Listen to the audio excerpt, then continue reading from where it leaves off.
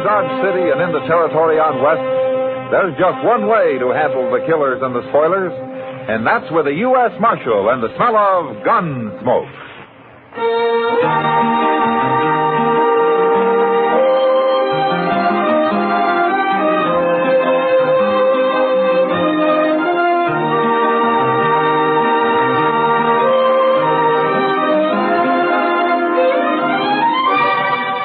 Gunsmoke, starring William Conrad. The transcribed story of the violence that moved west with young America. And the story of a man who moved with it. I'm that man. Matt Dillon, United States Marshal. The first man they look for and the last they want to meet. It's a chancy job, and it makes a man watchful. And a little lonely.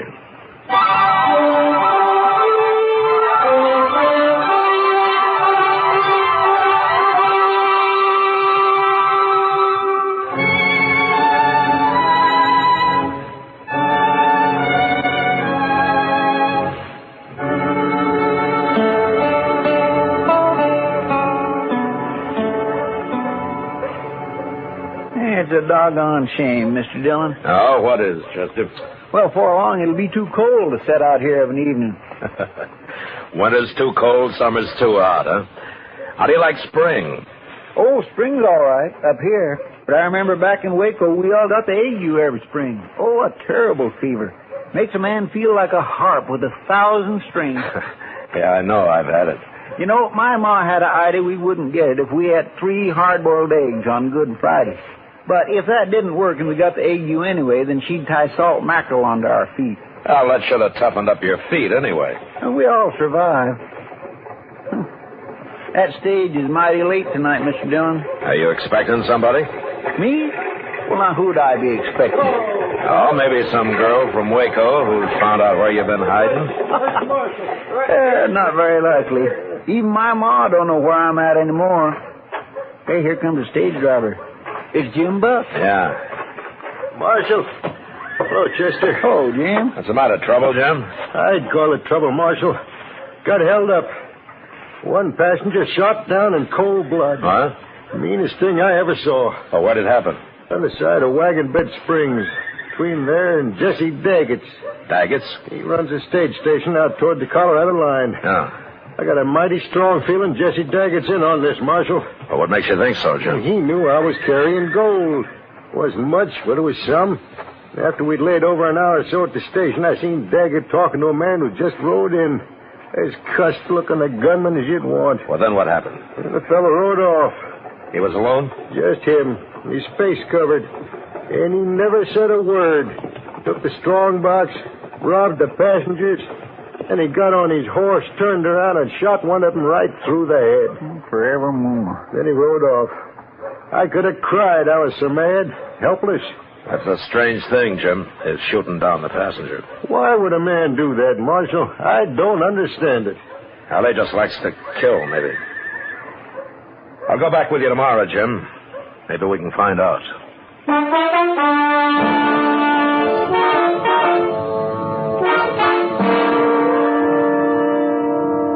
We made the trip down the Santa Fe Trail next day, through Wagon Bed Springs and on to Jesse Daggett's stage station.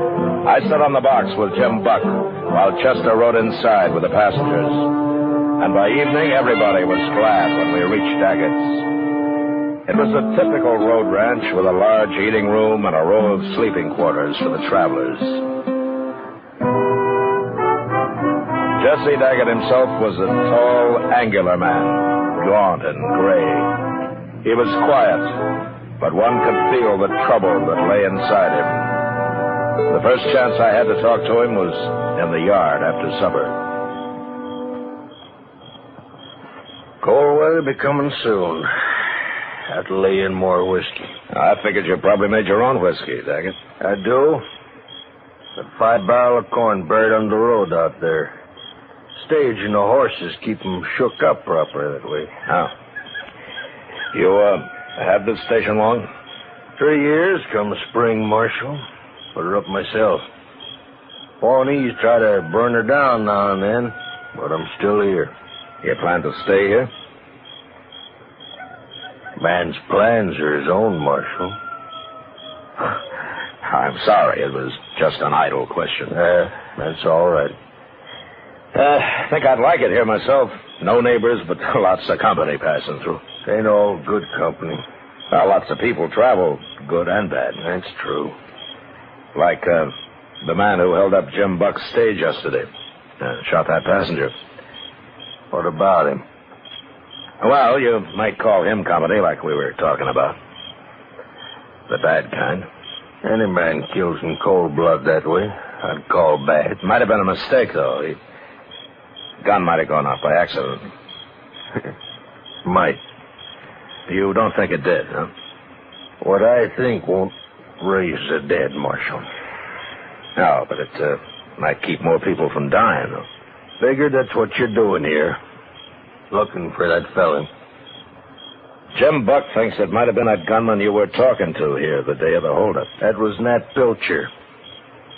And I don't care what Jim Buck thinks. Well, it won't help your business or the stage companies if more passengers get killed near here, Daggett. No, it won't, for a fact. Everybody expects the stage to get held up once in a while, but it's a different matter to shoot people down for nothing. Now, I don't figure this man, unless he's just a born killer. Well, he could have a lot of reasons. Men are all different. Sure. All got different reasons for doing what they do. Living the way they live. I guess it's what happened to them in the past that spells it out. Well, that's why I'm a lawman and you run a stage station, and whoever he is holds up people and kills them. Marshal, I'll tell you something, but it ain't what you want to hear. I believe in letting every man kill his own snakes. Then this business is between whoever that bandit is and me. Is that it? That's it exactly. Every man for himself, you might say. I don't interfere, and I won't help. Mm-hmm. I see. It's got to be like that. Even though a man was killed for nothing? The dog eat dog, I see. Well, I hope you won't regret it, Daggett. One more regret won't break me, Marshal. I'm not so sure, Daggett. I'm not so sure it won't.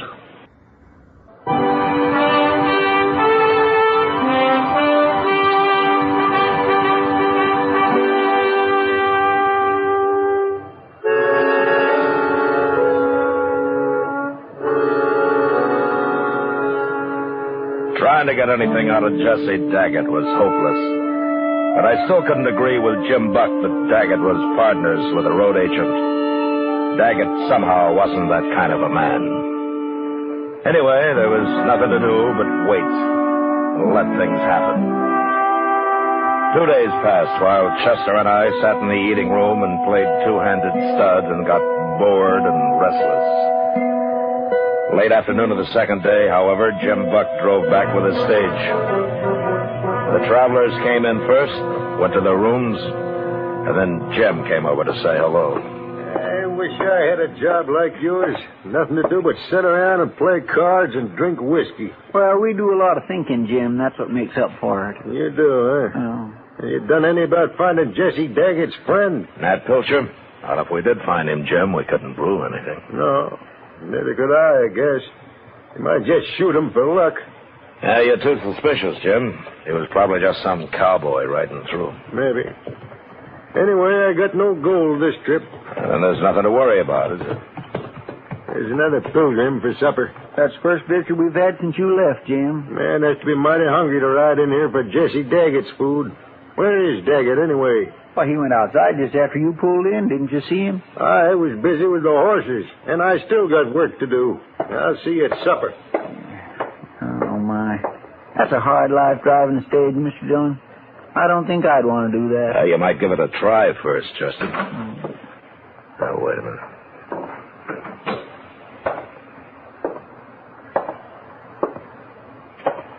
I heard there was a marshal here. Yeah, that's right.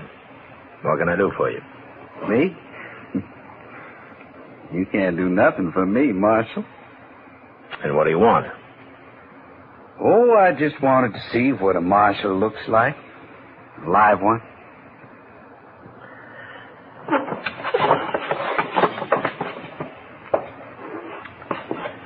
You satisfied? Sure. All right, then get out of here. You're touchy, Marshal, real touchy. I don't aim to start no trouble. Only come in to say hello, friendly like. What's your name? Pilcher. Nat Pilcher. Yeah, I thought so. Sure. I'm a friend of Jesse Daggett's, an old friend. Where do you live, Pilcher? You got a job around here? I'm a cowboy, Marshal. Know anybody needs a good hand? Now, what do you do besides ride? Funny you ask that. Is it? You being a lawman, it is. Ever hear of Charlie Hall, sheriff over in New Mexico? I have. They say Clay Allison shot him. That's what they say, Marshal. But I know for a fact it wasn't Clay. Nice meeting you, Marshal. See you later.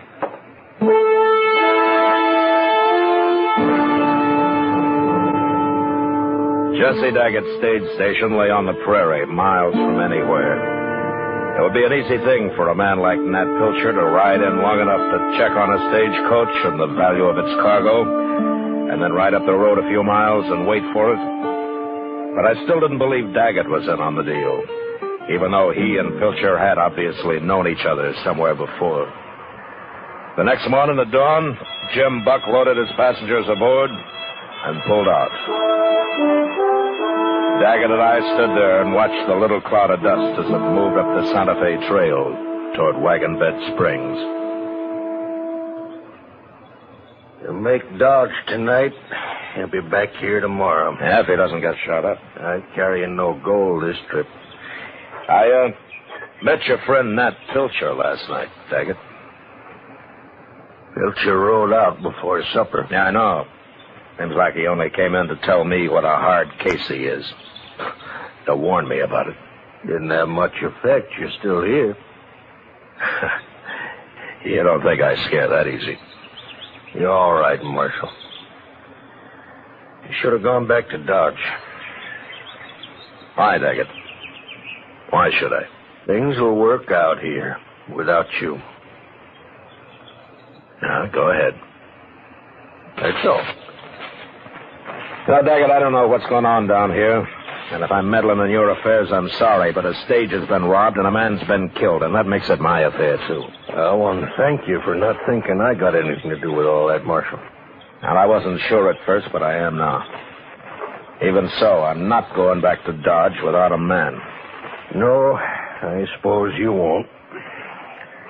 Now, let's go inside. Sure. You know, you ought to plant some trees out here, Daggett. Sure improve the place. Not enough water. Now, dig for it, then. You'll never get a woman to come out here and marry you unless you've at least got some trees. How's that? No offense. I was just remarking that women like things growing around a place. Let's say that I meant it generally.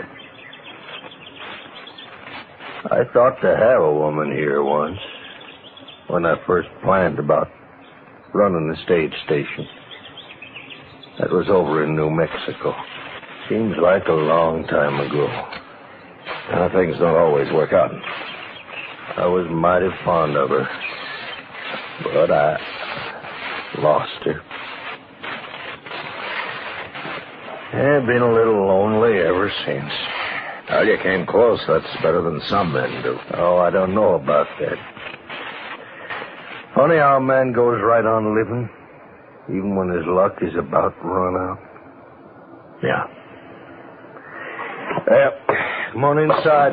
Heat up some coffee. Good.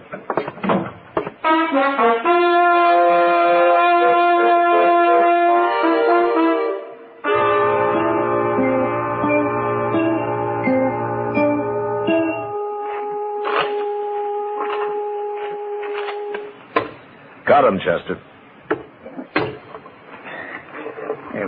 Mr. Dillon, Huh? do you mind if we don't play no more?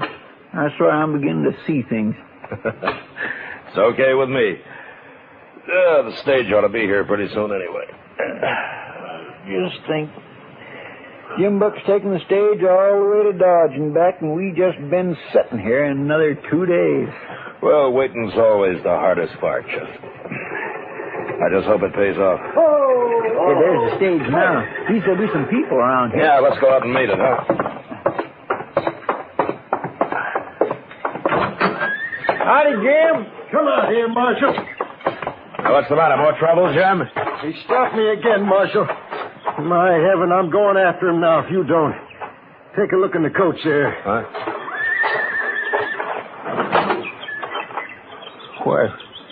What's a woman? She dead, Jim? Of course she's dead. She got a bullet in her. Where are your other passengers, Jim? There ain't any. She was the only one this trip. Look at him, Marshal. He killed her. There's some blood soaking through your jacket, Jim. You hit bad? In the shoulder. I wasn't going to stop at all. It knocked me off the box. And he just rode up and put a bullet in her and rode off. Never said a word. You think it was Pilcher? Who else would it be? You've seen him. You know what he's like. Must be him. Let's ask Jesse Daggett here who it was. Take a look in the coach, Daggett. Take a good look.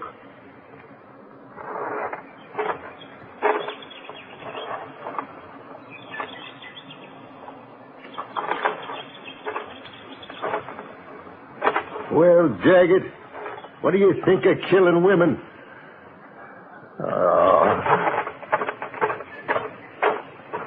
Look at him, Marshal. I told you.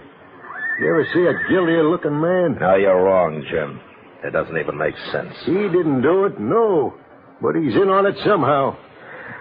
Chester. Yes, sir. I'll help you take the woman inside. Then we'll see what we can do about your shoulder, Jim.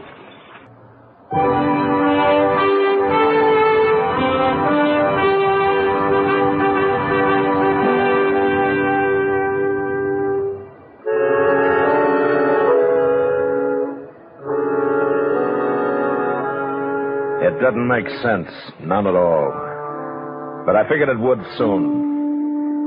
And after I did what I could for Jim Buck's shoulder, Chester and I buried the woman. Put a cross over her grave. We'd find out later who she was. The rest of the night, we took turns watching for a move from Jesse Daggett. And sure enough, about an hour before dawn, he saddled up and rode out into the prairie. We let him get a little start and then took a couple of his horses and followed him.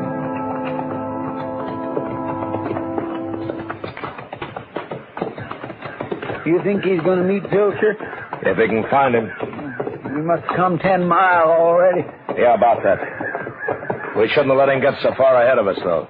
We're right on his trail. Yeah, I know. Let's start up there. Huh? Look.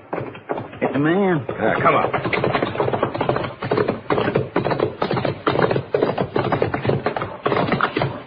Why, it's Daggett, Mr. Dillon. He's been shot.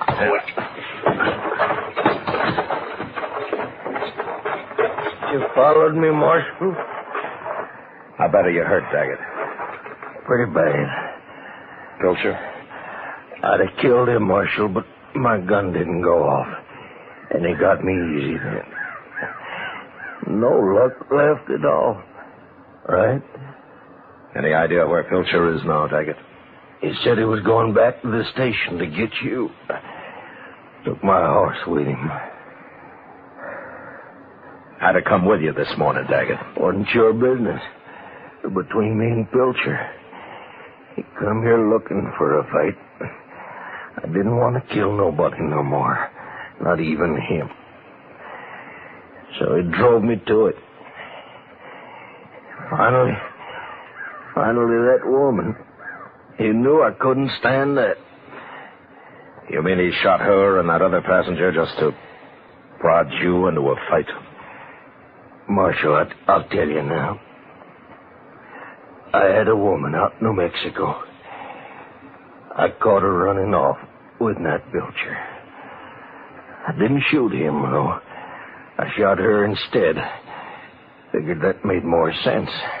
You killed her? I don't think he'd have minded so much if I'd have killed him. I figured he wasn't doing nothing I didn't want to do myself. I didn't blame him none. I blamed her. Pilcher been after me ever since. I could have stopped all this if you'd have told me sooner, Daggett. Every man's got to kill his own snakes, Marshal. I tried.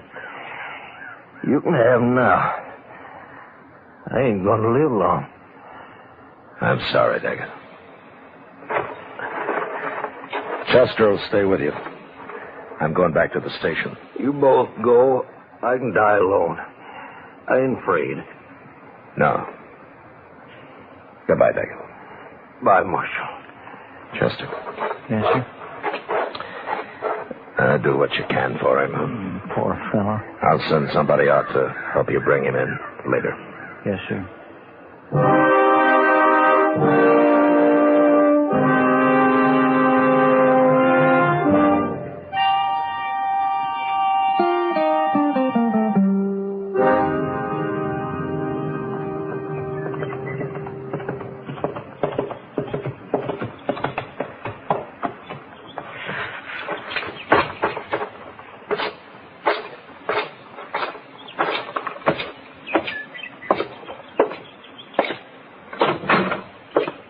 It's about time you got back, Marshal. Where's Pilcher, Jim? Out back looking for whiskey. Where's everybody else? It's been a busy morning. How's your shoulder? It hurts. I got to get up to Dodge somehow.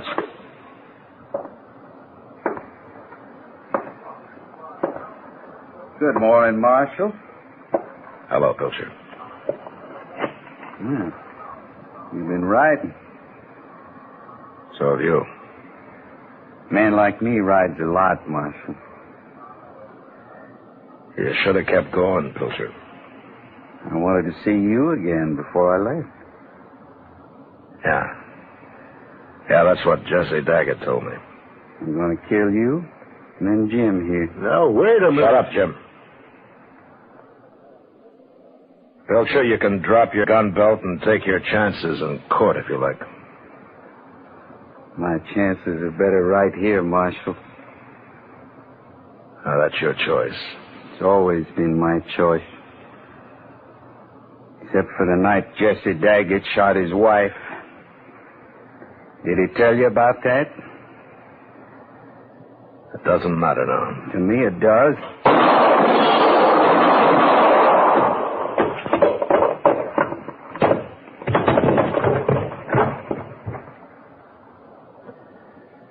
You killed him, Marshal. Yeah. You hit? No. What's this all about, anyway? A woman. Jim, I'm going to hitch up the stage and drive you into Dodge. I'd be grateful for that, Marshal. We'll have to go out of our way some. Why? Jesse Daggett's luck ran all the way out this morning. That's why.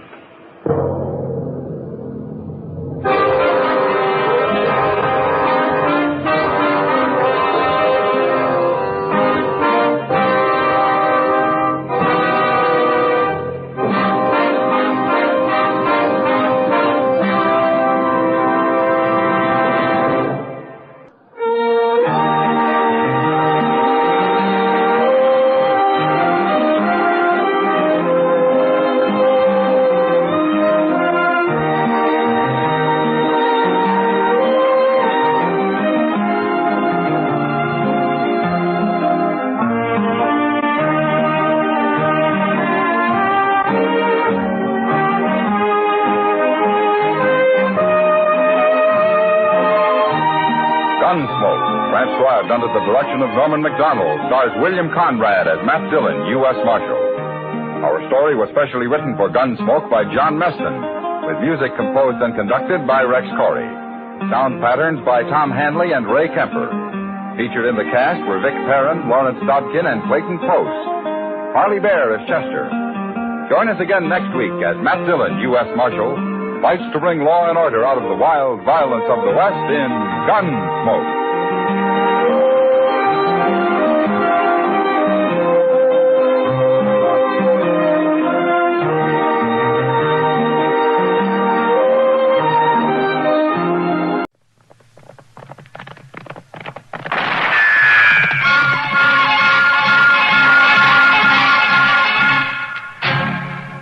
Around Dodge City and in the territory on West, there's just one way to handle the killers and the spoilers, and that's with a U.S. Marshal and the smell of Gunsmoke.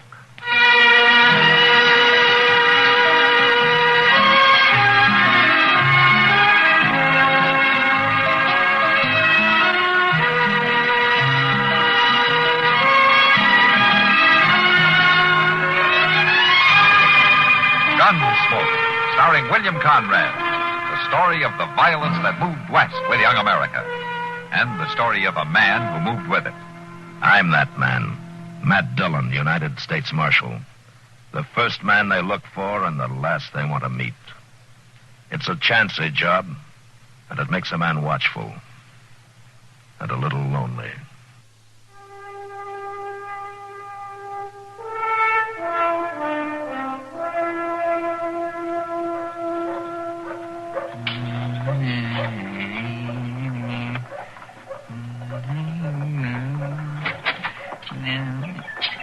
Oh, you finished in there already, Mr. Dillon? Well, I just wanted to ask the agent a question, Chester.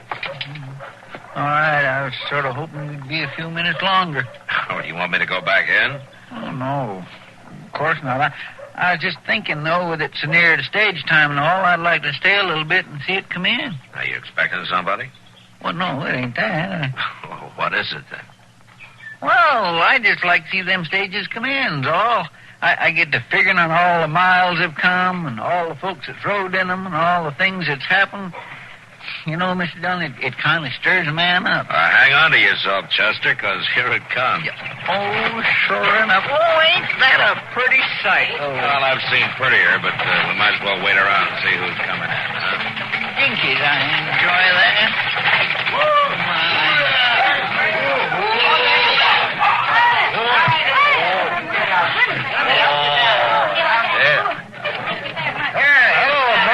Hello, Jim. Did you have a good run?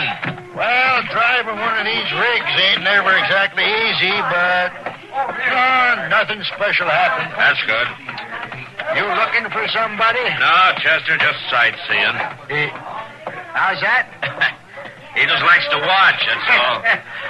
Well, now he can just watch me tend that baggage. I'll see you later, Marshal. Sure, Jim. Well, he don't need to act so smart about it. Pardon me, gentlemen. I'd like to ask a question. Oh, sure. What's on your mind? Billy Critt, sir, from Louisiana. I'm Matt Dillon, Critt. This is Chester Proudfoot. Pleased to meet you, Mr. Critt. Gentlemen, I was wondering if either of you could help me find a friend of mine. Well, you don't have to do no more than just tell us his name, Mr. Critt. We know just about everybody in these parts. It's not a he, it's a lady. A lady? Well, now... What's her name, Critt? Russell. Miss Kitty Russell. You happen to know her, Marshal? Know her? I just guess he does. Yeah, I know. I guess Mr. Dillon knows Miss Kitty just about as well as anybody in town. Well, I thank you, Marshal, if you tell me where I might find her. Well, we'll take you to her. She's just down the street there. Chester, will you go on down and pick up the mail and take it back to the office? I'll be there directly. Well, sure. I'll do that, Mr. Dillon. But if you need any help... Yeah, we'll call you if we need any help. Thanks for your courtesy, Mr. Proudfoot. You say you can show me where to find Miss Russell, Marshal? Oh, sure. I'll take you there. Come on. You, look a little young to have known Kitty very well. She's been here in Dodge for quite a spell now. She's an old friend of the family, Marshal Dillon. Most especially of my older sister. They grew up together. So when I started out on this trip, there was nothing for it but that I look her up. Lucy'd never forgive me. I see. Has your sister heard from Kitty lately? Why, they've kept in touch, sir. Birthdays, Christmas, things like that. You know how ladies are. Here we are, right in here. But this is a saloon, sir. Have you ever been in one before? Oh, I have no objections for myself, sir, but we're looking for a lady. Well, come on in, Critt. I think Kitty can speak for herself.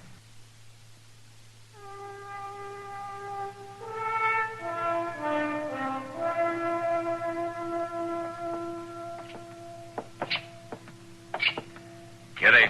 I'll be with you in a minute, Matt, as soon as I get these bills added up. Sit down. This is an old friend of yours, Kitty. Huh? From Louisiana, named Critt. Billy Crit, ma'am. Well, there's no wonder you don't remember me. I was hardly big enough to notice when you last saw me. You're Billy Crit? That's right, ma'am. I'm Lucy's youngest brother. At your service, ma'am. Well, Billy. Well, I remember you. Well, sure I do. Well, I hardly know what to say. Well, I better leave you two old friends to get acquainted. Oh, no, Matt, you might as well I'll be over stay. at the bar, Kitty. Well, thank you, sir, for your help. That's all right, Crit. I'll see you later. Well, Billy, sit down. Thank you, ma'am. The marshal was very accommodating when I told him you were a friend of the family. Oh, the family. Well, it was all a long time ago, wasn't it, Billy? I reckon it was. I didn't expect to find you in a place like... Well, how's Lucy? She's fine. Enjoying splendid health. And the children? There are 3 of them now, huh? 4, ma'am. Sister Lucy had another little daughter just last month. Oh. But I sure am surprised, ma'am, to find you in a... Say, you've grown tall, Billy. I do believe you favor your father. They say I do. Miss Kitty... That whiskey drummer's about to leave, Kitty, if you want to settle up with him. Oh, yeah, Sam, I do. I'll be right there.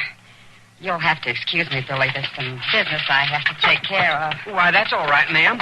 But I wonder... Yeah, Billy? I wonder if you'd do me the honor of taking supper with me tonight at some suitable place? Well, all right, Billy. Sure, that'll be nice. You come back this evening. Kitty? Yes, Sam. I'll call for you, ma'am. All right, Billy. I guess you'll be staying at the Dodge House, Crit. I'll walk along with you. It's right near my office. Well, thank you, Marshal. I'd just as soon get along there now. Yeah?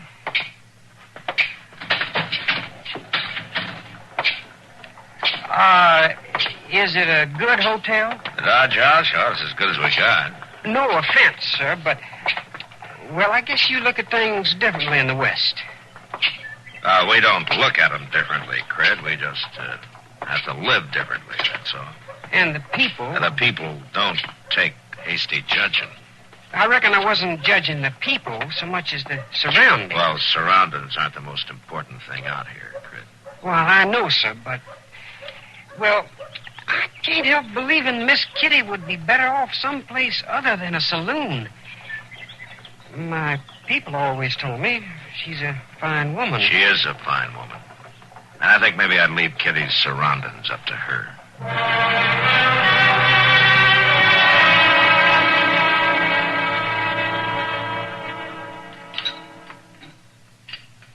No. Sorry we haven't a better eating place to show you, Billy. It's all right, Miss Kitty. As the marshal said to me this afternoon, surroundings aren't the most important thing. Matt said that, did he? Yes, ma'am.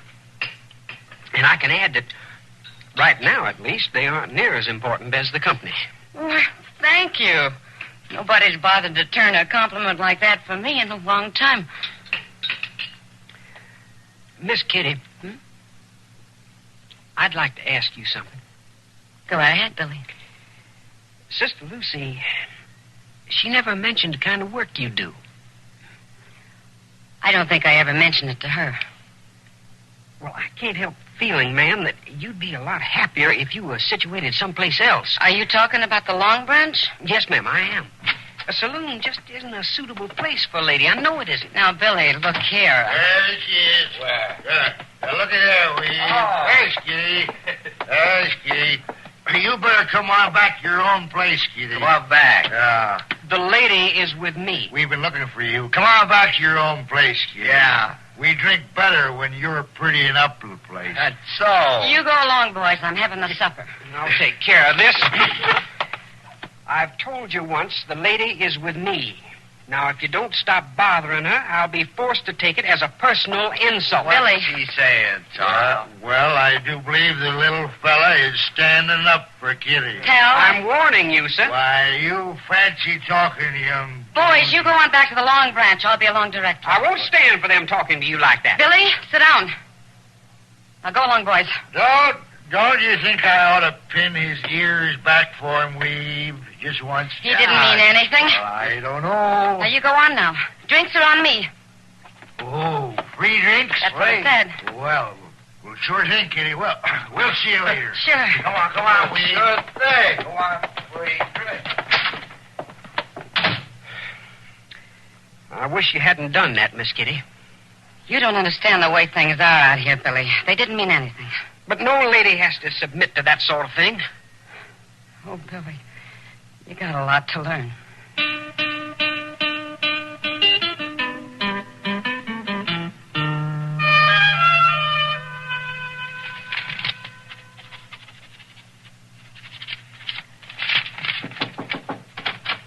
Can I come in, Matt? Huh? Oh, sure, Kitty. Come on in. I got one more paper to sign here, and I'll be right with you. Now, what can I do for you, Kitty? It's an official visit. Well, I guess it is, Matt, in a way. I'm awful worried about that boy. Oh? Well, what's happened? Well, nothing's happened yet. At least I was able to stop it. What do you mean? Oh, last night we were having supper at Delmonico's, and Tal and Weeb came in, and they were drunk. You know how they act. Did Crit take him on? He was ready to. I managed to stop it this time. This time? Matt, that young fool's determined to defend my honor. One of these times, maybe next time, I won't be able to break it up with an offer of free drinks. You may be right, Kitty, but not much you can do. But can't you do something, Matt? Talk to him. Hurry him out of town. Take away his gun. Oh, Kitty. Kitty, use your head. I can't do that. The boy hasn't done anything. Nothing's happened. And you're just going to sit around and wait till it does? Now, I don't want trouble any more than you do, Kitty, but the boy has to grow up sometime. You men have a fine idea what's grown up. Just settle it with a gun. Just shoot somebody, anybody. That's growing up in this town. Kitty, will you listen to me? I know it's hard for you, but that doesn't change the way things are. I'll do what I can. I'll talk to him, but I can't... You can't take his gun away. All right, Matt. I only hope he doesn't grow up just in time to get himself killed.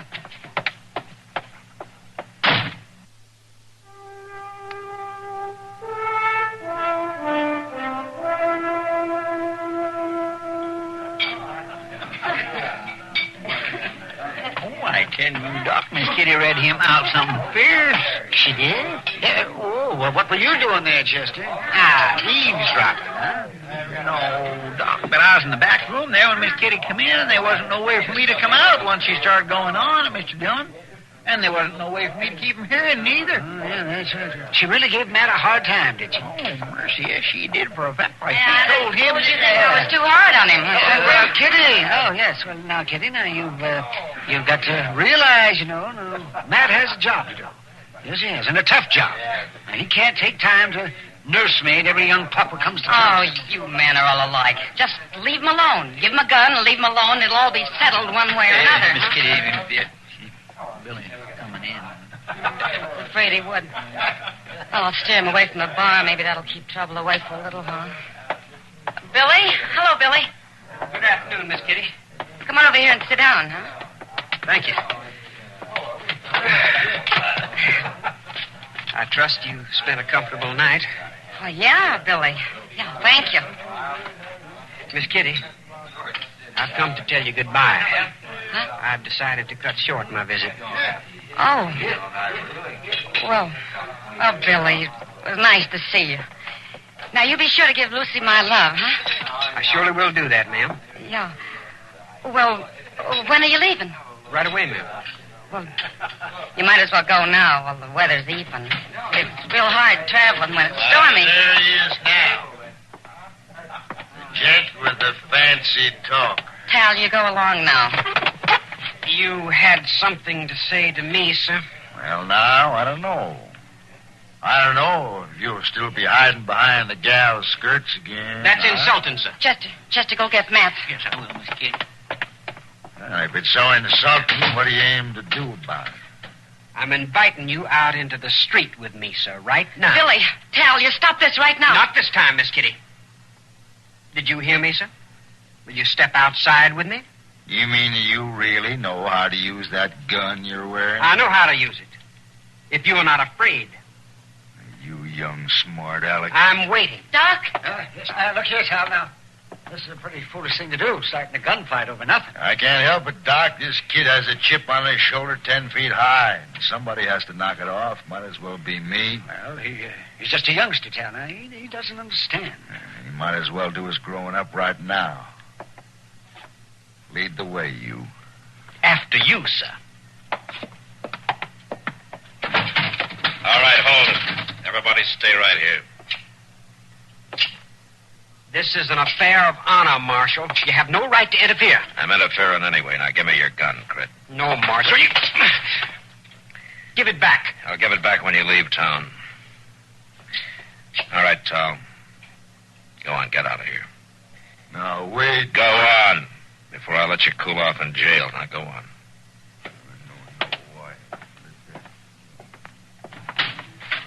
This is very humiliating for a gentleman.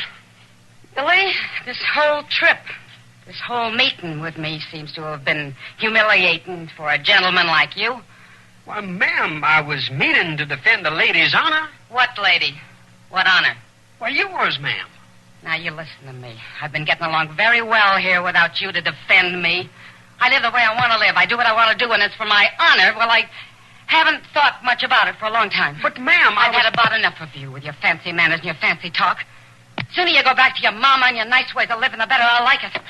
Sam, I'll have a whiskey. Sure. There's a stage in an hour, Crit. You might want to be on it, huh? I'll be on it, Marshal. That's for certain. You can pick up your gun before you leave.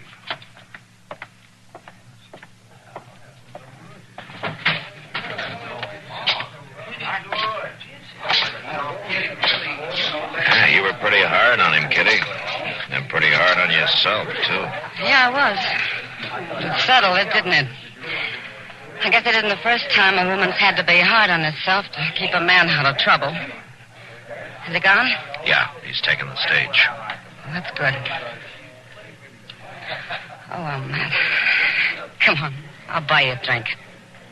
Well, you think I'm grown up enough? Guess I'm going to have to let you decide that.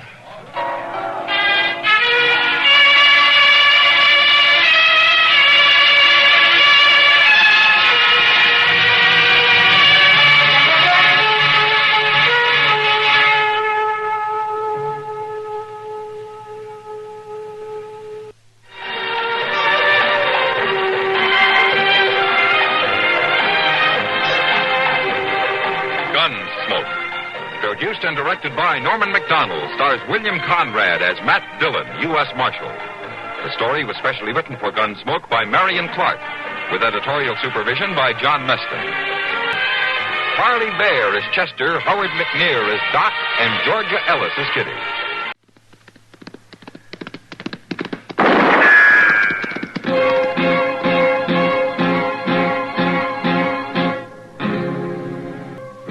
Around Dodge City and in the territory on west, there's just one way to handle the killers and the spoilers, and that's with a U.S. Marshal and the smell of Gunsmoke.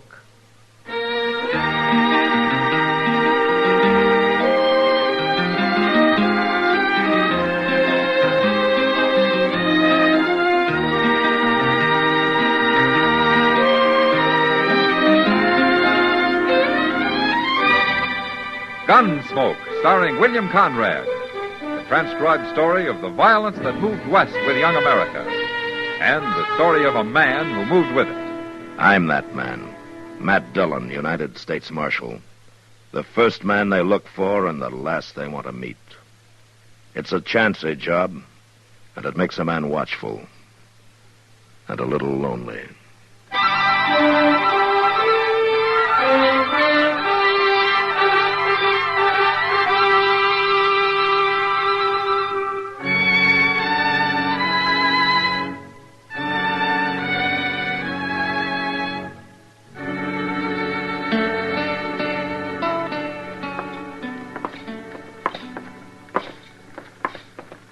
You got the time, Chester?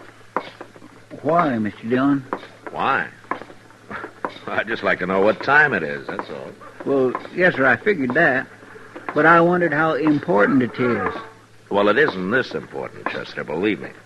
Well, see, if it was, I could run over to Mr. Hightower's and find out. Mr. Hightower?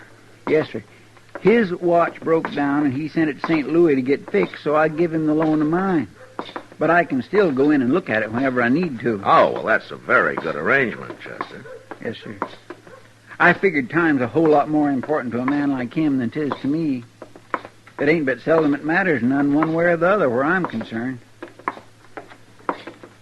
You understand? Oh, I surely do. Yes, I do. I understand, Chester. Yeah. Why did you want to know, Mr. Dillon? I mean, about what time... You're making me sorry I asked, Chester, but I'm supposed to meet a man at the Dodge House at 2 o'clock. Oh, well, it ain't nowheres near 2 o'clock yet. Well, how do you know? The sun. It lacks 15 minutes of being 2 o'clock. Chester. Yes, sir? Why don't you sell that watch to Mr. Hightower? Oh, I wouldn't want to sell that watch. My Uncle Arthur gave me that watch, Mr. Dillon. He got it from a fellow on the Now, upper get out and Rappahannock stay out. And don't you come back in this store ever again. Mr. Jonas. Don't talk back to me now. Now, just get. What's that Indian kid up to now? I told you he's not an Indian. Hey, boy! Hey, boy! Oh, look at him go. He ain't waiting for nobody. Look, Chester, there'll be a man called Davis waiting for me at the Dodge House. Will you go tell him I'll be along directly?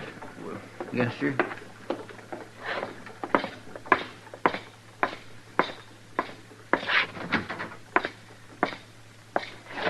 Oh, hello, Marshal. For a minute there, I thought it was that Indian kid back. He ran on down the street, Mr. Jonas. You ought to do something about him, Marshal. Oh, why? Well, you heard about them Cheyenne busting out of Fort Dodge yesterday, didn't you? Yeah, I heard. Well, wait till they massacre some people around here. Then what'll folks think of that boy running loose? Why should they think anything? He's an Injun, ain't he? He's a Cheyenne? No. His name's Cullen, and he's white. The Army found him with them Injuns, didn't they? The Indians stole him from Miss Cullen 8 years ago, down on the Medicine River. You know that. I don't know it. Now, I hear it ain't her kid at all.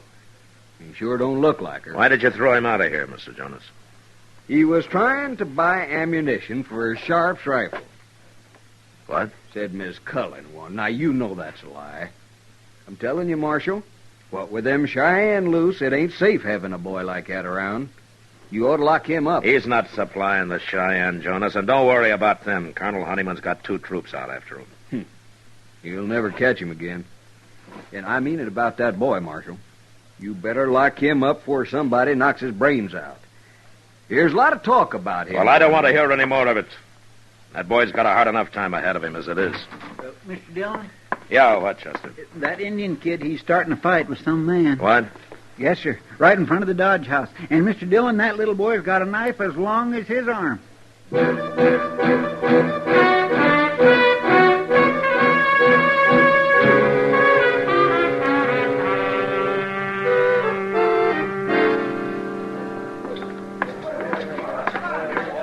Who is that man, Chester? I never seen him before, but I hear he's been plaguing that boy lately. So the boy came looking for him with a knife, huh? Hey, that man's got a knife out now. All right, hold it, mister. Let him alone, Get out Marshal. of my way, please. Move aside there. All right, drop the knife, mister. Not hardly. Drop it. No. His kid's been asking for it. He started this. What's the matter with you, fighting a boy? Dirty little savage. Grab the boy, Chester. All right, drop the knife, mister. He cut me. You saw him. I'll open him up like a melon. No, you won't. What's the matter with you, Marshal? I'll keep this knife. And if you're hurt so bad, go see Doc. You're going to wish you hadn't mixed in this. Am I? All right, I'll take the boy's knife, Chester. Here he is. All right, son. You come with me. I'm going to take you home before you kill somebody.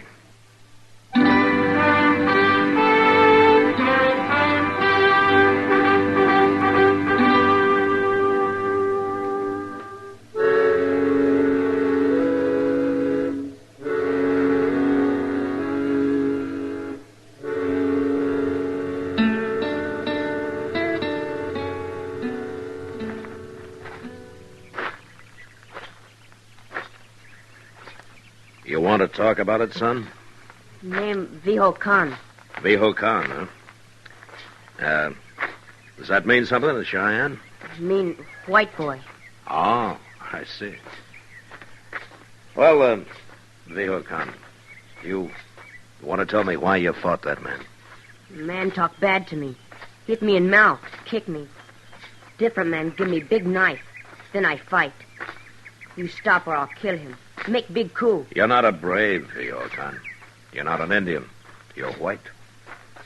You got to remember that. Viho Khan had many Indian brothers. Ah, but you're home now. You're living among white men. You have a white mother. You got to stop thinking like an Indian, or you're going to get into real trouble. Mrs. Cullen talk hard at Viho Khan for fight. No understand. Ah, she'll understand, all right. That's why I came home with you. Now, let's go in, and I'll tell her that it wasn't your fault.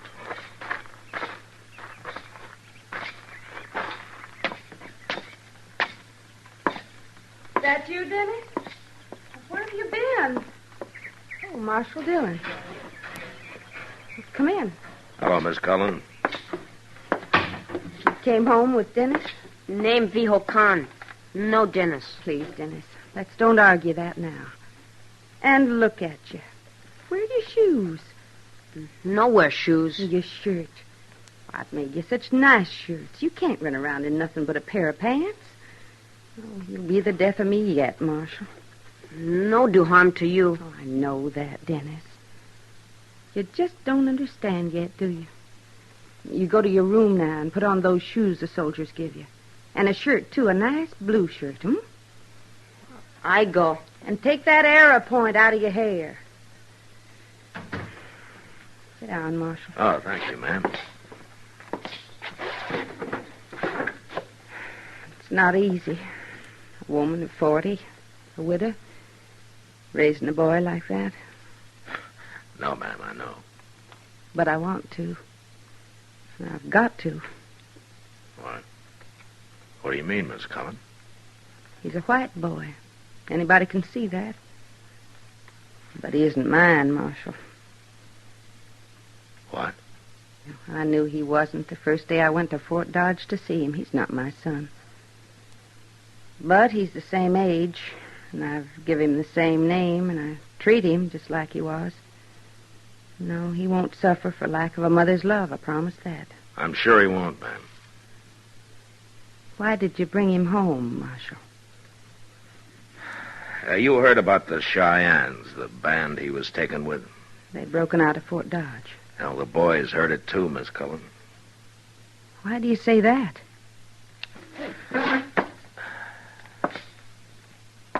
Ma'am, you own a Sharp's rifle. Well, yes. It was Mr. Cullen's. The very one he died fighting with on the Medicine River. But why? Well, Dennis tried to buy ammunition for it today. What? Mr. Jonas thinks he's planning to help those Indians. But how? What could he do? I don't know. But until they're rounded up again, a lot of people in Dodge are going to be pretty jumpy. Some of them have already caused trouble for the boy. They have. He got into a fight with a grown man today. And he cut him up some. No. Wasn't his fault, Miss Cullen, but well, that's the sort of thing that can happen more and more. If you're saying I should give him up, I won't. No, ma'am. He needs his own people. He needs a mother, just like my own boy needs one. If he's still alive somewhere. All I'm saying, ma'am, is that you got to keep him here at the house till that scare about the Cheyenne is over. If you let him run around town, I'm going to have to lock him up for his own protection. Mr. Dillon? What? Oh, that's Chester. Come in, Chester. Thank you. Why, Colonel Honeyman. I'm sorry to intrude, ma'am. Hello, Marshal. Colonel? I'd like to talk to the boy, Mrs. Cullen. Talk to Was there something wrong, Colonel? You know who Little Wolf is? He's chief of the Cheyenne on the Darlington Reservation, isn't he? They were, Darlington. I just had word they've broken out and are headed this way. 300 of them. Oh, I see. Obviously, they're coming to meet the Indians who escaped Fort Dodge yesterday. What does this have to do with your wanting to talk to Dennis, Colonel? I want him to tell me where their point of rendezvous is. How would Dennis know? Well, Indians scatter when they're being pursued, Mrs. Cullen. They secretly regroup at a given point later, and every man, woman, and child of them knows well in advance where that point is. But Dennis isn't... I'll call him. Dennis? Dennis? You call V.O. Khan? Please, son. It's Dennis now. Come in here. Colonel Hunneman wants to talk to you. Hello, boy. Soldier? Want to talk with me? Yes. Tell me, do you know Little Wolf? Little Wolf Chief. Good chief. He was, maybe, but he's done a bad thing now. No. He left reservation. He's going to join Long Knife. Long Knife, my chief. Dennis, don't say that. Let him talk, Miss Cullen. Long Knife escape. Yes. He and the others you were with burned their barracks at Fort Dodge and killed 3 soldiers. V.O. Khan, no. Well, I'm sure you do. And you also know where Long Knife is meeting Little Wolf and his people. If you tell me, you'll save lives, V.O. Khan. Not only of those soldiers, but of those of your people, too. Colonel. Please, Miss Cullen. Tell me, V.O. Khan. Dennis not know meeting place. Well, you can't beat it out of him, Colonel. No. Well, I'm sorry to have bothered you, Mrs. Cullen. Goodbye. I'll go with you, Colonel. Miss Cullen, will you remember what I said? I'll keep an eye on him, Marshal. Fine. Goodbye. Miss Cullen. Chester.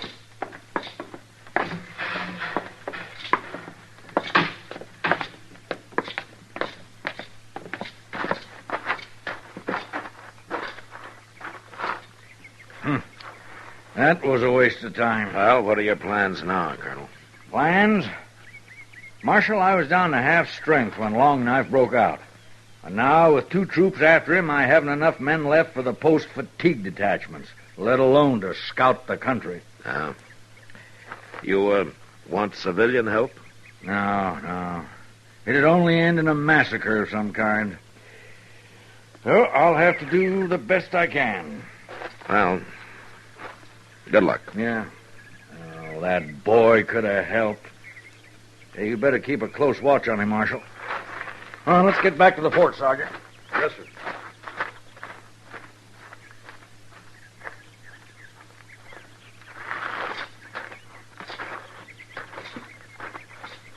Mr. Dillon? Yeah, what, Chester? I've been thinking. If the Army had left them Indians alone in the first place, they wouldn't be in all this trouble. Yeah. But that's not for us to decide. All right, let's go.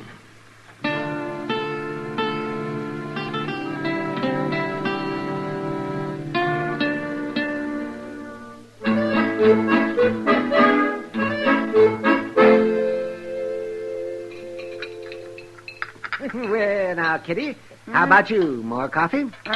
No thanks, Doc. You, Matt? Yeah, I think I'll have some, Doc, just a little. Good. You know, that coffee's 3 parts chicory and 1 part lye. And that's why it needs a little cream, Kitty. It softens it a bit. Kind of hard on the cream. Yeah, we should have gone up to my office. I'd have made us some real coffee. Now, why didn't you ask us up to supper, Doc? Oh, so I said coffee, not a whole meal. Oh, I'd have cooked it, Doc. Oh, you on that stove of mine, you would have. Huh? Yeah. Do you know I learned to cook on an open fire? You did? Not out in the prairie, in a fireplace. We couldn't afford a stove. In fact, we couldn't afford much of anything we couldn't pick up off the ground. Well, you're rich now. Oh, sure. Miss Marshall. Miss Cullen. What's the trouble? He's gone, Marshal. What? Dennis, he's gone. Well, gone where? I don't know. Well, where did you see him last? After supper. We ate early, and then I had a talk with him. I told him how much I love him and how I need him.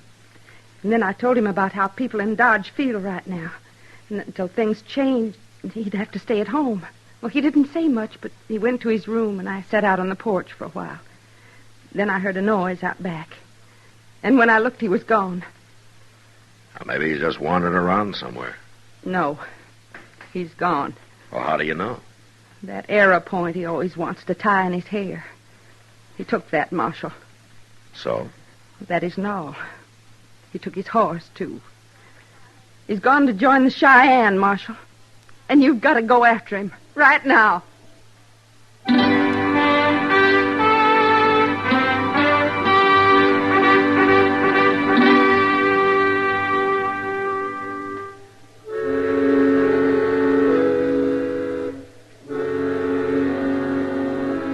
There was no way to pick up the boy's trail that night. But next morning, Chester and I rode out after him. We tracked him all that day, all the next. Southeast, into the Gypsum Hills country. The land was different down there, dotted with buttes and cut by narrow, winding canyons. This was ambush country, and ideal for what Colonel Honeyman called a rendezvous point. We traveled slowly, eyes open, ready for trouble. And then finally the trail led down into a rocky canyon. And at the bottom we found the boy, crouched over a small fire.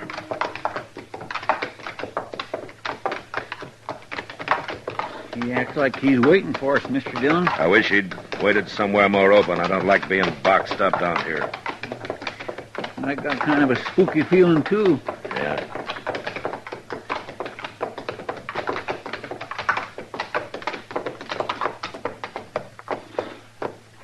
All right, let's leave him here, Chester. All right, sir.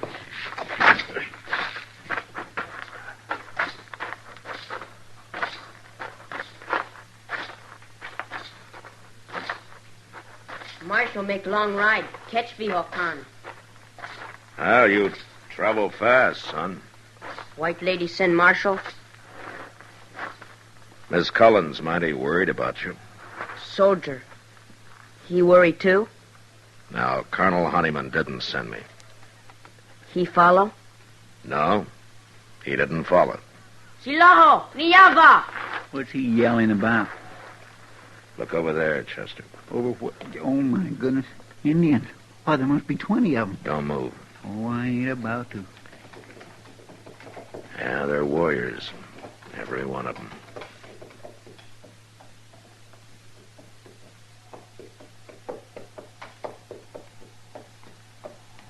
My name, Little Wolf. That's the chief Colonel Honeyman said was meeting them Cheyenne that busted out of Fort Dodge. Yeah, and the boy knew where they were meeting all the time.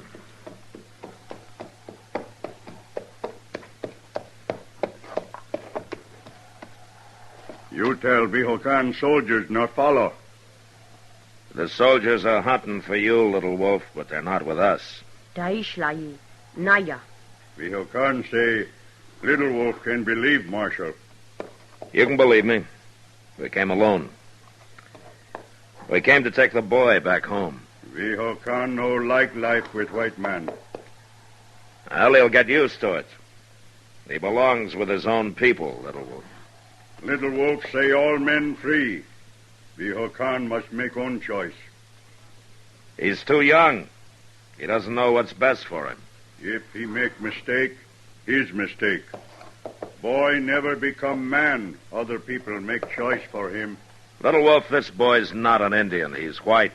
And if he stays with you and Long Knife, you know what'll happen to him. He live like Indian. He'll die like an Indian, too. The soldiers are after you, and sooner or later they'll find you. And when they do, there'll be a big battle, and many of your people will die. Perhaps the boy will die with him. Vihokan not afraid. You're white, Vihokan. You're not an Indian. This is not your fight. White people treat Vihokan bad. Kick, beat, call names. Mrs. Cullen no understand Vihokan. Nobody understand.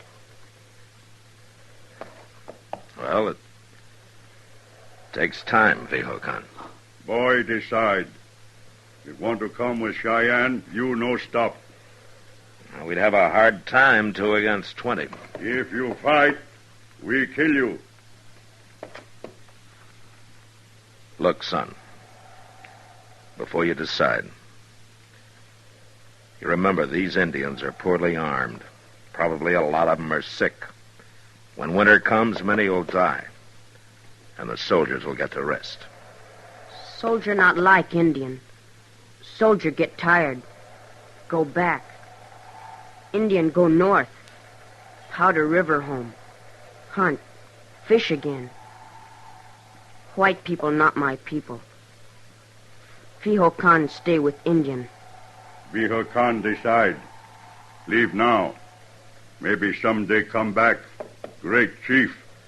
Not with the army chasing you. Medicine River, Vihokan. The other. Move out.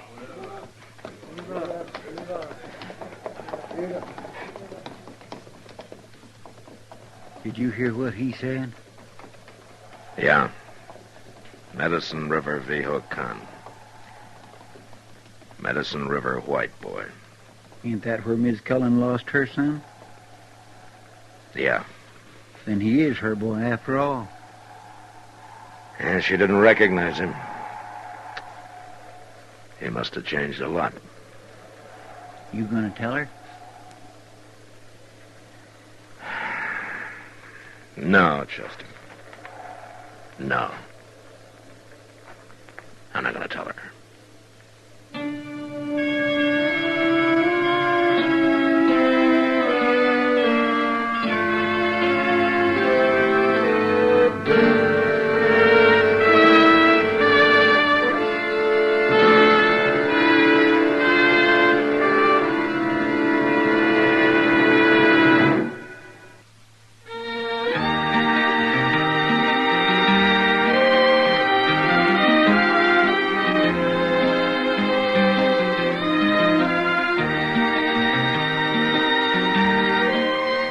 Gunsmoke, produced and directed by Norman MacDonald, stars William Conrad as Matt Dillon, U.S. Marshal. The special music for Gunsmoke was composed and conducted by Rex Corey. Sound patterns by Bill James and Ray Kemper. Featured in the cast were Sammy Ogg, Virginia Gregg, Joseph Kearns, Harry Bartell, John Daner, and Ralph Moody. Harley Bear is Chester, Howard McNear is Doc, and Georgia Ellis is Kitty.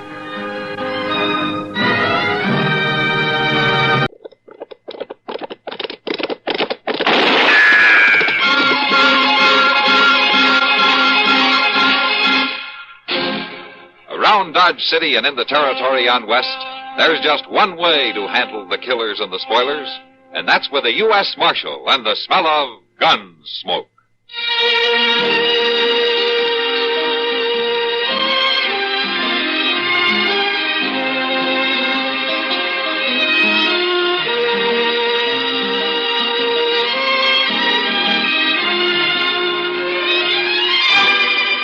Gunsmoke, starring William Conrad, the story of the violence that moved west with young America, and the story of a man who moved with it.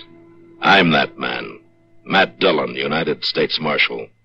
The first man they look for and the last they want to meet. It's a chancy job, and it makes a man watchful and a little lonely.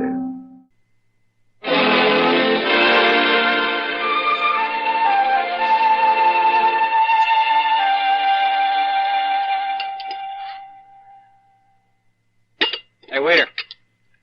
Waiter! Oh, what do you want? Coffee. A pot of it, if you don't mind. Mr. Green! Yeah, Joe. Now, look here, cowboy. Sandy King's the name, Mr. Green. Don't you Mr. Green me. Okay. Hank, what's on your mind? Feeding you is on my mind. You've been eating here a whole week on credit, and you ain't paid a cent. Of course not. What do you mean, of course not? When a man eats on credit, he ain't supposed to pay, is he? Now you look here. I'm broke, Hank. I'm broker than you are. Look at this place. I ain't got enough customers to pay for the water. The food's bad, Hank. That's the whole trouble. You've been eating it a whole week, you buzzard.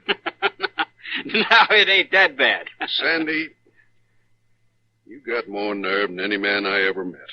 But nerve ain't money, and I can't afford to feed you no more. So that's that. Well, now, Hank, maybe I have been kind of taking advantage of you. You got a real easy way of putting things. I'll make up for it. How? Go out there and fire that drunken cook you got. I'll take over for a week. How's that? You take over what? Cooking? Yeah. Well, how do I know you're any better than he is? Well, I'm not drunk. That'll be some improvement, won't it? I don't know. But you're right, he is a drunk. I'll do it. But you better be good. Only one way to find out.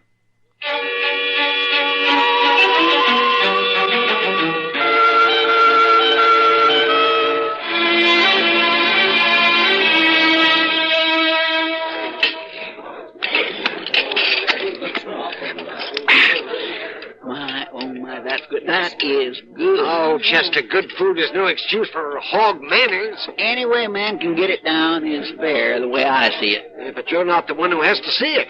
We are. Oh, Doc, let him eat in peace. The first good food we've had in Delmonico's in years. Hello, Miss Kitty. Chester, Doc. Hello, Hank. How are you getting on here? Fine, Hank. I've ate here 3 times a day for a week, and it's getting better and better. Yeah, that cook of yours was a real fine, Hank. Yeah, he's a good boy, Sandy is. I'm going to put him on pay after today, and I'm going to pay him well, too. Well, you should. Well, with the trail herd starting to arrive, you're going to get rich with him out in the kitchen, Hank. They say the word's gone clean to Texas already. Yeah, things have sure changed around here. Yeah, I hear you put a leg iron on him at night and chain him to the bed. I think I'll start doing that. Well, you ready to leave, Chester? I don't know whether I can move or not. Well, maybe you better try, Chester. Hank's got other customers waiting. Oh, that's all right, Miss Kitty. We have to go anyway. Yeah, but we'll be back this evening. Well, come early. Avoid the rush. I'll be here at sundown. Good. So long, Hank. Bye now. Bye. Hey, waiter. Oh, no. Waiter, come on over here. Hey, Joe. Yes, sir. You better go over and see what that man wants. Hey, But waiter. I was fixing to clean this table off, Mr. Green. Joey, take care of him first. Yes, sir. I'll get somebody else to clean the table. Well, it's about time. What's the trouble? I told you I wanted these here eggs turned over. Oh? So you take 'em back. And you just be quick about it. I ain't gonna sit here all day. But all the good things that we've got to eat, and you order eggs. Never mind what I ordered. Just take 'em away and bring 'em back done right, you hear? All right. And don't take all day with it. Brain cowpoke is I don't have enough work to do. Hey, Sandy, the man wants his eggs turned over. I ain't got time. You better. He's pretty mean about it. I don't care how mean he is. What do you order eggs for anyway? We ain't serving breakfast. He's half drunk. Maybe he thinks it's breakfast. All right. Here. There, they're turned over. Take 'em back to him. Oh, no, Sandy, now, you just make him mad. He wanted them cooked more. I turned them over like he asked, didn't I? No, but... He won't know the difference. Well, maybe not, but what if he does? Then tell him to go eat someplace else. Okay, Sandy, but I don't think that you can fool him even if he is half drunk. Where was I? Oh, yeah, 1 steak. Beans. Let's see, potatoes.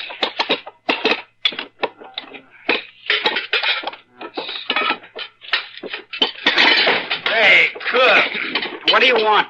That was awful smart what you done. I told you it'd make him mad. Nobody fools me like that. Now, you wanted your eggs turned over, didn't you? I'll show you what I think of your eggs.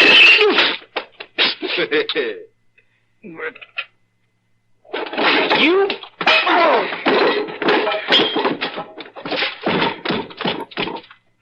Sandy, now look what you done. That'll teach him to shove his eggs in my face. But you could have killed him with that skillet. Throw some water on him and get him out of here.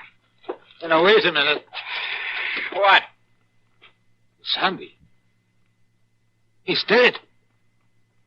What? You killed him. Yeah. Oh. Look, don't tell nobody about this. Are you crazy? I mean, for a while.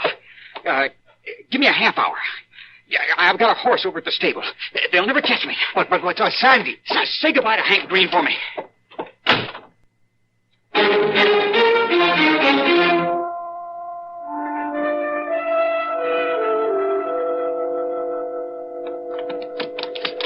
why I just can't believe it, Mr. Dillon. Sandy killing a man like that. He lost his temper, I guess. Poor old Hank Green sure gonna miss him. So's everybody else in Dodge, for that matter. Including you, huh? Oh, my goodness, yes. Well, he's the best cook Delmonico's ever had. Maybe it was just an accident like that waiter said. Even so, Chester, he killed a man. He's got to stand trial for it. Mr. Dillon, that sun's getting mighty low. Can you still see the tracks? Yeah, they lead toward that hill over there. Let's move. What if we don't find him before dark? They'll have to sleep on the prairie and pick up his trail in the morning. Hold up, Chester. Why, that's the longest, strongest out bunch of cattle I've saw in quite a spell. Not going to be much help to us. If it was a river, we could swim across. There's nothing to do but wait. Mr. Dillon, here comes one of the men. Maybe he saw Sandy. Hello. Howdy. Headed for Dodge? Yeah. Hey, you're a lawman.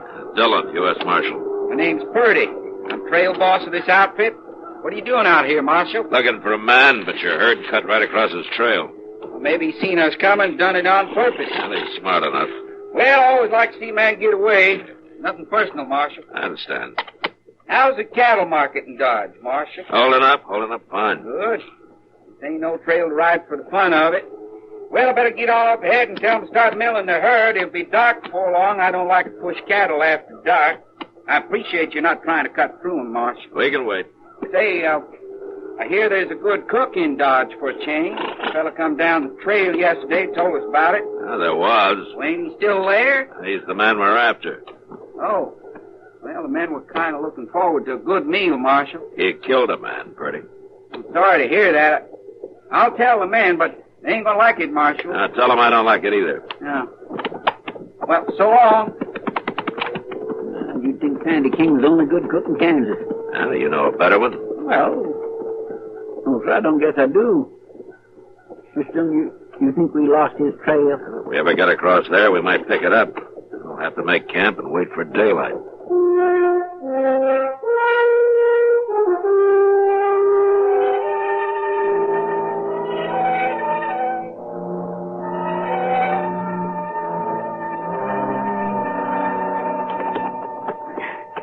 Now, boy, we'll get some feed and rest and be on our way. You stop right there. What? What do you want here?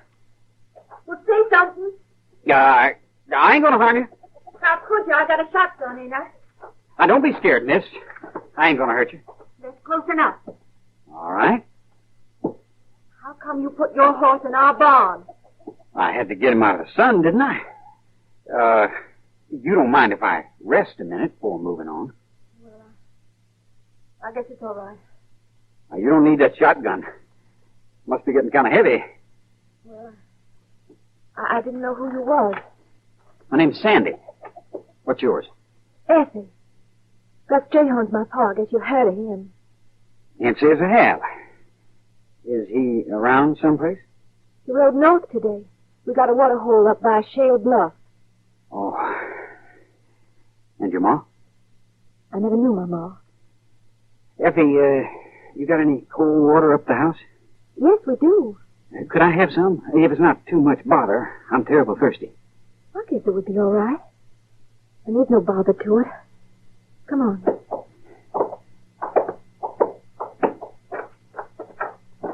You know something, Effie? What? I don't really need that drink of water. You don't? I was passing by through the trees there, and I seen you come out of the house. I wanted to say hello, that's all. I wanted to meet you, Effie. What for? Because you're the prettiest gal I ever seen. You must know lots of gals. No, I'm a lonely man, Effie. Mighty lonely man. A drifter, Effie. I guess I never found no reason to settle down. But that's bad for a person. I mean, everybody should have somebody. Don't you think? That ain't always easy to find, Effie. No. No, it sure ain't. I've heard of it happening, though. Just like that, when you least expect it. Right out of a clear blue sky. Tell me about it. All right. All right, I'll tell you about it, Effie. Come on in the house, Sandy.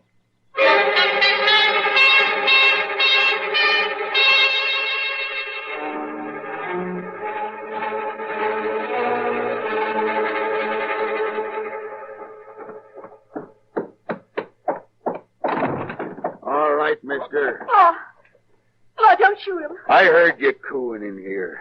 Look, Mr. Strayhorn, it's not what you think. I wondered whose horse that was in the barn. How long you known this boy? We just met, Pa. I'd shoot you right here, boy. But I don't want to mess up the place. Now get outside. Pa, please listen to If me. you don't want to watch this, stay in the house, Effie. Pa, you can't shoot a man for one kiss. It's all right, Effie. You can't stop him. Nobody can stop me.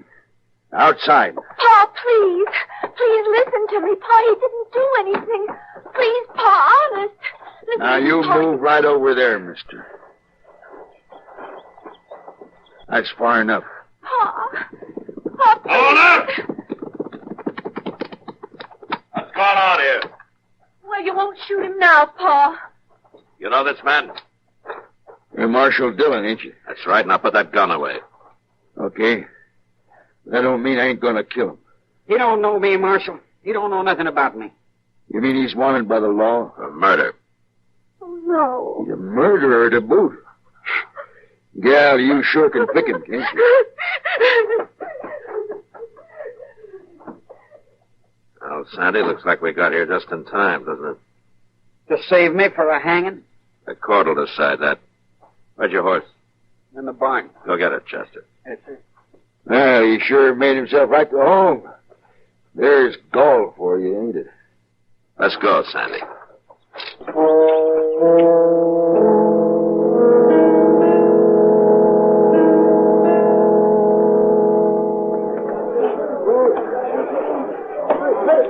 Miss Dillon? Now, what, Chester? Come here. Look out yonder. They're forming a mob. Yeah, looks like those trail hands we ran across on the prairie. Purdy's men. Word sure does get around fast, don't it? When it comes to trouble, it does. He ain't back in town 5 minutes, and there they are. And all over Sandy, just 'cause he's a good cook. It also gives them a chance to show up the law if they can. They're always wanting to do that, ain't they? If they could force me to turn Sandy loose, they'd have a free hand in this town. But they haven't got it yet. What are you going to do with that shotgun? You stay inside. Yes, sir.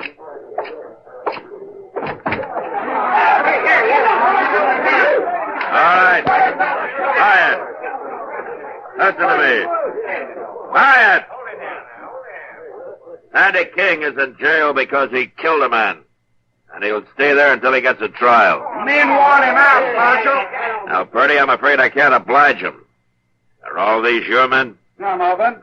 I reckon most of mine are here, Marshal. I didn't expect to find a man like you taking part in a mob. They tell me some drunk throwed a plate of eggs in that cook's face, Marshal. That's no reason to kill a man. Well, the cook did hit him, but they say he didn't mean to kill him. Yeah. You'll get a trial and a fair one. I can't help you, Marshal. The men want him out. Hey, Marshal, you got yourself 10 minutes. Now, Sandy King ain't out here in 10 minutes. We're going to start shooting. And so do I. Now, 10 minutes, man. That's all he's got.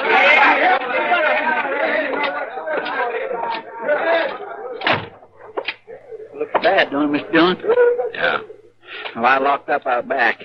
Nobody can't get in there without us hearing them. Good. What are you doing with that shotgun? Well, if there's going to be a shooting, I ain't going to get left out of it.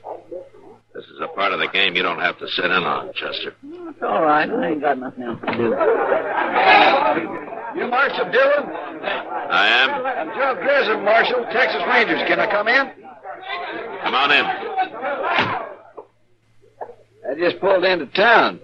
What's the mob for? Trail hands trying to show up the law. What can I do for you? Well, I got a warrant here, Marshal. Heard the man was headed toward Dodge. Let me see it. You know him? He's dead, Grissom. Dead? What is it, Mr. Dillon? This is an arrest warrant for Ed Fisher. There's a reward, dead or alive. Ed Fisher? Oh, I'll be doggone. Who killed him? Man I got locked up in jail for it, Sandy King. Is that what that crowd's all about? Yeah. The prisoner seems to be a popular man, Marshal. He's a good cook. He's a good cook. Chester, go tell Sandy the news and let him out as soon as I break up this mob. Yes, sir. Come with me, Grissom. All right, Marshal. All right, men. Listen to me. This is Joe Grissom, Texas Ranger. He just brought me a warrant for the arrest of Ed Fisher. That's the man Sandy killed. He was wanted, dead or alive. Well, you turn him loose, Marshal. You got no reason to hold him now. All right. I got no choice. I'll turn Sandy loose. First, you break this mob up and get out of here. We want him now, boy. Wait a minute. No mob ever ruled me yet, and no mob ever will. Now, you men clear out of here. Or start shooting. All right, man. Let's go have a drink. You turn him loose. Yeah. Marshal, he just better be out in time to cook supper, is all. Well, Marshal, you got what you were after. You made him break up. Yeah. Well, tell me something. How does Sandy King kill Ed Fisher, anyway? He hit him on the head with an iron skillet. But it was provoked. I think the judge will let him off pretty easy. You were going to a lot of trouble to bring him to trial, weren't you? Wouldn't you have, Grissom? Yeah, I would. I kind of thought so. And here he is, Miss Dillon. Sandy, this is Joe Grissom. Howdy. Howdy. Chester told me all about it. I'm a free man, huh? Yeah, free man. There's a $500 reward, mister. Fisher was wanted dead or alive. Well, now, I'm mighty broke, it's true, but I'm afraid that kind of money just wouldn't do me any good, Grissom. Thanks, just the same.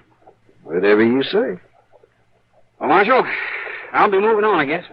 Moving on? Yeah, I've always had a hankering to see California, Chester. I guess this is as good a time as any. Well, but look here. Everybody's expecting you back at Delmonico's to cook up a whole batch of fancy victuals. What do you think this whole row is about, anyway? Tell him I'm sorry, Chester. I was just cooking to pay off a debt. I don't want to make a living at it. Besides, I hate cooking. Well, I'll be doggone. So long, Marshal. Philip. Miss Dillon, ain't you going to stop him? The men are going to be awful mad. He's a free man, Chester. Funny thing is, that's how the men wanted it.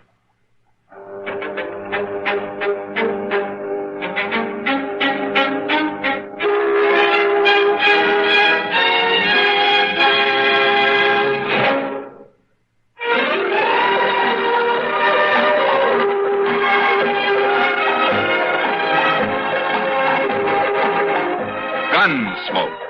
Produced and directed in Hollywood by Norman Macdonald, stars William Conrad as Matt Dillon, U.S. Marshal. The story was specially written for Gunsmoke by John Meston and adapted for radio by Frank Paris. Featured in the cast were Sam Edwards, Vic Perrin, John Daner, Gene Bates, Ben Wright, Harry Bartell, and Larry Dobkin. Harley Bear is Chester, Howard McNear is Doc, and Georgia Ellis is Kitty.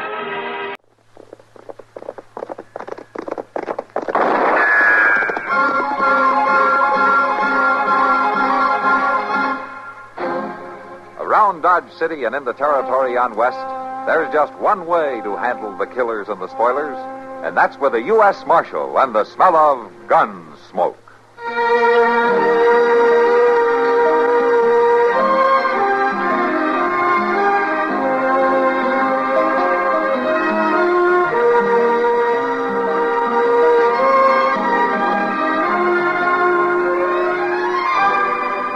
Gunsmoke, starring William Conrad, the story of the violence that moved west with young America, and the story of a man who moved with it.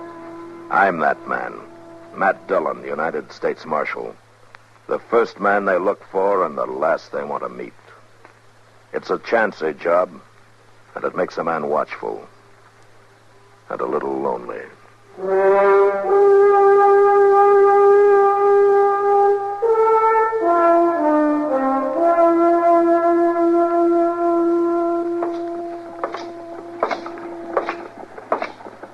Marshal. Huh? Marshal Dillon. Yeah. Well, morning, Cyrus. How have you been? Oh, fallible, I reckon, Marshal. Rheumatism is plaguing me some. No? At my time of life, a man's got to expect a few miseries. Are you heading for your office, are you? Yeah, sure I am. Well, I just thought maybe we'd get set and talk a spell. Well, come on. I don't get into town too often, Marshal. Yeah, I know that. I just thought we'd sit and talk. Oh, I see. Things all right out the farm? Oh, yes, same as usual. Farming don't change much. You get a good crop one year and a bad one another. But all evens out in the long run. Yeah, I guess it does. Go ahead. Thank you, Marshal. Oh, morning, Mr. Dillon. Chester, you know Cyrus here, don't you? Sure. How are you, Mr. Hudson? Fine, Chester. My land, I didn't hardly recognize you at first. We don't see you in town very often. No, the place keeps me pretty well tied down. Have a chair, Cyrus. Oh, thank you, Marshal. Feels good to sit. I ain't getting any younger. Well, I guess none of us are. Mr. Dillon, I fetched the mail up from the depot. Oh. There on your desk. No, thanks. Wasn't nothing important, though. I'll look at it later. Say, you haven't got any coffee, have you? Well, I got some brewing. Will it be all right if I whittle, Marshal? Well, sure. Go ahead. Seems to help a man to talk. Whittling and talking just go together somehow. Yeah. What was it you wanted to talk about, sir? Why, nothing exactly. Just talk's all. Oh, I see. This is going to muss up your floor some. Oh, well, that's all right, Mr. Huggins. I got to broom it out later anyhow. That's one thing Bertha'd never stand for. Bertha figures the barn or out in the yard's a place to whittle. How is Bertha? Fine. She's fine. We've been together a long time, Marshal. Me and Bertha. 37 years we've been married. That's a long time. Yeah, sure is. Married back in Ohio. Then we went down to East Texas for a while and come on up here later. Yeah, been a lot of changes in them years. Yeah. Oh, thanks, Chester. Weren't no town here at all when we first come to Dodge. Just the fort. Then later a trading post. Buried our boy here the second year. Used to grow corn down in the bottomland and sell it to the garrison at the fort. And it's when the Indians didn't get it first. Yes, sir, there's been a lot of changes. Yeah.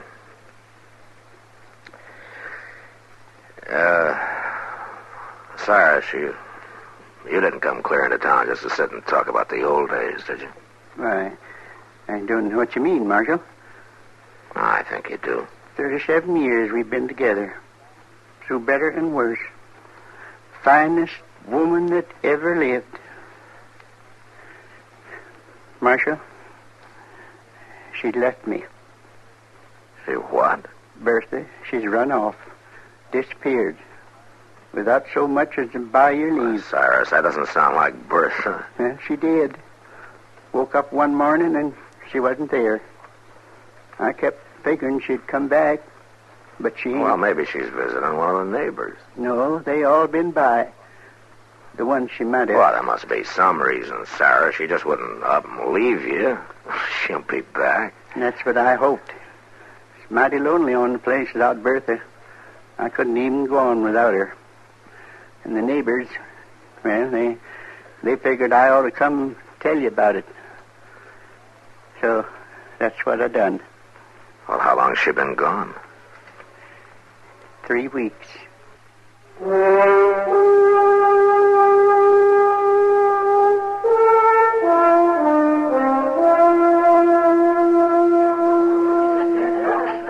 Now, just take it easy, mister.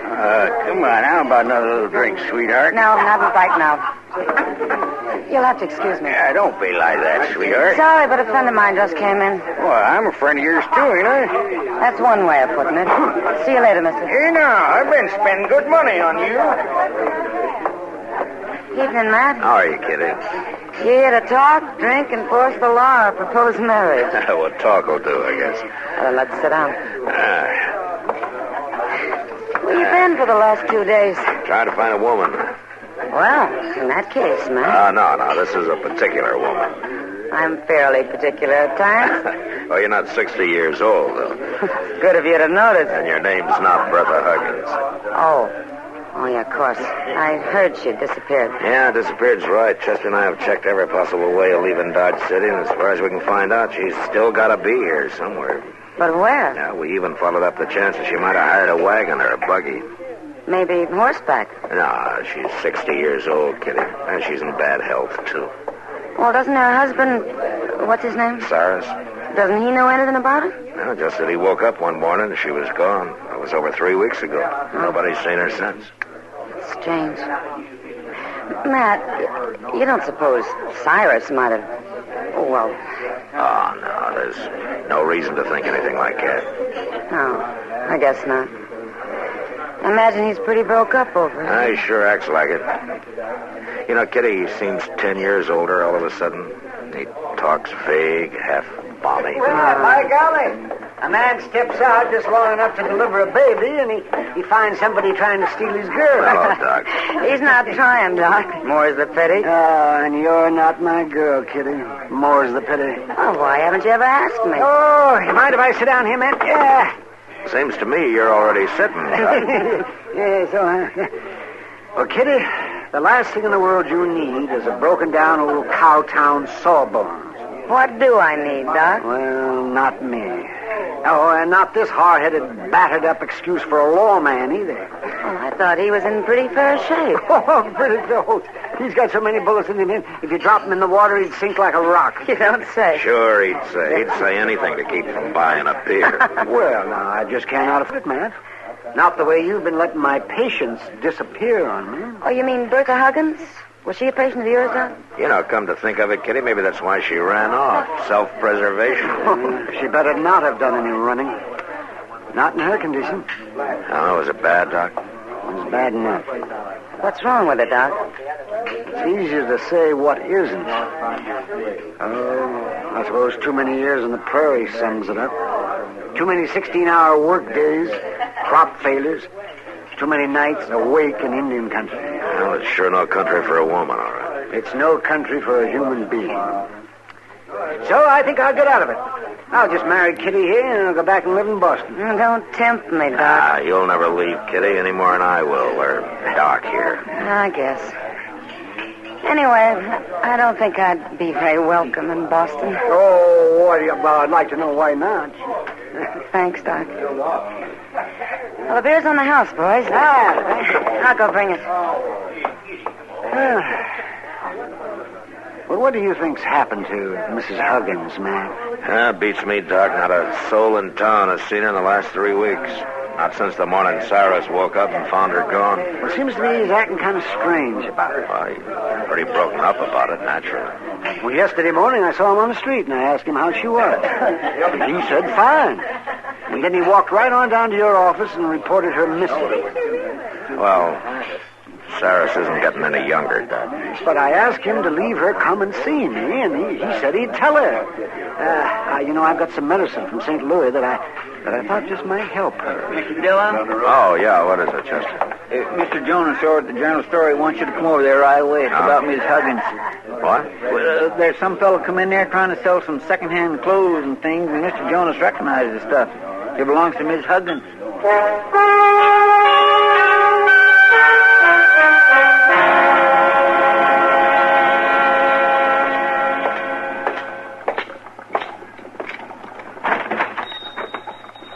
Oh, good evening, Marshal. Right glad to see you. I am for a fact. Is that him, Mr. Jonas? Yeah, standing there by the stove. He's getting restless, too. Had a hard time keeping him here. Well, I'll see what he's up to. Careful, Marshal. He's wearing a gun under his coat. So am I. Evening, stranger. Howdy. You're new in town, aren't you? Just going through. Now, when'd you get here? I ain't sure that's any of your business, mister. I met Dillon. I'm a U.S. Marshal. That make you any more sure? I didn't know you was a lawman. When did you hit Dodge? Well, just today. You got no reason to jump me. I haven't yet. What's your name? Hody Peel. Look, I ain't done nothing. And you got nothing to worry about. Just stand still, buddy. Yeah. What'd you take my gun for? Might save us both a little trouble. I ain't gonna stand for this, Marshal. I'm a law-abiding citizen with a wife and a family. No? Where are they? We've been camping about 5 miles up the river. I rode into town alone. We've been looking for some land to take up. Homesteader, huh? If I can find a decent piece of land, I am. How long you been camped up there? Around 3 weeks, I guess. Uh-huh. Come on over here to the counter. All right, Marshal. I don't know what you're thinking, Marshal, but you're wrong. I ain't done nothing. This is stuff, Mr. Jones. Yeah, that's right, Marshal. Now, most of the things, here, like these turtle shell combs and hand mirror and some of the clothes, could be anybody's, but this wool shawl and this needlepoint shopping satchel, I've seen Miss Huggins in town with these time and time again. So that's what it's about. Now, you're sure, Mr. Jones? Well, of course I'm sure. She's had them things for years. Marshal, this stuff was give to us. I didn't steal it. Some farmer stopped us when we drove past his place and give it to us. You know his name? I didn't ask. It's about 8-10 miles west of town, a place with 2 white barns. That's the Huggins place, Marshal. He's an old fella. Talked kind of crazy. That was about 3 weeks ago. We cut off the trail and drove into his pasture to water our team, and he was there by a little spring. Doing what?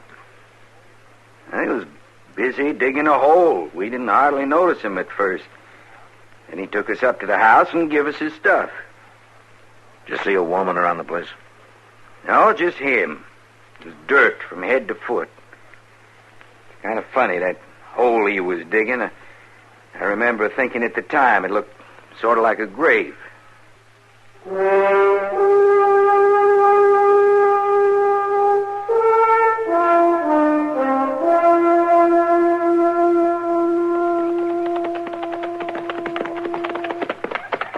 Well, now, this is quite a surprise, Marshal. Morning, sirs. Hi, Mr. Huggins. Oh, can't complain. Come on, get out of them saddles now and rest yourselves. Mighty good to see you. Oh, thanks. Come on up to the house and I'll have Bertha fix you some coffee. What? You'll have Bertha fix coffee? Sure will. Well, she'd be awful upset if she knowed you stopped by and I didn't even bring you up to the house. Well, but your wife's gone, Mr. Huggins. Gone? Well, that's what you told me a couple of days ago. Oh, you must be mistaken, Marshal. Well, you came to my office, Cyrus, and you told me that she was missing, that she'd run off. Why, Bertha wouldn't do a thing like that. We've been together 37 years. Well, then she's here. She's up at the house. No, she's not. But you just said for us Chester. She went to visit her sister in San Antone. Oh, I see. I forgot about it. It just slipped my mind for a minute. Cyrus, you got a spring over there in the pasture. I'd like to take a look at it. Well, it's just a spring, Marshal. You mind walking over with us? No, I don't mind.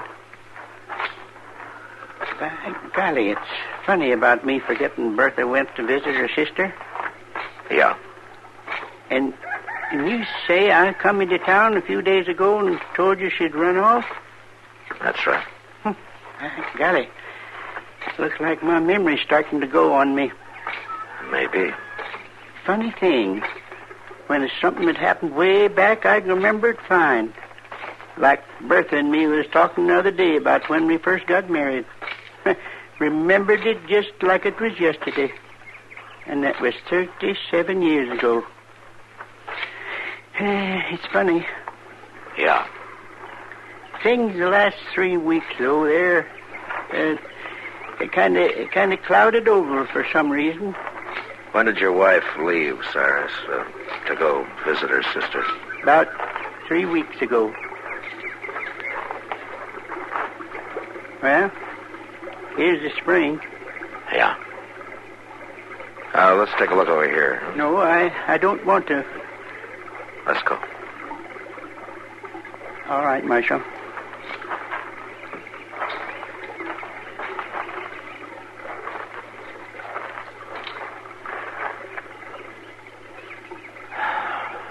Did you dig this grave, Cyrus? Why, I don't know what you mean. That wooden headboard. Read what it says. I don't see it. I don't know what you're talking about. It says Bertha Huggins, beloved wife of Cyrus Huggins. Married 37 years. Bertha's in San Antone. I don't know why anybody'd put that up. Cyrus, you can't go on living on a dream. You better tell me about it, huh? Cyrus? Well, it was in the night it happened. She was feeling poorly for weeks. And that morning when I woke up, she was already gone. Laying there, cold. I pretty near went out of my mind, Marshal. So you buried her.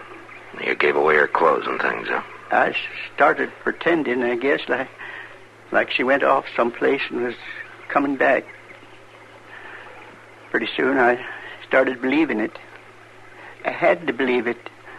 I couldn't even think of going about without her. I just couldn't face it. But at the same time, I knew, of course, in a way that she... Marshal? Yeah? Marshal, she's dead. She's really dead. And that's the truth.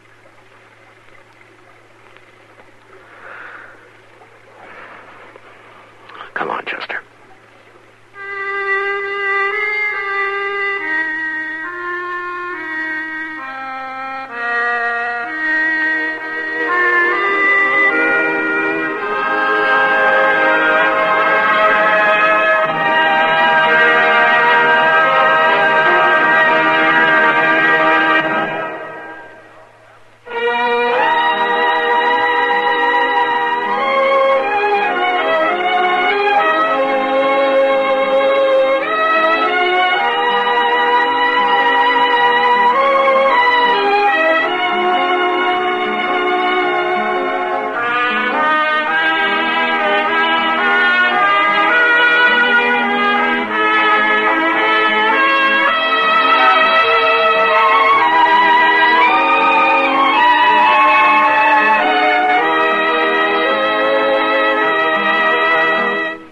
Gunsmoke, produced and directed by Norman Macdonald, stars William Conrad as Matt Dillon, U.S. Marshal. The script was specially written for Gunsmoke by Les Crutchfield, with editorial supervision by John Meston.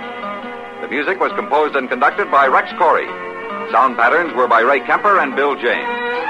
Featured in the cast were Parley Bear as Chester, Howard McNear as Doc, and Georgia Ellis as Kid.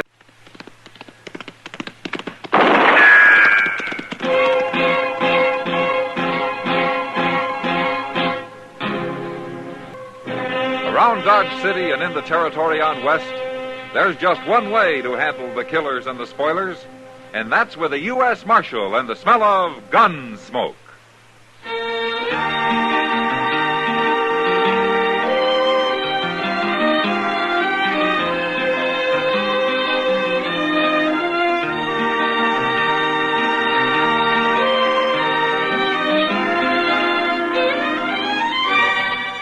Gunsmoke, starring William Conrad. The transcribed story of the violence that moved west with young America. And the story of a man who moved with it. I'm that man. Matt Dillon, United States Marshal. The first man they look for and the last they want to meet. It's a chancy job, and it makes a man watchful. And a little lonely.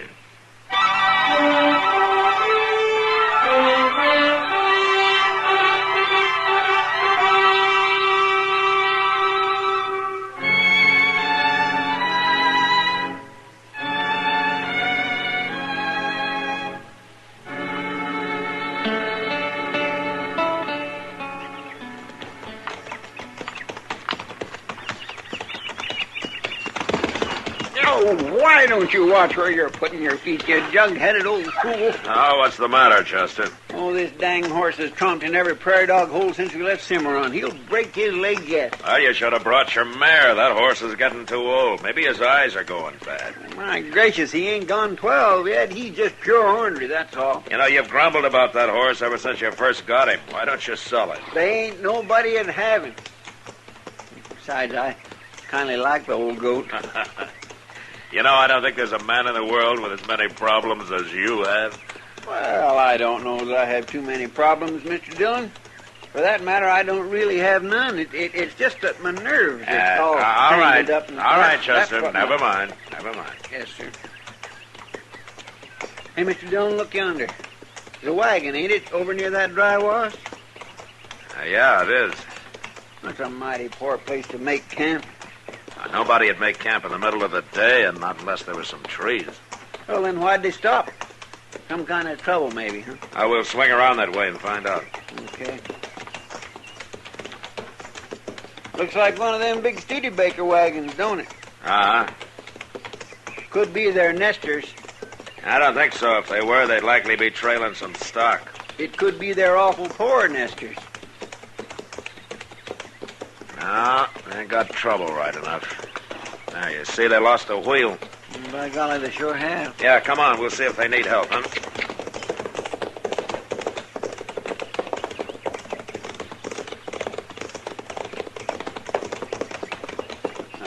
It's a man and woman, Mr. Dillon. Yeah. Hello? Hello. My name's Dillon. Seen you coming. The way he was holding that rifle, he must have thought we was Cheyenne. What happened to your wagon, mister? Cotter pin fell out. Let the wheel drop off. Uh-huh. You got anybody with you? Only my woman here. Well, resetting the wheel's no job for a woman. We can manage. That's a heavy job for one man. We'll give you a hand. He told you. We don't want no help. You're mighty unsociable for people with a busted wagon. Now, look, you mister, it's our trouble, and we'll take care of it. There ain't no need for you to bother yourself. You're from around Dodge, aren't you? Maybe. What's wrong with that? No, nothing, maybe. You ever been in the Army, mister? No. You know, I've been trying to place you ever since we rode up. We're just headed west to Homestead. A week or so back, an officer from Fort Dodge gave me a description that fits you mighty close.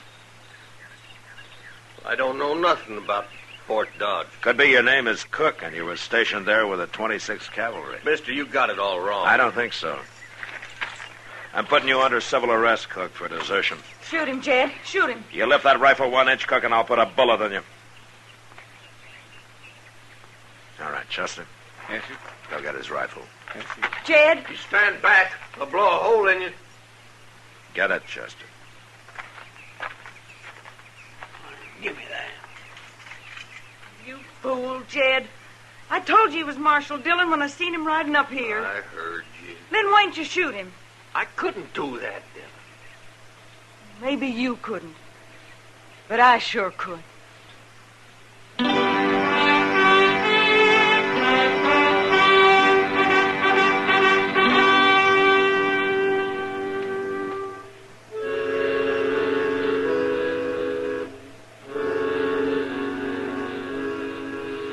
All the way back to Dodge, Chester and I rode alongside the wagon while Jed and Della sat on the box staring down and talking quietly to each other.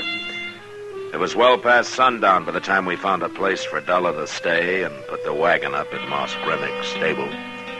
Later, I rode out to Fort Dodge with Jed Cook. It was nearly midnight by the time I turned him over to the officer of the day and signed the papers connected with the civil arrest of a soldier. Next morning, I was eating breakfast at Delmonico's when Kitty came in. Well, you're up early, Matt. Hello, Kitty. Hello. Won't you sit down? Now, how about some coffee, huh? Yeah, thanks. Where's Chester? Don't tell me he's not hungry. No, he's down at Moss Grimmick's. The stable? What for? Well, he went down to give Moss some instructions about a wagon we brought in last night. A wagon? Yeah. Belonged to a man and a woman we picked up about 20 miles outside of Dodge yesterday. Deserter. Name's Jed Cook. Jed? Yeah. Do you know him?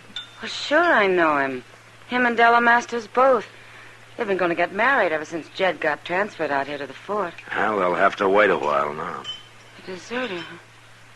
What'll the Army do to him, Matt? Yeah, the war was still on. They'd shoot him. Oh, Matt. Well, that's the way the Army operates. They both seemed real nice. Jed came into town every chance he got. Never caused any fuss, just had a few drinks and spent the rest of his leave with Della. They've been planning awful hard and getting married. She especially, I think, Matt... Uh-oh. Marshal, I want to know what they're going to do with Jed. Well, he'll be court-martialed, Della. And then what? Then they will sentence him. A rotten, stinking Army. He fought all through the war and then had 8 years of moving around. Pennsylvania, the Dakotas, Missouri, and now out here. A soldier can't pick his post, Della. What do they need Jed for? He's just another man. The Army's got lots of men. Maybe they don't see it that way. The Army ain't going to keep him. No matter what they say, they ain't going to keep him. He'll just bust out and we'll get married like we planned. And we'll still get to Colorado. You'll see, Marshal. Now, look, Della, why don't you come You with keep me? out of this, Kitty. I'll tell you something else, Marshal. There ain't nobody going to find us once he gets loose. We got a place we'll meet, and he'll wait there for me. He'll wait no matter how long before I get there. Della, Jed's an Army sergeant. He deserted, and he's got to be tried. Now, you know that. I don't know nothing of the sort. He knew what the consequences might be when he decided to desert. He just didn't plan on getting caught, that's all. You're the one who arrested him, Marshal. You're the one who caused all this trouble, and don't you forget it. 'Cause I sure ain't going to. There's a woman who speaks her mind. Yeah. But she can't seem to get it through her head that the Army runs by its rules, not hers. Since the first time I met her, all she's talked about is her and Jed. The place they're going to have. The family. Well, there isn't much she can do about it now. Matt, you ever had a woman who loved you fight for you? No. It'd surprise you. They can be pretty fierce. Yeah, I guess. Well, what are you going to do now? Nothing. Just wait till the court-martial. They said they'd want me to testify out there. And after that? And then I'm shut of the whole business. I wouldn't be too sure, Matt.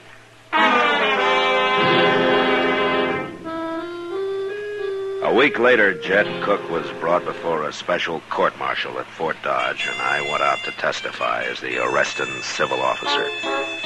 I said my piece and left, somehow feeling a little sorry for him. From what I'd heard, he'd been a mighty good soldier before he deserted. And that's all I knew about it until one evening after supper, Doc and I were walking back towards my office. Mr. Dillon! Mr. Dillon! Oh, for heaven's sakes. When in the world is Chester going to learn there's no use shouting like that? Well, perhaps it's important, Doc. Oh, important? It can't always be important. Well, maybe Chester doesn't believe that. Hey, I've been looking all over for you, Mr. Dillon. Oh, what for? It's Lieutenant Dustman from out to Fort Dodge. He's waiting over at the office. How did he say what he wanted? No, sir. I asked could I help, but he said he'd talk to you. Okay, Chester. Well, I'll leave you here, Matt.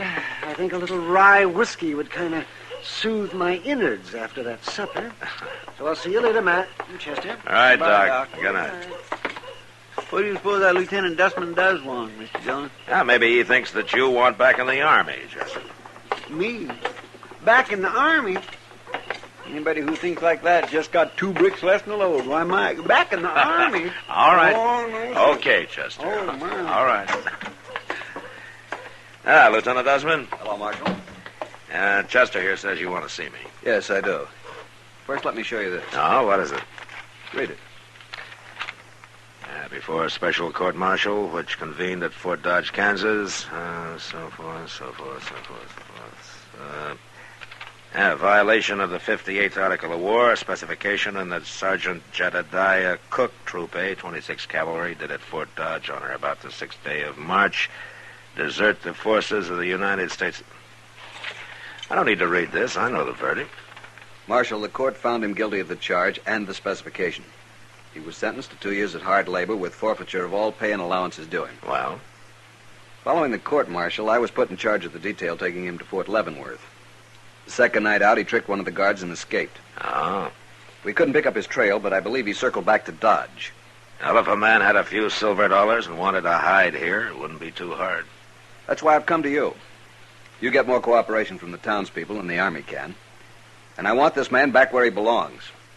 I'll search every house in this town to get him there. Uh-huh. How many troopers are with you? About 20. All right, Lieutenant, I'll do what I can to help you, but I want those soldiers out of town. That's ridiculous, Marshal. I won't pull them out until we find Cook. Lieutenant, no man is going to break and run if there are soldiers posted around town. And anyway, before the week was out, they'd be shooting down some citizen by mistake. Now, look here, Marshal. I don't want 20 men all looking for a target. Now, do you want my help or not? Yes, I do. All right, then get your men back to the garrison. I'll find Cook for you, if he's here. When you do, Marshal, I want him turned over to me. If I find Cook, he'll be turned over to the commanding officer at the fort. Good night, Lieutenant. Good night. Just one thing. Yeah. Cook knows what's in store for him if he's caught now. He won't be taken easily. A fellow like that just makes you wonder how either side won the war, don't it? Chester. Yes, sir.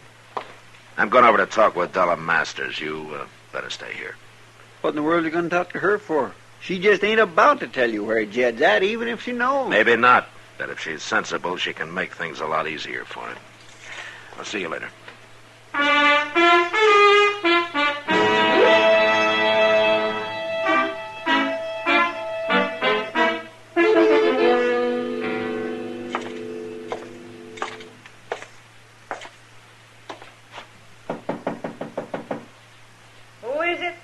Matt Dillon. Open the door, Dillon. I don't want to talk to you, Marshal. You're going to. What do you want? A couple of nights ago, Jed escaped from the soldiers who were taking him to Fort Leavenworth. Has he been here? Maybe he has. Now, look, Della, I got Lieutenant Dussman to agree to take his troopers out of the town, to take them back to the garrison. What difference does that make to me? It means that Jed could give himself up. Jed ain't going to give himself up to nobody. If Jed surrenders himself, the court won't be as hard on him as if the Army picks him up somewhere later. Look what they did to him before. Sent him off for 2 years hard labor. Della, don't you understand? I'm trying to help you. We don't need no help. Sooner or later, Jed's going to get caught. You can't run away forever. Once we get out into Colorado Territory, there won't nobody find us. Della, when will you get it through your head that you can't fight the whole United States Army? Jed's done his share of soldiering. More than his share. We've been waiting to get married 2-3 years now, and I don't aim to wait no longer. Why are you sticking your nose in this anyway, Marshal? You ain't the Army. I'm paid by the government, Della. It's part of my job. Well, I'll tell you something, Marshal. You come sniffing around me and Jed, I'll shoot you. That's, pretty foolish talk. No, it ain't. I planned it out how me and Jed are going to meet and where, and ain't nobody going to interfere. This was all your idea, wasn't it? What? His deserting.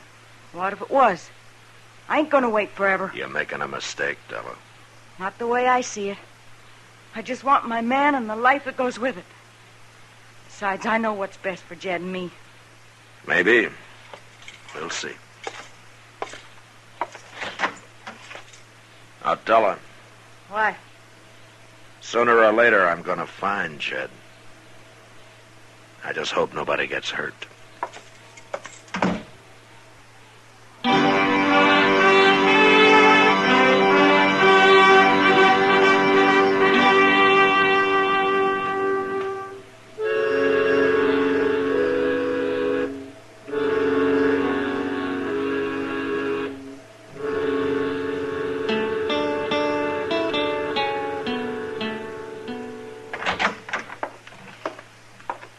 Della's wagon's still down stable, Mr. Dillon. She ain't come near it, say, once or twice just to get some things out of it. Well, keep on watching, Chester. She'll leave one day soon. We'll just follow her to where that fellow Cook is, huh? Yeah. Well, that don't sound too hard to No, do. it shouldn't be. Marshal. Hello, Moss. Oh, Moss.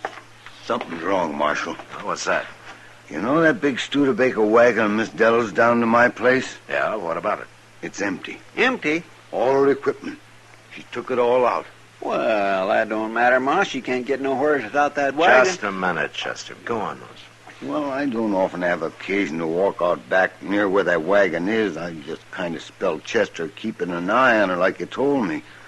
But the day after he left, I had to go back for some barrel staves. And that's the first time I looked at it, close like. Moss, when was the last time that you saw Della?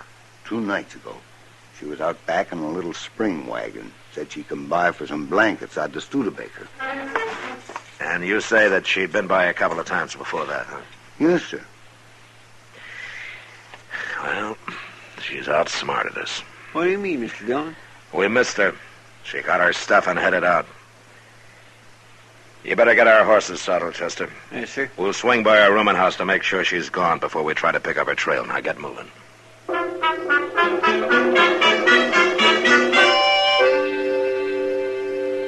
20 minutes later, we checked the room where Della lived, and the landlady said that she left 2 days before. She didn't know where. I knew now that my only chance to find Jed Cook was to track Della the best I could. She couldn't travel fast driving a spring wagon cross-country, but tracking was still a chore. And the next evening about sundown, I realized that we'd lost her. What are we going to do now, Mr. Dillon? Well, there's no use trying to track her any farther tonight, Chester. We'll pick up our trail in the morning. Yes, sir. We'll camp in that cottonwood grove up ahead there, huh? If she should pass near here, why, she won't see her horses. Hey, Mr. Dillon? Yeah, what? Don't it look like there's a hut of some kind in them trees? It sure does. You suppose this is where that Jed is hiding out? That's a likely place. And Della was traveling in this direction. You mean we beat her here? Maybe. She could have known we were following her and dropped off in one of those dry washes to lose us. We was pretty lucky then. We don't know he is here, though, Chester. No, sir.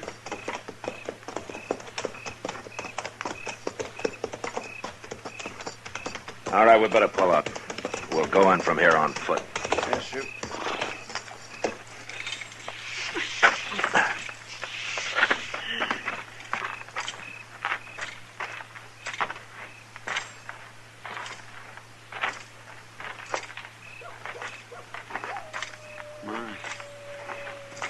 Sure is quiet. Heads up now. Yes, sir.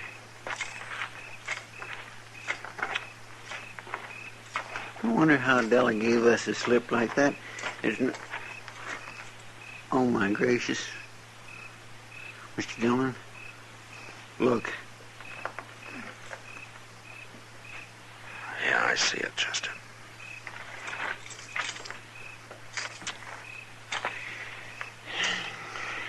Well, I guess Jed Cook won't go back for trial now. No. You reckon it was Indians done that to him? Yeah. He's been tortured. He sure didn't have much chance. All by himself, did he? No, not much. Poor fellow.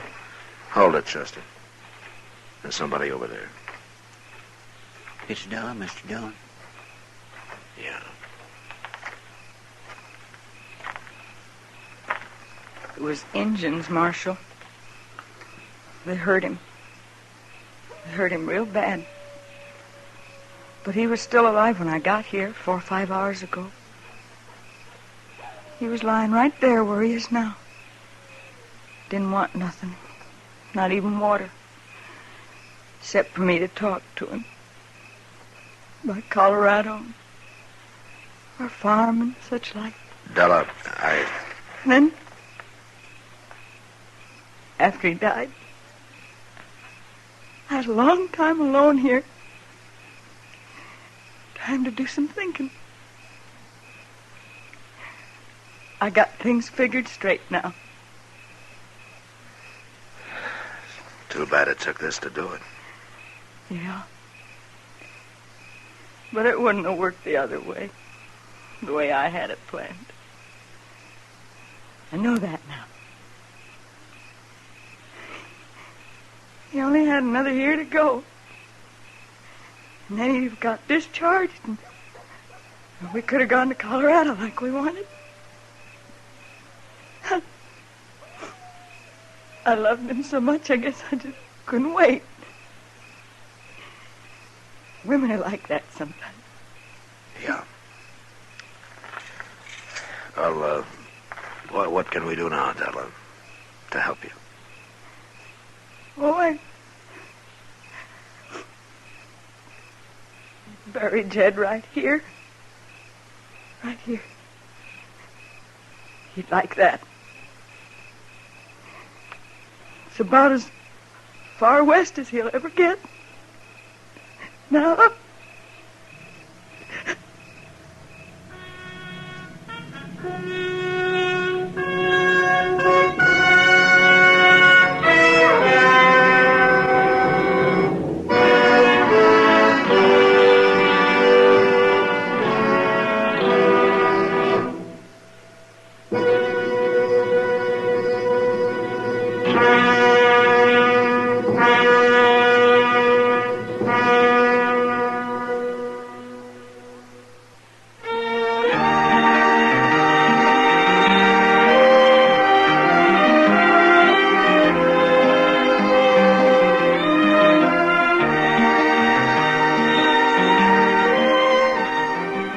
Gunsmoke, produced and directed by Norman Macdonald, stars William Conrad as Matt Dillon, U.S. Marshal. The special music for Gunsmoke was composed and conducted by Rex Corey. Sound patterns by Tom Hanley and Bill James. Featured in the cast were Vivi Janis, Lawrence Dodkin, Harry Bartell, and Jim Nusser. Harley Bear is Chester, Howard McNear is Doc, and Georgia Ellis is Kitty.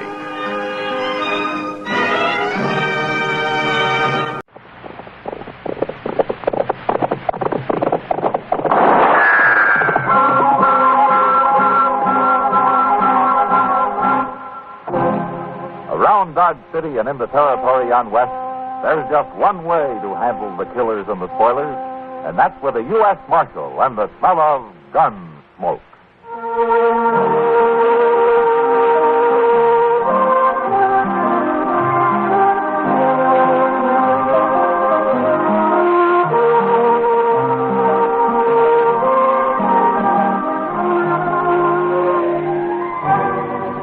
Gunsmoke, starring William Conrad, the story of the violence that moved west with young America, and the story of a man who moved with it. I'm that man, Matt Dillon, United States Marshal. The first man they look for and the last they want to meet. It's a chancy job, and it makes a man watchful and a little lonely.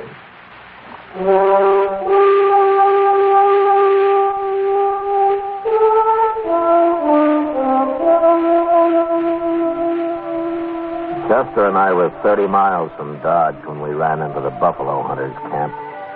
We'd been holed up for 2 days in a deserted sod hut, taking cover from one of the worst blizzards in years. But it was over now, and a warm, dry Chinook blew out of the west, down off the Rockies and across the prairie into Kansas. It was Chester who first saw the camp. A pile of buffalo hides, half covered with snow, and the skeleton of a wagon, its canvas torn and shredded by the blizzard. The camp was silent as we rode up and got down.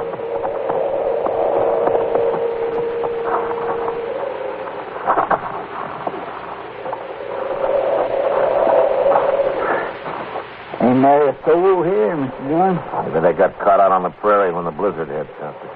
Well, it sure does look that way. I don't know how that team is still alive with nothing but that wagon for protection. Yeah, but they don't look none too lively. You can't blame them. Put your hands up. What? Close it. Better do what the old man says, Chester. Must have been hiding in that wagon. Come over here. Closer.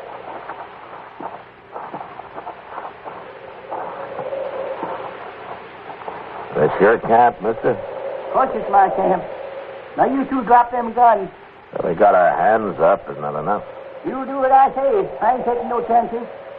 I ain't going to get left here again. What? You're going to hitch up that team and you're going to take me into Dodge. You ain't running off like Jed Larner. Well, who's Jed Larner? He was my skinner. Well, why did he leave you? Yeah, he seen that blizzard coming. He didn't want to take any chances, so he rode off.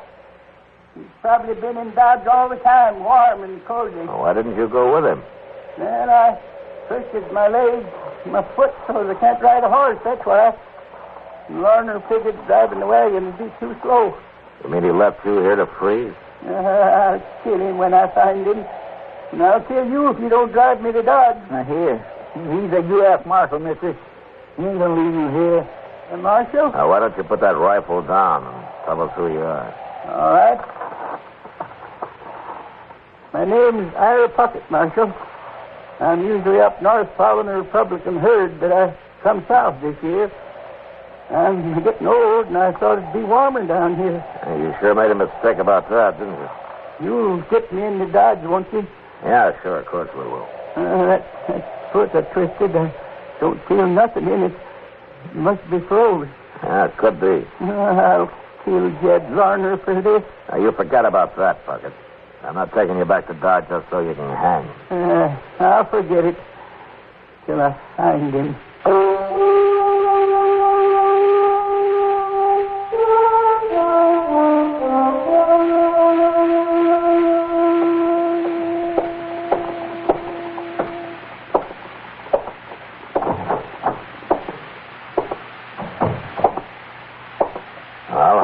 Doc? Oh, well, he'll be all right, Mac. In time. Then his foot wasn't so bad after all, huh? Well, he didn't have much foot left when I got through with him. Oh. You'll be able to walk there. With a cane. But his buffalo hunting days are over. Uh-huh. Does he know that? I told him. Ira Puckett, the proud man, man. A little too proud. Oh, what do you mean, Doc? Well, what he hated most about this Jed Larner leaving him on the prairie wasn't the fact that he might have died, but that he was helpless. Now, a man like Puckett can't stand being helpless. I see. And now, all crippled up, he's a bitter man, Mac. Well, he'll get over it, Doc. You know, Mac, I got used to most anything in time. No, I got my doubts about Puckett. He's in the back room there, if you want to see him. Yeah, all right. I'll come with you.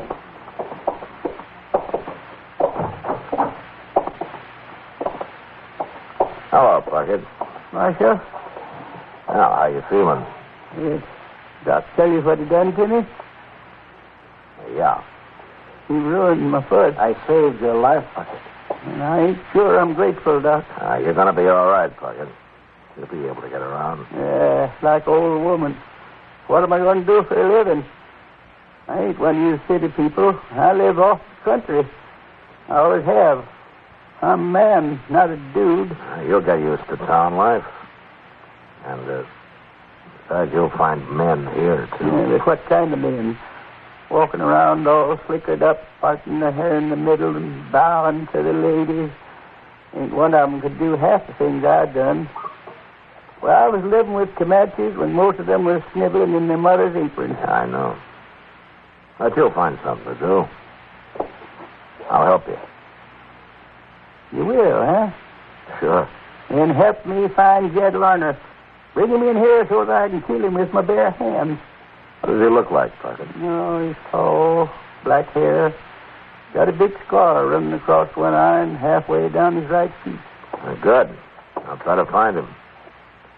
And if I do, I'll run him out of town before you get to him. I can't even trust you, can I? Not when you want to murder a man. I told you I didn't bring you in so that you could hang.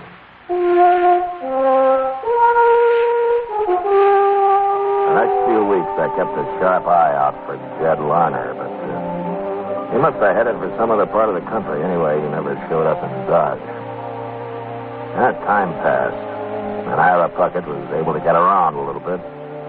First with the help of crutches, and then finally with a cane. But it was obvious that his hunting days were over. And that alone seemed to shame him.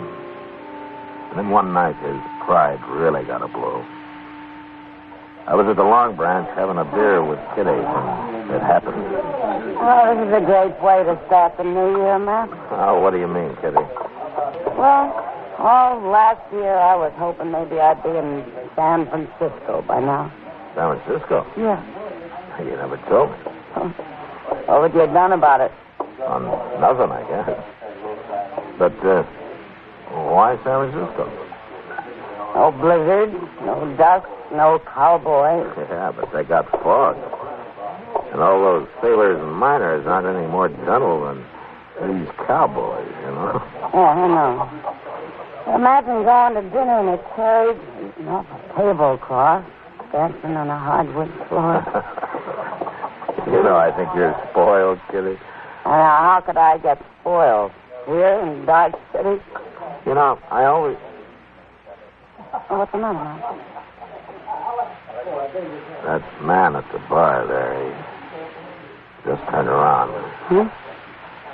Which man? One with a scar down his cheek. Oh. Excuse me, Kitty, I'll be back. Yeah.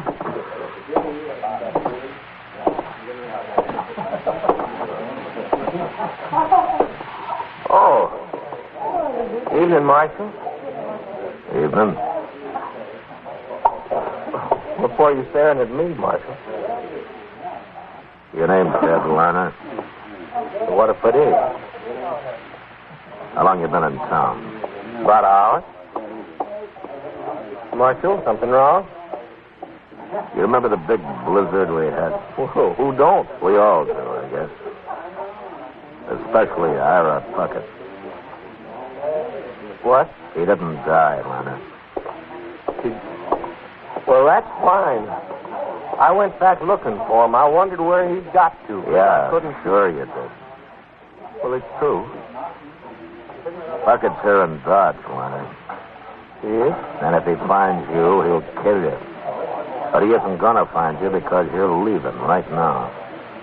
And don't you ever show up around here again. Well, now, just wait, Marshal. I can't arrest you and I can't put you in jail, but I'll tell you what I can do.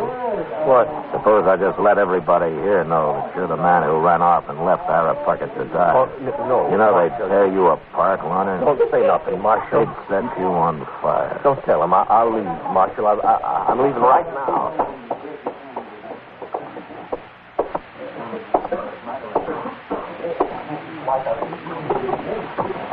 Well, we got rid of him in a hurry.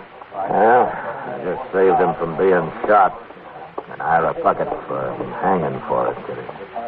Oh, that was Chet Lerner. Uh-huh. He's the one that ought to hang. He didn't mean to kill the old man, Kitty. What's the difference? Well, legally there's some, I guess. Enough to give Ira his foot back? Yeah, sure, hard to argue with, aren't you? Why? Because they think so? Why don't we talk about San Francisco some more? I changed my mind. I think I'll go to New York. Master Dillon? It's out of Puckett now. Yeah. He looks awful mad. Good thing he isn't on. You can always find a gun, Kitty. You done it. You done it, Marshal. It was you, wasn't it? You saw Jed Lerner. Yes, I saw him. Saw him jump on his horse and rode out of town before I could stop him. And I had to stand there and watch. I didn't even have a rock to throw at him. Why'd you do it, Marshal? I tell you why I did it. I wanted to save you from hanging. I'd rather hang and live this way. I wasn't born to become a helpless old man. And the least we could have done would be let me fight my own battles like I always did on the plains. You took my manhood away from me, Marshal. You're living in a town now, Ira, among people. Why don't you try to get used to it? All right. All right, I will. I'll start living like you town people. And you're going to get a job? Am I going to? I sure am. And it's going to pay me a lot of money, too. What do you mean? You'll find out, Marshal, when it's too late.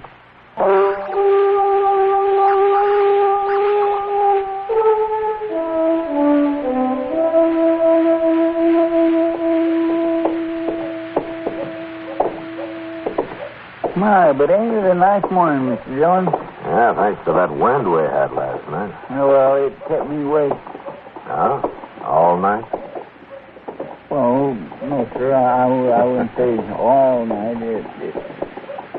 Hey, let's go over there by the bank, Mr. Dillon. Ain't that a Laurie Puckett? Huh? Yeah, it is. That's the first time he's had his team and wagon out. Where do you suppose he's going? Right now, he's going into the bank.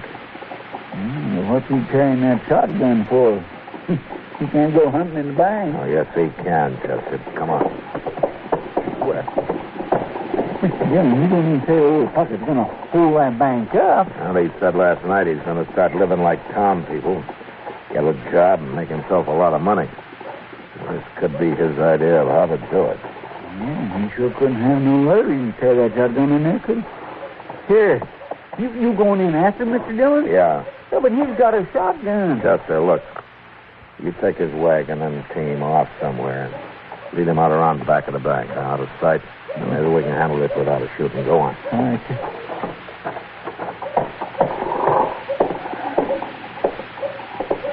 Go on. Hurry, Chester. He's coming out.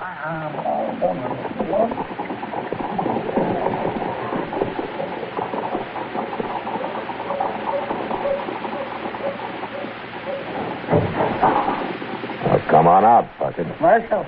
I'm not stopping you. You better not try it. I can shoot with one hand, Marshal. Sure. Don't you try to follow me, neither. Hey, wait a minute. Where's my wagon? Where's my team? You're in a bad fix, aren't you? Somebody stole them. I can't get away without my team. No, you can't, Puckett. So you might as well give up. You done it. You're behind this, Marshal. You gonna shoot me? Why shouldn't I? Because you're in enough trouble already, and shooting me won't help a bit. You're trapped, and there isn't a thing you can do about it. Now, why don't you use your head, Larry? All right. Here. There's the money. Now, you bring my outfit back. I ain't going to go to jail, Marshal. Like I said, shooting me isn't going to help you. And I'm not going to do a thing about your outfit. You think you've outsmarted me, don't you? Give it up, Larry. You're licked. Yeah, I can't shoot you, Marshal. Here, take the gun. Thanks. A helpless old fool. Can't even rob a bank proper. I'm not sure that you really wanted to, Larry. What? All you wanted was to prove something about that manhood you think has been taken away from you. But you sure picked a foolish way to do it. Yeah, I guess I did. I thought he wouldn't never give up, Mr. Jones. You didn't have much choice, Chester. Only take him on over to jail? Oh, no. I can't stand jail. Please, Marshal. Yeah, I'll lock him up, Chester, and I'll return this money and have a talk with Mr. Bodkin. I'll be over later.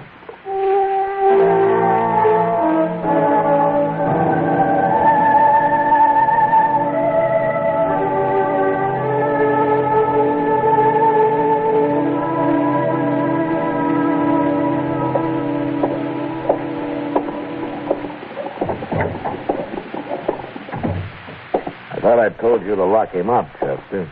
Well, I started to, Mr. Jones, but I just couldn't stand the look on his face when I locked him in that cell.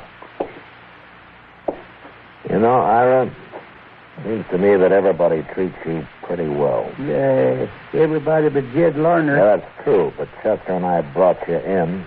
Doc saved your life. I kept you from hanging, and if I hadn't outsmarted you at the bank, you'd probably be lying dead somewhere right now. You know, it seems to me everybody's gone to an awful lot of trouble for an old man full of a lot of foolish pride. What do you think? I've been thinking, Marshal. Sitting here thinking. And you know what? You're right. It's too late now. No, it isn't. What? I explained everything to Mr. Bodkin at the bank, and he's willing to drop any charges against you. But on one condition. What's that? Well, to be honest with you, it was my idea, but Mr. Bodkin agreed. You get a job here, and you quit being so doggone ornery, huh? Otherwise, you'll go to jail. What can I do with this crippled foot? Well, seeing that you're so handy with a shotgun, I think that Jim Buck might hire you to ride messenger on the stage for him. You think so? Well, he told me he would. You went and saw him? And it doesn't take any walking, Ira. How about it? I never had a job like that. But a man's got to make a change once in a while, don't he? And it'll sure be a good way to start the new year.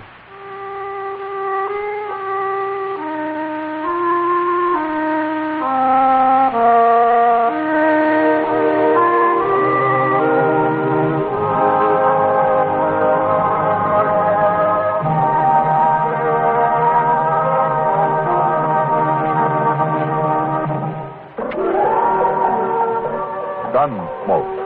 Produced and directed by Norman McDonald, stars William Conrad as Matt Dillon, U.S. Marshal. The story was specially written for Gunsmoke by John Meston. Featured in the cast were Ralph Moody and Lawrence Dobkin. Harley Bear is Chester, Howard McNear is Doc, and Georgia Ellis is Kitty.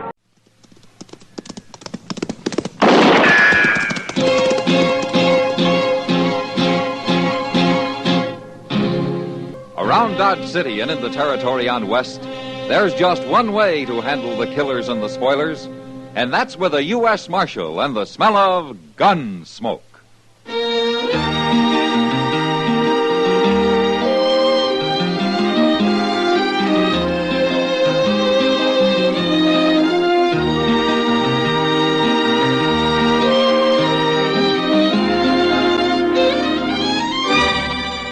Gunsmoke, starring William Conrad. The transcribed story of the violence that moved west with young America. And the story of a man who moved with it. I'm that man, Matt Dillon, United States Marshal. The first man they look for and the last they want to meet. It's a chancy job, and it makes a man watchful and a little lonely.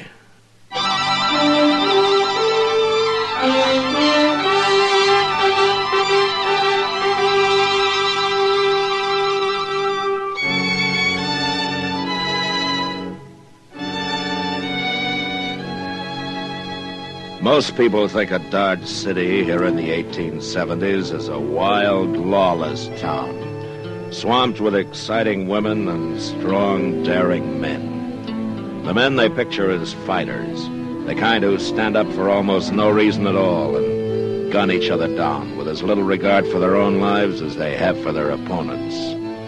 Men whose courage is as raw and harsh as the prairies it's bred on.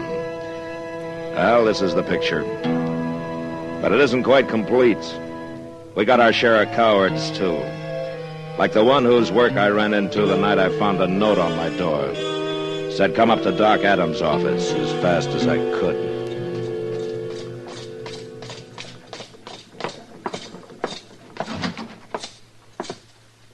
Doc's in the back room, Mr. Dillon. What's the trouble, Chester? He's got Jack Massey in there. Jack Massey? Yeah, that cowboy who looks up whenever he comes to town, you remember him. He always comes into the office and sits around and talks. Oh, the red-headed fellow, you mean, huh? It's been 6 months since we seen him. Oh, what's he doing up here? What's wrong? Well, Doc, you better ask him. Hello, Matt. Doc? Well, he's dead. Oh, that poor... As soon as I saw him, I knew he couldn't make it. Not with a hole like that in him. Doc, would you mind telling me what happened? Somebody shot him, Matt. Well, who shot him? We don't know. I was coming down the street, Mr. Dillon, and I heard a shot, and I run in and found him laying there on the floor, right where he fell out of the chair. Out of what chair, Chester? Why, yours. Mine? Yes, sir, down in the office. He was waiting for you, I guess, and somebody sneaked in the back way and shot him. But why? He was shot in the back. So? Well, he was sitting in your chair, and we noticed he was wearing a hat just like the one you wear. And also, he's about the same size as you. Somebody's out to kill you, Matt. To kill you the easy way.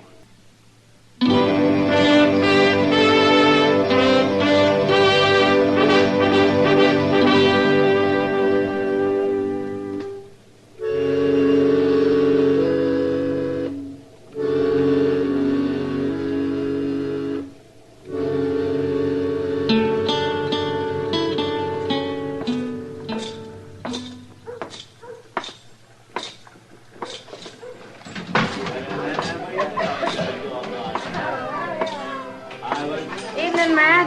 Hello, Kitty. Sit down. Oh, thanks. What brings you into the Long Branch this time of night? Oh, just looking around, Kitty. Well, there are a lot of men at the bar over there. You think you can pick him out? What? The man who thought he shot you tonight? News travels fast, doesn't it? I heard somebody was after you 2 days ago. You did? I figured it for talk. Didn't anybody tell you about it? Well, I haven't been around much the last couple of days, Kitty, but even so, I guess it isn't the kind of talk people feel easy about passing on. Well, to me, anyway. I guess not. You know who started it? Well, he did. Who? Coming this way. What? Well, that's Ed Eby. What's he doing in Dodge? You ought to drop around more often, Matt. He's been banking faro here 3 or 4 days now. Does Sam hire him? Yeah. He's been doing fine, too. Eby always was a smart gambler. Hello, Marshal. Miss Kitty. Ed? Hello, Eby. You mind if I sit down? No, go ahead. Been meaning to come see you, Marshal. Oh, is that so? I heard about the shooting tonight. Seems most everybody has. I know something about it, Marshal. Would you like to hear? Tell me. Well, a couple of nights ago, I went out back to breathe a little fresh air. And I was standing out there in the dark around the corner in the alley. And I heard a couple of men come out. They couldn't see me, and I couldn't see them, but I heard one of them tell the other he was going to shoot Marshal Dillon. Shoot him any way he could. Uh-huh. You're a little late telling me, aren't you, Eby? I don't exactly owe you no favors, Marshal. Then why did you bother to tell me at all? Because I don't like killing. That's why I hate killing. I've told you everything I know, Marshal. I'll be going now. What's that all about, Matt? What's between you and Eby? Oh, I knew him out in Santa Fe one time, Kitty. He was bullying a man, and I showed him up to be a coward. A lot of people witnessed it, and Eby never forgave me. Well, then maybe his story's a lie. Maybe he's the one who did the shooting tonight. I don't think Ed Eby has the guts to shoot a man, even in the back. Well, who is it, then?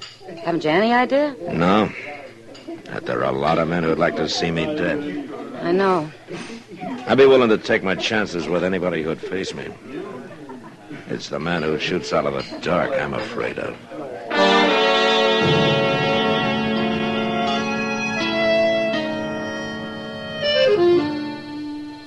Nobody wants to die. But it's even worse without a chance to fight back. That's what always made me feel especially bad about a man who broke his neck falling off a saddle, or who maybe disappeared in front of a stampede of buffalo. Or who, like Jack Massey, sitting at my desk, had to take a bullet in the back.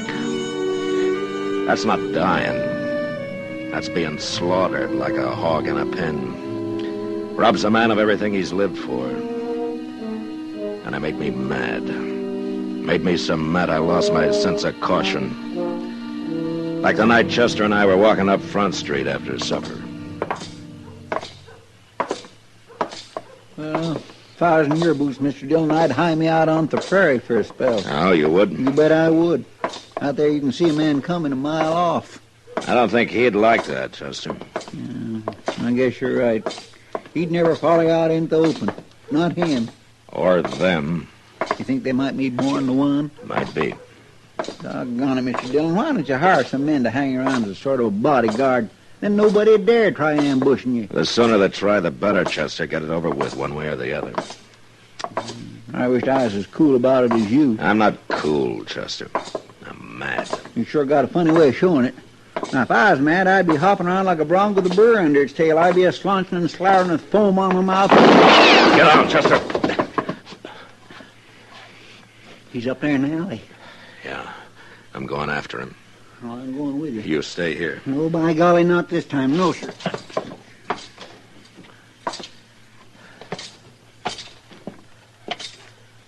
Start shooting, mister. Start shooting while you got a chance.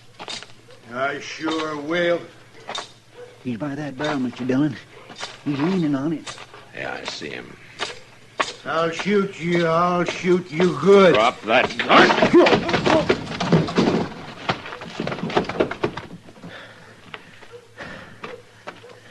right up to him, Mr. Dillon, and he had a gun right in his hand. He's drunk, Chester. Did you knock him out? Well, I hit him hard enough. Let's get him up to Doc so we'll sober him up and find out what this is all about.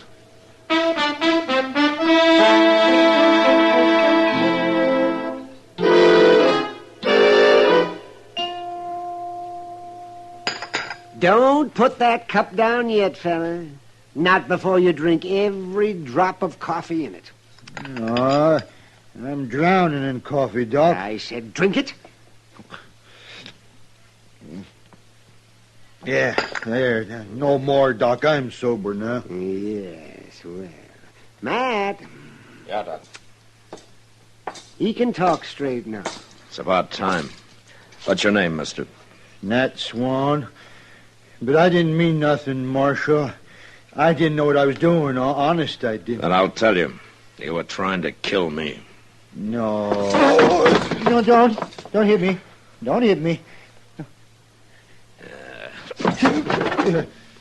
You're a real coward, aren't you, Swan?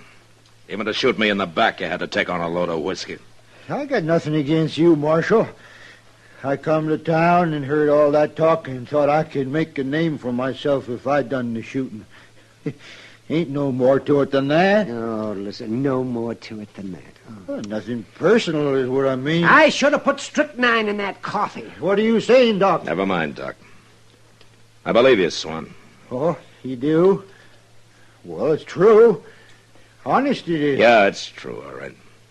And there are a lot of other drunken, brainless bums going to try it for the same reason. They've heard somebody's out to murder me, and they get to thinking, why shouldn't they do it and get the credit for themselves? Well, no, man, no, it's not that bad. It's already started, Doc. And there will be others. Lots of them. As long as I last.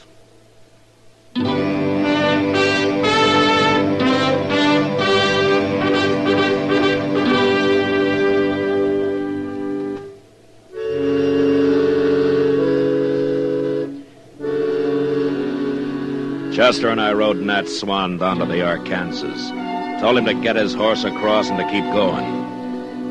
I guess he thought I was about to shoot him the way he rode off, all hunkered up in the saddle, trying to look small. And I was pretty sure he'd never show up in Dodge again.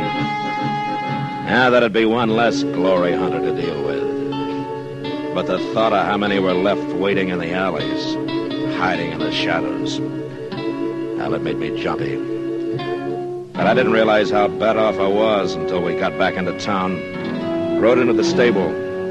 We put our horses into their stalls, and we're walking toward the door. This barn's plumb deserted tonight, Mr. Dillon. It's late, Chester. Everybody's either drunk or in bed by now. Well, there's somebody who ain't. Hey, what's he doing with that rifle? Here, duck into the stall, Chester. He's seen us. All right, drop the rifle, mister. Not likely. Drop it, I say. No. He's going to shoot. You got him. You stay back, Chester.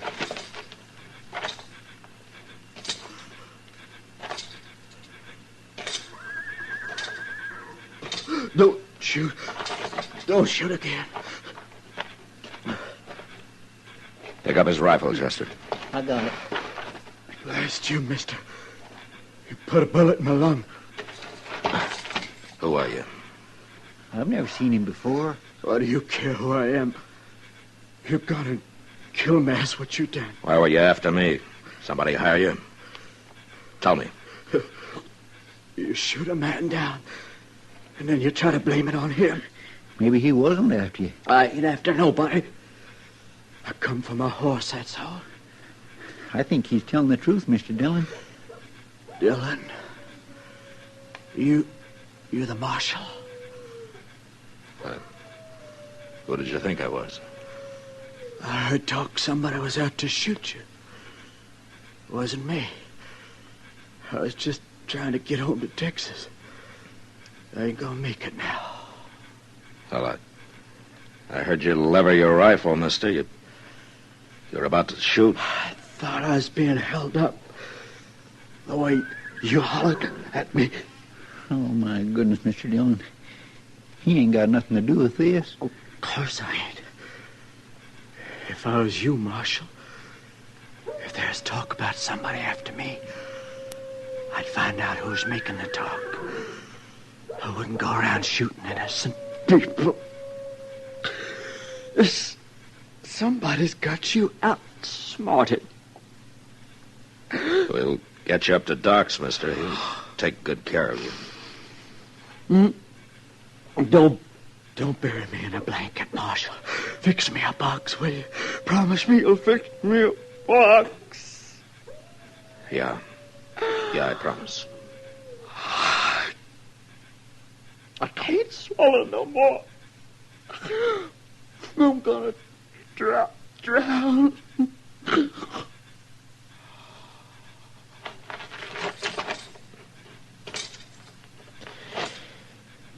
Well, I killed an innocent man, Chester. Well, he'd have shot you if you hadn't, Mr. Dillon. They don't even know his name. But we'll fix him a box. We'll fix him a good one. Yes, sir. And I'm going to do something else, he said. What's that? I've been outsmarted. He was right. But I know what I'm doing now.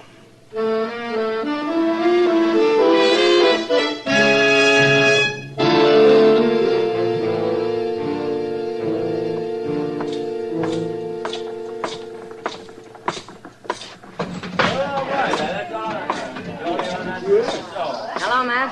Hello, Kitty. You're looking for somebody. You bet I am. Trouble? Now the trouble's over. Or it soon will be. If there's going to be a fight, they don't need me in this saloon. I'll be mighty surprised if there is a fight, Kitty. Huh? Cowards don't carry guns. Ed Evie. I'll see you later. Here comes the split, gentlemen. You care to string along? Well, Marshal Dillon, you going to try your luck? My luck ran out about an hour ago, Evie. What? I shot and killed an innocent man. What are you talking about, Marshal? You were too cheap to hire somebody to get me, Evie, and too much of a coward to try it yourself. I don't like that. Your story about overhearing that talk out back. You spread it around, hoping it'd give some brainless fool the idea to try it himself. Now, that's a lie. 2 men tried it. And they made me so jumpy I just killed a man I thought was going to try it again. Well, I feel pretty bad about that, Evie. I got nothing to do with it. You told me the story thinking it'd make you look innocent. Now, you outsmarted me, Evie. For a while. You can't prove any of this. I don't have to. Now, come on. You can't arrest me. No.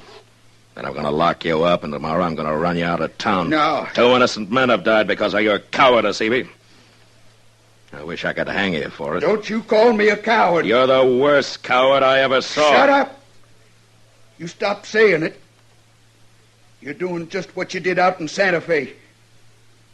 Come on, Evie. I'll show you I'm not a coward. You won't call me that anymore. Take your hand out of your pocket, Evie. I got a gun in here. I'll kill you myself. No, you won't. You're not going to draw that gun. Yes, I am. Not you, Evie. I'll do it. Not you, Evie. I'll kill you. Just keep talking, Evie. Keep talking. Why didn't you shoot him, Matt? You had a right to. I think he wanted me to, Kitty. What? I think he'd rather be dead than face everybody knowing what a coward he is. Well, he's got his punishment coming. For the rest of his life.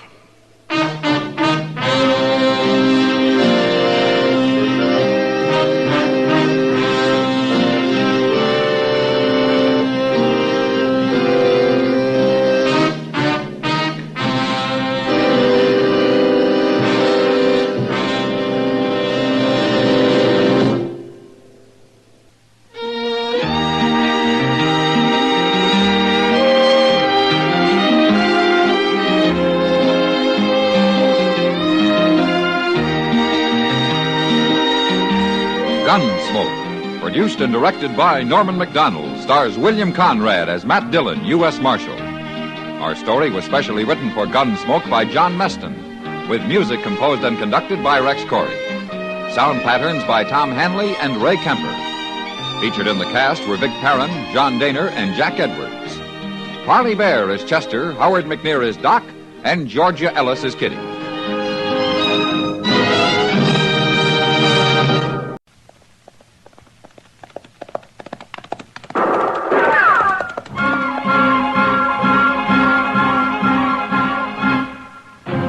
Around Dodge City and in the territory on west, there's just one way to handle the killers and the spoilers, and that's with a U.S. Marshal and the smell of gun smoke.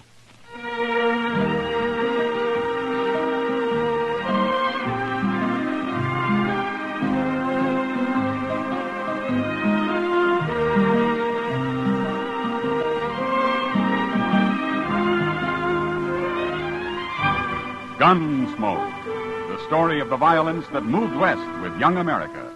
The story of a man who moved with it. Matt Dillon, United States Marshal. Gunsmoke, starring William Conrad.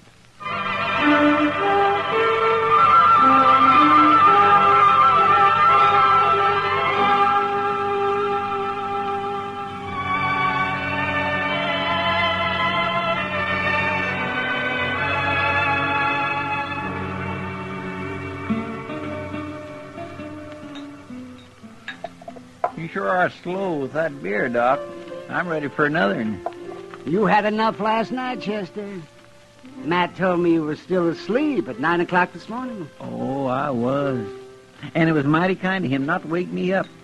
Say, are you sure he said he'd be back this afternoon? That's what he told me. So I... Oh. Now, what in the world was that fella? Who? It just come in the door there with Tyler and Short. Oh, him. That's Weed Pendle. He rode in on a mule a couple days ago. Well, which has the bigger ears? Him or the mule? Oh, he is funny looking, all right. And he acts peculiar, too. That's a mighty scrawny mule, Pendle. I seen you on him this morning. Pendle here's kind of scrawny yourself, Short. Maybe some beer to fatten him up a little. I'd like some beer, all right, but I got no money. Why'd you sell that guitar of yours? Sell my guitar? No, I'd never do that. You must have a nickel at least. Last money I had got stole. Now, who'd dare steal money off a tiger like you, Pendle? I was asleep. I started to wake up, but they kicked me in the head. You call that a head? Looks to me more like your neck just growed out and haired over. I ain't very handsome. You sure ain't. Hey, what'd your old lady think of you when she saw you, Pendle? I don't know. She died. Yeah, laughing, I'll bet. Oh, now that's enough, Tyler. That's too mean. Pendle's a harmless little fella. Ain't nobody talking to you, Chester. Well... Bartender, 3 beers. You buying, Tyler? I'm proud to. A fine old soldier like Weed Pendle. How'd you know I was a soldier? I didn't. Where was you a soldier, Pendle? 3rd Illinois Cavalry. Illinois? You was with the Yankees? Well, I never done much. We had hard luck and never got to see no real Confederates at all.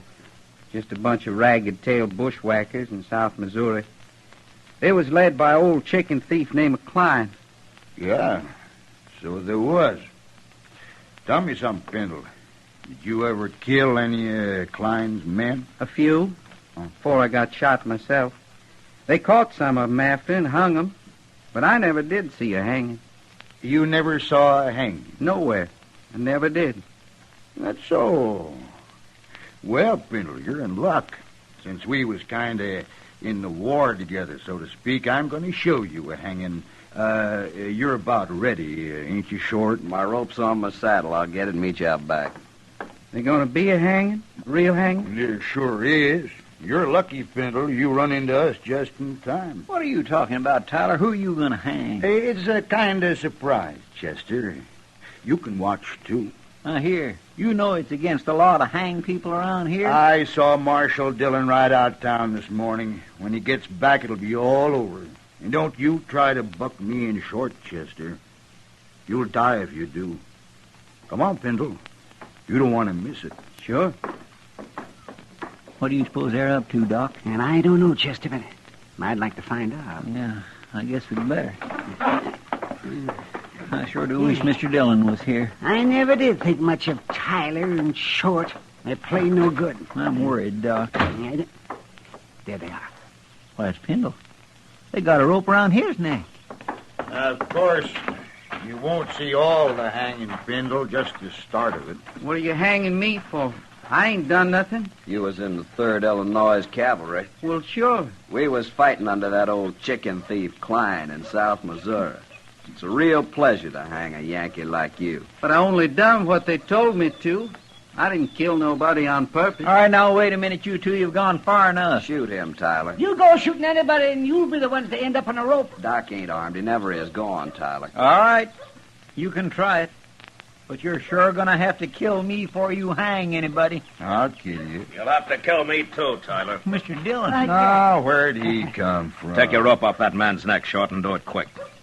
Sure, Marshal. Sure. I told you shouldn't hang me. Oh, we was just funning the Marshal. We wasn't going to hang him. What's this all about, Short? Well, he's a Yankee, Marshal. Killed a lot of us in Missouri during the war. We was going to scare him and then run him off. Well, you forget about that. And forget about the war, too. It's over. The next time I catch you up to anything like this, you're going to go to jail. Go to jail? Over a dumb Yankee who don't own nothing but a skinny mule and a guitar? Get out of here, Short. And you, too, Tyler. Okay, Marshal. But this Yankee better get out of here, too. Out of Dodge. Shut up, Tyler. And get moving. Sure. See you later, Pendle.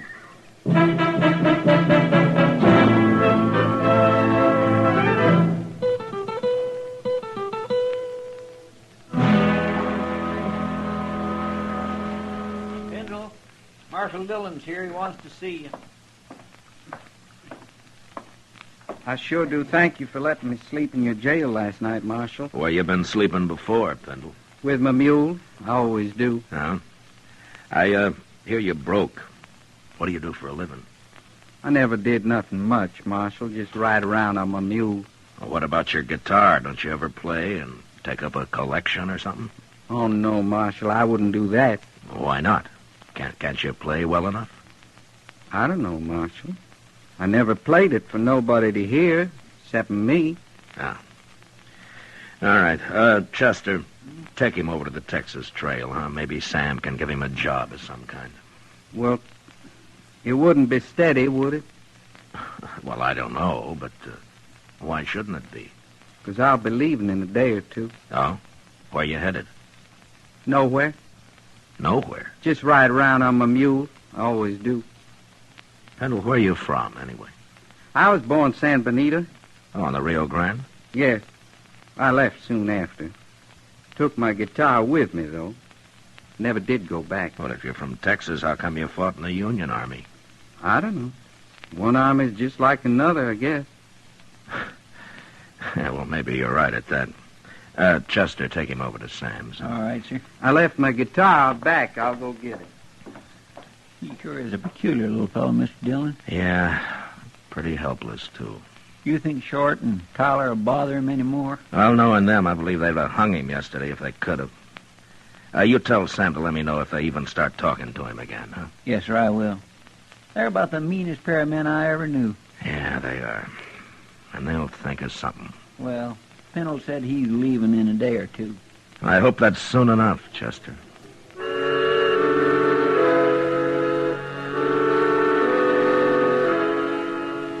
Sam gave Weed Pendle a job sweeping up the saloon and let him live in a tiny shack out back. He tried to get him to play his guitar, but Pendle wouldn't do it. And we all began to think that he probably didn't even know how. It's hard to believe that anyone as simple as he was could learn to do anything. I looked up Short and Tyler and warned them again to leave him alone. And they did. Until one morning a couple of days later. Chester and I had just come out of Delmonico's and were walking up Front Street. Look at there, Mr. Dillon, across the plaza. Yeah, I saw them. Let's go over there, Chester. It's Pendle and his mule, all right. Yeah. And Tyler and Short, too. I told them to keep away from him. What are they laughing at? They're laughing, but he isn't. What do you suppose they've done to him now? Look at his mule, Chester. That's what they've done. Oh, my goodness, Mr. Dillon, he's lost an ear. I thought Yankees liked their mules that way, Short. At least I always heard they did. I guess there's just no pleasing some men, Tyler. You shouldn't have done that to my mule. Well, it's the marshal again. Did you men do this? Now, Marshal, we ain't done nothing to Pendle. Did they do it, Pendle? I tried to stop him, but Tyler held me. Then they gave me my mule's ear, Marshal. It's right here. See? Yeah. Turn around, both of you. Turn around, I said. Now take their guns, Chester. Yes, sir. Can't do nothing to us, Marshal. We didn't hurt Pendle, no. I don't like what you did to his mule. I got him, Mr. Dillon. Now, Rhett, you can turn around again. I ought to cut an ear off of each of you. But I can't do that. So I'm going to do the next best thing. Now, look here, Marshal. Now, leave him there, Chester. Pendle, I'm sorry about your mule. He ain't much of a mule anymore. Well, you better go take care of him. And maybe these two will leave you alone now. Poor mule.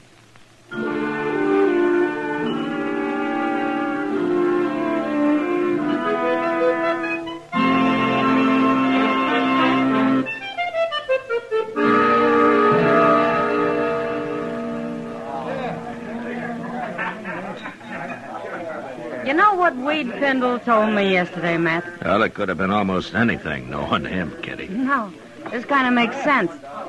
I asked him if he was ever lonely, and he said, no, he never stayed anywhere long enough to get to know anybody that well. He's a little strange, all right. Now what are they up to? Who? Tyler and Short. They just came in with Pendle. No? Look, Matt, he's got his guitar with him. Yeah. Hey, listen, everybody. Hey, listen, everybody. Little Yankee is going to play his guitar for us. At least he's going to try. Ain't you, Yankee? Don't shoot my mule. We ain't going to shoot your mule. Not if you play good enough. Go on, get started. If you know how. They threatened to kill his mule, Matt. You got to stop them. No, wait a minute, Kitty. Go on, Pendle. Go on, play. All right.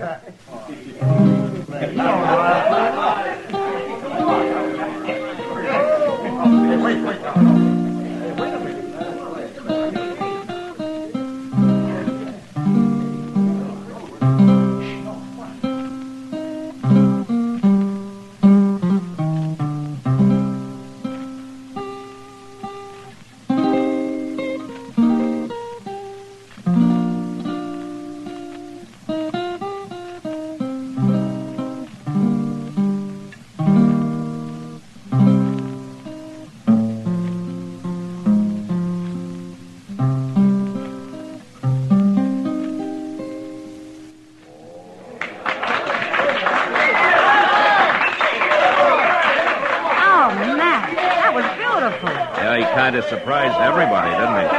Tyler and Short don't look so happy about it. No. The crowd's with Pendle now. Good. They'll leave him. Yeah, they better.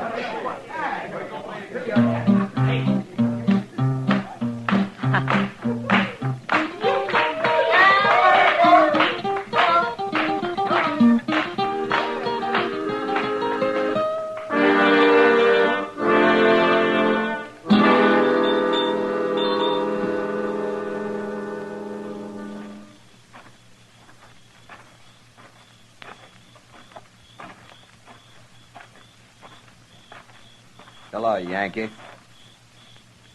Hello. You've been playing that guitar a long time in there, ain't you, Pendle? They wanted me to. They liked it. Well, me and Short been waiting to tell you how we liked it, too. Yeah. Let me see that guitar, Pendle. No. You hurt my mule. Give it to me. I got a gun in your belly, Pendle. Don't move. I want my guitar. You can have it. I just want to sort of tune it for you first. Please. There. Please don't do that. Another thing that's wrong with this guitar, it's a little bit too big for a man like you. But I can make it smaller. There you cigar, Yankee soldier. Maybe this'll learn them. Let's go, Short.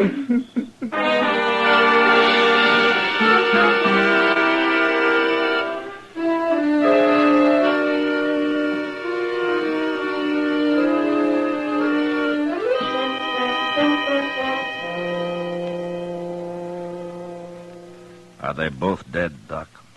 Oh, my, yes. Real dead. For several hours, at least. Why, he must have been asleep when it happened, Doc. It looks like Short there struggled a little. I guess Tyler got his first, and it woke Short up for a minute. He wasn't awake very long, man. Just long enough to see who was cutting his throat, probably.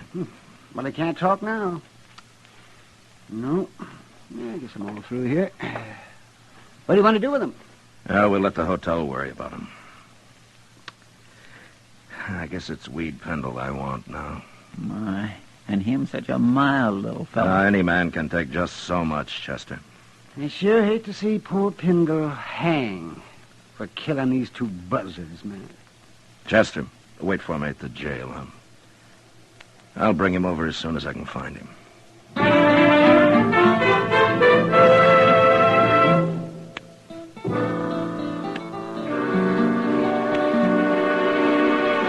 Sam? What'll it be, Marshal? Where's Weed Pendle, Sam? Oh, I just sent him out back for a bucket of sawdust. What do you want him for? Short and Tyler got their throats cut early this morning. Good. I guess their smashing his guitar was too much for Pendle. That's so, huh? Oh, there he is now. Pendle, come over here. Morning, Marshal. Good morning. Pendle, where was you last night? I don't know. Here, I guess. You don't know? Now, wait a minute, Marshal. Pendle, where was you after they wrecked your guitar? Well, I sat in the alley a while, then I come back here. Yeah, that's right. And he was so broke up about his guitar, I didn't want to leave him alone, so I took him up and let him sleep on the floor of my room. That right, Pendle? Well, go on, tell him now. Sure, Sam. That's right. Are you trying to alibi for him, Sam? I know, Marshal Dillon, but I care about him. Some people care about me. Who, Pendle? He's just talking, Marshal. Who cares about you, Pendle? Tell me. Those men. What men? He means some of the boys that was here when he come back with his busted guitar, Marshal. He just told him how sorry he was, that's all. I see. They liked his music, didn't they? Yes, they did. They liked to hear me play. Who was in here then, Sam? Well, now, Marshal Dillon, you know how it is. I'm busy pouring drinks, and I don't pay no mind to who's here and who ain't. I couldn't rightly say it all. Okay, Sam, I guess I can't beat the truth out of you. Oh, now, Marshal Dillon, who cares about Tyler and Short? Dodge is better off without him. There's a law against murder, Sam, and it's the same for everybody. Well, I'll be back later.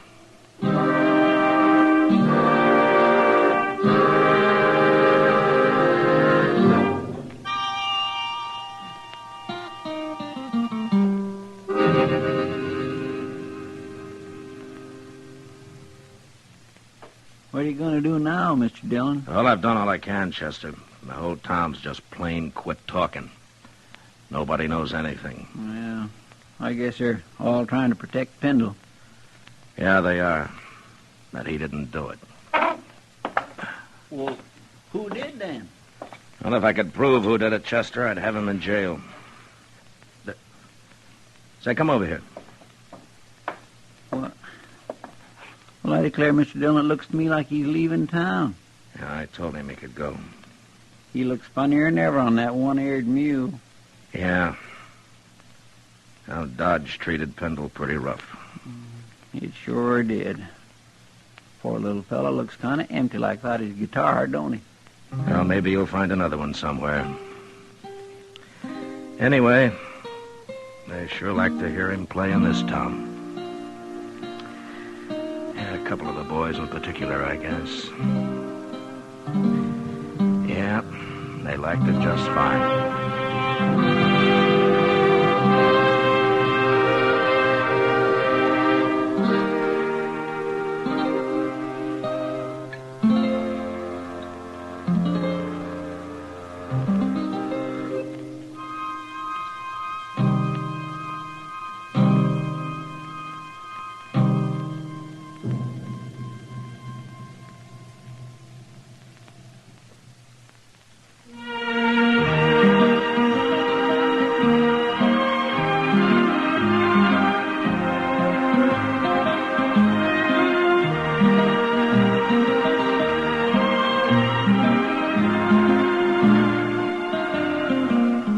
Gunsmoke, under the direction of Norman MacDonald, stars William Conrad as Matt Dillon, U.S. Marshal.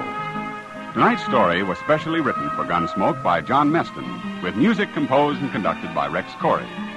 Featured in the cast were Vic Perrin, John Daner, Lawrence Dobkin, and Harry Bartell. Parley Bear is Chester, Howard McNear is Doc, and Georgia Ellis is Kitty.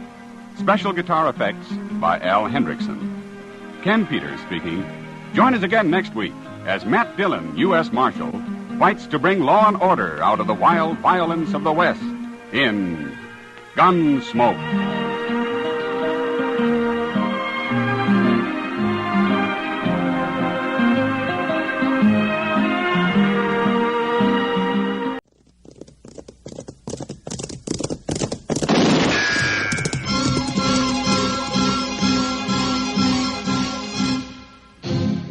Around Dodge City and in the territory on West, there's just one way to handle the killers and the spoilers, and that's with a U.S. Marshal and the smell of Gunsmoke.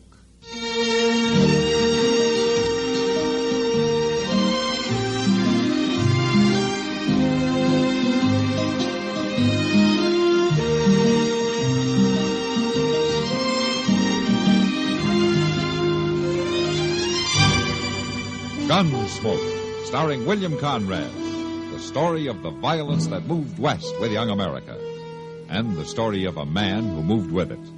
I'm that man, Matt Dillon, United States Marshal.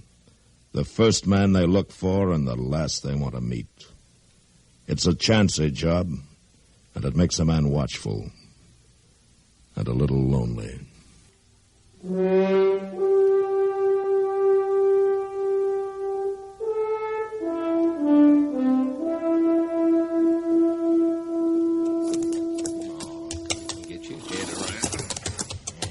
Come on, Rad.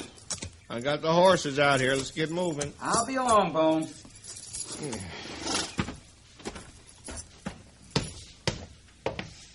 You know, even that rot gut they call whiskey is gonna... What you doing?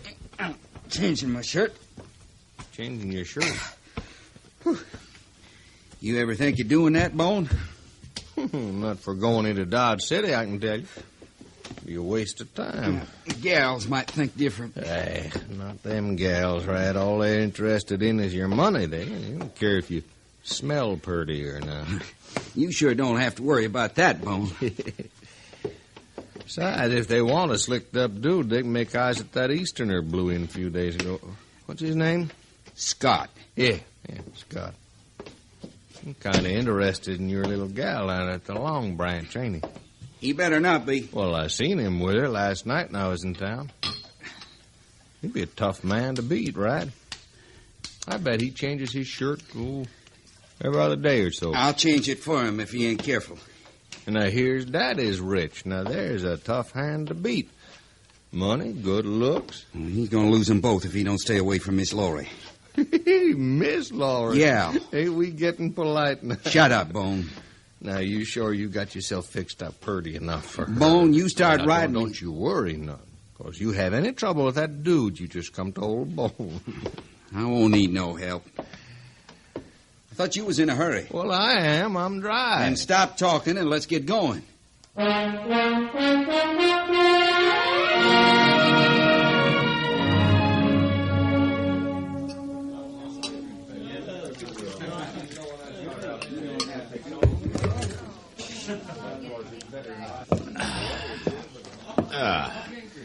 Well, this may not be the best beer in the world, Kitty, but it's a lot better than that stuff they serve up at Hayes City. Well, thanks a lot. Yeah, Kitty, this saloon, bad as it is, looks mighty good after some of the places I've been in on this trip. Now, look here, Matt. You get as good a run for your money here as any place in Kansas. Well, I was just saying, Kitty, that I'm glad to be back.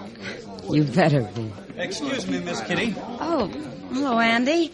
You know Marshal Dillon? Marshal? This is Andy Scott, Matt. Glad to know you, Andy. Andy's on a visit from back east. Oh, business trip? No, it's a graduation present from my father, Marshal. This trip out here, I mean. Ah. When I get back home this fall, I'll be going to work. That sounds like you better enjoy yourself while you can. Yes, I guess that's right. Miss Kitty. Yeah? I was looking for Laurie. She ought to be here any time. Well, I'll, Andy, if you have a minute, why don't you sit down? I'd like to talk to you about something. All right. You want a beer? No, thank you.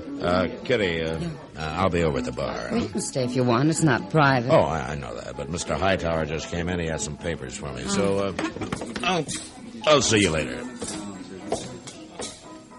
What did you want to talk about? Laurie. Oh? What about her? She's very young, you know, Andy. She's just 18.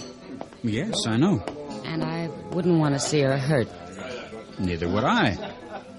If her parents were alive, she wouldn't be working here at all. Miss Kitty, Laurie and I have become good friends, very good friends. And she's told me a lot about herself. I'm sure she has. She was stranded. She needed money and a place to stay and people to be around. I don't think it's been hurting her. Working here, I mean. I don't either. Then what you're saying is that you don't want to see her hurt by me. That's right. Neither do I. You're seeing an awful lot of each other. She's pretty fond of you. I hope she is. But with you, this whole thing's just part of your trip west, your big adventure on the plains. It's after you leave that I'm worried about. When the time comes for me to leave, I hope Laurie will leave with me. Come back to Philadelphia to stay. You talking about marriage? Yes, I am. I see. Now, if you'll excuse me. I'll see you later, Miss Kitty. Sure. Well, I sure solved a lot that time, didn't I?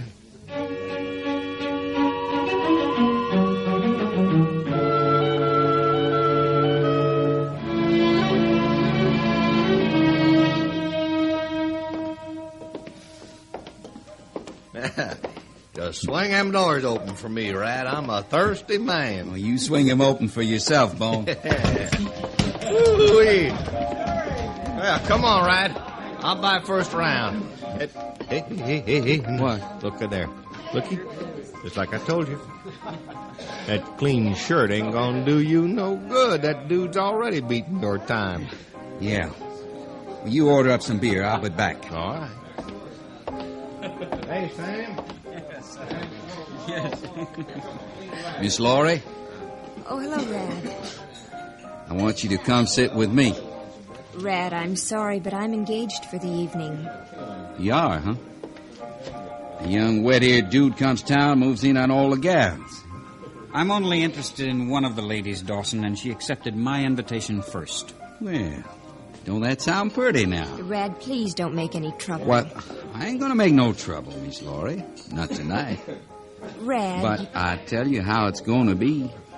I'm coming to town every night from now on, and all them engagements is gonna be with me. It seems to me that's up to Miss Laurie. Well, sure enough. It's up to Miss Laurie. And if she wants you to be able to get back where you come from in one piece, schoolboy, she'll see it my way. You get out of here. Sure I will. I'll go right now. But you better not let me catch you near this gal again, schoolboy. I'll teach you a new kind of lesson.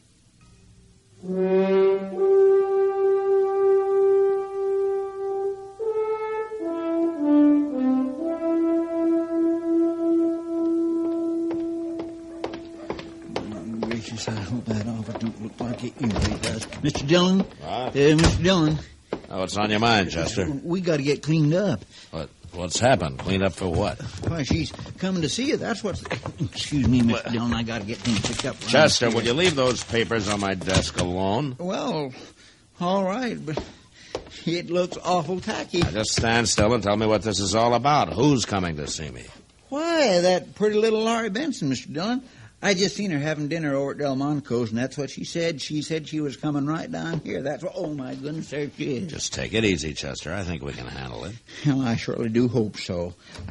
How'd you do, Miss Laurie? Come right in. Hello, Chester. Marshal Dillon. Hello, Laurie. Marshal, I don't know if I should have come here or not, but... Well, I need help. Oh?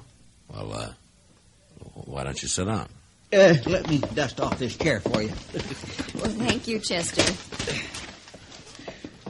Now, Laurie. We surely would be glad to help you, Miss Laurie. That's very kind of you. All you have to do is just say the word, and we'll be there fixing up anything that you need fixing up. Ain't that so, Mr. Dillon? Well, I think we ought to know what it was first, Chester, don't you? Well, yes, sir, of course. We'd have to know what it was first. Now, all you need to do is just speak right up, Miss Laurie. Well, That's I wanted... right. Now, you just Chester. tell us. Mr. Dillon? Weren't you on your way over to the livery stable to see how that sore-legged horse was getting on? Well, yes, sir, I was. All right. Excuse me, Miss Laurie. Certainly, Chester. Now, Laurie, what's on your mind? Marshal Dillon, can one man keep another man from seeing somebody? Oh. Well, I'd say that would depend on the men, Laurie. I have a friend named Andrew Scott. Oh, yes, I met him. Well, do you know Red Dawson? Mm-hmm. I know Dawson. Well, he seems to like me. He's always been, well, very nice until Andy came to Dodge. Now Rad says he'll hurt Andy if Andy and I see any more of each other. Well, that's not too surprising, Laurie. Andy's stubborn, Marshal. I'm afraid he'll get hurt. I don't want him to get hurt on account of me. He seems to have a mind of his own. But, Marshal, they mustn't fight. I thought you might kind of talk to them. Well, I tell you, Laurie, stopping a couple of men from fighting over a pretty girl is something I can't do much about. You're laughing at me. No, Laurie, I'm not laughing at you. I'm very serious. It's just that, well, this kind of thing isn't exactly in my department. Then you won't help me? You won't talk to them? I'll do anything I can, Laurie, to help you, but there's just one thing. What's that? I can't promise that either one of them's going to pay any attention to what I say.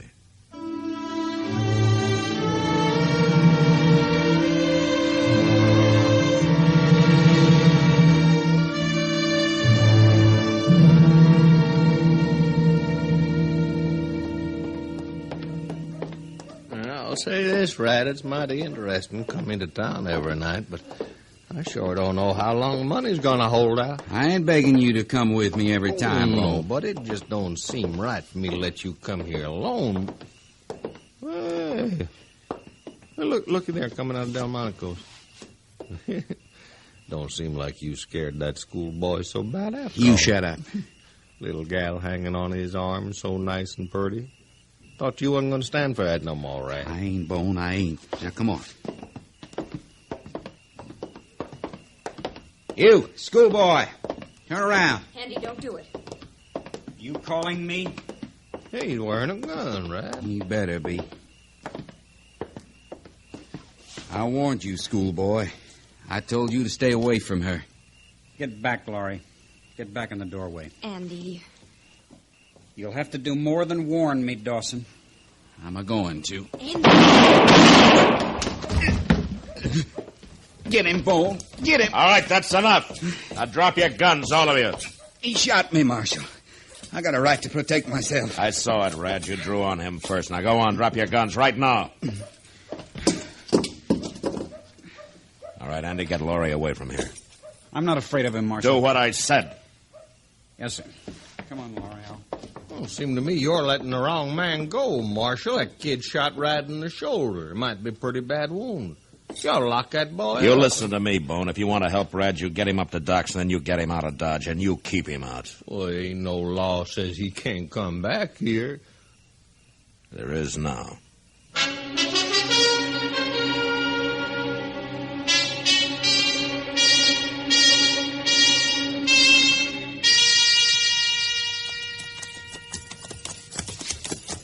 How you making it, Rad? Shoulder hanging together all right? It ain't my shoulder that's eating at me. Yeah. No account Marshal sure talks mighty big. That ain't the Marshal neither. I gotta get me that Andy Scott. I gotta get him good, Bone. You ain't got no chance to do nothing. That Marshal see you in Dodge again. He ain't gonna see me. What you figuring on? I'll lay low till it's dark, and hide out near the Dodge house. That's where he lives. Gonna ambush the kid? When he comes back from seeing Laurie, I can jump him real easy. Figure on killing him? I don't much care what happens to him. I'll tell you true, I'm going to give that kid the beating of his life. Hey, Rad. Why don't we bring him out to our place? Why bother carrying him way out there? Well, no, that kid, he's got a rich daddy, ain't he? Yeah, I guess so. Well, make us a pile of money, and you could teach that kid a lesson the same time. How? Well, his daddy paid good money to have us turn him loose. How would he know? We get the kid to write him a letter, telling him to. Well, I don't know. Main thing I want is for him to leave Laurie alone. Well, you do whatever you want after we get the money. You know, you might just be right at that, Bone. After all, a little money never hurt nobody.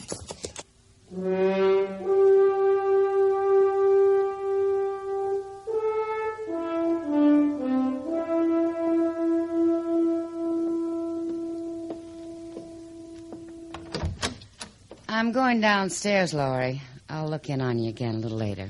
Oh, I'm all right, really, I am, Kitty. I'm ashamed I gave way so, but... Well, I just couldn't believe Andy'd go away like that. That he'd run. I'm sorry. Honey, this wasn't his world. You mustn't blame him too much. I know, Kitty, I know. I shouldn't have expected anything, but... Well, I did think he'd at least say goodbye.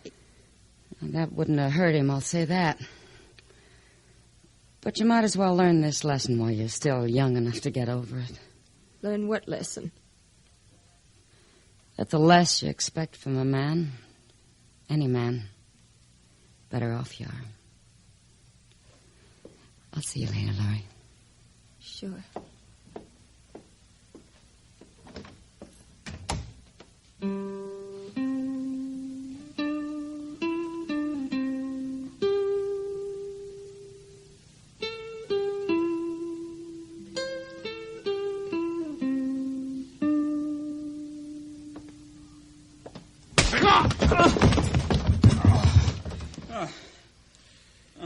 Well, you better answer me, boy.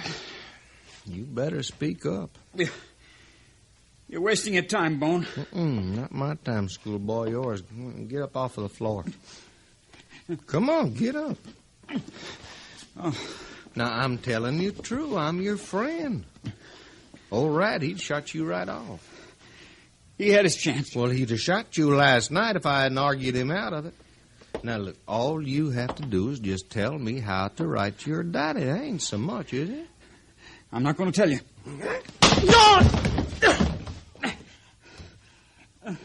You're going to tell me. Well, it might take a little time, but you'll tell me.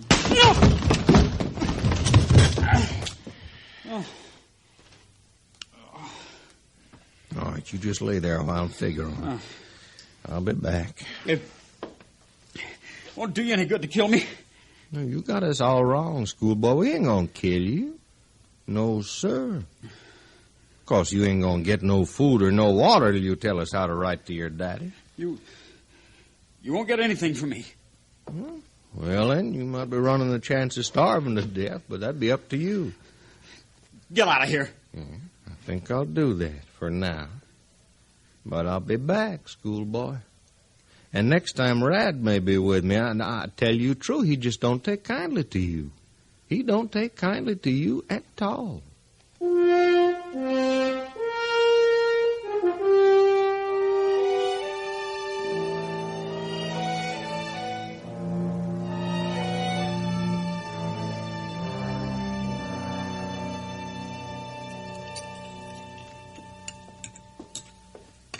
Can I sit down with you, Mr. Dillon? Sure, Chester. I was beginning to worry about you. It's not like you to be late for a meal. I sure do hope there's some of that pie left. I declare I could have wrung his neck. Oh, wrung whose neck? Old Dobie, or the Dodge House. I just couldn't get away from him, and I knowed it was dinner time. What was Dobie ragging you about this time? Well, he's awful upset over that young fella, Andy Scott. Scott? Is he back in town? Well, that's just the trouble. He ain't. He left without paying his bill. He left his stuff strewn all over his room. Well, Mr. Dobie's fit to be tied. He's acting like an old maid about it, if you ask me. Wait a minute, Chester. Dobie didn't see Scott leave? Well, he ain't saw him since that day you stopped the shooting out in the street. And Scott hasn't been back to his room? Well, if he has, Dobie ain't saw him. It don't seem nobody has. I'm afraid somebody has, Chester. And we better find out.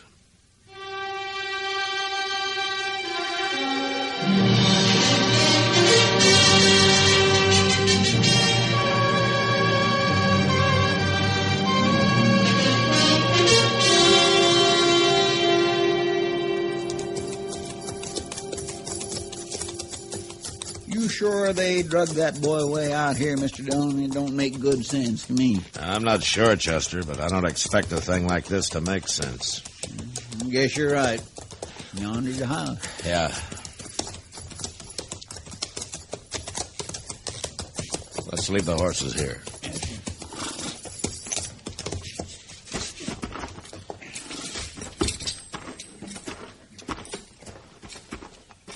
Just keep your eyes open.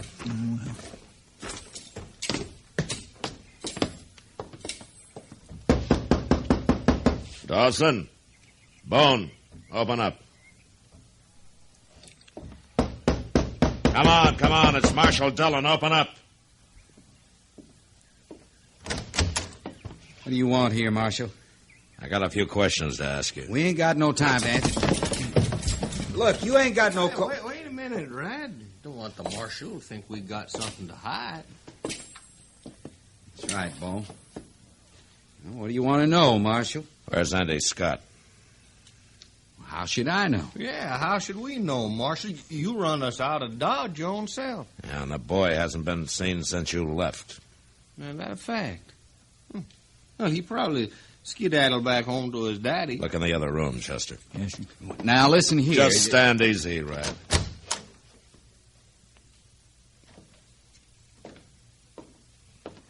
Ain't nobody in there, Mr. Dillon. Of course there ain't. Now, it's like I Mr. told Dillon, you. look out the window. They smoke coming out of that shed. What? Come on. Marshal, you ain't going nowhere. Don't try it, Rad!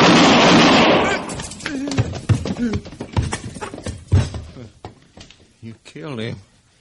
You want to argue anymore, Bone? Not like that, I don't. All right, then drop your gun on the floor and come outside and be mighty careful how you move. Sure.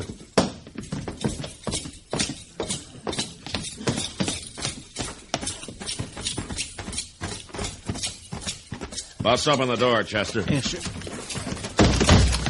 Come on. Why, it's Scott, Mr. Dillon. Yeah. Are you all right, Andy? Here, untie his arms and legs, Chester. I'll get this rag out of his mouth. Thank you, Marshal. It's a lot better. Stomp that fire out, Chester. Yes, sir, it ain't got a very good start. All right. Here, Andy, let me help you. We'll get you out of here. Come on. Thanks. Now, did you kick that lantern over? When I heard somebody ride up, it was the only thing I could think of. You took an awful chance of burning yourself up. Well, my chances weren't too good, anyway I looked at it. Yeah. Fact is, I'm surprised to find you alive at all. Oh, they weren't going to kill me, Marshal. They were just leaving me here to die by myself. Is this true, Bone? Mm-hmm. The marshal was his own fault. All he had to do was just tell how to write to his daddy. What? Well, sure, Marshal. I kept Rad from shooting him. We were just trying to get us some money. All that boy had to do was talk. We'd have let him go. Sure you would. Just like I'm going to let you go. Well, you don't want me, Marshal. You got Rad. He's the one that started it. Sure, Bone. But you didn't stop it. Now, come on, let's get going.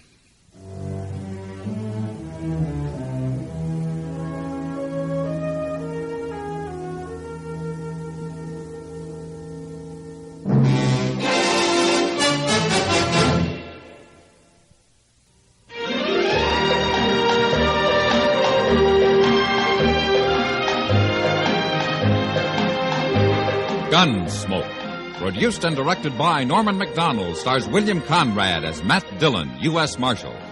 The story was specially written for Gunsmoke by Marion Clark, with editorial supervision by John Meston. Featured in the cast were Sam Edwards, Eleanor Berry, Vic Perrin, and Lawrence Dobkin. Parley Bear is Chester, Howard McNear is Doc, and Georgia Ellis is Kitty.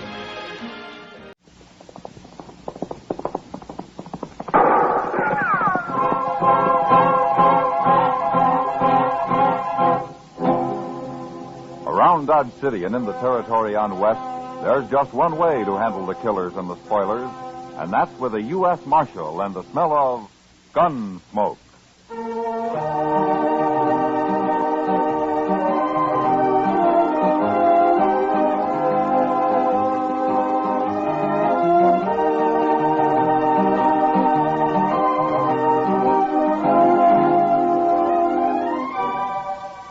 Gunsmoke, starring William Conrad, the transcribed story of the violence that moved west with young America.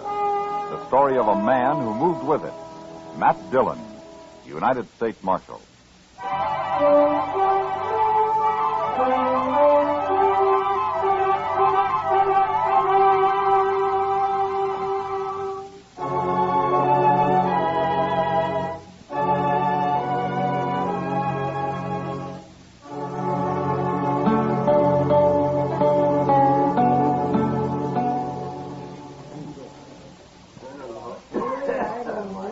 Mind if I sit here a while, Marshal? Of course not. Sit down, Billy. Hey, you look worried, Billy. A boy like you shouldn't look worried. I'm 21. That's a man's age, isn't it, Chester? Oh, sure. 21's pretty old, Billy.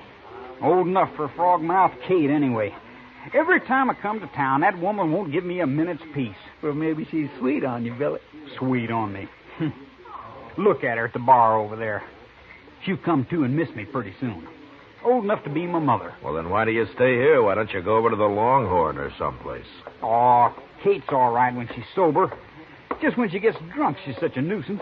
Well, she sure looks drunk now. She is.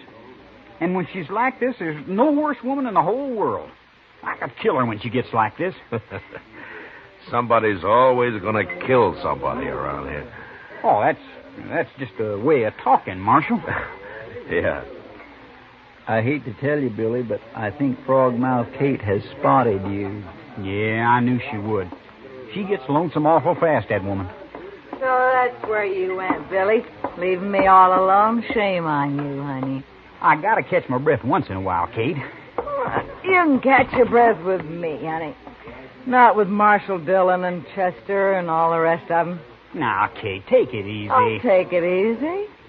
You and me'll take it easy in St. Louis, Billy boy. And quit talking about St. Louis all the time. I ain't about to go to St. Louis. I'm broke right here in Dodge. I got the money, Billy. Almost I got it. Almost enough. You and me, huh, baby? Oh, Kate. Why don't you pick on somebody who can at least buy you a few drinks? Well, they've been buying me drinks. I don't care about them anyway. Let's get married, Billy boy. What do you say, huh? You and me. See what I mean, Marshal? Ain't she awful? Well, she likes you, Billy. Sure. We're a couple of real lovebirds. Yeah. Now stop that. Let go of me, Pete. I'll break your head open. You're cute, Billy lover boy. Joe, cut it out. Well, if you'll excuse us, we better be moving on.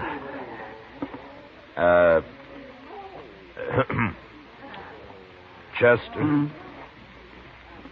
Well, all right, Chester. Yes, sir. So long, Billy. Kate?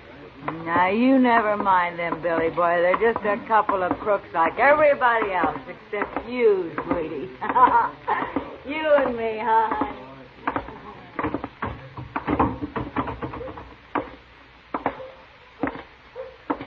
My. Poor Billy. Well, he's got to learn somehow. I suppose. The town seems pretty quiet, Chester. I think I'll go to bed. Good idea, Mr. Dillon. I'll sleep in the office tonight. All right, I'll see you in the morning. Good night, sir.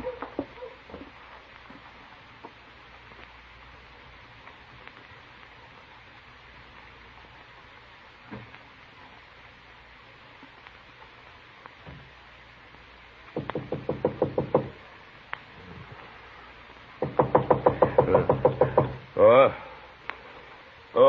who is it? It's Chester, sir. Open up. Well, just a minute, Chester.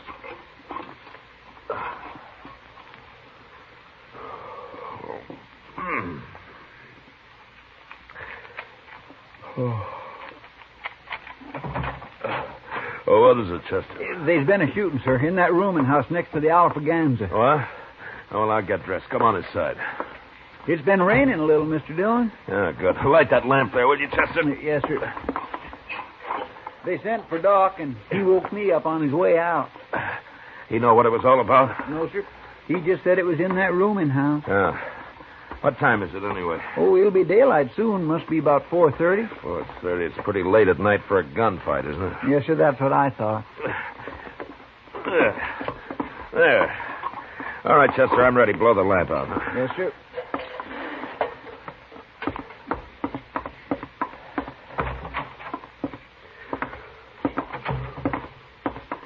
That rain sure helped.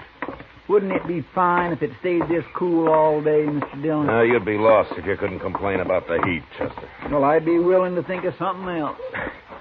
Yeah, I suppose.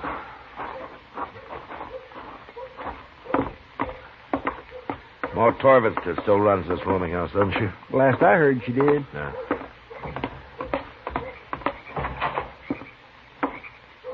Marshal. Down here, Marshal Dillon. It's Ma Torvitzer, all right. Hello, Ma. Right in here, Marshal. Who was it, Ma? Frogmouth Kate. She got shot. Kate.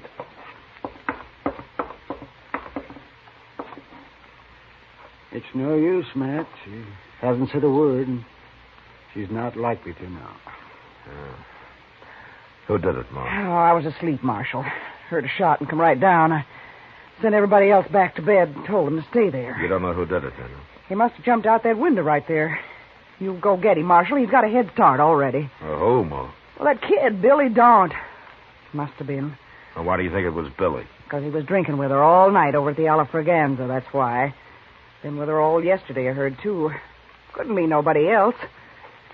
He stole her money, too. How do you know he did, Ma? Oh, she showed me once.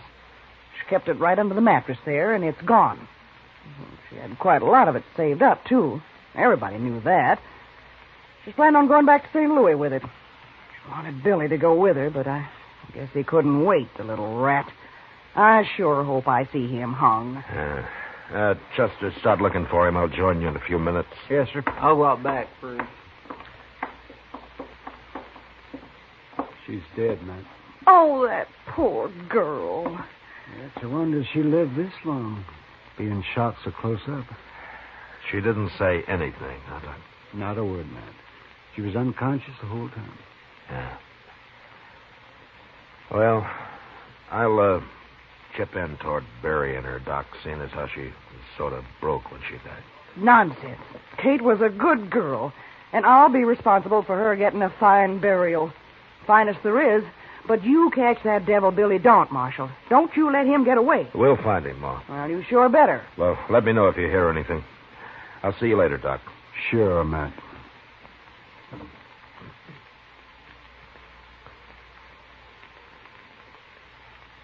Chester and I spent the next couple of hours looking for Billy Daunt, but nobody had seen him since he and Kate had left the Alfraganza together the night before. We did learn, however, that he'd been riding for Luke Atkins, and since it was our only lead, we decided to go out to the ranch and have a talk with Luke. It was mid-morning when we rode up to the main house, and at first the place looked deserted. Anyway, it's cool here under the cottonwoods. Maybe Luke's out on the prairie somewhere. Well, if he's smart, he's keeping away from the sun right there in the house.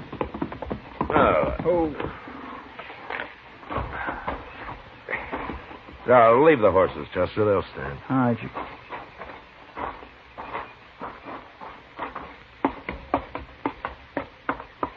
Who's there? It's Matt Dillon, Luke. Oh, just resting a little, Marshal. Hello, Chester. Hello, Luke.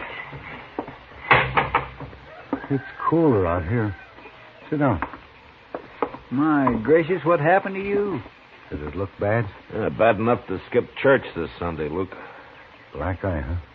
I ain't got a mirror. Your jaw's swollen, too. Fool kid, I never saw him like that before.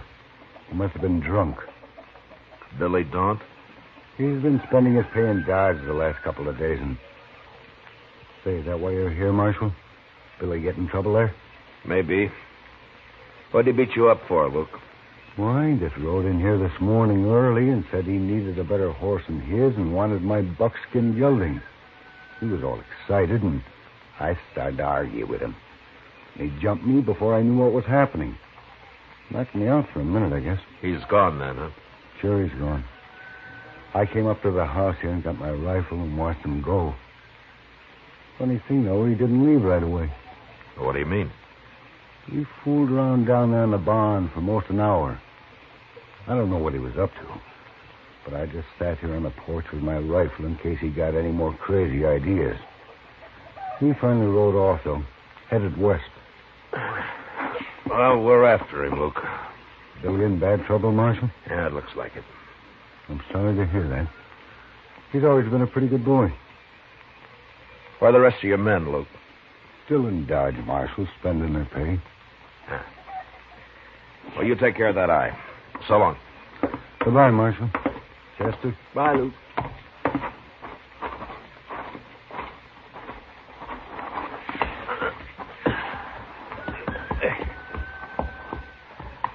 Come on. Well, there's not much question about Billy now, is there? Yeah, there sure isn't. Start looking for tracks, Chester. Yes, sir, I have been. The ground's still damp from the rain last night. We ought to cut this trail easy. I don't see anything. Now, look there, over there. Those are fresh tracks. Yeah, they're fresh, all right, but they lead toward the ranch, not away from it. Yeah. Well, let's follow them anyway, Chester. What? Come on, let's ride. Chester figured either Billy was riding backwards or I was crazy. But he stopped arguing after a couple of hours, and we rode in silence the rest of the day. Long about dusk, I figured we were catching up with him, but we couldn't afford to lose the trail. And when night came, we made camp. Next morning at daylight, we went on. By noon, it was clear Billy hadn't taken any rest at all. A couple of hours later, we began to wonder how much longer his horse could hold out. This is the doggonedest hunt I was ever on. Billy just isn't very smart, that's all. Well, I must be half crazy. Beating up Luke Atkins like that? When a man's in a panic, he'll do almost anything, Chester. Well, you'd think he'd at least have sense enough to rest his horse now and then. And that'll be easier for us if he doesn't. Chester. Look up ahead there. Hey, by heaven, it's a horse. Yeah. Huh.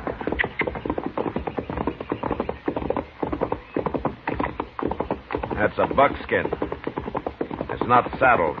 There isn't a thing around, sir. This side of that bluff, anyway. The bluff's too far away for an ambush. The horse doesn't look very good, does he? He's not even eating. Yeah. Oh. He may never be any good again. That fool kid. Well, he can't be very far away, unless he's found another horse. Look at the buckskin's hooves, Chester. Why, he isn't even shod. Yeah, Billy pulled his shoes when he left him. He sure made a mistake, though. What do you mean? That's what he was doing in Luke's barn, putting the shoes on backwards. Now he's pulled them. It wouldn't fool anybody. All it did was help wear his horse out even more. He had me fooled for a while. Anyway, we'll catch him pretty soon now. Yeah, well, his tracks lead toward the bluff there. Probably into that clump of trees. Well, if that's where he is, he can see us. All right, we'll ride in from different directions. You can't get both of us. Okay, sir. A half hour later, Chester and I had reached the trees about the same time, and without being shot at. There was a spring there, and a tiny cabin, deserted. One set of footprints led up to the place, and two sets led away from it. Billy had taken whoever lived there along with him. Figuring there wasn't too much hurry now, we watered our horses and let them breathe for a while. The way I figured, Mr. Dillon, Billy was here about dawn this morning. Well, they won't be far away, not more than 15 or 20 miles at the most. I see he's found a horse. Well, that's why he's carrying his saddle, isn't it? Yeah. Only Billy isn't carrying the saddle. What? He's saving his strength. Whoever was in this cabin is doing the hard work. You mean Billy took him along just to carry his saddle? Yeah, he found himself a pack horse, Chester. Mr. Dillon, I'm getting to have less use for Billy Don every minute. Come on, let's ride him down before it's too late for this poor fellow, whoever he is. All right, Chester.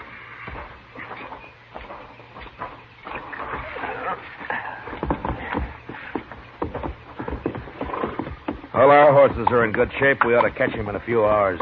I sure hope so. You take the side of the trail, Chester. Track about 10 yards behind me, huh? All right, sir. All right, let's go.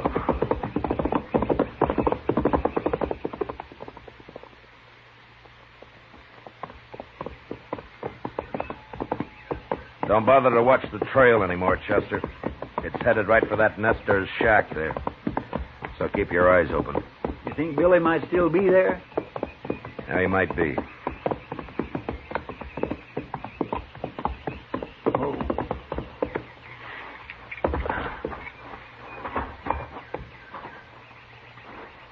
Maybe he's inside, Mr. Dillon. Yeah.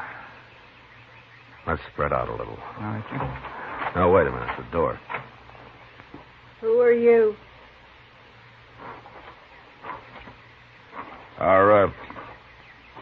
Are you alone, ma'am? You the law? I'm Marshal Dillon from Dodge. You're too late, Marshal. You mean he's gone? He's gone. Take a look around at the side, Marshal. Right around there. Go on, look. Both of you.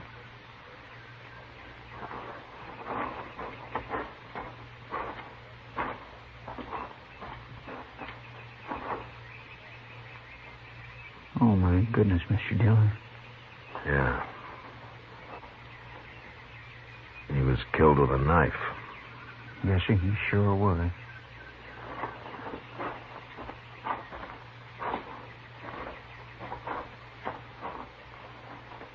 That your husband, ma'am? Yes.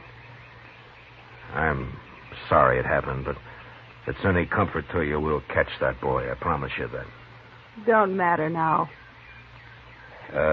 He had another man with him. Where's he? Inside. I've been trying to fix him up. He was near dead when they got here. Poor old Clabe. Clabe? He's 75 years old, Marshal, and that's too old to be used like an animal. Rotten kid. I'd like to talk to him, ma'am. Come on inside.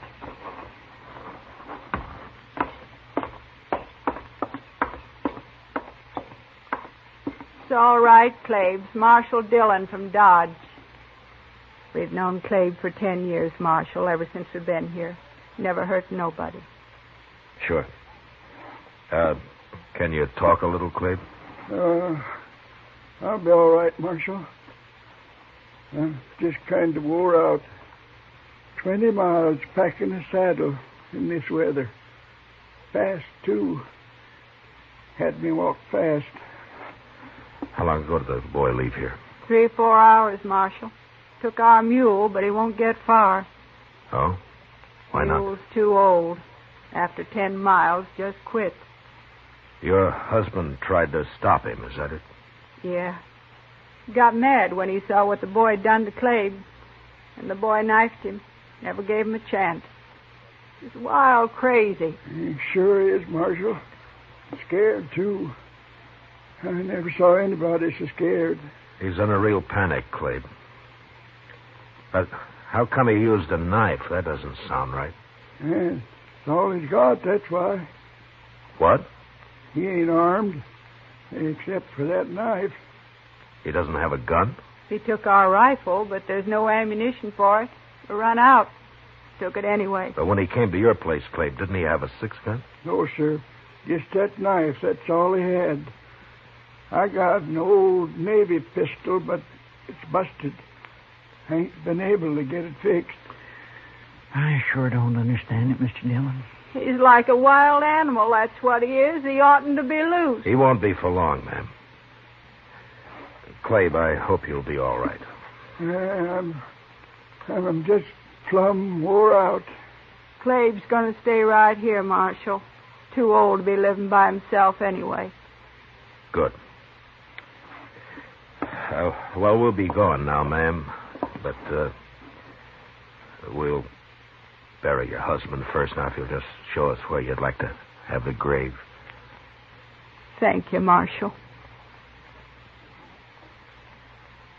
The woman wanted her husband buried right where he'd fallen. So we dug the grave there and laid him into it. She watched, straight-faced, without a tear. Then she said goodbye and went back into the house. It was just after sunset when we caught up with Billy. Just as the woman had said, the mule had gone 10 miles and quit. Billy saw us coming, started running across the prairie on foot. His panic had made him as nearly brainless as a man could get. Look at him, Mr. Dillon. Did you ever see anything like it? He's still got a knife, Chester. Hold it, Billy. You can't get away. Right up on the other side of him, Chester. Yes, sir. You've run far enough, Billy. You have to shoot me, Marshal. No, we won't. Take your rope down, Chester. Good idea, sir. All right, Chester, let's rope him.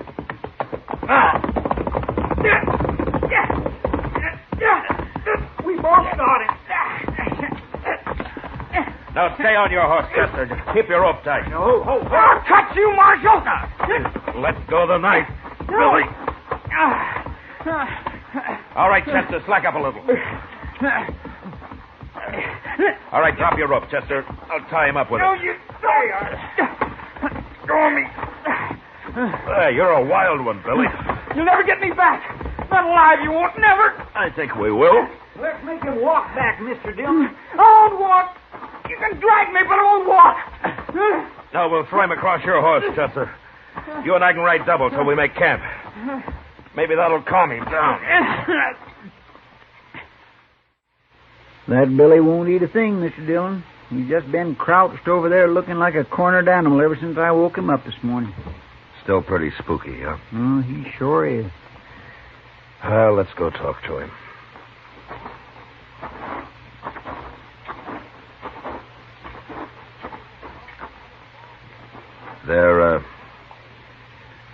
There's some bacon over there, Billy, if you want it. Aren't you hungry, Billy? I didn't kill her, Marshal. Oh? You've been running awful hard for an innocent man. I didn't kill her, I tell you. We'll let the judge decide that, Billy. I was waiting for her outside, and I heard the shot. I went around, and her window was open, and she was lying there. I didn't kill her. Then why did you run, Billy? I knew you'd be after me. I had to get away. I ain't going back to Dodge. I ain't going. Yeah. All right, let's get packed up, Chester.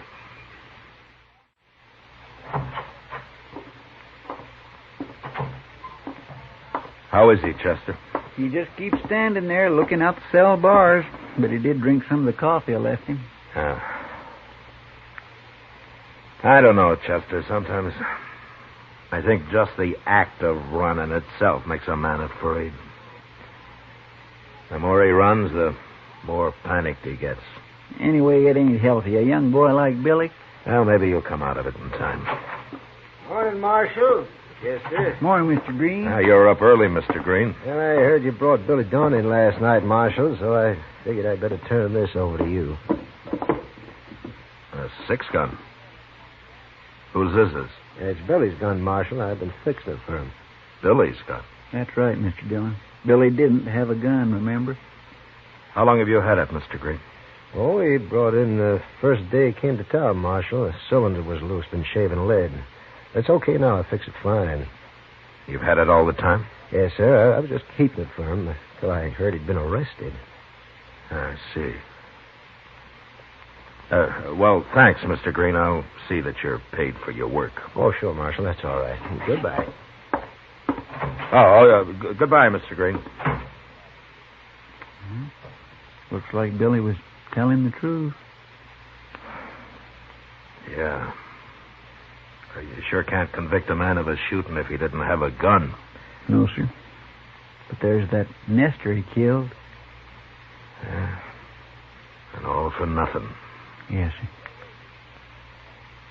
Well, Chester, it's pretty hopeless now, but let's see if we can find out who did kill Kate. Probably just some thief.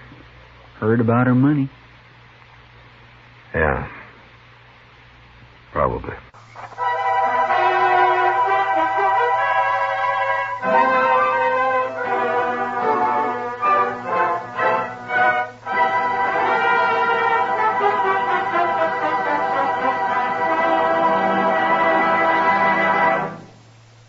Gunsmoke, under the direction of Norman MacDonald, stars William Conrad as Matt Dillon, U.S. Marshal. Tonight's story was specially written for Gunsmoke by John Meston, with music composed and conducted by Rex Corey. Harley Bear is Chester, Georgia Ellis is Kitty, and Howard McNear is Doc. Gunsmoke has been selected by the Armed Forces Radio Service to be heard by our troops overseas.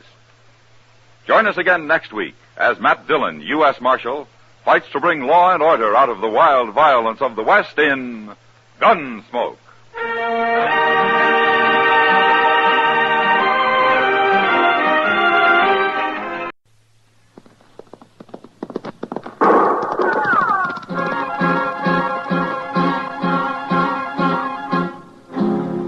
Around Dodge City and in the territory on West, there's just one way to handle the killers and the spoilers, and that's with a U.S. Marshal and the smell of gun smoke.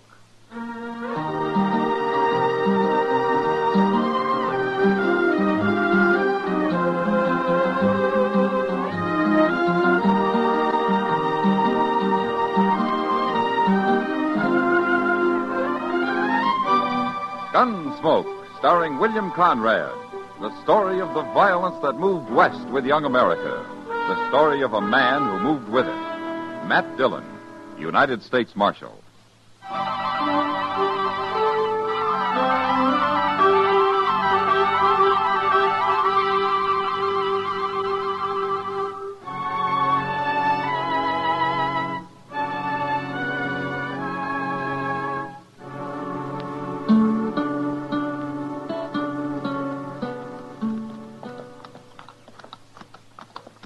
Doggone if Dodge ain't growed a heap since I was here. It is very big. Front Street must have 7, 8 saloons. A lot of towns I seen don't even have that many houses. We are going to stay here? Now, Nina, I told you not to fret yourself. Nobody's going to bother you. Well, look there. The Longhorn Saloon. You know, a man might find whiskey fit to drink in a place like that. Just drop your reins over the rack, Nina. Your old pony ain't about to go nowhere. I will wait right here, Cuff. Here in the dust and heat? Come on, get down off that old horse. You've been riding so long you need to walk around some. All right. Anyway, it's cooler inside. If they got a ladies' parlor, you can sit in there. Well, sit on the porch. Come on.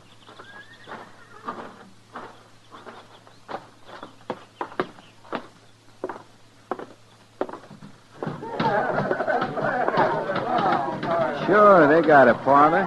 There's a side door over there, Nina. You go on in and wait.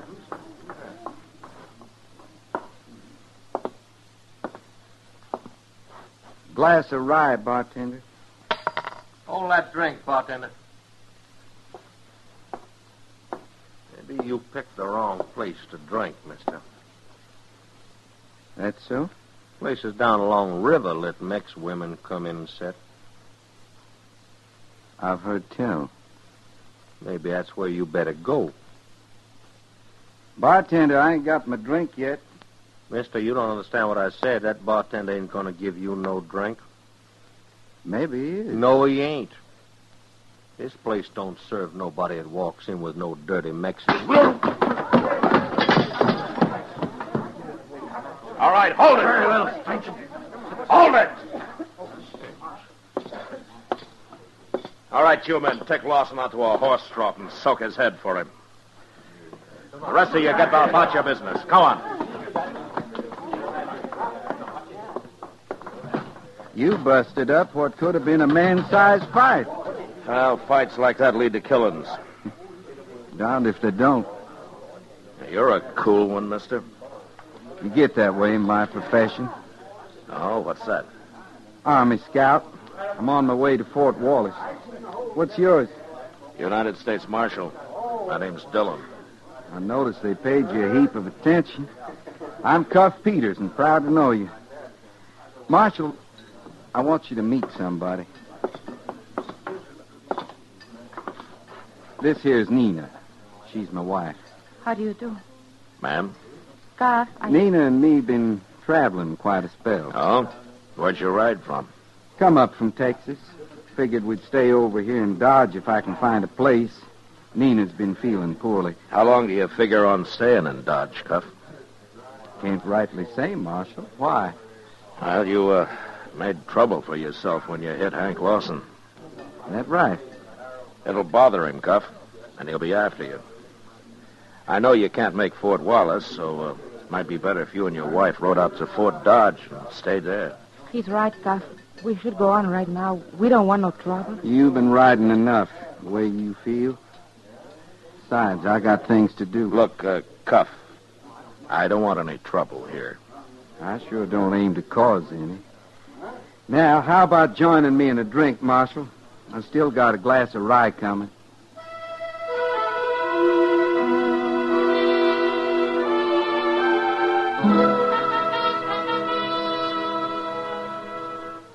Dodge was real quiet for the next week, except when a drunked-up cowboy tried to burn the town down because he lost at a faro table.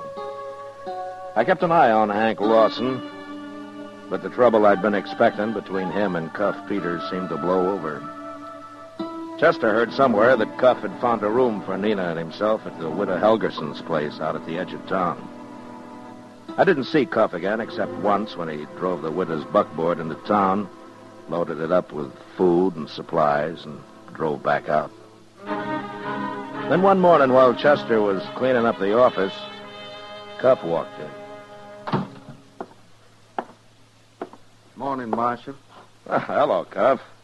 I never did get a chance to pay you back for that drink you bought me. The time will come, Marshal. Cuff, this is Chester Proudfoot. Cuff Peters. Well, sir, I'm that proud, Mr. Peters. Howdy. Mr. Dillon told me how you knocked old Hank Lawson across the bar at the Longhorn. I sure do wish I'd seen that. Chester isn't too fond of Hank. Well, if I'm going to hit him again, I'll let you know. Well, thank you. Marshal, what I come for was to get your help. Oh, what is it, Cuff? Well, I don't know much about doctors and all, and they say you're a good friend to the one in town. Oh, I've known Doc for a long time. What do you need? Well, I'm not ailing, but Nina's feeling real puny. Oh? I think maybe someone should have a look at her. We ain't been married but 5-6 months, and I don't understand much about women folk and their ailments. Chester, run up and get Doc, will you? Yes, sir, Mr. Dillon. You see, Marshal, the thing that bothers me the most is that I got to start out for Fort Wallace right soon. I already stayed here longer than I intended. Well, if your wife's sick, you can't take her with you on a ride like that. That's what I want to know from the doc. Is she too sick to ride? Well, you could leave her here. She could come on later. I'd just pure hate to leave her behind if I didn't have to. Oh, hello, Mac. Where's the patient? Doc, this is Cuff Peters, Doc Adams. Howdy, Mr. Howdy. Mr. Peters wants you to have a look at his wife. I'm ready. My bag's by the door there. Doc, Maybe you ought to know before you come with me. My wife's Mexican. Well? The only reason I mention it, some folks here seem to take exception. Oh, for heaven's sake, standing here talking isn't going to help Mrs. Peters any if she's sick, you know. You ready to go, young fella? I'm ready, Doc. Marshal, I want to thank you. Sure, Cub. Goodbye. So long. See you later, man. He's a nice little fella, ain't he, Mr. Dillon? Yeah, he seems to be, Chester. What's he do for a living? He's an Army scout, he says. On his way out to Fort Wallace. I always had in mind that scouts was more tricky. Shucks, he's no more sly than me. Yeah, don't let Cuff fool you, Chester. He's small, but he can take care of himself. Well, one thing, he don't seem to let nothing upset him none. Well, he's worried about his wife, Chester. Plenty.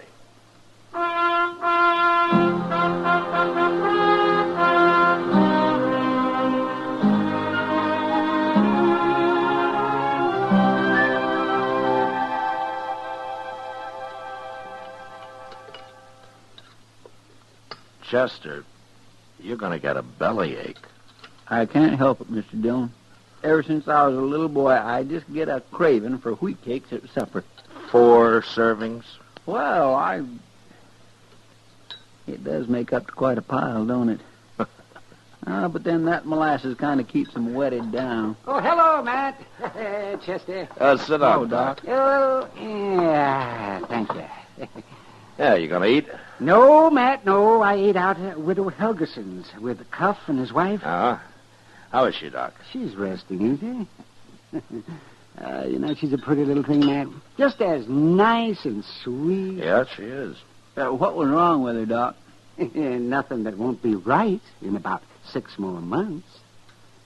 Well, that don't make sense, Doc. She's going to have a baby, Chester. She is? Well, it only took a minute to see that. I guess Cuff meant it when he said he didn't know much about women. Well, I should think a baby be easy enough to tell about. At Chester. Oh, yes. Cuff sent a message to you, Matt. He's going on out to Fort Wallace. Says after he reports into the colonel and gets a place ready out there, he'll come back for Mrs. Peters. Now, that's a 10-day ride there and back, Doc. Well, I know, man. Why? And I don't like Mrs. Peters staying alone here in Dodge. Well, there's nothing to be worried about. She's in good hands here. Yeah, but the widow Helgeson's an old lady, Doc. She wouldn't be much help to Nina. Well, what kind of help would she be needing, Mr. Dillon? More than an old lady could give her. If Hank Lawson finds out that she's alone here.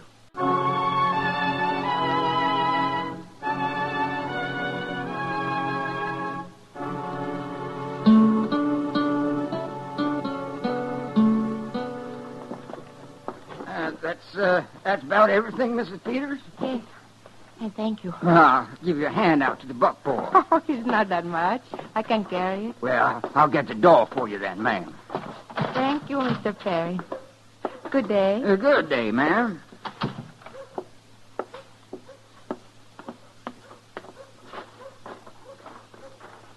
Well, if it ain't Mrs. Peters come to town to do a week's shopping. I beg your pardon? Excuse me, ma'am, I ain't being very polite. This here's Cane Twig. I'm Hank Lawson. What do you want? Now, surely you remember me, ma'am. You ought to. I was the fellow your husband hit in the mouth his first day in town. I remember you. Now let me pass. Well, now, ain't I being a miserable cuss letting you carry all them heavy sacks? See, I help you some. Please. Just put him in the wagon for you. Oh. Oh, that was mighty careless of me to slip plumb out of my hands. I hope there was nothing in there to break. Leave me alone, please. Well, now, Mrs. Peters, I don't know why you're upset. You know I wouldn't do nothing to harm a fine lady like you. Besides, your husband might try to give me another lesson in manners, and that scares me real bad. I just want to show you how much I learned. Now, you go on and get into that buckboard. Go on. All we're going to do is just start you for home, Miss Peters. Untie them lines so we can face that team down the street. Sure. Now, like I say, ma'am, I don't want you to fret. Stand aside, Twig. All right, ma'am. Hang on.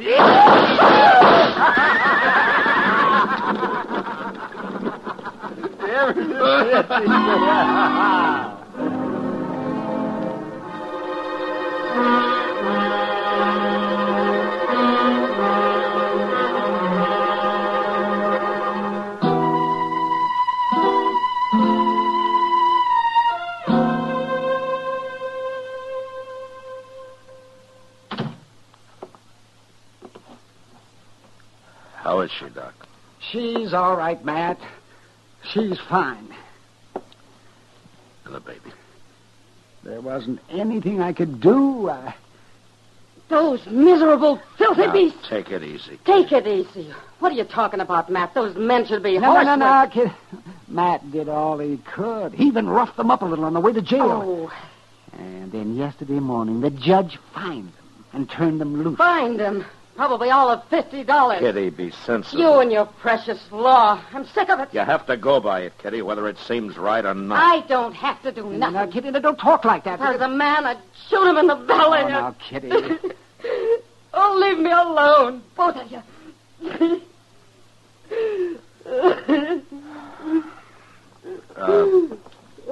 Kitty. Look, Kitty. Why don't you go in and talk with her, huh? She needs another woman, huh? Go on.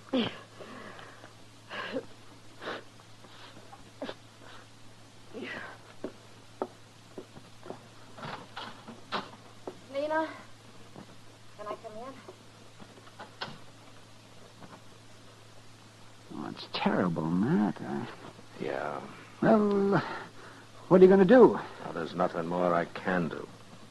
Officially. No, I guess that's right. Look, Doc, I want you to keep Nina in your office. You can keep an eye on her there.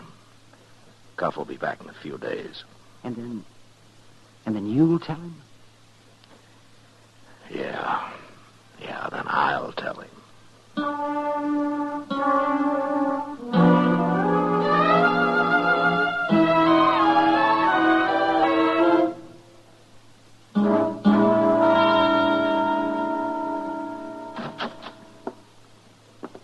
Hello, Marshal. Chester? Oh, Mr. Peters. Cuff? I just got back. Widow Helgeson says there's been an accident. I should come see you. Well, your wife was hurt bad, Cuff, but she's better now, though. Where is she? She's up in Doc's office. Chester will show you. I know the way. It just makes me sick, Mr. Dillon. Yeah, he's likely been in his saddle all day, riding to get back to her. Then he gets here, and... How was she tonight? Well, she ate the supper Kitty brought over. That's more than she's done in a week. You know, I'd kindly hate to be Hank Lawson. Have you seen him around? Yes, sir. Him and Twig been hanging around the Longhorn. Hank asked me was anybody looking for him. Then he laughed. What'd you say then? Nothing, like you told me. I just walked on out. Yeah, good. What do you figure Cuff will do, Mr. Dillon? I don't know. Cuff's so mild and quiet and all. But I got a feeling he'd be mighty mean if once he got riled. I want to thank you, Marshal, for all you and Chester and Doc done for Nina.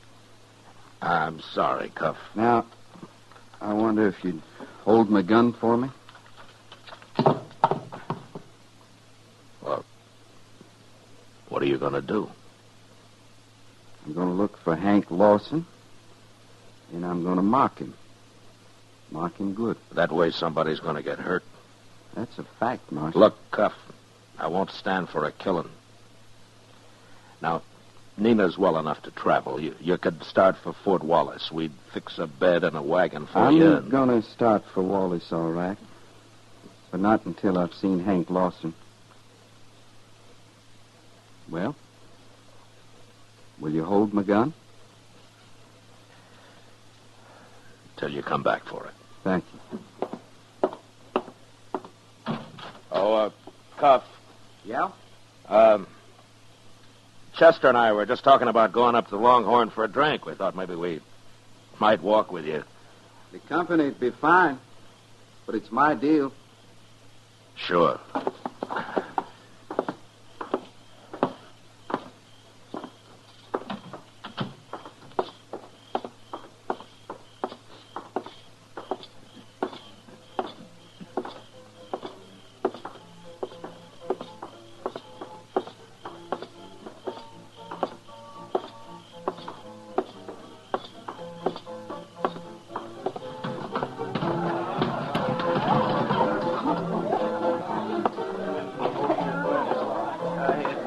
Back to town just a little while ago. This time, when I lay eyes on him, I'm going... Well, if it ain't little feller himself. But I see the marshal come along so's he wouldn't get hurt. I'm just here to see that no shooting starts, Hank. Yeah. What's on your mind, Cuff? I left my gun at the marshal's office. So? After you drop yours on the floor, I'm going to make you bleed. Figure to take me with your fist? That's right. All right, boys, move back. Make a little room here.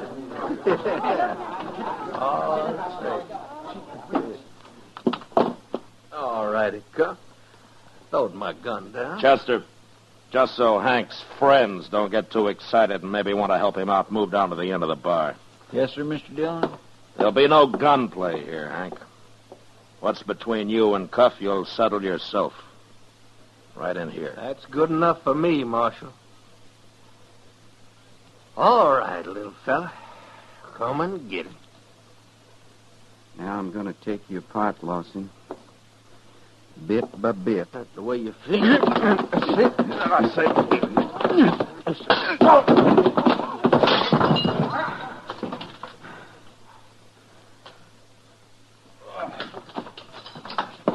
Lucky punch is all that was. Just a lucky punch. That won't happen.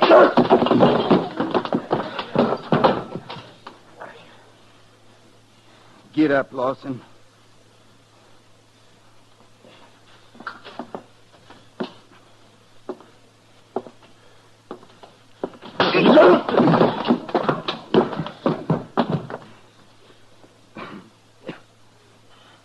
You dirty little pig. I'm going to slit your throat. Drop that knife, Hank. Never mind, Marshal. He's going to fight with a knife. I'll fix me one, too. Yeah.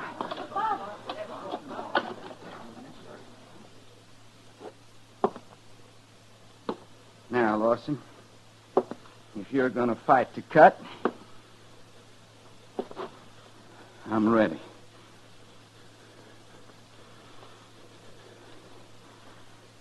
Fight or drop it.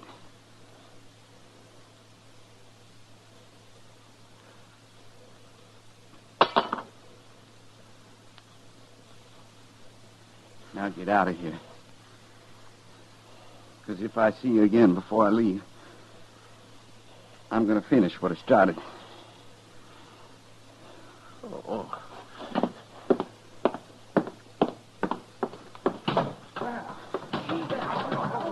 My gracious alive, I ain't seen anything like that since I left Waco. Cuff, as soon as you get your breath, I'd like to buy you that drink I owe you. Thank you, Marshal. I figure I could use it. Because my wife and me's got a long ride ahead of us.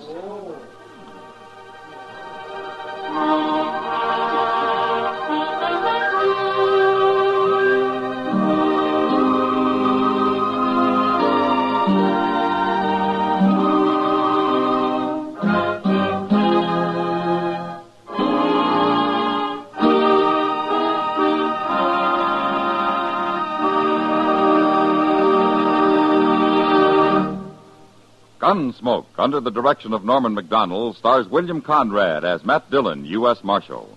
The special music was composed and conducted by Rex Corey. Featured in the cast were Vic Perrin and Lawrence Dobkin, with Lillian Bayef and James Eagles.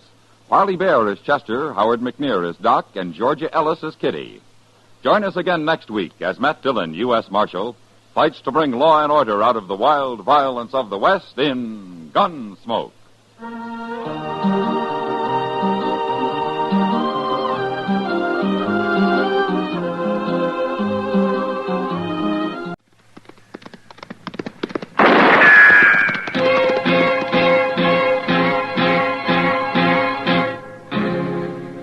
Around Dodge City and in the territory on West, there's just one way to handle the killers and the spoilers, and that's with a U.S. Marshal and the smell of gun smoke.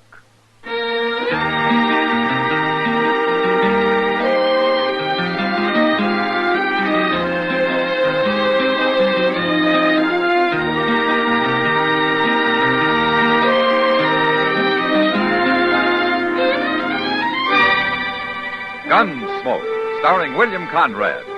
The transcribed story of the violence that moved west with young America. And the story of a man who moved with it. I'm that man, Matt Dillon, United States Marshal. The first man they look for and the last they want to meet. It's a chancy job, and it makes a man watchful and a little lonely.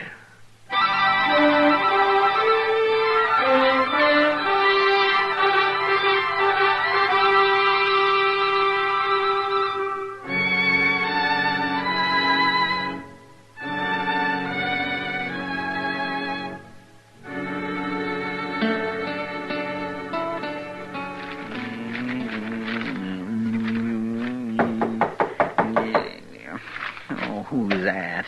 Oh, why don't you open the door? Maybe you'll find out, Chester. I never heard of nobody knocking on this door before.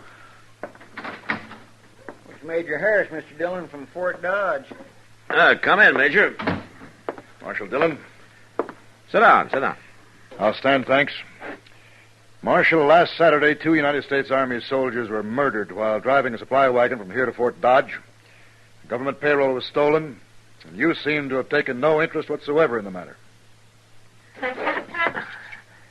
Well, now, Major, protecting the Army isn't exactly my job. The Army can protect itself, Marshal. Then how come there were only 2 soldiers carrying your payroll? Where was the rest of your Army? On maneuvers. On maneuvers?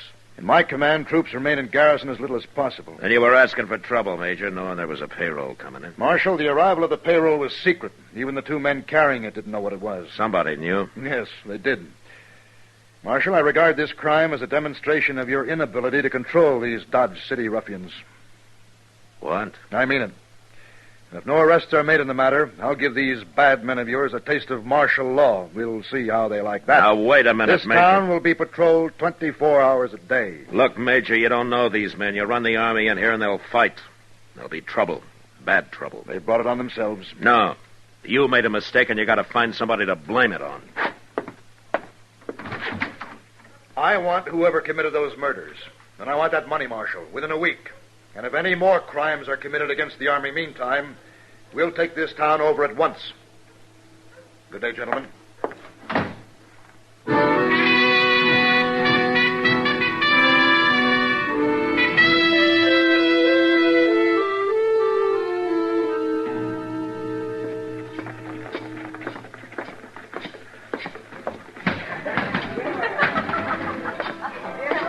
Hello, Matt. Evening, Kitty. This is Marshal Dillon, Jenny. Matt, this is Jenny Lane. How do you do, Johnny? Pleased to meet you, Marshal. Sit down, Matt. You're new in Dodge, aren't you, Johnny? Oh, I've been here most a month now. Oh, she's only been working at the Long Branch about a week, Matt. How do you like it? Fine, but I'm kind of worried now. Oh?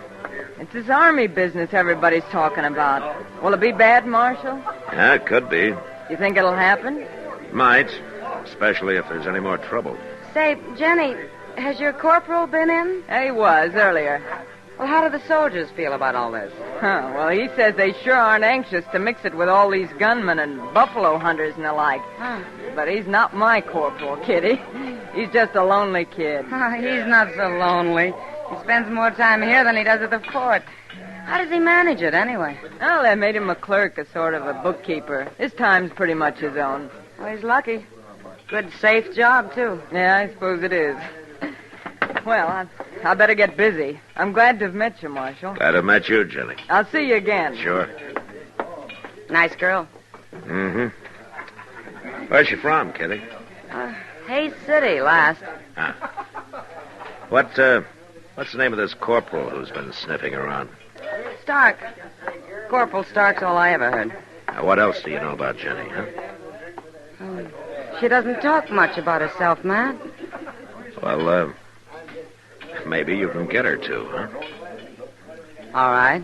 I'll try. Meantime, I'm going to wire the sheriff in Hayes City. He might know something. You must have some reason for all this interest, Matt. No, I haven't, Kitty. But I might find a reason before I'm through.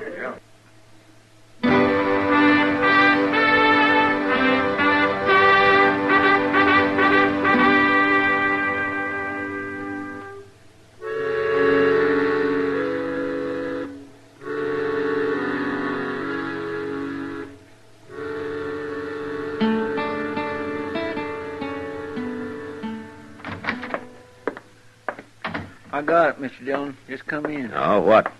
The answer to that telegraph you sent to Hayes City last night. Oh? Here. Oh, thanks. I don't know what it says or anything. Jenny Lane left Hayes about a month ago with a stranger called Nate Brand. Nothing against girl, but believe Brand a wild one. Regards, Clint Adams. Never heard of no Nate Brand. No, neither have I. What's she doing, hiding him somewhere? Oh, Matt. Yeah, what is it, Doc? Trouble. Oh, what kind of trouble? A shooting. Out behind the Texas Trail. What? It's bad, man. It's real bad. Well, the shooting's always bad, Doc. Yes, but this one's going to lead to a lot more shooting. Somebody just killed a soldier.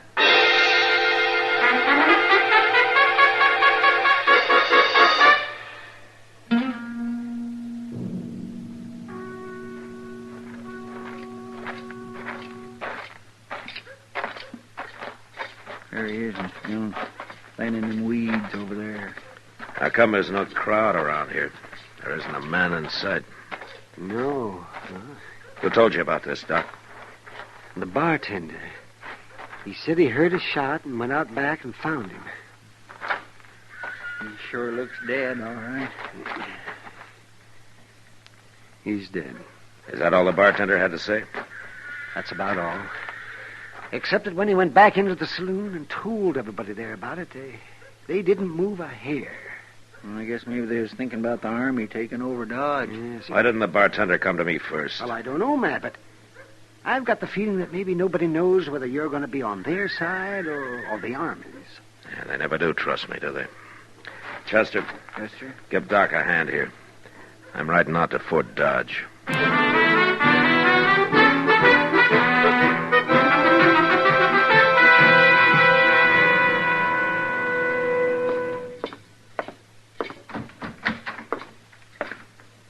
Marshal Dillon. Hello, Major. What brings you to Fort Dodge, Marshal? Murder. What? Murder. A soldier? Uh-huh. Who? I don't know. Some private. In Dodge City, of course. That's right. Have you arrested the murderer? Nobody saw it happen, Major. I see. Well, Marshal, you leave me no choice. Wait a minute, Major. I didn't ride out here just to bring you the news. I want something from you.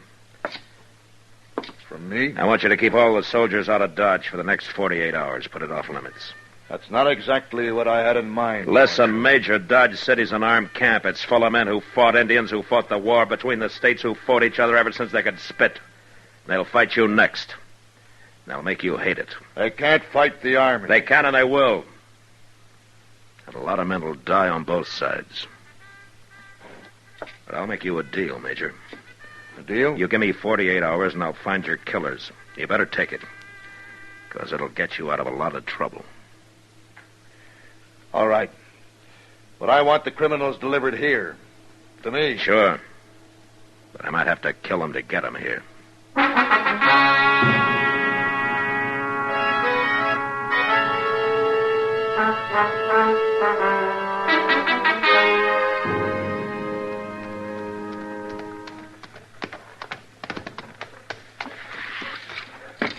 Matt!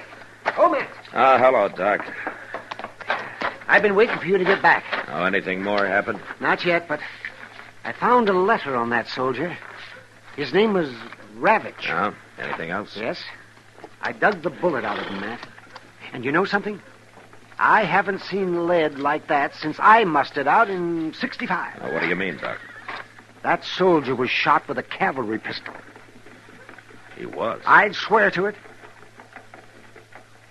Thanks, Doc. I'll see you later. Well, now, where you going? Into the Long Branch. I want to talk to a friend of mine.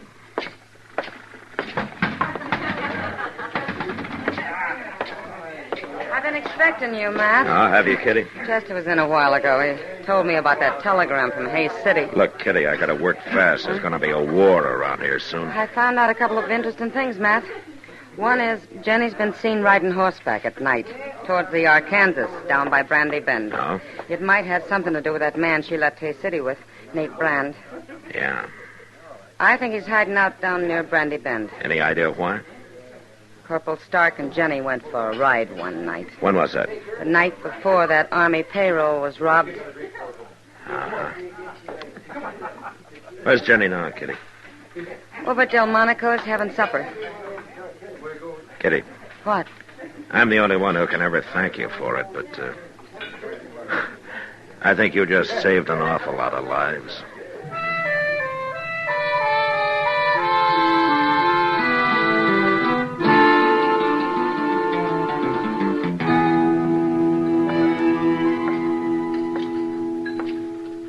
Evening, Jenny. Well, hello, Marshal. Won't you sit down? You sure Corporal Stark won't mind? Don't be silly. Besides, he's out at the fort. When'd you see him last? Oh, about noon, I guess. Uh-huh. Anybody with him? Private Ravitch. Corporal Stark didn't shoot him, Marshal. They were good friends. They worked together in the bookkeeping office. I see. That's a pretty good job, isn't it? Handling expenses, figuring out the payroll, things like that. Oh, I don't know. He never talked about it much. Also, he'd be in a good spot to know when to expect payroll money in, wouldn't he? Even when it was kept secret? You'd have to ask him, Marshal. But, this isn't why you found me here, is it? No, of course not, Jenny. I'm sorry. You look real pretty tonight. Thank you, Marshal. You really mean that? Sure, I mean it. Marshal, I have to work late tonight, but I can get off tomorrow. I know it's bold of me, but couldn't we maybe take a ride together? There'll be a moon. Oh, where would we ride to, Jenny? Oh, I don't know. Anywhere. Maybe down along the Arkansas. I know. Let's ride down toward Brandy Bend. All right, Jenny. We'll ride down toward Brandy Bend.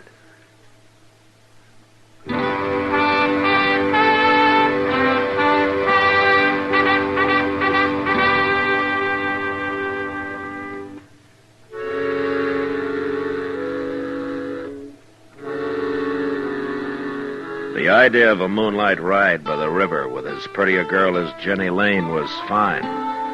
Except that it was going to end with a man dead. Either me or her friend, Nate Brand. She was obviously leading me into an ambush, and there wasn't a thing I could do but go cheerfully along. I met her the next night. We started out. But a mile or so before we got to Brandy Bend, I pulled up and suggested we dismount and let the horses blow a little. They won't run away, will they? The horses? No. Now, don't worry. Here's a good place to sit.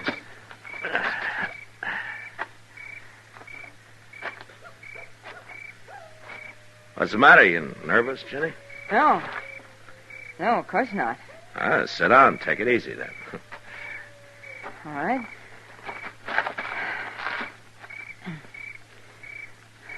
This better? Sure. Yeah, it's a nice night, isn't it?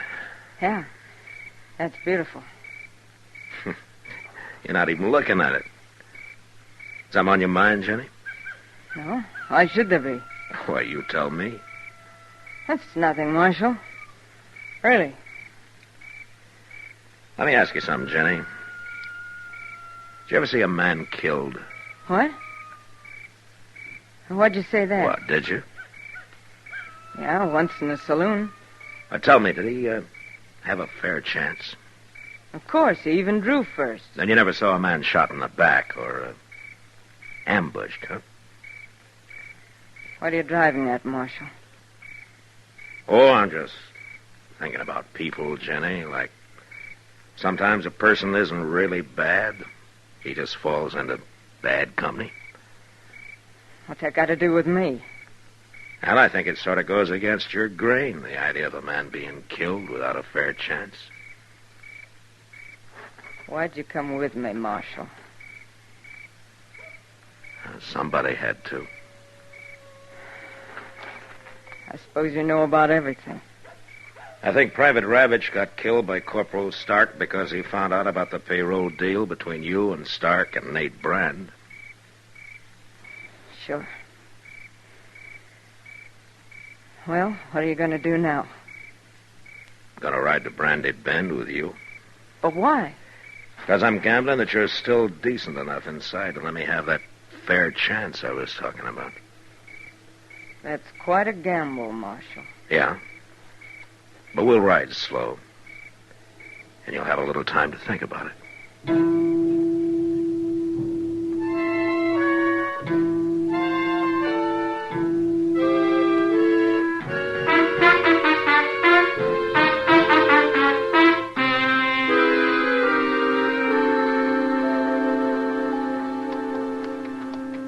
Yeah, I'd make a nice camp down here. Plenty of wood, get your water right out of the river there. It's real nice, don't you think, Jenny?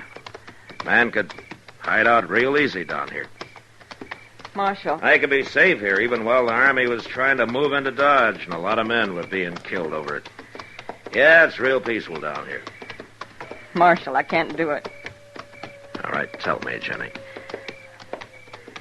That big cottonwood up ahead. On the left. Okay. Now keep moving. When we get close, I'm going to ride ahead fast. You stay back out of gunfire. All right. Yeah, it sure is pretty down here, Jenny. Maybe someday we can come down and go fishing, huh? This river's full of catfish. You ever eat a real catfish dinner? They can be mighty good if they're small enough. All right, stay back, Jenny.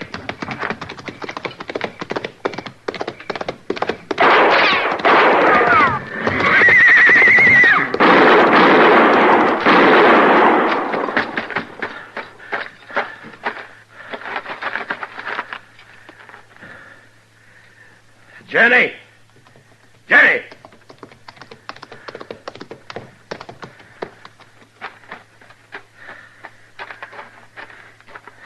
He's dead, Jenny.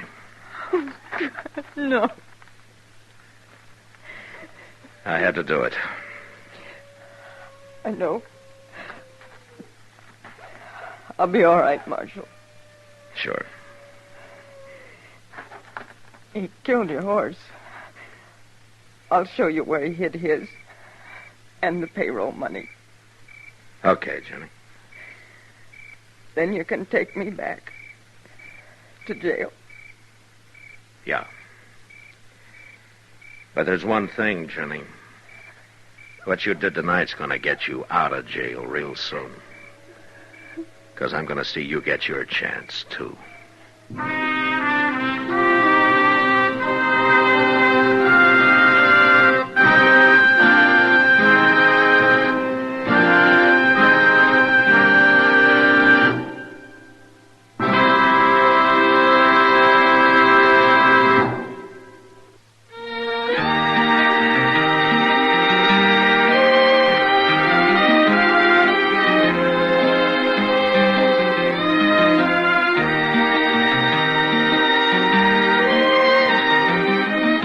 Gunsmoke, produced and directed by Norman McDonald, stars William Conrad as Matt Dillon, U.S. Marshal.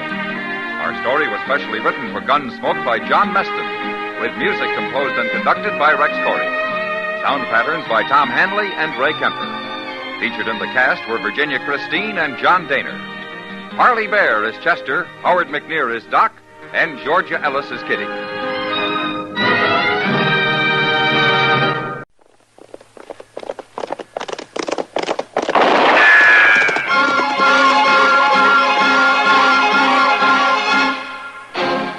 Around Dodge City and in the territory on west, there's just one way to handle the killers and the spoilers, and that's with a U.S. Marshal and the smell of Gunsmoke.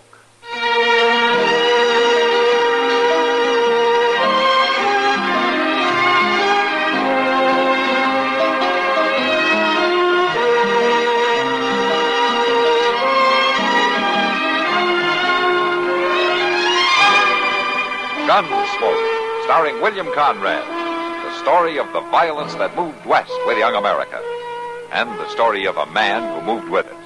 I'm that man, Matt Dillon, United States Marshal.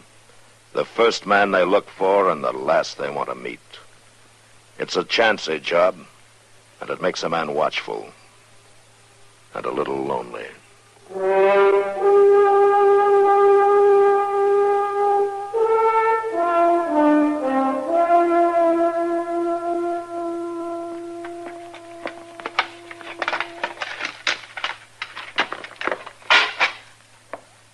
The last stick of wood. Ben? Ben?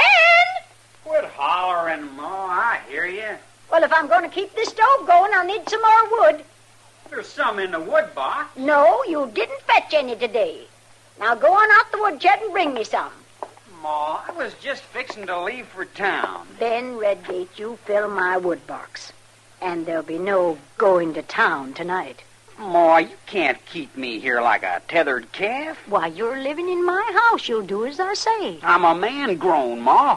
Pa says I can... Pa says you want to go to town so you can be like your pa? Oh, now, Ma. Ben, it's going to town that's turned him the way he is. He's still my pa. Well, you're not going to town. That's the end of it. One man in this family hanging around saloons is enough. Where's the horses? I thought I told you to get the horses, Ben. Ma says I can't go. Oh, and I say you can. Go on now, get the horses. The boy isn't going, Horatio. No. Don't stand in the way, Livy. He's big enough to go to town with his pa. Ain't you, Ben? I sure am, Pa. He's not to go. You're not to take him in there and start him on the road you took. Well, now. Ben don't think it's such a bad road, I'll wager. Sure not. All them sights I never seen. Time you saw him, boy. I mean what I say, Horatio. Ben is not to go. I can't stop you from going. It's too late for you anyhow. The whiskey hasn't been off your breath for 5 years or more. That's no concern of yours. It's my concern that I had to keep this place going so that my boy and I'd have a roof over our heads. Oh, ain't you had it hard, though. I've done what had to be done. And I'm not going to have you coming back whenever the spirit moves you, stirring up things, filling the boy with wild tales. He's my son, too. He's your son like I'm your wife. It hasn't meant much for a long time. You can't come back now and start taking over the boy's life. I should have known. You ain't stopped reading me out since the last time. I don't know why I keep coming back. Well, whether you come or go means nothing to me. But mark my words. You leave that boy alone. You mind you said that, Livy. You'll have cause to rue this day. Pa, where you going? Any son of mine can find me in Dodge. I won't be hiding.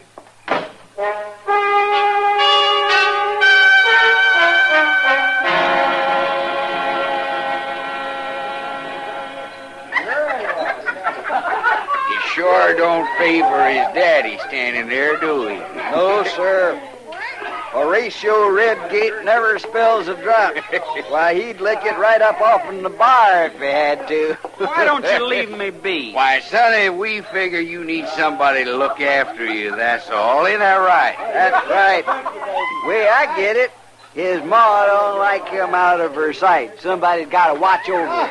Go on now, leave me be or I'll just... Or you'll do what, sonny? All right, boys. All right. You've had your fun.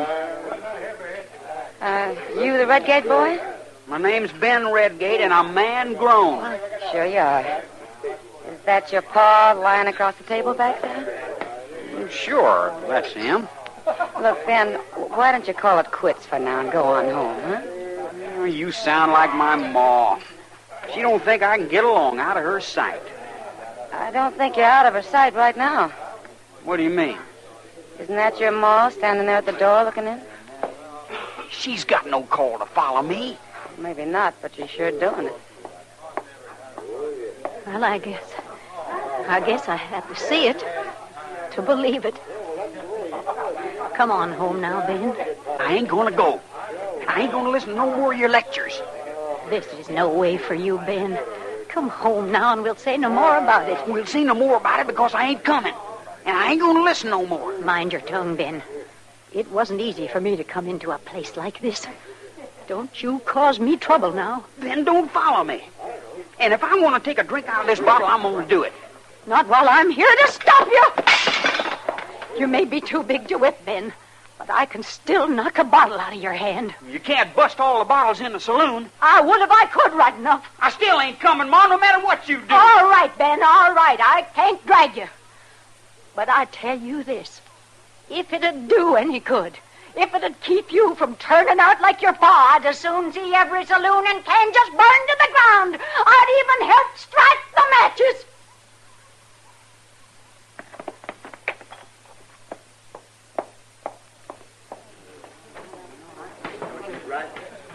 Your ma sure speaks her mind, boy. She said some mean things there.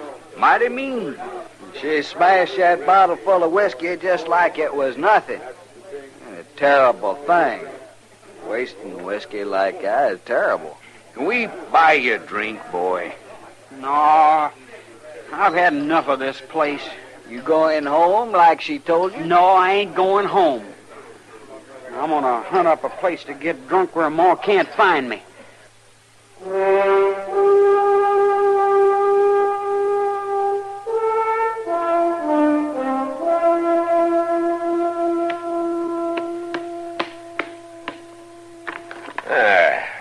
Well, what's your excuse this time, Chester?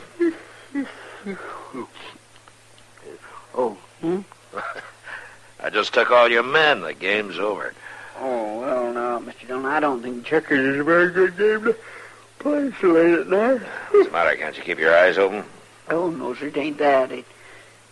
Them colors, they get kindly blurry, kindly hard to tell the red from the black. Did you ever notice that? Yeah, that doesn't make much difference to me. How's that? I wind up with all the checkers anyway, whatever color they are. Oh, now, Mr. Dillon, what in the world's going on? I don't know. Come on.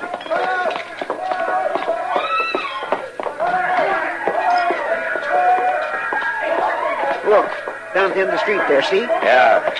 I don't think they're going to put that one out either. Oh, them flames sure got a hold, all right. Yeah, it's the new saloon, the Prairie Wagon.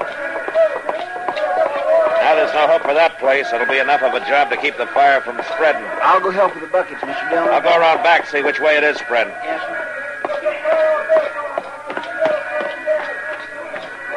Marshal! Yeah, what? We got him, Marshal. Caught her red-handed. Marshal, I don't know. She done it, Marshal, just as plain as can be. What's she done? Well, come on, quick, mister. We got a fire to fight. That's just it, Marshal. She set the fire. Miss Redgate? No, Marshal, but you better go fight it before it spreads through the whole town. You can't let her go. I'm not going anyplace. I'll wait for you, Marshal, right here. You can do more than that, Miss Redgate. You can pass empty buckets back. All right, Chuba, let's get to work.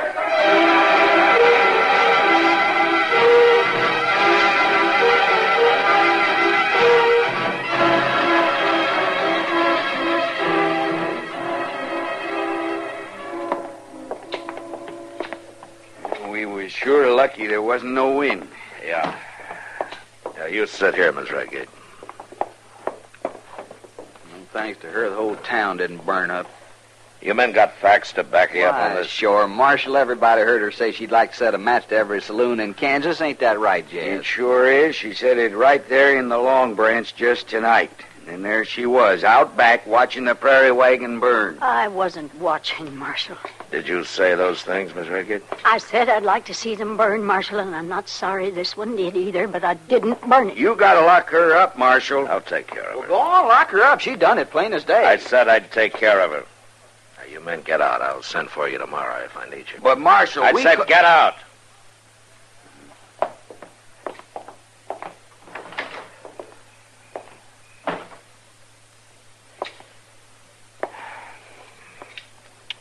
Miss Redgate, I think maybe you better tell me what you were doing out in the alley. I didn't set that fire. You were heard talking about burning saloons. And the saloon burns. You were found right out back. Now, does that sound very good to you? No, Marshal, it don't. And I'm going to have to hold you till this thing gets straightened out. Mr. Dillon? Oh, excuse me. That's all right, Chester. Well, Mr. Dillon, there's a fellow out here says he's got to see you right now. I'll bring him in. Well, yes, sir, but I just thought maybe it might be better for you to come out and see him for just a minute, if it's all seems all right, Chester. You stay here with Miss Redgate. Yes, sir.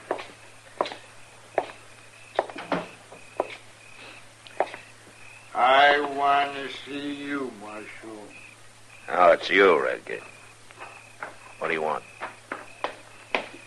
I come to do my duty. Is that so? That fire, that terrible fire, Marshal. What about the fire? I know. You know what? I know who done it. I know who burned down that new saloon. That's a terrible thing. All right, tell me. Who did it? You won't believe. Well, you tell me anyway, huh? Did you ever hear of a woman too good for her own good? Oh, come on, Redgate. Tell me your story. Too good for her own good? Redgate. Well, that's her name, Marshal. Lavinia Redgate. Are you saying that she set that fire? I seen her, Marshal. I seen her just as You nice telling me that you saw your wife start that fire? Sure as shooting. Then why didn't you stop her? Huh? I said, why didn't you stop her? Why, Marshal, I couldn't. I couldn't get there in time. I was still across the street when I seen her. Across the street? That's it, yeah. I was across there when I seen her standing in front of the saloon with a big torch. Great big torch. Did you say in front of the saloon? That's right, Marshal. And she throws the torch. Then what did she do? Well, she just stood there watching, right there. And I want you to go get her, Marshal. Arrest her. She's too good for her own good. I don't have to arrest her, Redgate. You don't? Why not? Just tell me why not. She's already in my office. Really? In the jailhouse? Oh, that's good, Marshal. That's good. I want to see that, Marshal. I want to go inside. Yeah, I think maybe you better. Come on.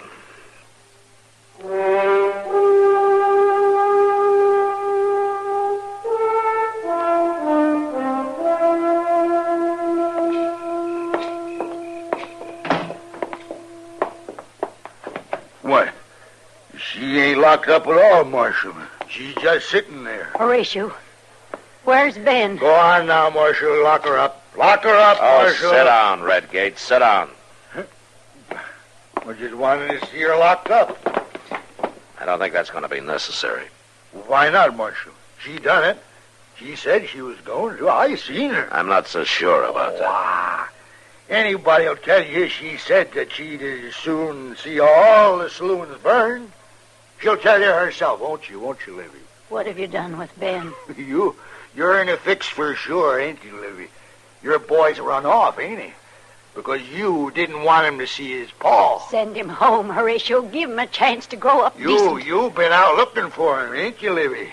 You couldn't sit there at home and wait for him, could you? Yes, I've been looking. Is that what you were doing in the alley, Miss Redgate? Yes, Marshal. I'm ashamed to tell you it was. I was feared someone would tell him if they saw me out front, so I was going along the back way.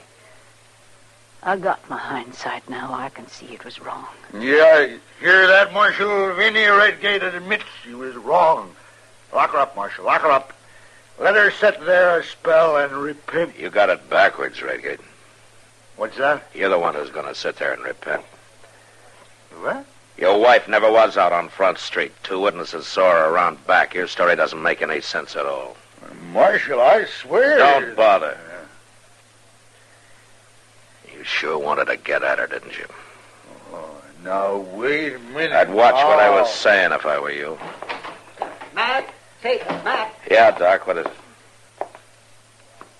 Oh. Well, I'll come back later. No, it's all right. It's all right. What's on your mind? It'd be better if I came back. Just speak up, Doc. Well, Matt, it's about that fire. Somebody hurt? Somebody's dead. Well, who was it? Well, Matt? Doc. It's Ben. Isn't it? Yes, Mrs. Redgate. It's Ben. I had a feeling about tonight. I had a feeling. That's why I kept going after him, looking for him. You saying my boy was in that saloon? Yes, Rachel. He must have been asleep back at the bar. I'm sorry. I'm real sorry. Oh. Ben dead? What? I didn't mean nothing like this. I didn't mean to hurt nobody. Just to get Livy in a fix for a day or two. You set the fire, didn't you? Yes, Marshal. I said it. But I didn't mean to burn my boy. Chester, take him back and lock him up. Yes, sir.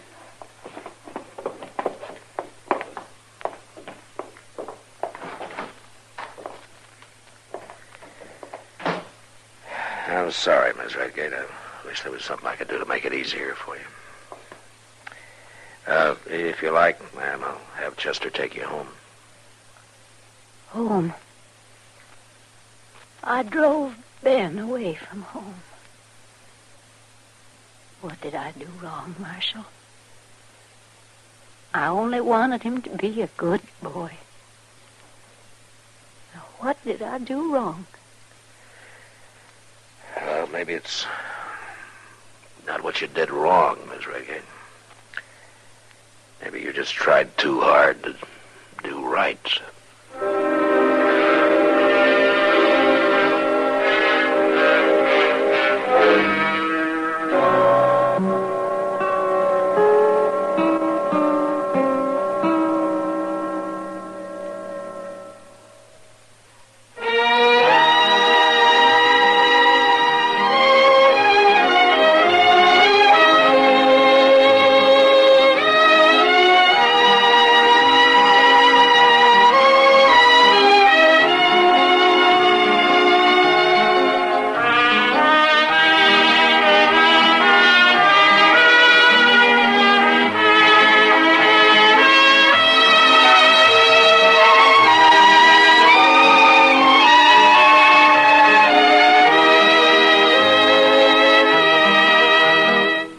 Gunsmoke. Produced and directed by Norman McDonald. Stars William Conrad as Matt Dillon, U.S. Marshal. Featured in the cast were Parley Bear as Chester, Howard McNear as Doc, and Georgia Ellis as Kitty.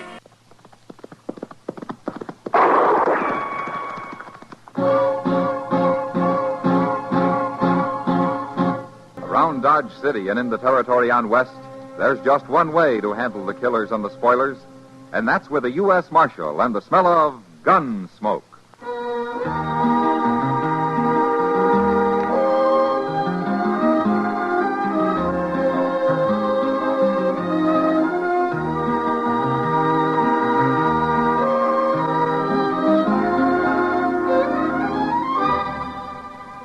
Gunsmoke, starring William Conrad, the transcribed story of the violence that moved west with young America, and the story of a man who moved with it. I'm that man, Matt Dillon, United States Marshal. The first man they look for and the last they want to meet. It's a chancy job, and it makes a man watchful. And a little lonely.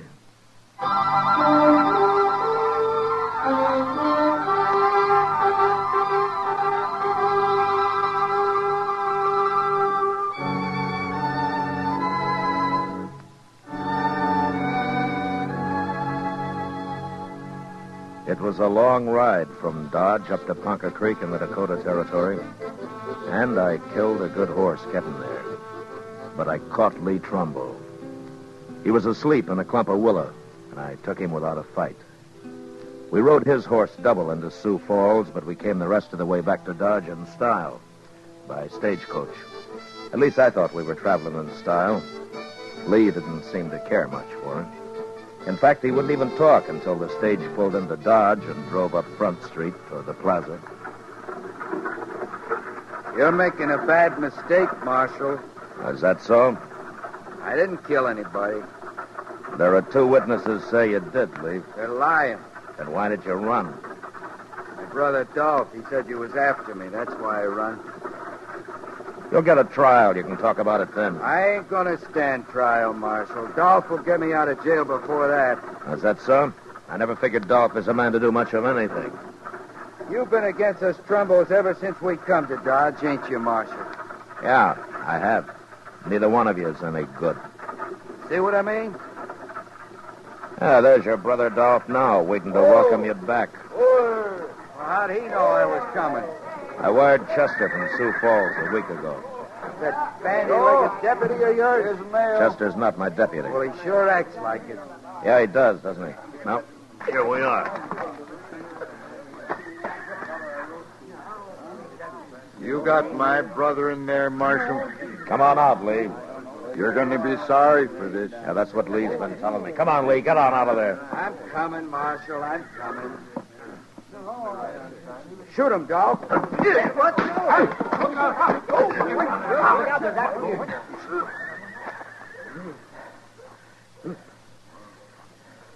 Don't look at me, Marshal. I didn't even draw. No. No, you didn't, did you, Dolph? You didn't have to kick him like that. You hurt him.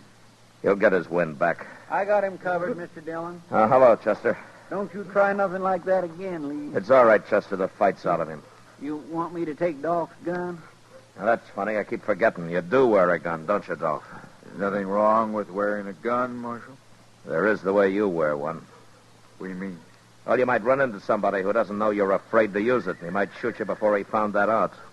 You calling me a coward, Marshal? Now, Chester. Yes, sir? I'm going over to the office. When Lee here stops groaning, herd him over and lock him up, will you? Okay, sir. And if Dolph gives you any trouble, shoot him. Now, Marshal. Get going, Dolph. Go on, move. You'll be sorry for this. I'll make you sorry for it. Oh, say, there's a fellow waiting for you over at the office, Mr. Dillon. He's a stranger to me, but he wanted to see you. All right, Chester. Oh, by the way, welcome back. Thanks. It's been most a month you've been gone. We sure did miss you here. Now, there were times when I missed being here, Chester. Don't let Lee get away from you now, huh? I'd hate to make that ride all over again. No, sir, I won't. Oh, I sure won't. Oh, stop breathing like that, Lee, and get on your feet. You ain't hurt. Come on. Get up here. Let me alone. Well... Hello, Mac. Hack Brine, how are you? Good to see you. You're surprised to see me alive, huh, Matt? Why, Hack, it's been at least 10 years, hasn't it? Man ain't born that could kill me. Leastways, I ain't run into him yet. Well, maybe you're just lucky. Luckier than you, anyways. A lot luckier sometimes, the way I recall it. Now, you're thinking about Santa Fe. Yeah. You wasn't very lucky that day, Matt. Hey, remember how it was? You backed into a corner with nothing but a beer bottle in your hand, and 3 of John Chisholm's drunk cowboys about to empty their guns into you. Yeah. And you walked in and killed every one of them. Yeah. It was real surprised, wasn't it, Matt? John Chisholm's been after you ever since, hasn't he, Hack? Oh, them was just the first of Chisholm's men I've killed, Matt. Been riding with Billy the Kid till about half a year ago. Oh? Why'd you quit? Never could make out if Billy was working for or against Chisholm. Besides, didn't pay enough. Oh, but you're the one, Matt. When I got to Dodge last night, heard you was U.S. Marshal here, I just didn't believe it. Well, being a marshal isn't that hard a job. Oh, you can handle it all right, I know that. What I mean is kind of sudden. Find a man you used to know being a U.S. Marshal. Well, I got to earn my keep somehow. Oh, sure. Well, what are you doing at Dodge, anyway? I don't know, Matt. I don't know yet. I've been over to Wagon Bed Springs, stretching my legs, sleeping in a bed, doing a little gambling and the like. Yeah. Some fella here sent for me. I ain't seen him yet, but if it's a job he's got, I sure need the money. Well, good luck with it, Hack. We'll get together later and have a drink, yeah? Right, straight ahead, Lee. Right through that door there. The fellas is out What's back. this? Just a prisoner. What'd he do? I didn't do nothing. Shut up and keep walking, Lee. What you locking him up for, man? Murder? That's bad. That's real bad. Murder's always bad. I don't mean that. I mean locking a man up. I couldn't stand that, Matt. I never been in jail. I never ain't gonna be. Well, then you better stay sober around here, Hack. And you're taking it back about that drink. Oh, no. You'll be safe as long as you're with me. Oh. I don't know, Matt. I've been around you when it wasn't so safe. I'll see you later. Yeah, sure, Hack. Oh. Hey, well, come on in, mister. I'm leaving. So long, Matt. So long, Hack. Marshal Dillon? Hello, Ole. How are you? Marshal, I got something I got to tell you. It's my duty the way I see it. Well, what's the trouble? Hello, Ole. What you doing here? Well, I come to tell the Marshal something, Chester, but I sure don't like informing on people. You understand me, Marshal? Well, what's it about, Ole? Dolph Trumbo, that's what. You got his brother Lee in jail here. We sure have. I just locked him up myself. Well, Dolph's coming to get him out. He's over at the Alfraganza right now talking it up. Talking what up? Well, there's some men at the bar there, Marshal. And Dolph's buying them drinks and telling them his brother's plumb innocent, and they got to raid the jail here and get him out. You mean he's forming a mob? That's what he's doing, and I don't like it. There's going to be trouble, sure. Ole, thanks very much for telling me this, but don't worry about the trouble. I'll put a stop to that right now. Come on, Chester. Yes, sir.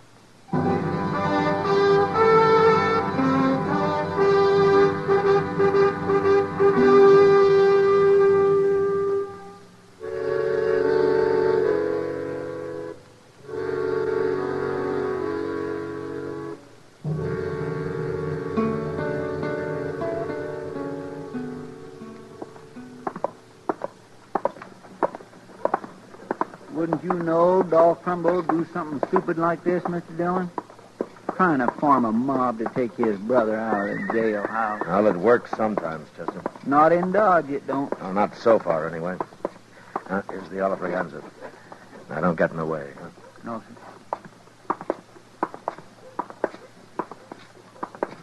You're right, Dolph.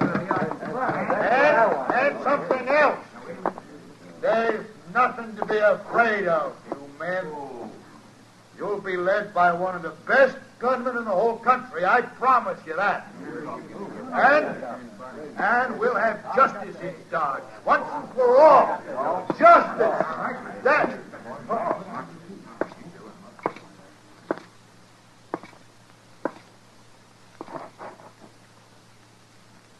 What do you want, Marshal? What are you doing here? Ole told you, huh? I seen him sneak out. I just been talking, Marshal. No harm in talking, is there? Well, Lee's innocent anyway. He shouldn't be in jail. And I'm going to get him out, too. These men here are all with me. And we're going to... Quiet. Shut up! Bartender, this place is closed for the rest of the day. No more liquor. And you men get out of here and don't let me find any of you together again, not for a long time. Now get moving.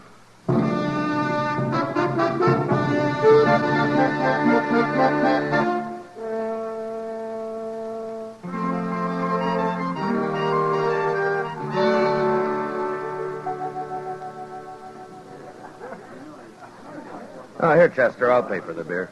You leaving, Mr. Dillon? Oh, Kitty just came downstairs. I haven't seen her yet. I think I'll go over and say hello. Yes, sir. Like for me to go across the street and see if they're keeping the Alfreganza closed? No, it's all right. I told them they could open up again tonight. Oh, well, thanks for the beer, Mr. Dillon. Sure, Chester, sure.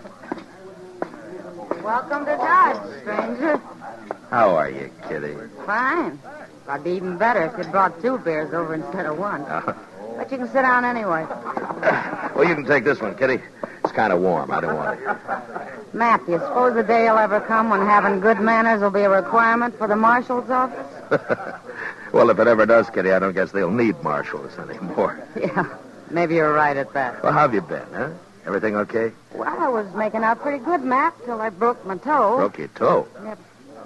How'd you do that? In the line of duty, right here in this saloon.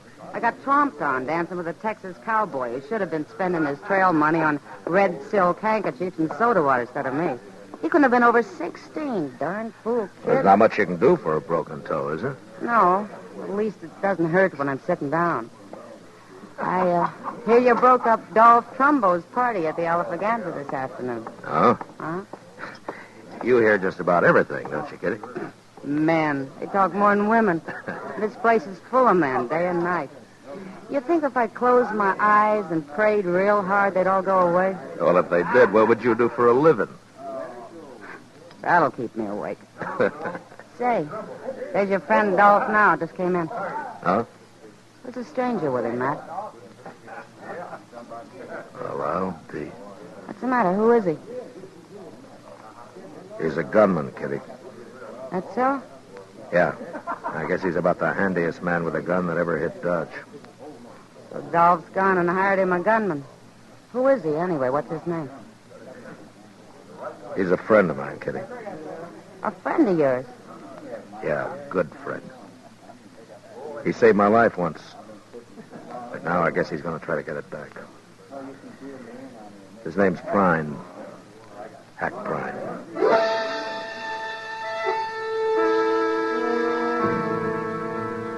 The government never did pay me much for enforcing the law in Dodge, but even if they doubled it, there were times when I'd like to have quit. I sat there with Kitty and watched the 2 men at the bar. They had a drink, then they shook hands, and then Hack walked out. I got up, and I followed it.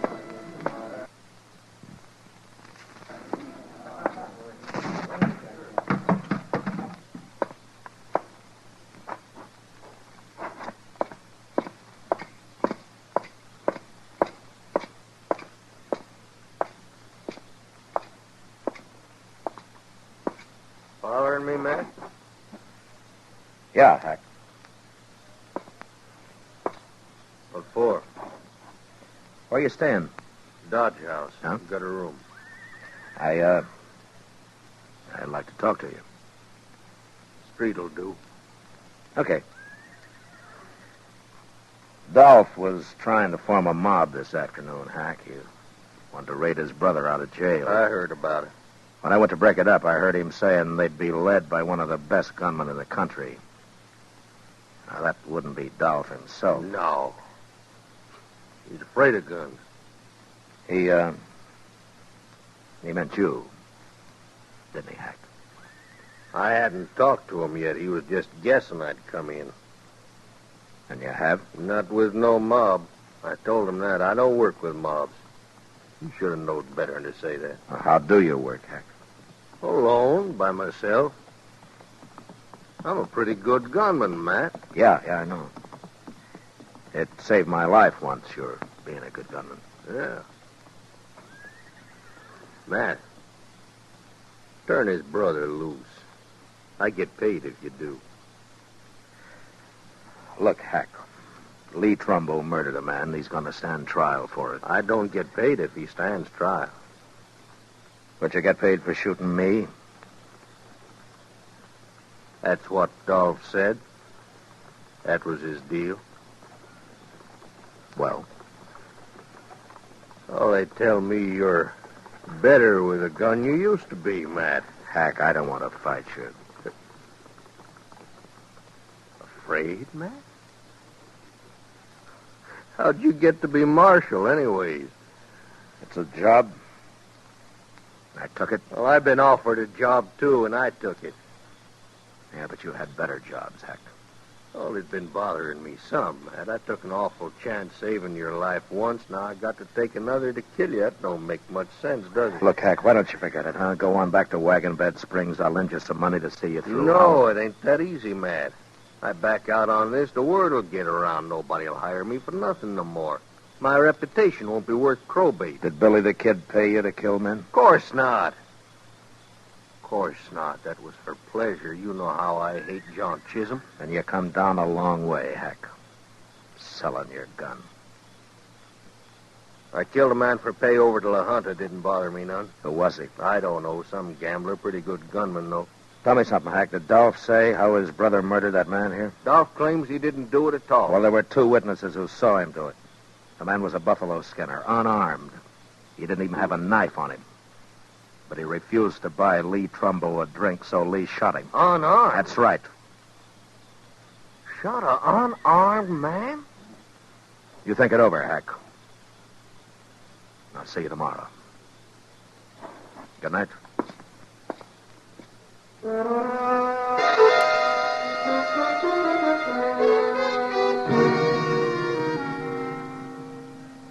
A man like Hack Prine had his own peculiar sense of honor. The idea of shooting me seemed to bother him less than the fact that Lee Trumbull had killed an unarmed man. Later that night, I heard he'd been seen having an argument with Dolph. So I figured I'd won. But another killing in Dodge, either me or Hack, had been avoided. Until early next morning, word came that a man had been shot at the Dodge house. I sent Chester on over while I went up and got Doc Adams. How do you know the man isn't already dead, Mac? I don't know, Doc. Well, it doesn't matter. I'll probably make more money off of him dead than alive. No? Well, I get paid for autopsies, don't I? Sure. Yeah, but just try to collect for the ones I keep alive. Just you try. And I'm glad I don't have to, Doc, but I still notice you buy a new buggy every spring. Oh, yes, and wear it out before. Racing across the prairie, delivering babies, setting bones, digging out bullets, delivering babies. Well, exercise keeps a man young, Doc. Yeah, it's a good thing I don't depend on sympathy to keep me young. Here we are. Mr. Dillon? Mr. Dillon, Oh, hello, Doc. Where is he, Chester? in that room right there, number 12. And you know who it is? It's Ole. Ole? Yes, sir. And Hack Prine shot him. What? It's Hack's room, Mr. Dillon. He did it all right. Well, let's take a look. Where's Hack now, Chester? I don't know, sir. Nobody's seen him for the past hour. I kept everybody out of the room, Mr. Dillon. All right, now stand aside here, boys. Let the marshal and Doc through. Come on now, fellas, let them through. Let me through. Let me through here.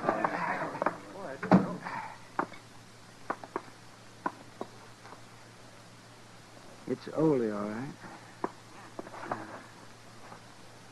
He's dead, Matt. Real dead. 3-4 hours, probably. Nobody heard a shot or nothing, Mr. Dillon. But when the clerk come on duty about an hour ago, he saw Hack Prine walk out of here. Why anybody would want to kill poor little Ole, I do not understand. I'll bet I know, Mr. Dillon. What, Chester? You didn't talk Hack out of trying to kill you after all. He went back to Dolph last night and told him he'd take the job. Then he figured the only way to get you into a fight was to shoot somebody so you'd have to come after him. Yeah, maybe.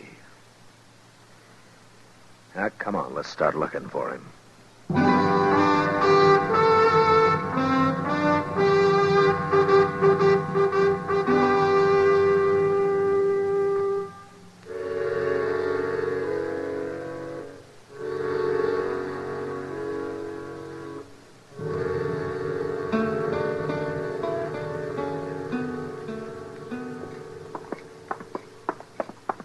I guess Alfraganza's the only place we haven't looked in, Mr. Dillon.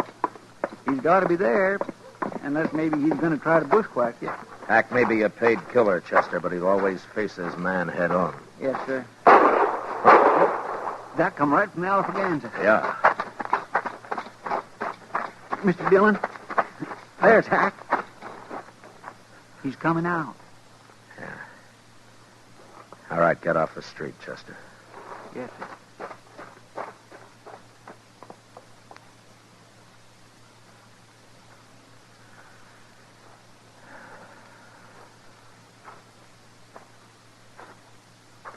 Morning, Matt. Hello, Hack. Just killed a man in that saloon there. Dolph Trumbo? I killed him.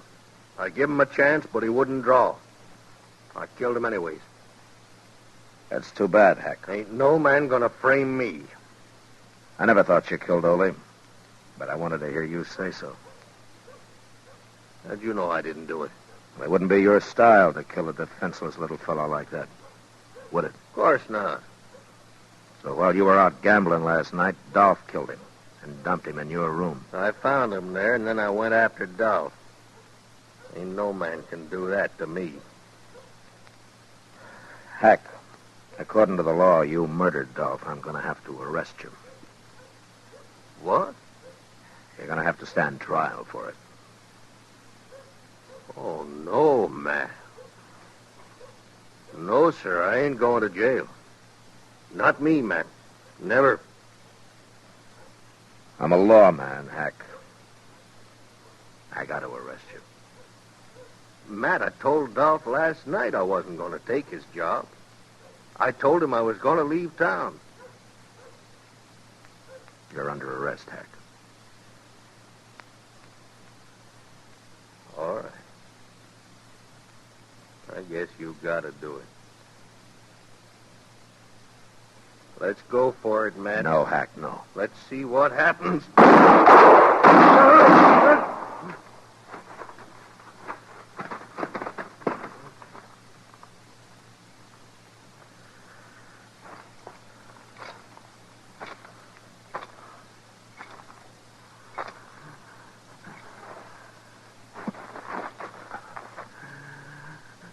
Hack. Hack. Oh, you're sure good, Matt. You're awful good. Yeah. Better this way, Matt. I'm getting paid to fight you. Sure. Sure it is. There weren't no reason to fight you. Not that way. I can't see you no more, Matt. It's like being underwater. I can't see nothing. Mr.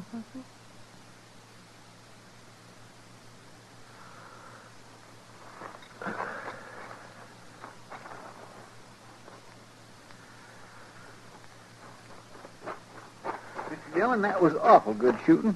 I never seen nothing as fast as that in my whole life. My, I'll bet he didn't know what hit him. The way he spun around there when you... Mr. Dillon? Mr. Dillon, what's the matter? Mr. Dillon? My...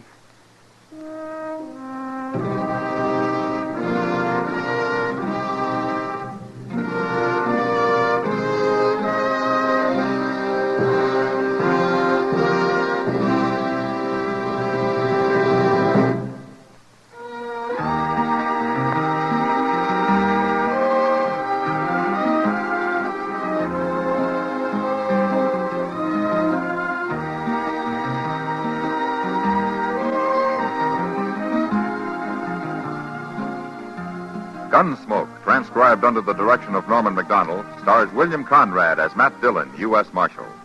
Tonight's story was specially written for Gunsmoke by John Meston, with music composed and conducted by Rex Corey.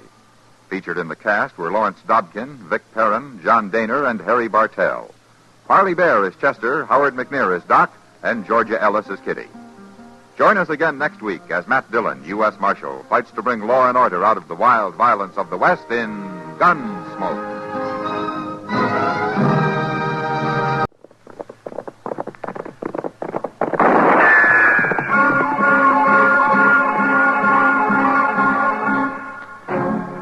Around Dodge City and in the territory on West, there's just one way to handle the killers and the spoilers, and that's with a U.S. Marshal and the smell of Gunsmoke.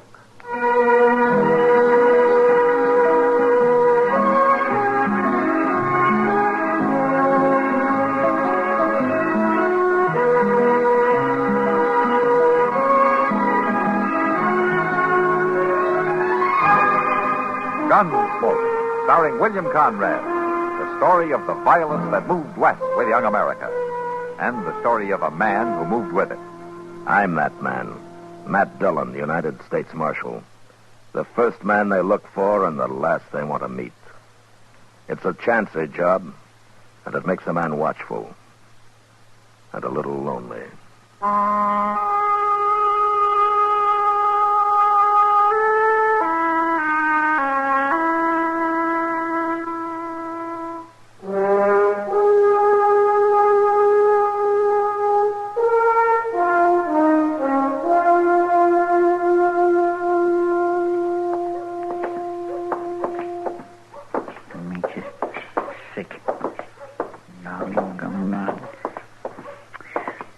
Doggone that doggone luck, Mr. Dillon. There's times a man just don't use his head for nothing except to hang his hat on. What are you talking about, Chester? I knowed better than to keep on playing, but I went right ahead and done it anyhow. Oh, the poker game last night, huh? Forget it. Forget it. Mr. Dillon, I lost $9.45 in that game. You'll live. Yes, I'll live, all right, but I'm sure going to be eating mighty low on the hog for the rest of this week. Wait a minute, Chester. What's the matter?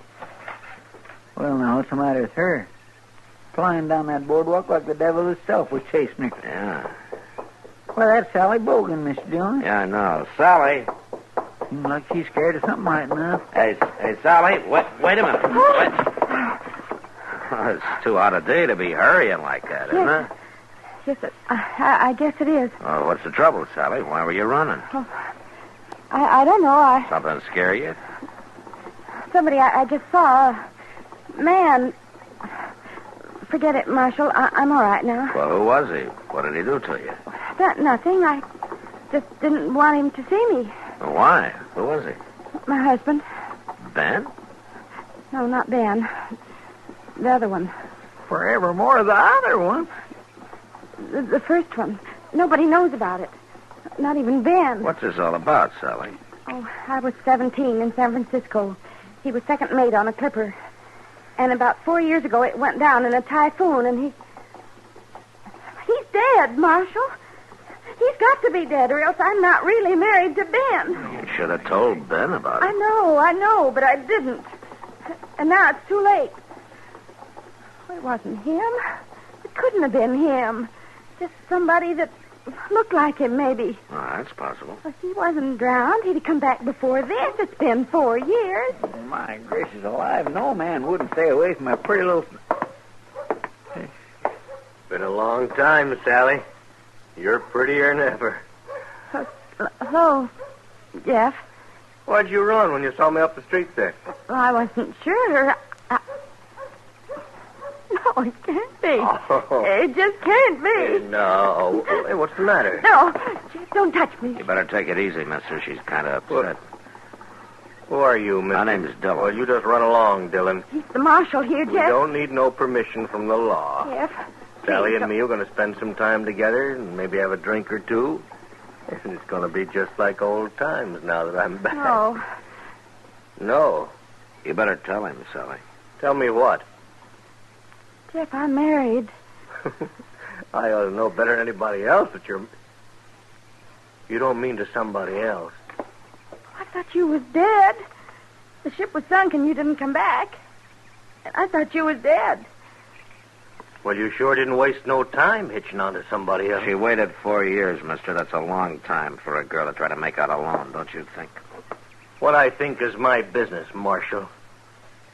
Come on, Sally. We're going to talk this over in private. Jeff, I can't. Now, this is no way for a wife to act to her lawful husband. You come on. Just a minute.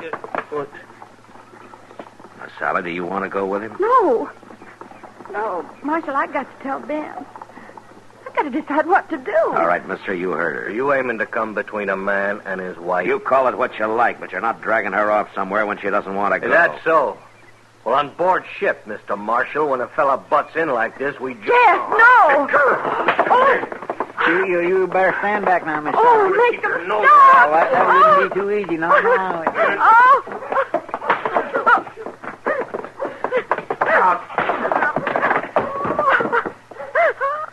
All right, find some water to throw on her, Chester. Yes, sir, I will. I'll take Sally over to Doc's. Maybe he can give her something to calm her down. Boy, howdy, he's out colder than a Texas January. Yeah, well, he may wish he'd stayed out when Ben Bogan learns about this.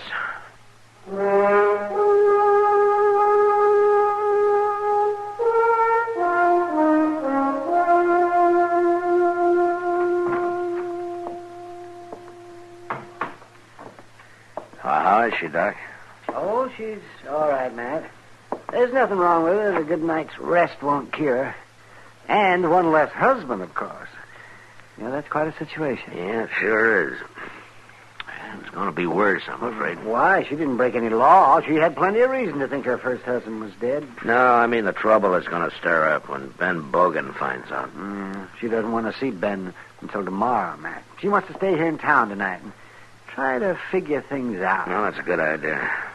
She can get herself a room over at the Dodge House. Wonder which one of those men she'll pick. I don't know, Doc. I just hope she does it quick before the two of them meet head on. You know, Matt, if I was 20 years younger, I might get into the fight myself. Huh? An old goat like you. Goat? Oh, Matt.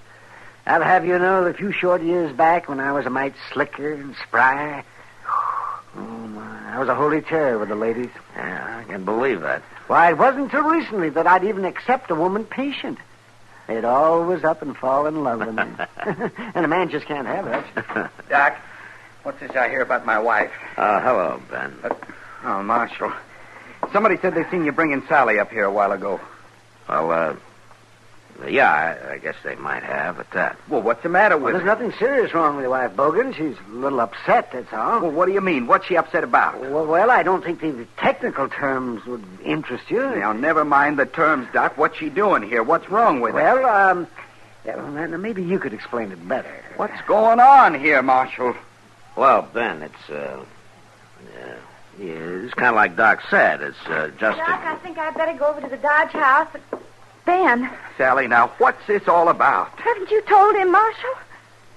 Well, I thought I'd better leave that to you, Sally. Tell me what, so help me. If somebody don't say something... Take it easy, Ben. Take it There's easy. something wrong with my wife. There ain't nobody will say nothing, and you say take it easy. Ben, it seems that Sally here was married once before. Married? Yeah, a man named Lightly, a sailor. Sally thought that he'd been drowned at sea years ago, but, well, he turned up here in Dodge today. He came looking for her. Sally, why didn't you tell me? It was all over and done with. I didn't think it mattered. Oh, you didn't, huh? Well, you think it mattered if I whip you, son. Ben? Leave her alone, Ben. You stay out of this, Marshal.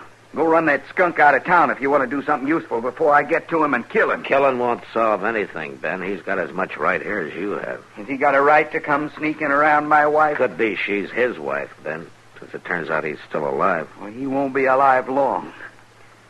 And it's your fault, you little duck. See? I said leave her alone. I'll leave her alone as soon as I beat a little sense into her. No, please. All right.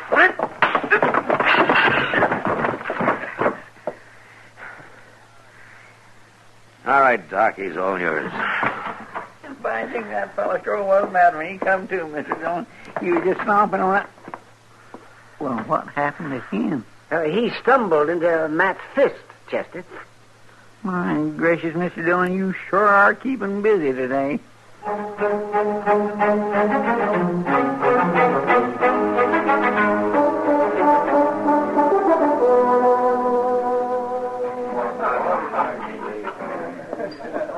What are you going to do about it, man? Wish I knew, Kitty.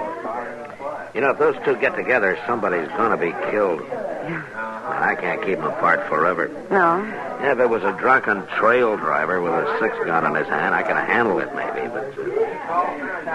I don't know. These man and wife mix-ups are... 2 men and a wife, Matt. Yeah, that's twice as bad. I was going to end up worse. Well, Sort of figured Sally was heading for trouble. Not quite like this. Oh? What do you mean? Well, she doesn't belong in a place like Dodge City, Matt. She's too restless, too free and easy. She spends too much time in town. Doing what? I wouldn't have said anything if this hadn't come up. Well, now, come on, Kitty. What are you getting at? Do you know a whiskey drummer named Slim Randall? Slim Randall? Yeah, I've seen him around. Well, he and Sally have been together a lot the last few weeks. It's harmless enough, I guess. Well, you know how people talk and make something out of nothing. Yeah. All right, I'll change what I said. It's 3 times as bad. Or it will be if Ben hears about Slim Randall. Matt? Oh, Matt. Yeah, what's the trouble? I want you to tell us. I want to know what you two have done with my wife. I've been trying to tell you that she doesn't want to see you tonight. She doesn't want to see anybody. She's got to be left alone so she can kind of get hold of herself. Oh, there you are, Ben. You heard what he said. You're lying, both of you. You let her get together with that low-down sailor from San Francisco. That's right, mister. Well, I've been looking for you. Well, now you found me. My name is Lightly. You dirty tin. Yeah. All right, hold it, Ben. No, Marshal, let him draw. That's all I ask. Just let him draw. I'll shoot the first man who touches his gun. Mister, I want to know where my wife is. He doesn't know any more about it than you do, Lightly. If she wants you, she'll come looking He's for got you. her locked up somewhere, so she would have. You got no wife, mister. You're a dead man. And if you ain't yet, you're soon gonna be. Oh, you like to name the time and the place, Bogan? How about tomorrow morning, in front of the livery stable? I was hoping you'd make it sooner. I'll make it right now if you... All right, hold it, both of you! All right, Lightly, you've said your piece. Now get out. See you all tomorrow. Drinks are on me.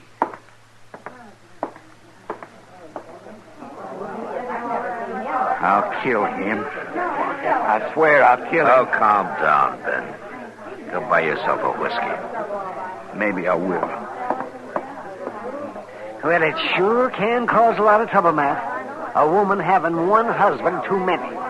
Maybe she won't have, Doc. Not for long, anyway.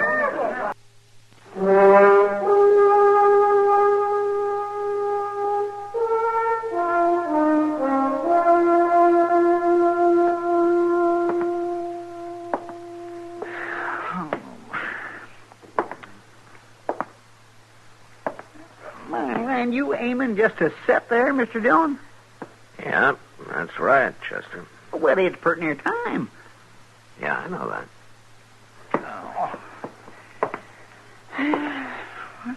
Oh, for heaven's sakes, relax, Chester. You got me just jumpy as a cat. Well, ain't you going to do nothing to stop it, Mr. Dillon? Not much I can do about it, Chester. You can stop them. No, just postpone it. As long as they feel like they do, it's going to happen later today or tomorrow or sometime. I can't ride herd on them 24 hours a day. Well, I don't know, but there must be something you could do. Well, how about a game of pinochle, Chester? A pinochle? At a time like this? Well, why not? Why, I never heard nothing so cold-blooded in all my life. Pinochle? Well, I never thought of it that way. You know what I mean, Doc Adams. No, I don't want to play no pinochle. Well, how about you, man? Yeah, sure, Doc. Get the cards. Well, I swear I never seen the likes of you two. Oh, stop worrying, Chester. When it's time, I'm going to go down to the stable and I'm going to try to stop them. Well, I'm proud to hear that. Matt? Oh, thank heaven you're here. What's the matter, Kitty? Matt, you got to stop those two men from killing each other. You're as bad as Chester. Here's a letter. You read it. Huh? Yeah, it's for you. Jim Doby came out and gave it to me a few minutes ago when I passed the Dodge house. He didn't have time to bring it over. I think I know what it is. I'll be... I should have guessed it. Oh, never mind, Chester. Come on, let's go.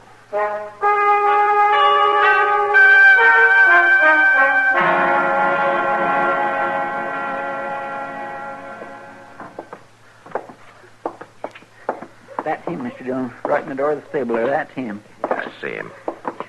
Looks like he's just standing there waiting. Well, he picked the best spot he could. Jeff Lightly will have to come at him across the open there. I don't see Lightly around nowhere. He's not far away. You can bet on that. You stay out of this, Marshal. The law can settle up afterwards. Now, watch your gun, Ben. Now, wait a minute. I got no time to argue. Just hand it over.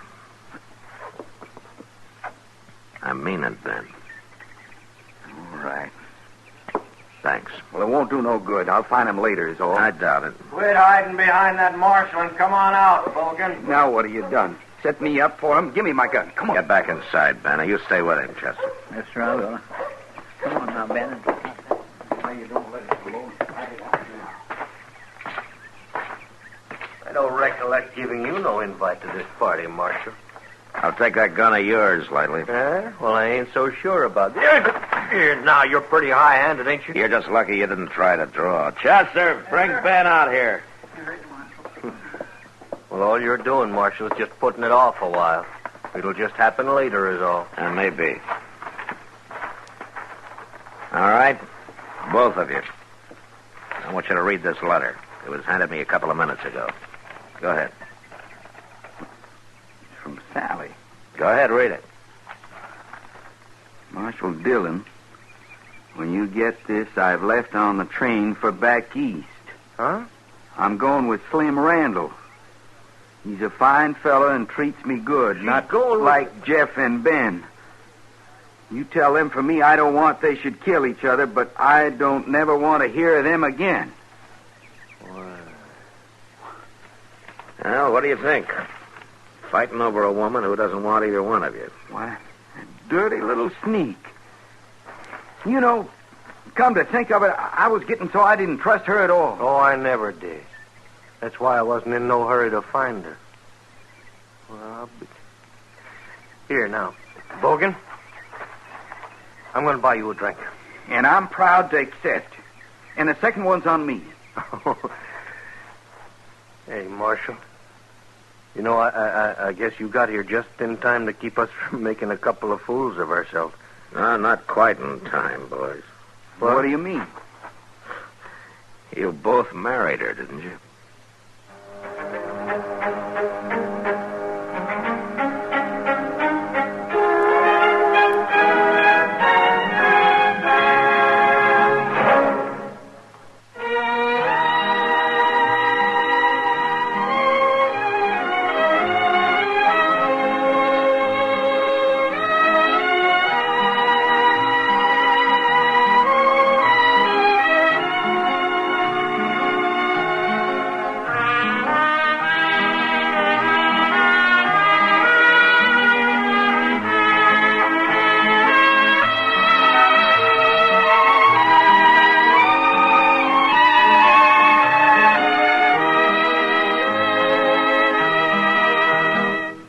Gunsmoke, produced and directed by Norman McDonald, stars William Conrad as Matt Dillon, U.S. Marshal.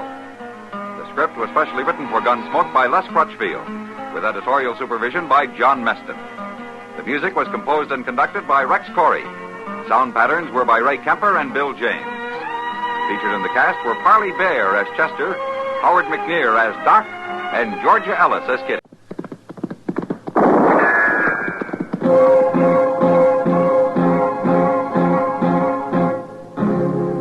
Gunsmoke.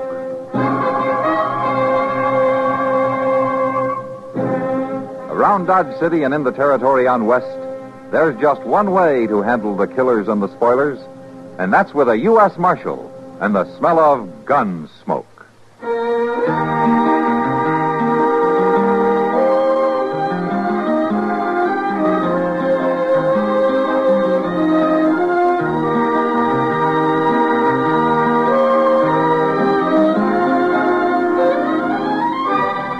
Gunsmoke, starring William Conrad.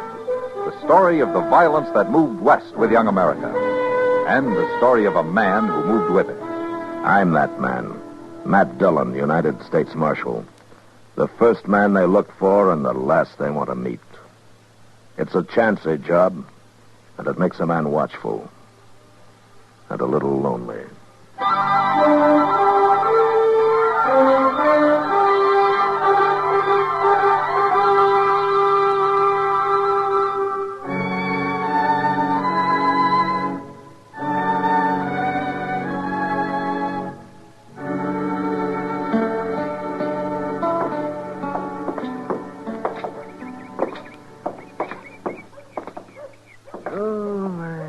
Why don't we take the day off tomorrow, Matt? See if we can shoot us a deer. Oh? That's not a bad idea, Doc. Looks like we might get a light snow tonight. Make it easy to track them. You couldn't track a three-legged buffalo in a box, can you? Oh, is that so? Let me ask you, who tracked that antelope we shot just before Christmas? It wasn't an antelope, it was a deer. Yeah, well, that's not the And point. you didn't track it. Chester did. You want to stop in the office for a while? Darn right I do. Matt, I recollect that antelope just like it was yesterday. Deer, Doc. Morning, Chester. Oh, dear. Yeah, that fellow's back there waiting to see you, Mr. Dillon. Oh, Morning, Marshal. hello, Burke. I thought you were back in Washington. I was. Come in on a train last night. Got a job for you, Marshal. Is that so? Yeah, there goes our hunting. What's he saying? You know Doc, don't you, Burke? Yeah, we've met. Yeah, sure, Matt. I've been warning him for years about that blasted temper. You just mind your own business. Hey, look at him right now. You see veins swelling up in his neck, face getting red as a beet. So help me Just talk at him, Doc. Keep on like that, Bert Krager. One of these days I'll make a coroner's fee off of you. You mark my words now. Well, I didn't come here to listen to the half-baked opinions of some broken-down old quack. Quack, now, wait a minute. You Now, just... both of you, wait a minute. Doc, you quit trying to drum up business. What's the job, Burke? These papers ought to explain it pretty well. Oh, let me see them. That's what I've been doing back in Washington. And I don't mind telling you, it gives me a lot of satisfaction when I finally got them to issue them papers. Court order the United States Marshal in Dodge City, Kansas for service of eviction notice. Yeah, look at the second one, Marshal. Took me pretty near 3 years to get justice done. Eviction order from Federal Lands Commission, Washington, D.C. to one Sloat Carson. Yep, finally getting them off my... Guilty of illegal homesteading a portion of the Krager Ranch located in Section 246 Township. I see. Are, you sure that this is justice, Burke? You got the papers right there in your hand, Marshal. It was issued according to law. I was talking about justice, not law. You aiming to separate the two, are you? How much range are you running now, Burke? Just over 30,000 acres. Uh-huh. And Sloat Carson's got a measly 360 acres in that homestead.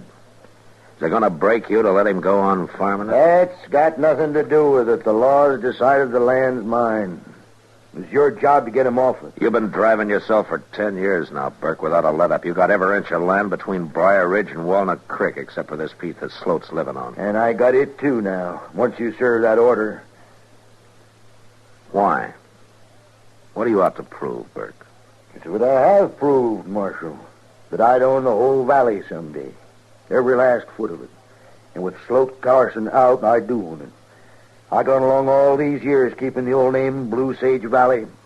But now that I own it complete, I'm changing that name, Marshal. It's the Krager Ranch now. From here on out. Yeah, from here on out won't be very long if you up and bust a blood vessel. So my son's named Krager, too, I'll remind you. Burke. Sloat's put a lot of work into that place of his. You sure you won't think it over? You got them papers, Marshal. And it's your duty to serve. All right, I'll serve them. I got no choice. And I bid you all good day.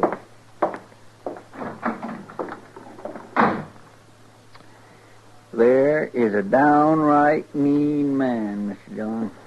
Yeah. Well, if he doesn't change his ways, he's going to be a dead one. You may be right, Doc, but not for the reason you think.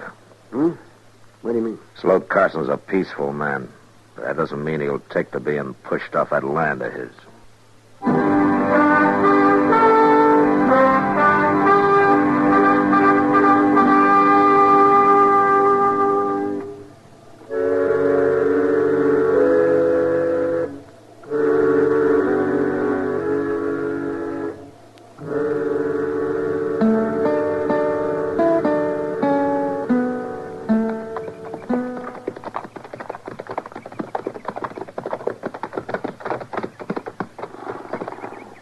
there's no smoke coming out of the chimney, Mr. Dillon. Reckon maybe he ain't to home. He's probably working out in the barn. Let's ride over there. It's just a cussed shame, that's what it is. That can't be a help, Chester.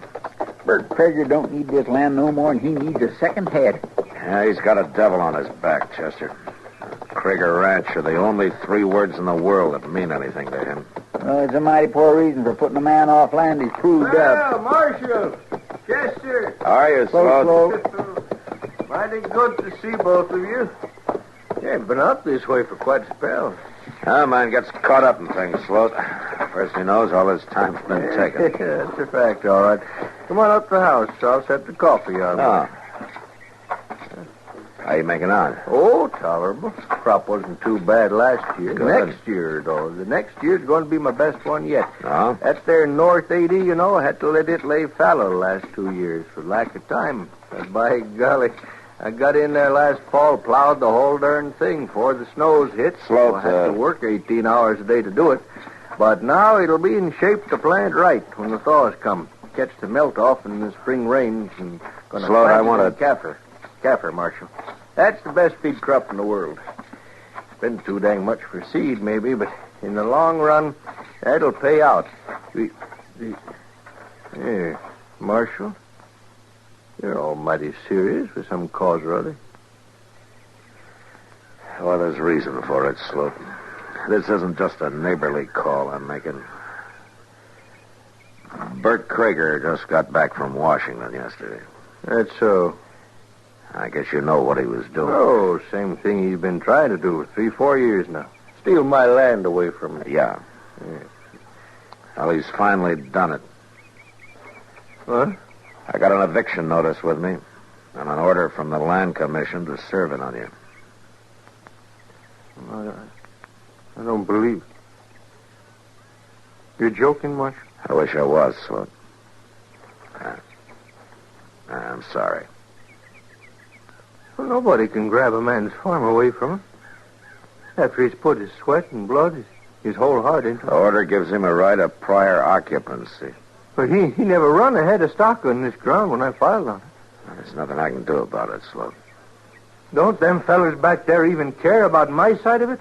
Don't they even want to hear my story? And according to the order, they notified you by mail. Oh, I got some kind of papers through the post. I couldn't tell what they was all about. I just figured it was some more of Bert Krieger shenanigans, some kind of bluff. It wasn't bluff, Sloat. Mr. Dillon? And them papers said come to a hearing in Washington. Now, where'd I get the money to go to Washington? I don't know, Sloat, but the court's decided. Mr. Dillon, here comes old Krieger's son. What? Crowdy Krieger coming here? Now, you just take it easy, Sloat. Morning, gentlemen. How are you, Crowdy? Ain't you Kriegers done enough? What'd you come here for? Maybe I come to undo some of it, Mr. Carson, if it ain't too late. I'm aiming to undo it myself, Crowdy. I'm figuring to use a gun. Now, wait a minute, Sloat. I ain't a man that hunts trouble, Marshal. You know that. You know it as well as anybody. But I ain't letting 4 years of my life get took from me without putting up a fight. Killing Bert Krieger won't change a legal decision, Sloat. What did you mean, Crowdy? If it ain't too late. You served that eviction notice yet, Marshal? No, not yet. The law say you got to do it today instead of tomorrow, maybe? No. And I'd like to talk to you, Mr. Carson. Why? I may be able to tell you something that'll save your farm for you. I'll listen to you, Crowdy, but I won't promise nothing. You don't have to. Marshal, I think it'd be better if you wasn't a party to this. Why are you doing this, Crowdy? What's your reason? If you'd lived around my pa your whole life, you wouldn't have to ask. Mr. Carson, could we walk into the barn? All right. You excuse us, Mark. Well, looks like there won't be any bloodshed after all, Mr. Dillon.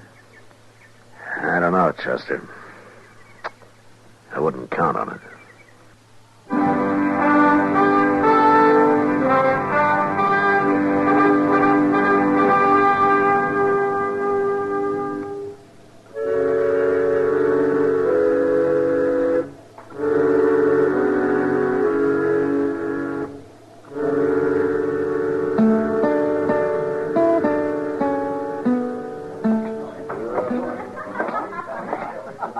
Evening, Doc. Huh? Oh, Matt, well, when'd you get back? This afternoon. Well, how come you're still sober? Oh, well, now that's one distinction I hold, Matt. I may not be the best doctor in the West, but I'm the soberest. Well, then maybe if you took to drinking a little bit, you Oh, could... doggone it. You never did give a man credit for anything, did you? I guess I'm in a bad mood, Doc. Yeah. Evict Sloat Carson, did you? No, not yet. No? Why not? Well, let's say tomorrow's soon enough, huh? It's too soon, if you ask me. Have a beer. No, thanks. I was just looking around. Have you seen Kitty? Well, she was here a while ago, but she went to bed. Said she had a headache. Oh? She didn't have a headache, though. I know, Kitty. She just wanted to get out of here for one night. Well, I can't blame her much. No. Girl like Kitty ought to be married, Matt. Settle down, having children. Why don't you talk to her about it, Doc? I will. Yes, sir. By golly, I will. You should have studied for the ministry. You know, I thought about that, but the pay's bad. Now, there's a real Christian. I wouldn't talk if I were you, Matt Dillon. But at least I don't go around telling people how to live their lives. Oh, don't you? You know what I mean. Yeah, I won't admit it. You know what you need, Doc? Oh, yes. You need some old woman to rail at, a nice fat wife to take it out. Oh, no, you don't. You don't turn it on me like that. You know, there's Widow Liffey's got that house at the edge of town, you know. I've seen how she stares at you when you drive by. You might do yourself some good there, Doc. Oh, I'm not saying a word. I hear she's a good cook, too. Yeah, the only woman cook the railroad ever hired. Till they found out she was a woman. Well, it took them 6 months. You gotta admire her for that. Oh, sure, I admire her for that. Well, all right, if you're gonna be stubborn about I'll blow my brains out when the day comes that I gotta take a woman that crops her hair and wears men's boots and men's hats. All she needs is a beard and a rifle, and she'd make a good buffalo hunter. it. Female charm sure wasted on you, Doc. Hers is. Mr. Dillon. Oh, yeah, what is it, Chester? Well, I figured I'd better bring these over to you right away. Judge Bent stopped by the jail and went... Hello, Doc. Yeah, Chester. What's this about Judge Bent? Well, he left these here papers, and I thought you'd ought to know about them. Yeah, let me see. U.S. Marshal Matt Dillon, injunction against service of eviction order number... Order in U.S. District Court enjoining one Burke Krieger from attempting to assume possession of land parcel known as Section 246. Plaintiff, Sloat Carson.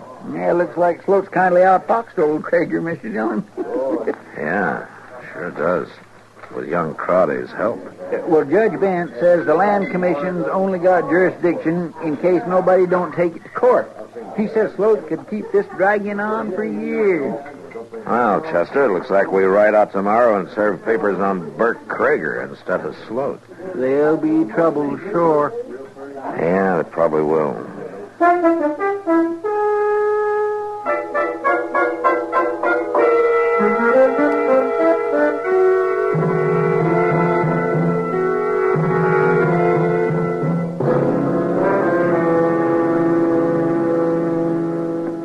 Come in, Marshal. Chester. Thanks, Burke. Come on in, sit. Maybe I can rustle up a pot of coffee. No, don't bother. We're not going to be here long. Well, I'll take a minute. There. You served them papers on Sloat Carson, did you? No. What? Why not? As a matter of fact, Burke, we're here to serve some papers on you. What the thunderation you talking Judge about? Bent issued this late yesterday afternoon. You better take a look at it here. What's that old fool doing poking his nose into my business? What's this? Pretty clear if you read it. I don't have to read it. I know what it is. The only blasted way in the world Carson could have beat me, and he stumbled onto it. In case you're interested, Judge Bent handed down our ruling at the same time to prevent me from serving the eviction notice. And I'll run him off. I'll take a gun to him. I wouldn't advise that you try that, Burke. Marshal? Chester? Good morning. How are you, Crowley? What's the trouble, Pa? Trouble? 10 years, that's the trouble. For 10 years I've fought for this valley, foot by foot. And when I get it right in my hand, the last square inch of it, the Krieger Ranch, this fool Sloat Carson blunders onto the one way of blocking me. He didn't blunder onto it. I told him about it. You what? I told him about that loophole in the Land Commission's order. You mentioned it one time, you remember? Are you sneaking, young whelp? Here now, you know what Doc said about you getting mad. I'll have the hide off your back. I'll beat you till you scream to have a bullet put in your head. Burke. Stand back, Marshal. Put down that horse. I'll cut the daylights out of you. You heard me, Burke. You yellow cur pup. Mr. Krieger.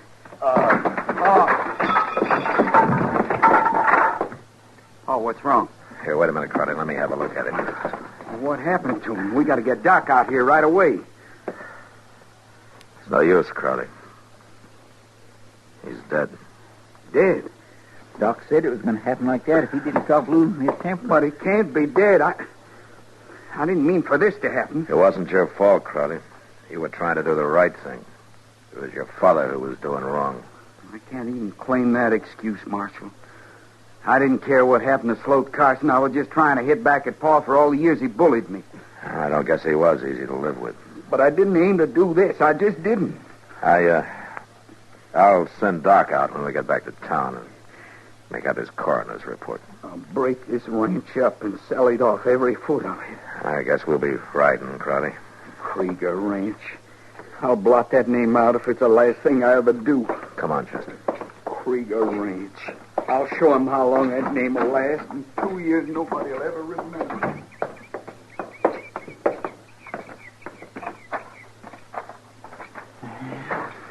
A man sure don't live long after he's dead. Well, I guess that depends on how a man lived his life, Chester.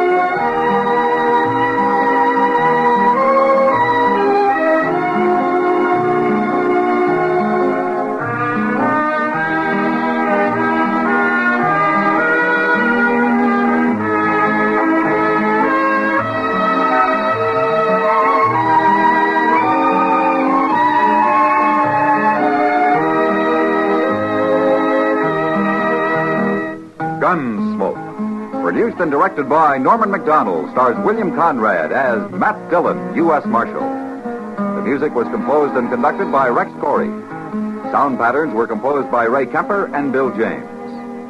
Featured in the cast were Parley Bear as Chester, Howard McNear as Doc, and Georgia Ellis as Kitty.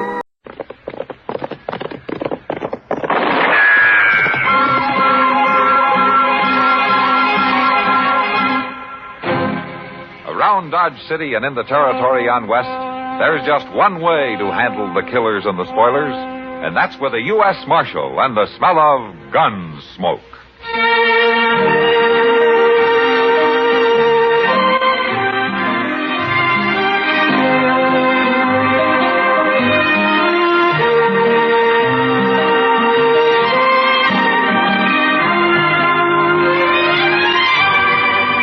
Gunsmoke, starring William Conrad, the story of the violence that moved west with young America, and the story of a man who moved with it. I'm that man, Matt Dillon, United States Marshal.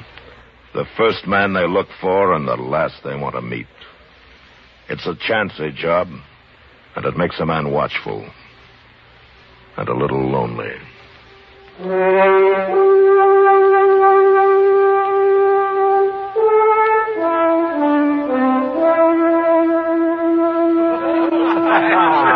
That's all right.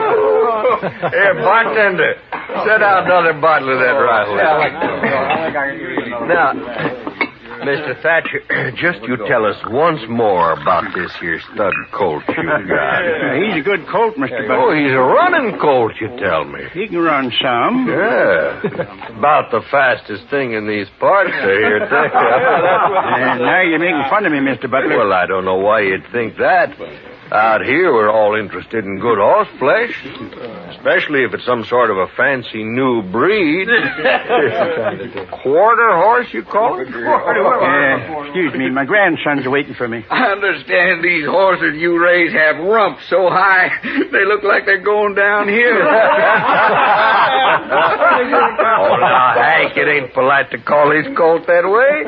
Of course, his withers do run right into his crew. Now, look here, you ain't got no call to talk to me. Boys, I do believe we got Mr. Thatcher upset. Here, let me pour you another drink. No, thanks. I'll be going. That just ain't sociable. Here. Have a drink. I said no, Mr. Butler. Drink it. I'll pour a whole stinking bottle down your throat. All right, Butler, that's enough. Marshal Dillon. Mr. Thatcher, your grandson's waiting outside in the buckboard. You better get along home. Thank you, Marshal. Thank you very much. Oh, you missed the fun, Marshal. We're just having old Thatcher on about his stock. You know, Butler, when you torment an old man, it makes you cheap. Real cheap. From now on, you leave him alone.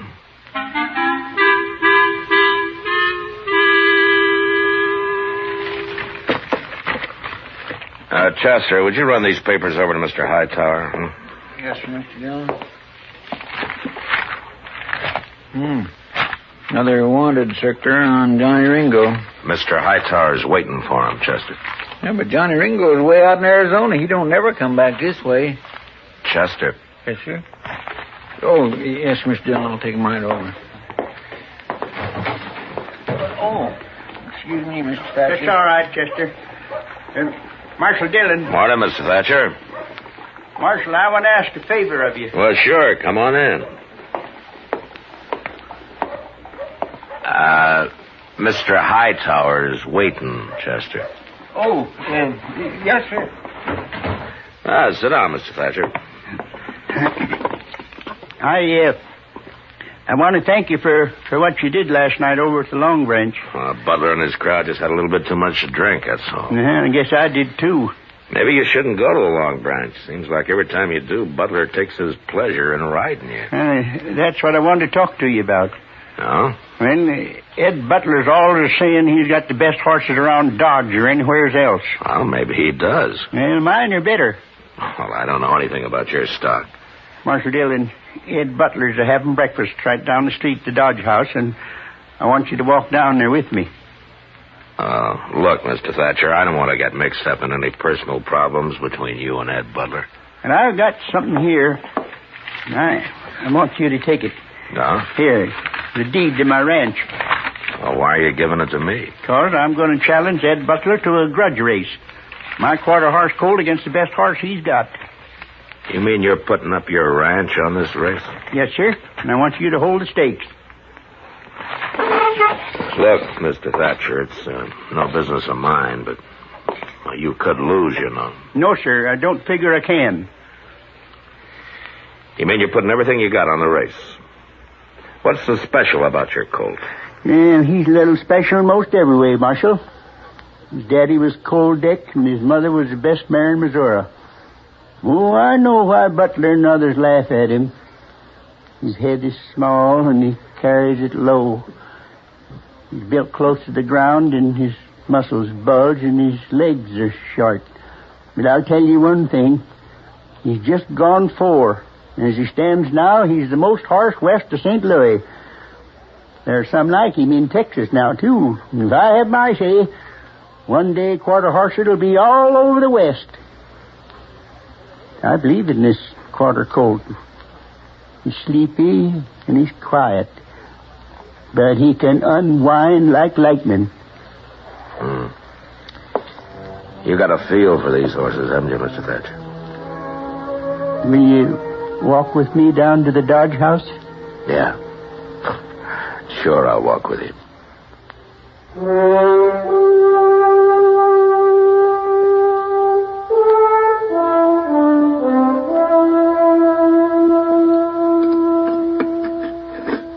Well, Butler, that's it. Well, Sure, I'll race. And this afternoon, then, across the river. That's good enough for me. Make it 2 o'clock. I'll have Doc Adams there to look over the horses. They'll both be sound. There'll be no race. Agree? Why, sure. All right with me. And they run the way they are, shod or barefoot. The way they are. Mr. Thatcher wants a distance of 400 yards. 400 yards? That ain't hardly worth running. But the bet stands. Well, since you accept the match, Mr. Butler, you better come to some agreement with Mr. Thatcher. All right. What you figure your ranch with everything on it is worth, Thatcher? Maybe $4,000. Oh, that's high for just 500-600 acres and a couple old milk cows. But I'll put 4,000 against your deed. Hank, you'll bring it over to your office, Marshal. Good. Have it there by noon.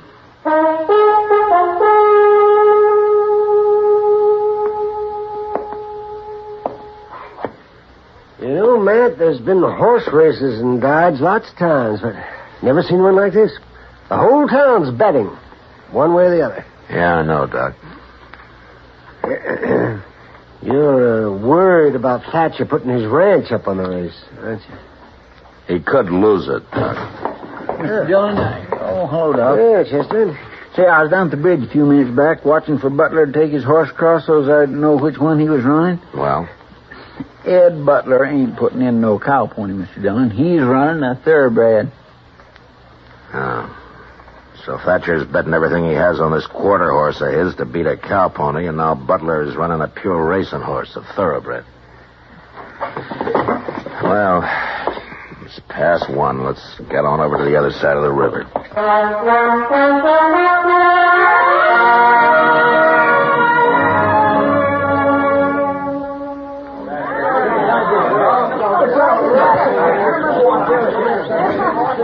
Looks like half the Dodge is over here on the flats, Mr. Dillon. See if you can find Ed Butler and Mr. Thatcher, Chester, and bring him over here. Yes, sir. Hello, Chester. Hello, Matt. I haven't seen this many people in one spot since Eddie Foy played the Opera House. Kind of a fiesta, isn't it? Yeah, in a way, Kitty. Oh, nobody would think it to look at you. Where's the finish line going to be, Matt? I want to see real good. Back up there about 50 yards. Oh, I'll go find a place. Okay, Kitty. Matt, say, Matt. Oh, here you are, Matt. Hello, Doc. Say, Matt, Thatcher's getting all liquored up. Well, that's his affair, isn't it? But he's got a skinful. And you know how edgy he gets when he's that way. Hey, Mr. Dillon, I found Mr. Butler, but I Afternoon, can't... Marshal. Where's Thatcher? Well, I wouldn't know. Last time I saw him, he was pouring down some red eye. So his losing won't hurt so bad, I guess. Butler, Mr. Hightower, and Doc here are going to act as judges. Chester will fire the starting gun. Marshal, this is all terrible fancy, just to butter up that old fool Thatcher, ain't it? Yeah, you might think I'm old fool now, Butler, but you'll think different after the You're race. drunk, Thatcher. Stay out of this, Butler. Any law say a man can't win a horse race if he's drunk? Mr. Thatcher, your grandson's riding for you. Is he all set? Yes, sir. All right, how about you, Butler? We're ready. And get your horses down there to where those 2 buckboards are. That'll be the starting line. You thought you'd fool me, didn't you, Butler, bringing out that thoroughbred to run? Well, I can still beat you. You're talking awful lot for a man who ain't worried. Don't ride me, Butler. I've had enough. Oh, listen to me, Thatcher. All right, that's Nobody... enough out of both of you. You just see to it you do win, Thatcher. Or I'll have your ranch and that colt you think so much of. What did you say? You heard me. What did you say about my colt? What do you mean? Just what I said. If my bay mare wins, I get your ranch and everything on it. And that includes your colt. No, that ain't right. Well, what about it, Marshal? You were there when we made the bet. Butler's right, Mr. Thatcher. That's the way you made it. You're no good, Butler. You're no good at all. All right, both of you move your horses down to the starting line. Hank? Yes, sir, Mr. Butler. Hank, move that bay down those markers. Okay. Go on down, Mr. Thatcher. Yes, sir. Ain't gonna fool me. Chester, you walk with them, huh? Give them 5 minutes, and then you can start them off. 5 minutes. All right, sir. Yeah, you see? I was right, wasn't I, Matt? Thatcher's been drinking some. Yeah. Come on, Doc. We don't have much time. We'll look up Mr. Hightower. Yeah. You know, Matt, this is like a holiday. It's like a fiesta. Yeah, that's what Kitty said. Oh, she's out there, too, huh? Yeah. Well, I guess maybe outside of Mr. Thatcher, the only person not enjoying himself is you. Do I have to enjoy it, Doc? Hey, come on, Doc, run.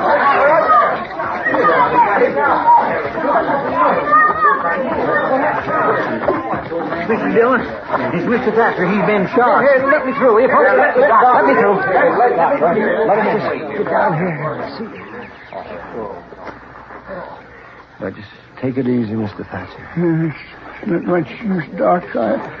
I know where it is. Easy now. He's bad, man. Mr. Thatcher. No, I won't see him run. Mr. Thatcher, listen to me. I'll never see.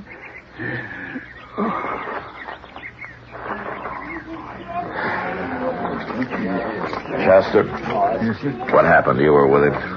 Well, I don't know. I was walking along, and Thatcher and Butler was up ahead arguing, and then suddenly Thatcher drawed on Butler. He tried to kill him. I shot him, Marshal. It was self-defense. He was drunk. He tried to kill me. That's right, Marshal. What Ed says is right. That's true. That's the way it happened, Mr. Dillon. Doc, will you take care of things? Get him into a wagon and back into town. I'll see you back there. Yeah, sure, Thatcher. Here, a couple of you men, give me a hand here. Let him through, will you? Marshal, what about the race? It's forfeit, huh? The race ain't forfeit. I'll still run it. It's the Thatcher boy, Mr. Dillon. Yeah. Come here, son.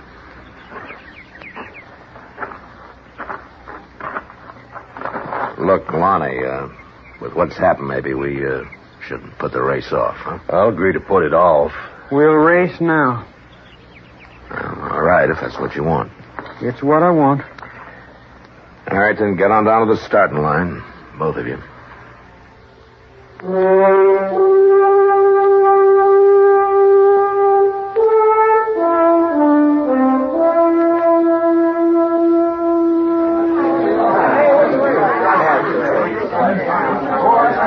I was looking for you, Marshal. Are we going to have the race? Yeah. That's a good thing, you know. There'd be a lot of people disappointed if it didn't come off. And we wouldn't want that, would we, Mr. Hightower? How's that? Well, the killing's hardly enough to make the day complete, is it? Well, now, Marshal, I didn't mean anything wrong. It's just... Yeah, sure, forget it. You move on up the finish line, and I'll get a couple of these riders to clear the lane. Huh? All right. Hey, you there. Yeah. Will you ride down toward the start and move everybody back to clear the lane? Yeah, sure thing. All right. All right, everybody. Would you get back, please? Clear the lane. Move back, will you?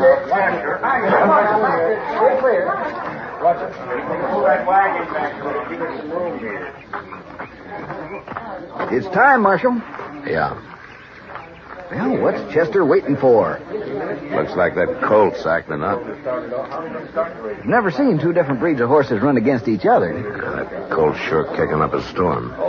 Make a good column for the paper, maybe. Get a hold of him, kid. Don't they make a good column, Marshal?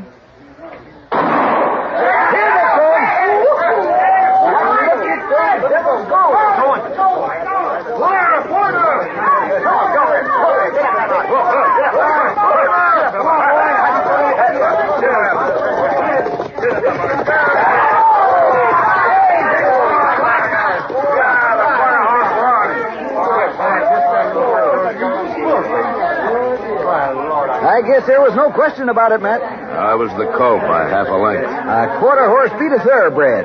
Now that's something to see. Well, Marshal, you should be happy. Because the boy won? Yeah, for that I'm happy. Yeah, I got no complaint, Marshal. It was fair and square. Uh-huh. About what happened this afternoon, about Thatcher. I didn't really hold anything against the old man. I'm sorry it happened. You know, Butler, I told you sometime that you'd push him too far. Now he's dead. Well, look, Marshal. I'm not saying you're a murderer, Butler, but you're responsible for the death of that man today, and yet there's nothing I can do about it.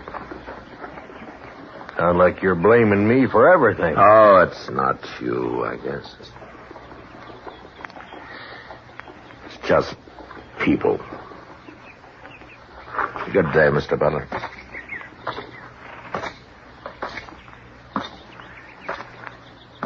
Hey, boy, you better get to walking that horse. Yes, sir.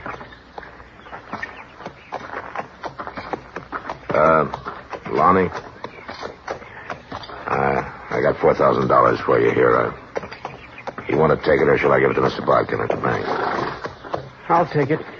Might be better to leave it in the bank. I said I'll take it. All right, son. Here you are. Thank you. You, got any plans? Yes, sir. What? I'm going to do what my granddaddy always wanted to do.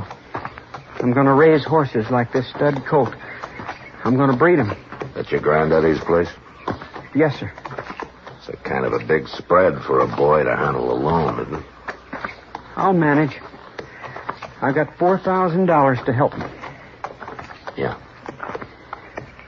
And you know something else, Marshal? When men in these parts get sense enough to be interested in new stock and want good mounts with a fine way of going, they can come buy their quarter horses from me, Lonnie Thatcher. The boy's eyes were glistening as he turned and walked away, leading his stud colt home. Most of the crowd had left. They'd gone back into Dodge to rerun the race over a drink or two and talk about this new kind of a horse. This stocky, heavy-muscled, quick as lightning quarter horse that had come to Dodge.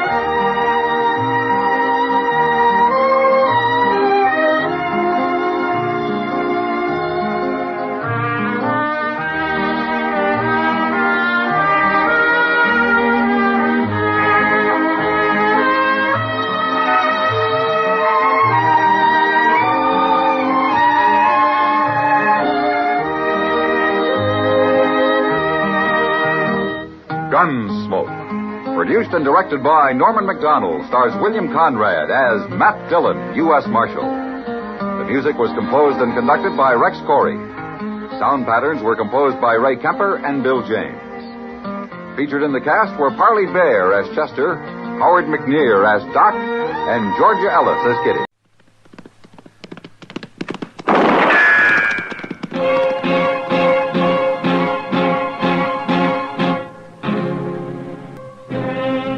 Around Dodge City and in the territory on West, there's just one way to handle the killers and the spoilers, and that's with a U.S. Marshal and the smell of Gunsmoke.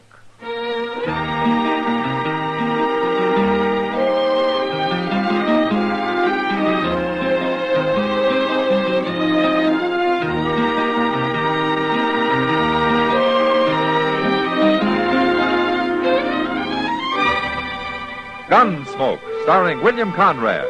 The transcribed story of the violence that moved west with young America.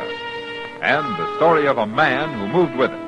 I'm that man, Matt Dillon, United States Marshal. The first man they look for and the last they want to meet.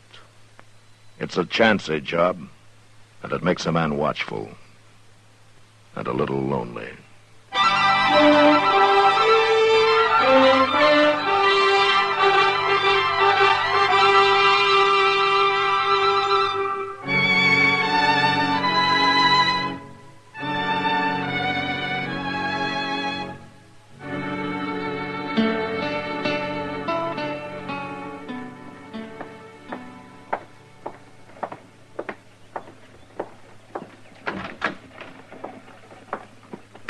Mr. Dillon?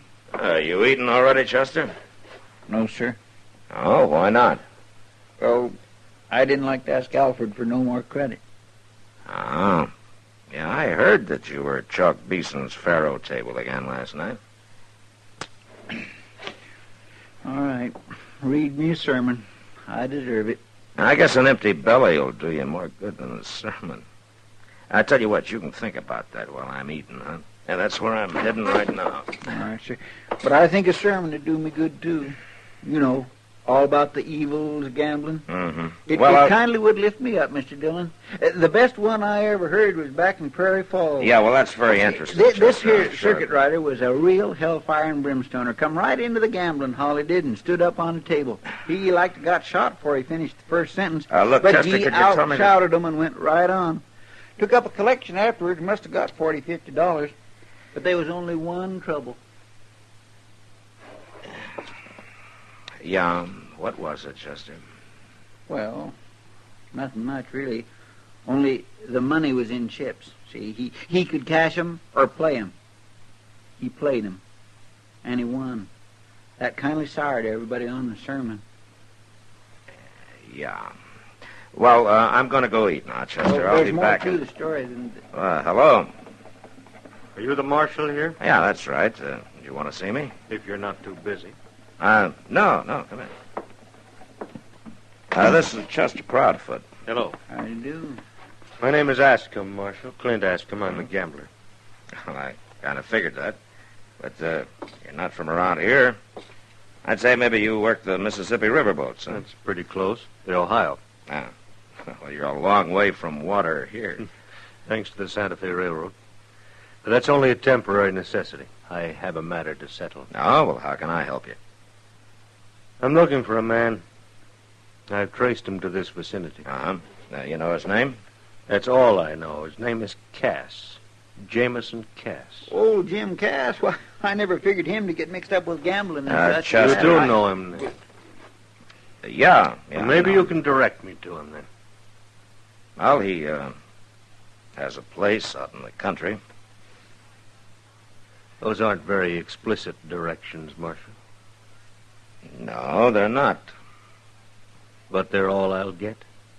Well, I'd like to know what your business with him is. It's a personal matter. Oh, sure, but what? You told me what I wanted to know, Marshal. He's here. I'll find him without your help. Ask him. Why do you want to kill Jim Cass? What makes you think I'd do? A man eaten up by hate gets a look in his eyes. I've seen it too often.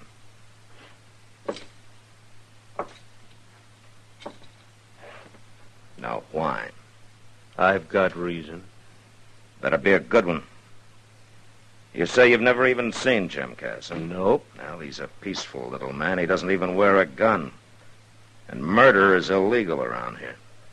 I'll remember that. You better remember something else, too. Jim Cass is a friend of mine. You go anywhere near him, and it'll be a pleasure to run you clear out of the country. It wouldn't do any good, Marshal. I'll get him, sooner or later. Good afternoon. Well, what in the world? He don't mean that. I'm afraid he does, Chester. But why? There ain't a nicer, harmlesser little fella anywhere than old Jim Cass. Now, what do you suppose could bring a man to hate him so? I don't know, but I better find out. Chester, you watch things here. I'm going to ride out to Jim's. Huh? All right, sure, but ain't you going to eat? Oh, I can do that later. You keep an eye on Ascom, and if he should head that way, you follow and warn me, All huh? right, sure I will.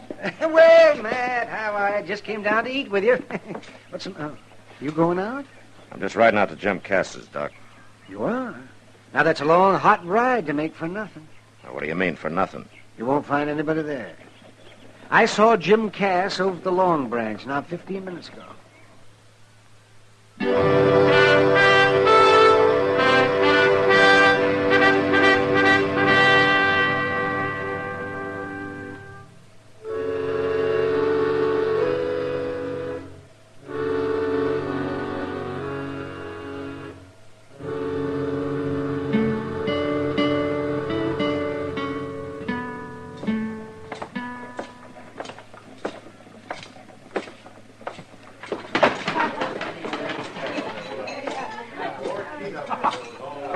Well, hello, Matt. Hello, Kitty. Have you seen Jim? Oh. Marshal, following me? Well, I might be, ask him. Kitty, can I talk to you for a minute? Sure, Matt. Is Jim Cass still around, Kitty? Oh, no. You know where he went? Home, I suppose. His wagon was hitched right outside. He got in and drove off about 10 minutes ago. Yeah. All right, thanks. Well, what's the matter, Matt? And I just want to see him alive. Alive? Jim Cass? Kitty, do me a favor, will you? Yeah. When I leave, you see that Ohio River gambler's entertained for a while, will you? Sure, as long as he's got money. Okay, thanks, Kitty. Marshal, have a drink. No thanks, ask him. Marshal, I've never had any trouble with the law. I don't want any now. This has got nothing to do with you. A deliberate killing is the business of the law anywhere, ask him. He'll have his fair chance. Sure, house odds, huh? I told you Jim Cass is not a fighting man. So you'll do his fighting for him? If I have to. I'm sorry, Marshal. Sure. But you won't stop it, will you? No. You must have a powerful hate. I have. I could lock you up, you know. Mm-hmm. And postpone it for a few days, that's all. And as for running me out of town, I'm leaving anyway, to go out to Cass's. If you want to warn him, you'd better go now. So you can follow me? I can find him without your help. Ask him, I'm going to warn you. You harmed Jim Cass, and I'm going to jail you or kill you. Fair warning, Marshal. If you can do it. I can do it.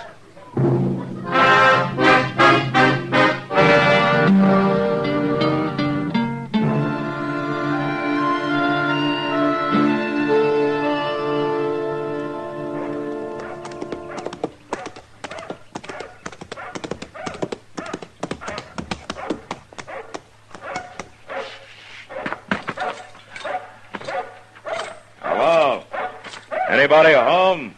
Hey, Tom! Hush up out there now. Hush up. Stop it. Who is it? It's me, Jim. Matt Dillon. Oh, Matt. Good to see you.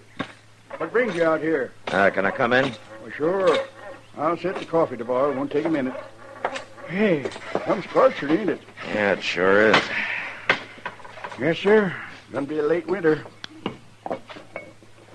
Must be something important to bring you way out here on a day like this. It is, Jim. Something about me, Matt? Yeah. Well, say it. You know a man named Ascom? Clint Ascom? Ascom? Nope. A gambler, slick, young, dark-haired? Oh, no, not likely. From Ohio, riverboats. No. I was back east, Pennsylvania, a couple of years ago. You remember that? Yeah, I remember. I met some people, but I don't remember no gamblers. Not no Ascom. Jim, is there any reason why a man you've never even seen before would want to kill you? Kill me? Yeah, that's right. This fella, Ascom, he's here gunning for me? He probably followed me out here. Says he's got good reason. Well, it seemed to me like you ought to know about it if there was a reason like that. I don't know why any man I ever met wanted to kill me. Okay. That's good enough for me, Jim. What are you going to do? Wait for him to come, and then take him. Well, seems like I ought to help. No, you just sit tight. Well, at least I'd like to ask him why. Gee, reckon that could be him? Yeah, maybe. I'll take a look. No, it's Chester. Hey, Tom! Shut up out there now. Stop it. Tom! Yeah. Oh, howdy, Chester. Hi there, Jim. Nice dog. Say, Mr. Dillon? Yeah, Chester. Ask him followed you out like you thought. But as soon as he spotted the place he turned off, I come in to tell you like you said. Yeah. That's my mistake. Now we've lost him. He's out there somewhere waiting for us to leave. Well, what'll we do? Jim, maybe you better ride into town with us, huh? And let a gunman scare me off my place? Something no Kiowa or Comanche was ever able to do? All right, Jim. Come on, Chester. We'll head back toward town. Yes, sir, but ain't we... And then circle and come back. Oh, well, he'll likely use that draw back by the barn. That's the way the Kiowa come in. All right, Jim, but you stay in the house now. Well, don't worry none about me. I got my old scatter gun. Don't use it unless you have to, Jim. Come on, Chester.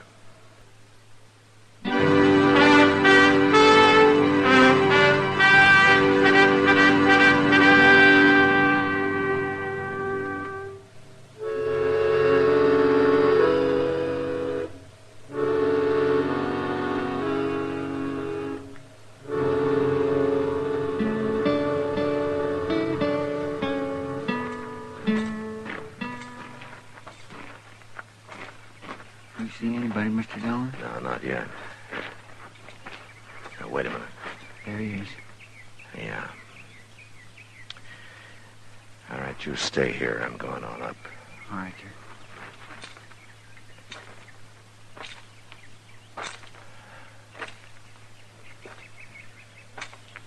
All right, hold it, Askham. What? You're covered. Don't make a move.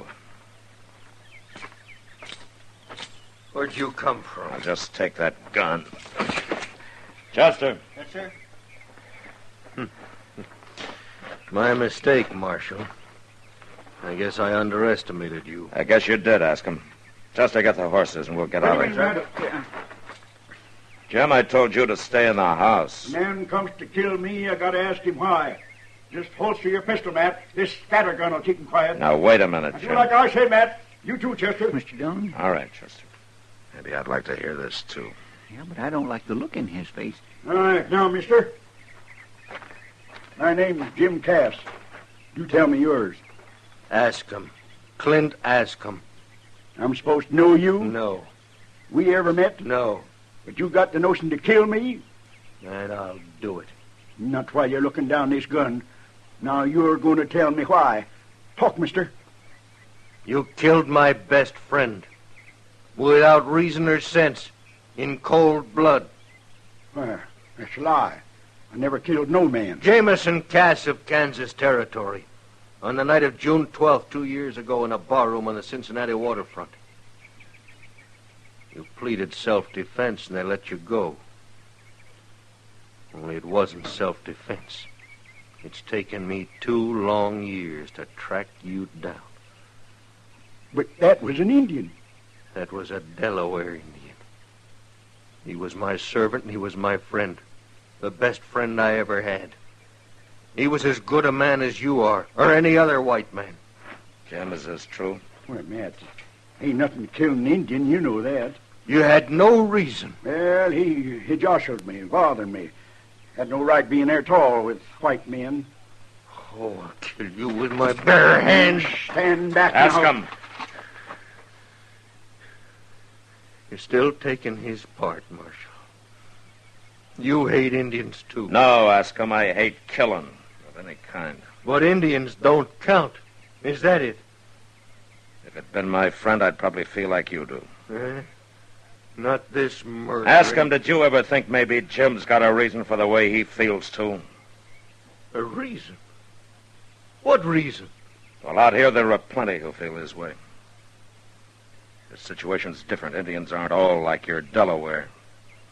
You take a look up there behind the house. That little grass plot with the flowers and the 3 headstones.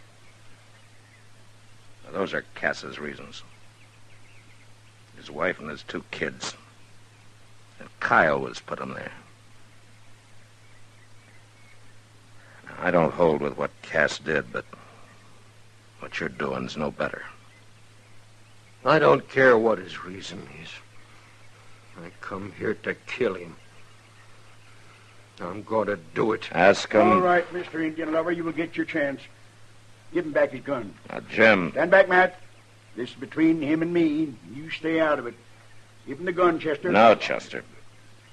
Jim, can't you see that you're making... he ain't going to be satisfied short of blood. Well, now I ain't either. Now, wait a minute, Stand Jim. back, Matt. I'd hate to have to blast you. Use your head, Jim. Man comes to kill me. It's him or me. Mr. Dillon, that's a shotgun. Stay back, I told you. Put it down, Jim. Matt, I won't be stopped. Mr. Dillon, look out!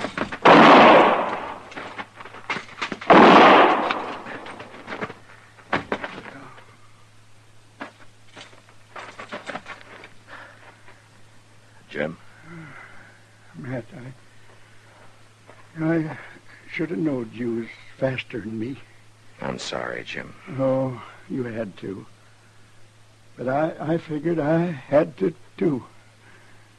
Chester, give me your kerchief. Here, Marshal. Take mine. No. Ask him. Maybe I had this coming. I never thought much about that Indian. Maybe I should have. You be quiet, Jim, and lie still. Marshal, I'm sorry I caused this. It's a little late to be sorry, isn't it, Askham? Now, why don't you get out of here? All right, I'm going. Matt.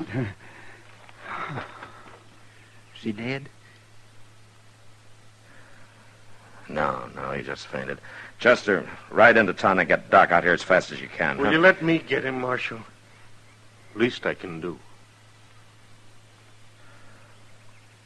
All right, Askham. Go ahead, but hurry. Mr. Dillon, you think he'll really bring Doc back? Yeah, Chester, he'll bring him back. My, you took an awful chance with that cussed shotgun. Well, it was a gamble, Chester. Yeah, but one you could have lost. Well, maybe you better read me a sermon on the evils of gambling.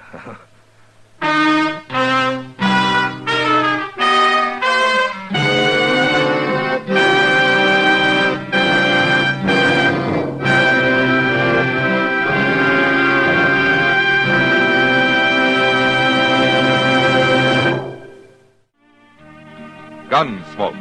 Produced and directed by Norman Macdonald, stars William Conrad as Matt Dillon, U.S. Marshal.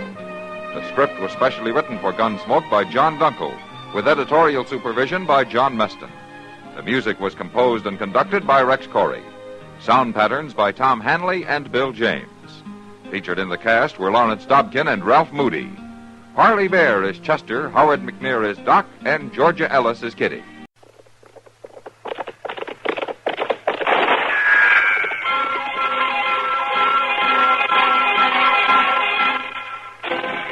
Around Dodge City and in the territory on West, there's just one way to handle the killers and the spoilers, and that's with a U.S. Marshal and the smell of Gunsmoke.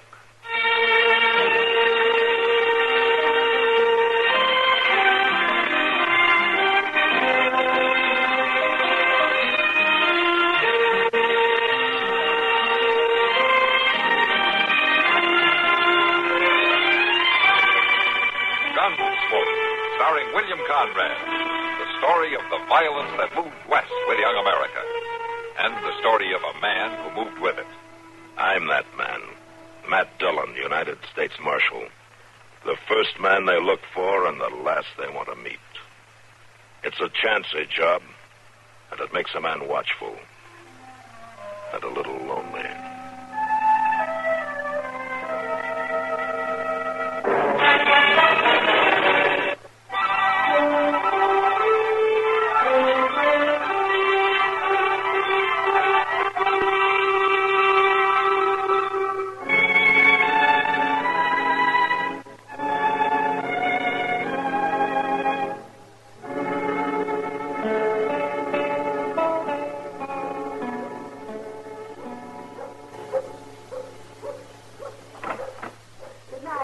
Coming out now, Mr. Jones. Yeah. This ain't gonna be easy on her, Mr. Jones. Facts are facts, Chester. There's nothing we can do to change them. Yes, sir, I know. Oh, good evening, Miss Gross. Oh, Marshal. Chester? Evening, ma'am. Fetched Marvin his supper, did you? Oh, yes. Land sakes, the hours the bank makes that poor boy work is a caution. He wouldn't hardly ever get no warm food if I didn't pack it down to him. How have you been, Marshal? Oh, fine, Miss Gross, just fine. That's good. Well, no, you gents have got things to do. Mighty nice to pass the word with you. Good night, ma'am. Good night. That's a doggone shame. She's a fine woman. Yeah. It's just going to break her heart. I don't like this any better than you do, Chester. Yeah, but it just don't make sense. Why, Marvin Gross is as likable a young fellow you'd ever meet. Quiet, pleasant spoken. And you never know. Wait outside here, will you? I want to talk to him alone. All right, sir. I'm sorry, the bank's closed. Oh, Marshal Dillon. Evening, Marvin. You working late again? It's sort of getting to be a habit. Mom just brought my supper. Like some coffee, Marshal? No, thanks. I don't really mind working late now and then. The other fellow's married and got a family, and I got nothing to do with myself evenings anyhow. You won't mind if I go ahead and eat, Marshal? No. Go ahead, Marvin. You wouldn't figure there'd be much bookwork in a bank like this, town the size of Dodge. But the doggone sure is. Oh, there's a lot of business done around here. I guess it's all going to be kept straight, huh? Yeah, that's it, all right. Yeah. But it sure takes time and paperwork. Oh, by golly. Mom fixed me chicken and dumplings tonight. Sure you won't have some? No, thanks. Now, Marvin, Mr. Bodkin was in to see me today. No? Well, I can say one thing about him. He's a fine man to work for. Well, he was explaining the system you use here with your gold reserve, how you keep the gold in the vault and issue banknotes against it. Yeah, it's the same system most of the banks out here use. Well, he tells me that ordinarily the gold's only checked once a year when the bank examiner comes through. That's right. It just gathers dust the rest of the time. Uh-huh. Well, yesterday, Mr. Bodkin took a notion to check it himself, Marvin. There's $20,000 missing. What? He says that you're the only man in the bank who had any chance to take it. No, Marshal, there must be some mistake. Well, I said the same thing, but Mr. Bodkin was pretty convincing. I got a warrant here, Marvin. You're under arrest for grand larceny. No. It's all wrong, no. Don't be a fool, Marvin. I'm not going to jail. Here, give me that gun. Drop it. Drop it. Yeah.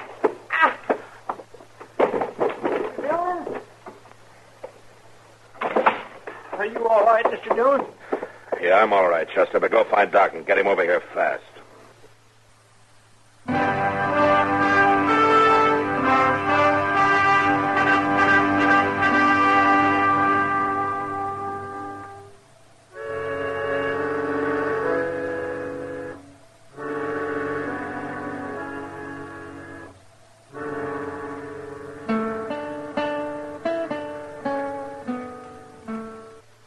He must be in mighty bad shape, Mr. Dillon.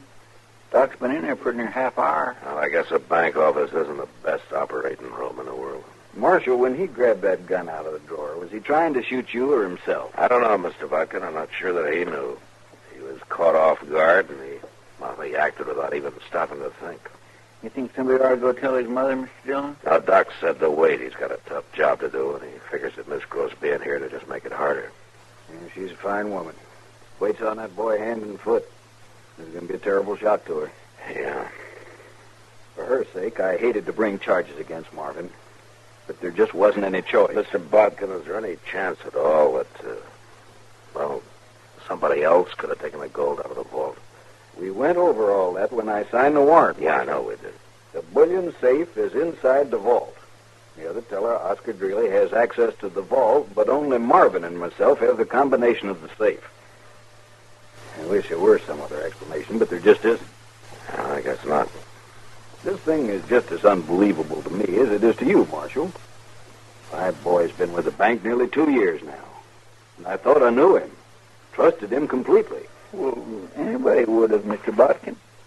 Quiet fellow like him, not gambling or hanging around the saloon, just living at home with his ma. Well, gentlemen, the job's done. Oh, good. Good. How soon can I talk to him? I said the job's done. I got the bullet out. The boy's dead, though. Dead? He didn't have a chance.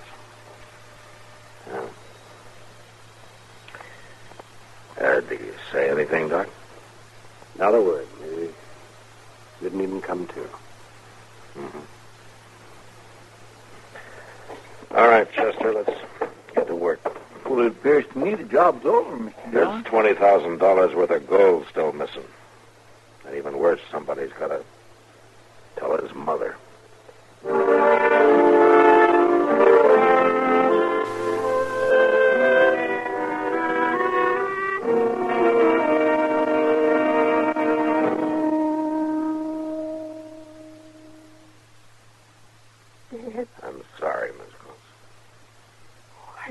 believe it.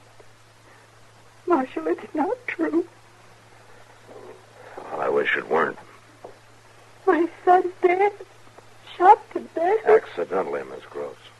To resist an arrest, he was shot with his own gun. It happened about an hour ago in the bank. Oh, no. Here, grab her, Chester. Yeah, oh, easy, man. There now. Oh, you just lean back a minute and catch your breath. Marvin. Well, you sit right there now. I'll go get you a dipper of water. Oh, it was less than 2 hours ago. I took him his supper. Chicken it was. Flour dumplings. I told him to come right home as soon as he finished. I'm sorry, man. Here you are, Miss Gross. You can just drink this now. It'll help to settle yourself. Yes, all right. Could you do us some more? No. No, I'm much obliged to you. I'm mighty sorry to have to bring you the news, Miss Gross, but... Well, what's done is done, and, well, turning away from it won't change anything. You said Marvin was shot, resisting arrest. Yes, ma'am. Well, arrest for what? What had he done? Well, that's the second thing I hate telling you. Well, my son never committed a crime in his life, Marshal. I'm afraid he did, Miss Gross. There's $20,000 in gold missing from the bank vault. Marvin's the only one who could have taken it. Oh, it's a lie. Well, if it were, there'd have been no reason for Marvin trying to resist arrest now, would there? Well, I've always known everything he thought or done. He told me everything. I'd have known if he'd done anything like that. Maybe this was the one thing he didn't tell you. Did he say he done it? No, ma'am. Oh, did you catch him with it? Did anybody see him take it? No, ma'am, nobody saw him. Now, we haven't found the gold, but Well, then I say it again. It's a lie. Look, Miss Gross, I hate to do this, but we're going to have to search your house. He's bound to have hidden it somewhere. All right, Marshal, search it. Tear out the walls and dig up the floor if you want. But you won't find nothing because there's nothing to find. I know my son. I know my son. Yes, ma'am. All right, Chester, let's get at it.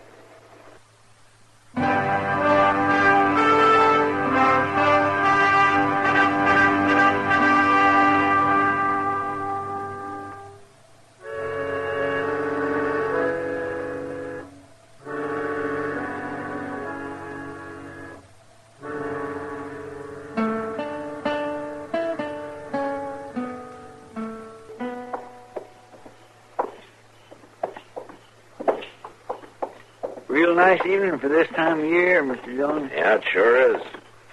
It's going to be an early spring.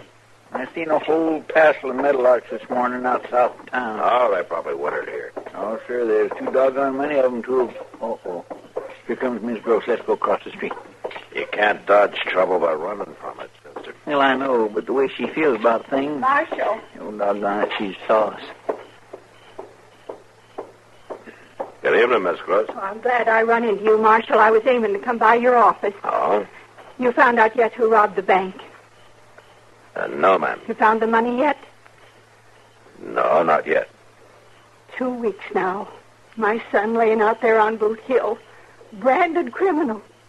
But not one bit of proof to back it up. Well, I've followed up every possibility I could think of, ma'am, but well, every single one of them's come to nothing. But you keep trying. Sure I will.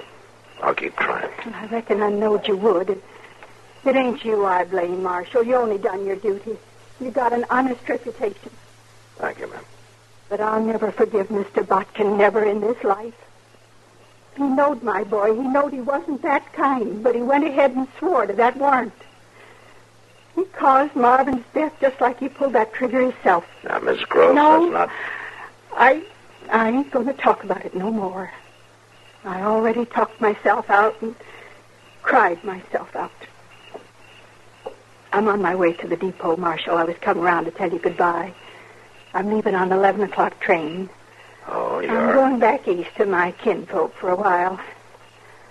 But I'll be back in a few months.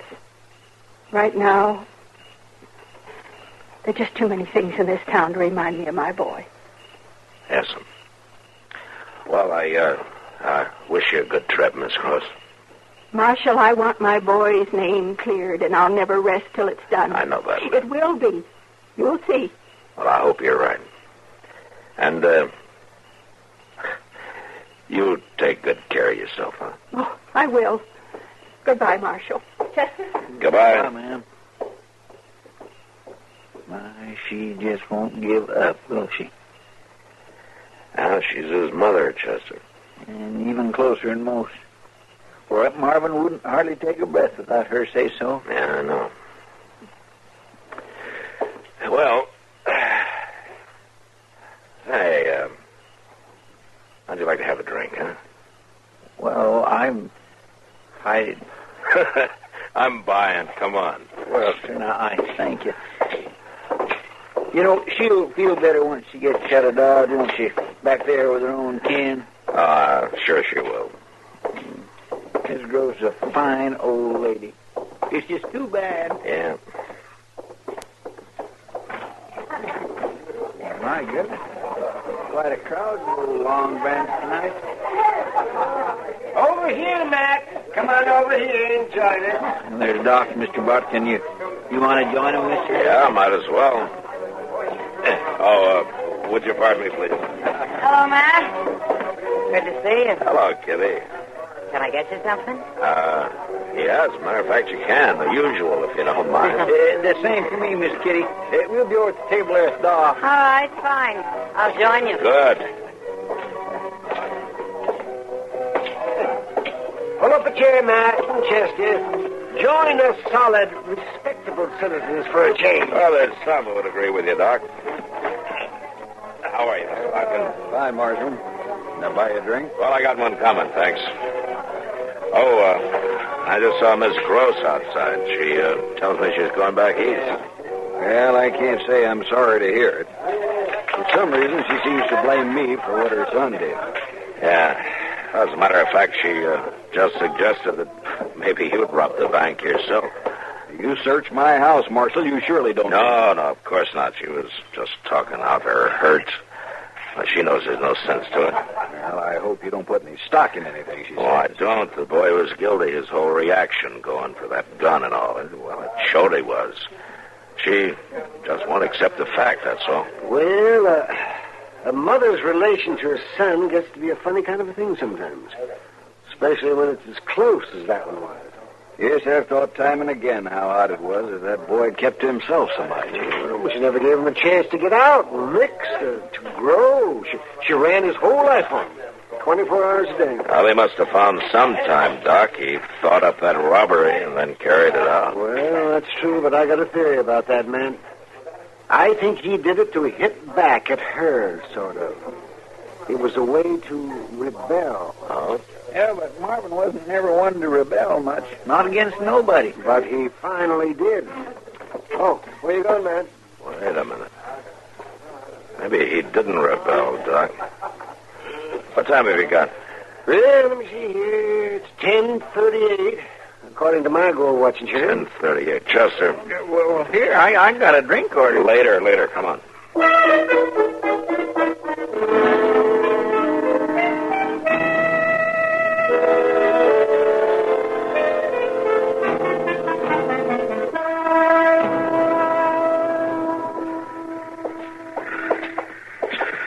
There she is, Mr. Dillon. Standing there with the mail sack counter. Yeah, I see her. Things like this upset me something terrible. I swear to goodness, one of these days, I'm going to turn to dry farming to make a living. Sure you are, Chester, when they figure some way to take the work out of it. Miss Gross. Oh? Oh. Why, Marshal, it's quite a surprise. Yeah, I imagine it is. What? You know, you nearly got away with it. Another hour or so, and you'd have had it safe out of town. What are you talking about? I got to thinking about Marvin, the kind of boy he was, and how he always did what you told him to. He was a beautiful son, Marshal. Sure. And when I talked to the two men who carried your trunk here to the depot, they said they could hardly lift it. What? It's pretty heavy, I guess, with 100 pounds of gold in the bottom of it. That's a lie. I just opened that trunk, Miss Gross. You had no right.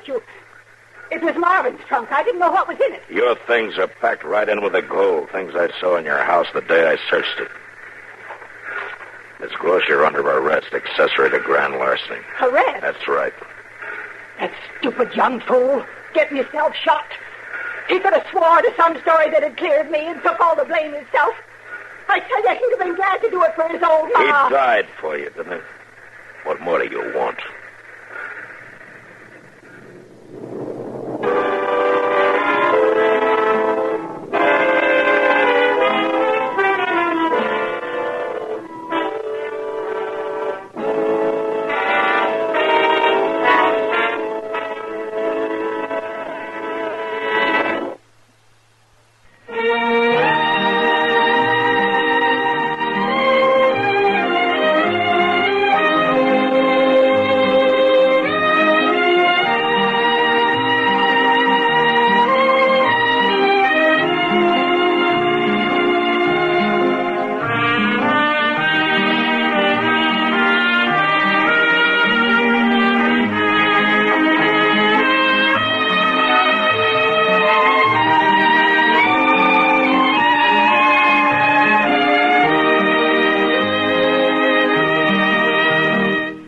Gunsmoke. Produced and directed by Norman McDonald.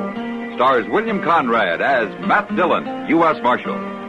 Featured in the cast were Parley Bear as Chester, Howard McNear as Doc, and Georgia Ellis as Kitty.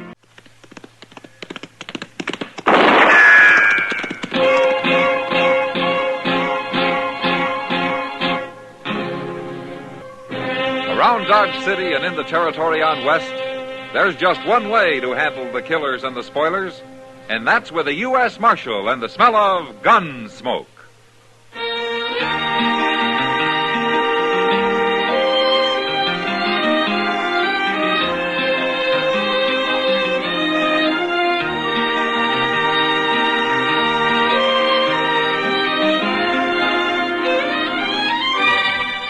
Gunsmoke, starring William Conrad. The transcribed story of the violence that moved west with young America. And the story of a man who moved with it. I'm that man. Matt Dillon, United States Marshal. The first man they look for and the last they want to meet. It's a chancy job, and it makes a man watchful. And a little lonely.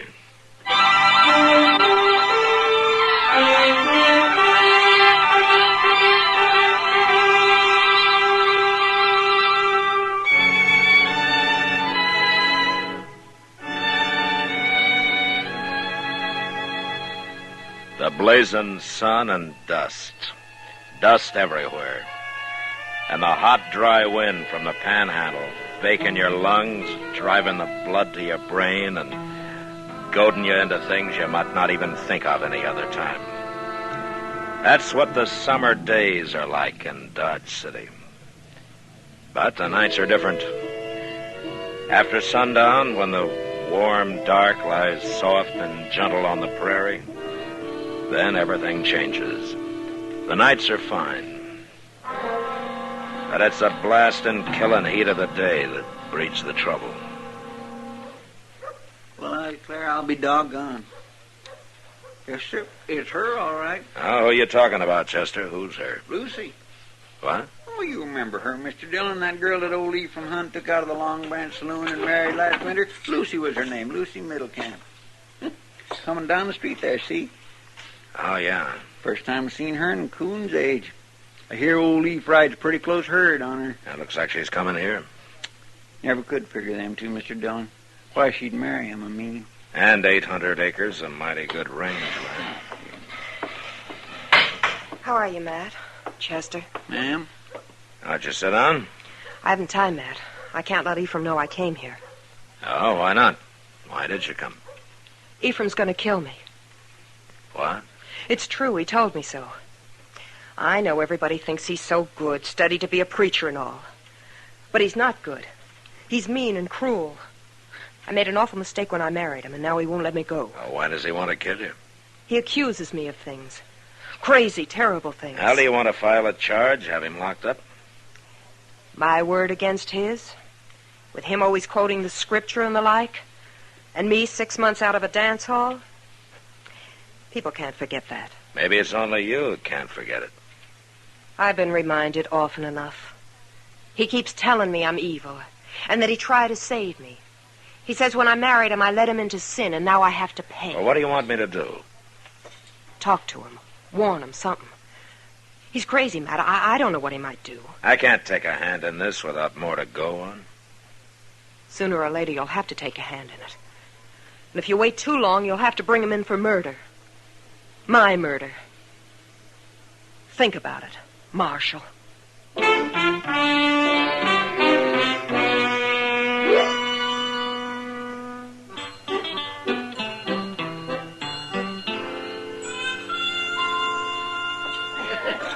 if you'd have taken that medicine I gave you, it would have been... Oh, there's Matt. Matt! Oh, Matt! Ah, hello, Doc. Sit down here and have a drink, Matt. Well, maybe later, huh? Ephraim Hunt's over there at the bar. I want to talk to him for a minute. All you're going to get is a sermon. Well, maybe that's what I need. Evening, Mr. Hunt. Oh, Marshal. Will you join me? Oh, thank you. I will. A glass for Marshal Dillon, lad. Yes, sir. Evil it may be, but a vast help indeed in banishing the cares of the day. A man like you shouldn't have any cares, Mr. Hunt. Care lurks everywhere in this vale of tears, Marshal. Men's brief joys, dearly bought. Your good fortune, sir. Well, luck. Well, how's the missus?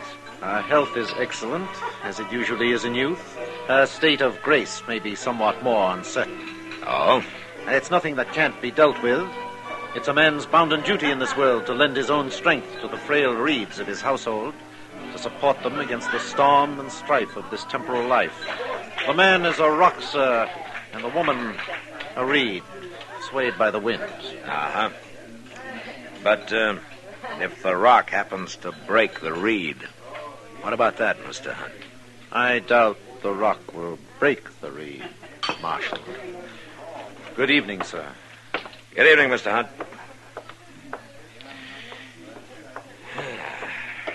How are you, Matt? Oh, hello, Kitty. What's old Hunt preaching about these days? Look, Kitty, you knew Lucy when she worked here, didn't you? Sure. Tell me about her, huh? What's she after? What does she want? A chance to be somebody. She's hard as nails, Matt, and she'll use anybody to get what she wants. That's why she married old Ephraim. Oh, there's something else you might not know, Matt. Oh? There's a young fellow working out there at Ephraim's place. Booth Ryder. Oh, you mean that young kid who drifted in here a couple of months ago? Mm-hmm. Well, how does he figure? Well, I don't know. But I do know Lucy. And you can take it from me, Matt. He figures.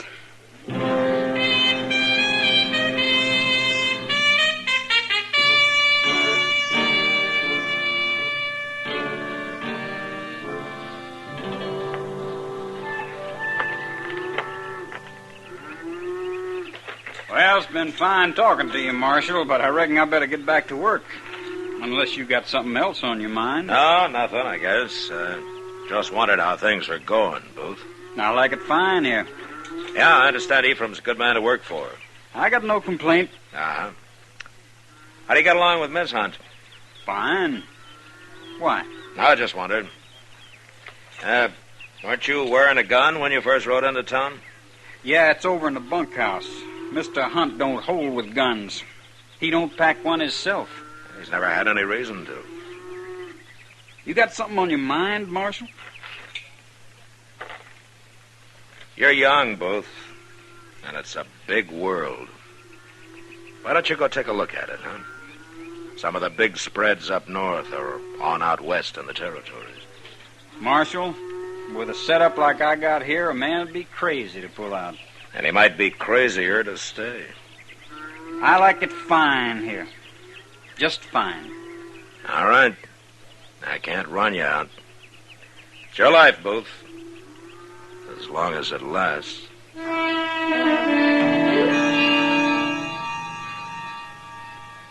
Well, there it was.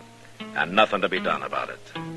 Like a mountain slide starting to move slow, but about to pick up speed any second and smash anything in its way. And the heat kept getting worse all that week. The water pumps along the plaza dried up. And even the nights stayed hot. Sundown didn't seem to make any difference. Maybe if it hadn't been for the heat, things might have worked out different. I don't know. Mr. Dillon, I reckon there's something you ought to know. Oh, what is it, Chester? I was just down at the hardware store and Ephraim Hunt come in. Well, what about it? He just bought himself a gun.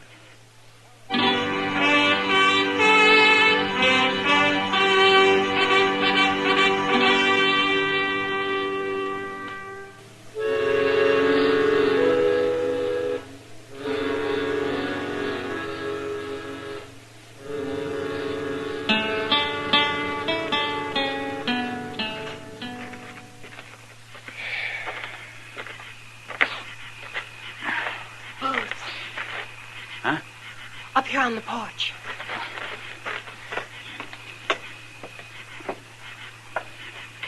Ephraim's bought a gun, Booth, in town this evening. He's got it there with him now and he's drinking. He's going to kill us, both of us. He told me so.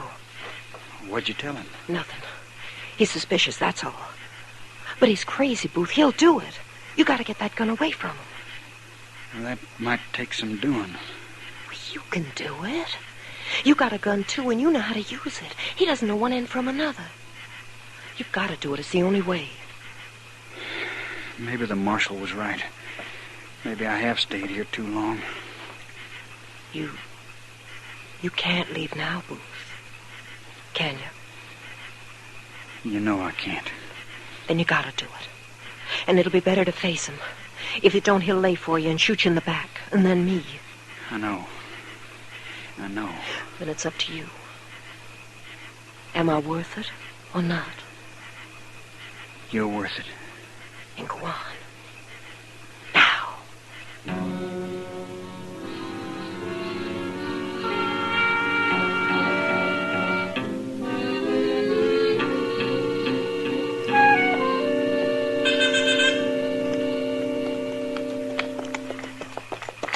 What are you going to do, Mr. Dillon? That's got me buffaloed. All the way out from town, I've been trying to figure it. I still don't know. Yeah, but if it ain't stopped, you know what it's going to lead to. I haven't got a thing to go on, Chester.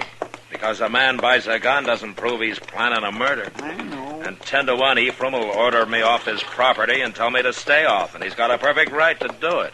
If I was in his shoes, I'd... Come on, Chester. I guess we should have got here sooner, Mr. Dillon. Yeah. Over this way, Chester. They came from the barn, not the house.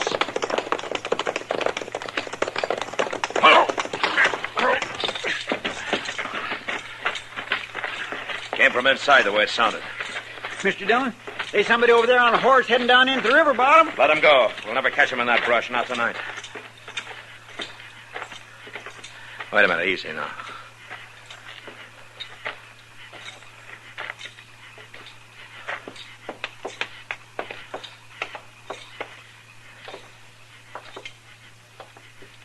Mr. Hunt! Lucy! You're over this way. Now, here, Chester. Mr. Hunt. Marshal. Who did this? No matter. Matters to me. Marshal, I admire you. You have implicit faith in the law. But no law covers an old man being a fool. The reed survives. Mr. Hunt. What did he say there at the last, Mr. Dillon? What survives? He meant Lucy, Chester. Oh. Chester, you stay here. Yes, sir. Where are you going, Mr. Dillon? I have to carry the sad news to the grieving widow.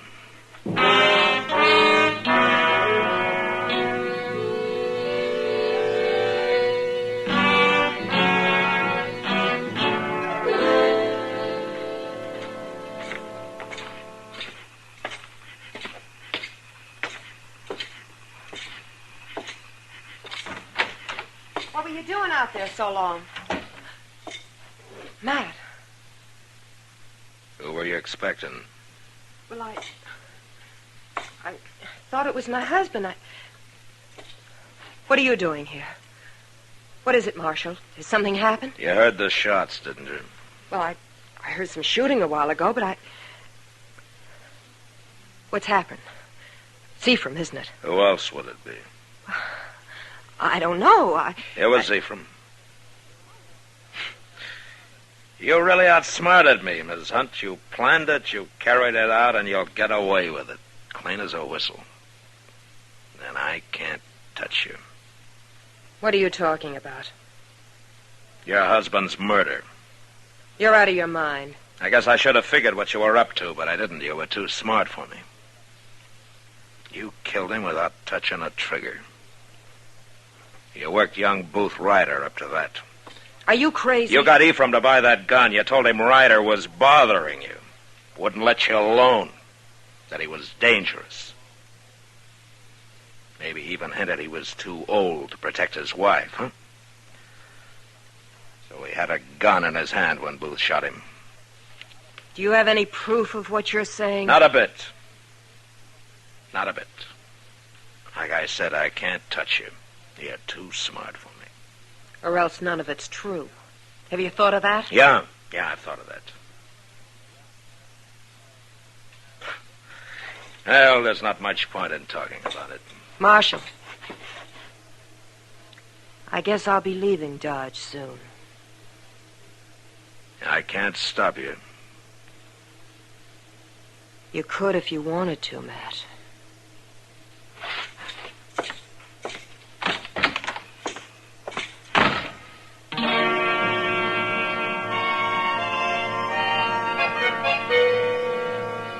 Two days passed with no sign of Booth Ryder.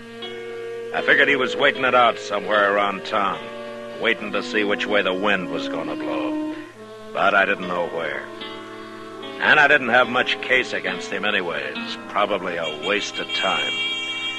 But I still had to try. I had to bring him in and try. It is a fact, Mr. Dillon. I ain't never seen a hot spell last as long as this. Why, it's enough to downright frazzle a person. Yeah, it's a rough one, all right. 8 o'clock in the evening and that thermometer ain't dropped 1 degree yet. Why, it keeps on like this a while, it's going to drive folks back east. Well, here comes somebody I wish it'd drive somewhere. Yeah. Oh, old Belk. Yeah. I reckon he's hunting somebody to stake him to a bottle. And it kind of looks like we're going to be the ones on it. Yeah, I'm afraid we are. Mr. Dillon.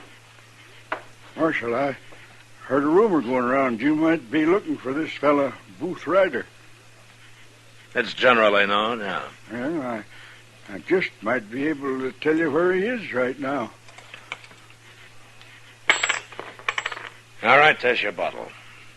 Now tell me. I just like being an informer, but of course I feel it's my duty as a citizen to tell you. Just tell me, Belk. Now, Marshal, If you got anything to tell me, say it and get out. And he's hiding in the hayloft down at the livery stable. You got no call. You got your money, Belk. Now go on, get out. Well, all right. Evening, gentlemen.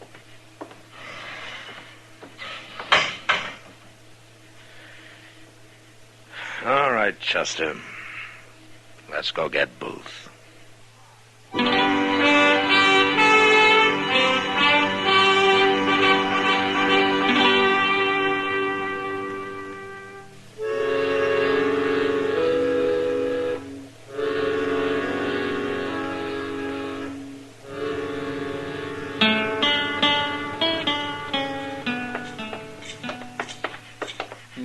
put up a fight, Mr. Dillon? I don't know, Chester. He's just a kid. I'm afraid he might.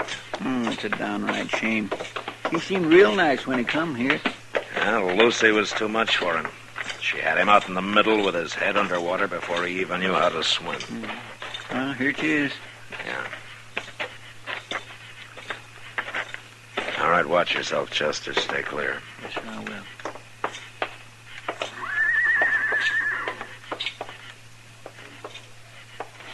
Hey, Booth. I know where you are.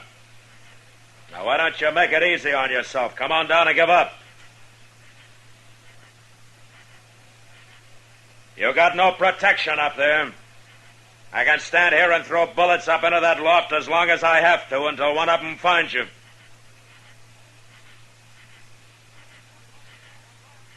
It's your last chance, Booth. Hold him, Marshal. Stay back, Chester. All right, Booth, you're under arrest. No. I ain't giving up that easy. Don't be a fool. Now, hand over that gun. You haven't got a chance if you try to draw. I'll kill you. And I reckon you better start your killing.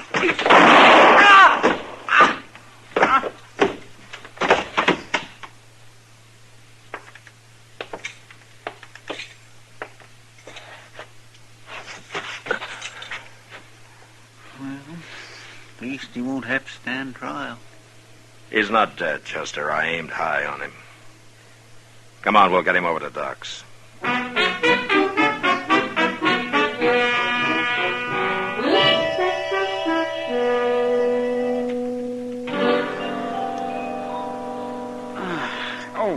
Now, easy now, young fella. We just about got a hold of it now. Oh, it could have been a lot worse. I wish it had been. Oh, sure. All right, now, just brace yourself, boy. Yeah, there. Uh-huh. Yes, well, now I'll get a bandage on that, and you'll live to hang yet. Provided you don't get lockjaw. Why do you have to shoot people in stables, man? It's the worst place in the world for lockjaw. I'll try to remember that, Doc. Well, how do you feel, Booth? I'll make out. You've been hiding at the livery stable all the time? No, I circled back and stayed in the barn out at the hunt place. I figured you wouldn't be looking there. Well, you figured right. That's about all I figured right. She was using me, Marshal. That's what it was. She told me when I went back out there. She gave me 2 weeks' wages. Told me to drift. Well, now you know. She laughed at me. Called me a green kid. Yeah, I reckon maybe she laughed at him, too. She hadn't ought to laugh, Marshal. That's where she figured wrong. Now, what do you mean? I choked her to death.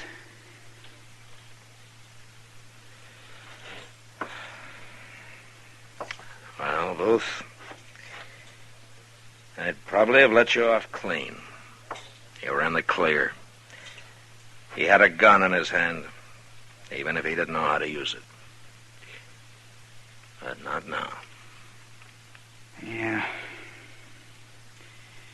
Well, I guess it don't matter much now. Funny thing, too. I was heading up north when I stopped here. I hit Dodge along about sundown, so I figured to lay in for the night. Then I met Mr. Hunt in the saloon. He give me a job. I wasn't aiming to stay here, Marshal. You weren't, huh? I was just riding through. Booth? Yeah? You ought to kept on riding.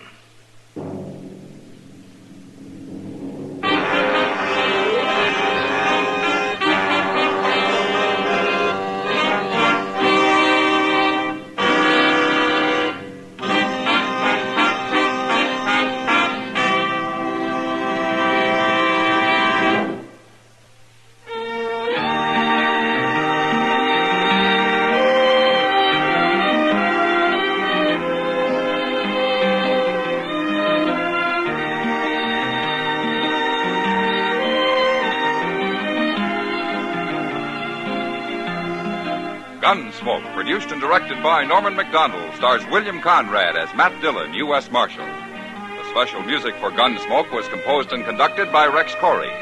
Sound patterns by Tom Hanley and Bill James. Featured in the cast were Michael Ann Barrett, Sam Edwards, Ralph Moody, and Edgar Barrier. Parley Bear is Chester, Howard McNear is Doc, and Georgia Ellis is Kitty. The bond-a-month plan makes savings easy if you have a checking account. Sign your name once, and your bank does the rest. Buys you a United States savings bond every month from your account and mails it to you. Sign up for the bond-a-month plan now at your bank or where you work, or through the volunteer who calls on you. That's the bond-a-month plan for United States savings bonds.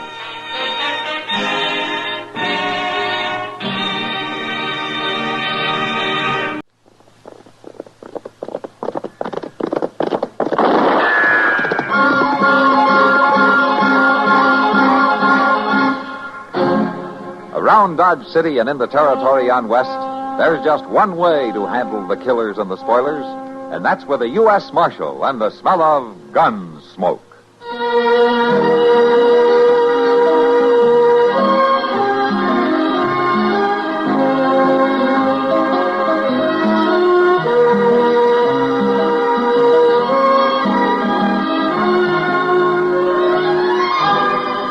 Gunsmoke, starring William Conrad, the story of the violence that moved west with young America, and the story of a man who moved with it. I'm that man, Matt Dillon, United States Marshal. The first man they look for and the last they want to meet. It's a chancy job, and it makes a man watchful and a little lonely.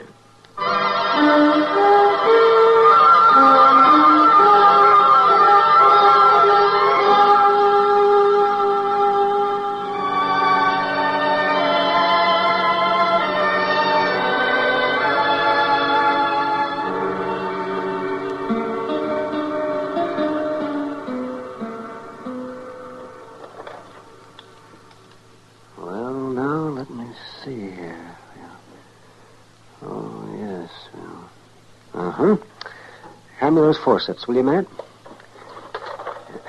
Is this what you mean, Doc? Yes, that's right. Now, we'll just... Yeah. Well, at least we got the bullet out. What do you think, Doc? Well, I'm not the good Lord, Matt. Maybe and maybe not. Any, chance of me talking to her now? No, not for half an hour or so. Until the chloroform wears off. Just think of it. 16 miles on horseback. With a bullet in it. I tell you, Indians have got more endurance than any race alive. Yeah, but Sochi's only half Indian, Doc. And that's what worries me. She couldn't give you any description at all, huh? Now, Matt, you know that all white men look alike to an Indian. She said she'd know him if she saw him, though. And she kept saying it until she passed out. Yeah, I'll bet she'd know him. He shot her husband down right in front of her and then tried to kill her when she ran. Well, there can't be too many white men in the Choctaw Basin this time of year. Well, whoever did it, you get him, Matt. Little slip of a girl. Pretty as a fawn. 60 miles and bleeding all the way. Mr. Dillon? Yeah, what is it, Chester? We got an answer to that telegraph, Mr. Dillon. No? Yeah, the garrison commander at Fort Cougar Pass says only 3 men gone into the basin from the west since the thaws. 3, huh? Mm-hmm. Does he know any of them? Well, he didn't say so. More than likely they're trappers short-cutting down from the hills. Well, if they haven't come out this end, it's one of those 3. Nobody winters in that basin except a few Indian families like Sochi and her husband. Well, we could find out from Ben Taylor there at Laurel Grove Trading Post. That's where they'd have to come out at. Doc, I'll be at the jail if she comes to. All right, man. Doc, Miss Kitty's out in the other room. She wants to know maybe can she help. She sure as the dickens can. You send her in, Chester. All right. Come on, Chester. I'll go out with you. How is she, Matt? Oh, I don't know, Kitty. Doc had to put her under chloroform to take the bullet out. She's pretty weak. It's Sochi, isn't it? The half-breed girl who married Walking Deer last spring? Yeah, that's the girl. Yeah, I remember seeing her around Dodge. She's a lovely little thing. Just beautiful. I guess maybe that's what caused it, Kitty. What do you mean, Matt? What happened? Well, all I know is what she managed to tell Doc when she stumbled into his office. Seems that some white man rode into their winter camp up in the Choctaw Basin and asked her and her husband for something to eat. When they gave it to him, he hauled out a gun and killed Walking Deer and then fired a shot at her when she ran for a horse. Matt, she got away. Hanging's too good for whoever did that. Yeah, maybe, but it'd do in a pinch. Matt, was she able to describe him? Not so far, but she's sure she'll know him if she sees him again. Then you make sure she does see him, Matt. I was kind of planning to. Oh, look, Kitty, I think Doc could use some help in there. Huh? Oh, yeah. I figured he could. That's why I came over. I'll see you later, Matt. Yeah. It could be any one of them three men, Mr. Dillon. Uh-huh. Pretty hard to tell which one to bring in. Well, there's one way to tell, Chester. How's that? Ride into the basin, round up all three of them, and bring them back here to Dodge. That might take some doing, Mr. Dillon. Yeah, you're right, Chester. It will take some doing.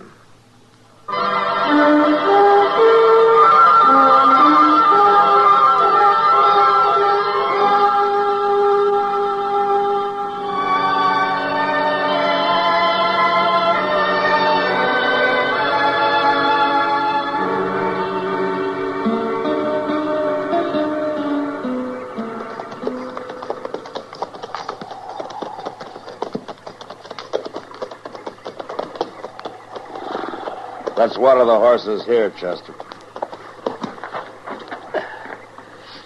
We may have to leave the creek pretty soon to take a look up some of those ravines. All right, sir, Mr. Dillon. Oh. By jing, it's just going to come to one of two things sooner or later. Either that saddle's going to have to change to fit me, or I'm going to have to change to fit it. Take a look at yourself from the rear sometime. Well, now, that ain't too easy to do. Well, I guess you'll have to take my word for it. The saddle's not changing any. That's about what I figured. Here, now, horse, quit sucking wind in there when you drink. We got a lot of ground to cover. No, not too much more, maybe. The basin's not over 12 or 14 miles across.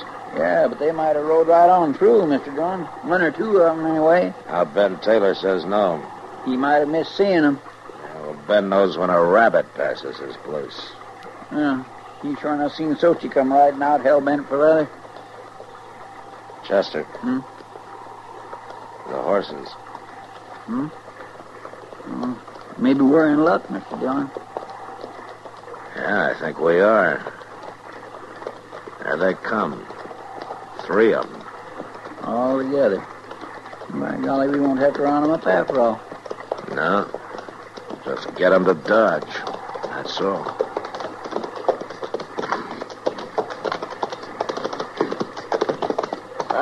Howdy, gents. Thought we had this basin all ourselves. You did until this morning. How are you? Just fine. You're asking me, Marshal. Boss. You a Marshal? I'm betting 3 to 1 he is. He's got the look. Am I right? Yeah, you're right. My name's Dillon, out of Dodge City. It's Chester Proudfoot. How you doing? They call me Beggar, Marshal. Beggar?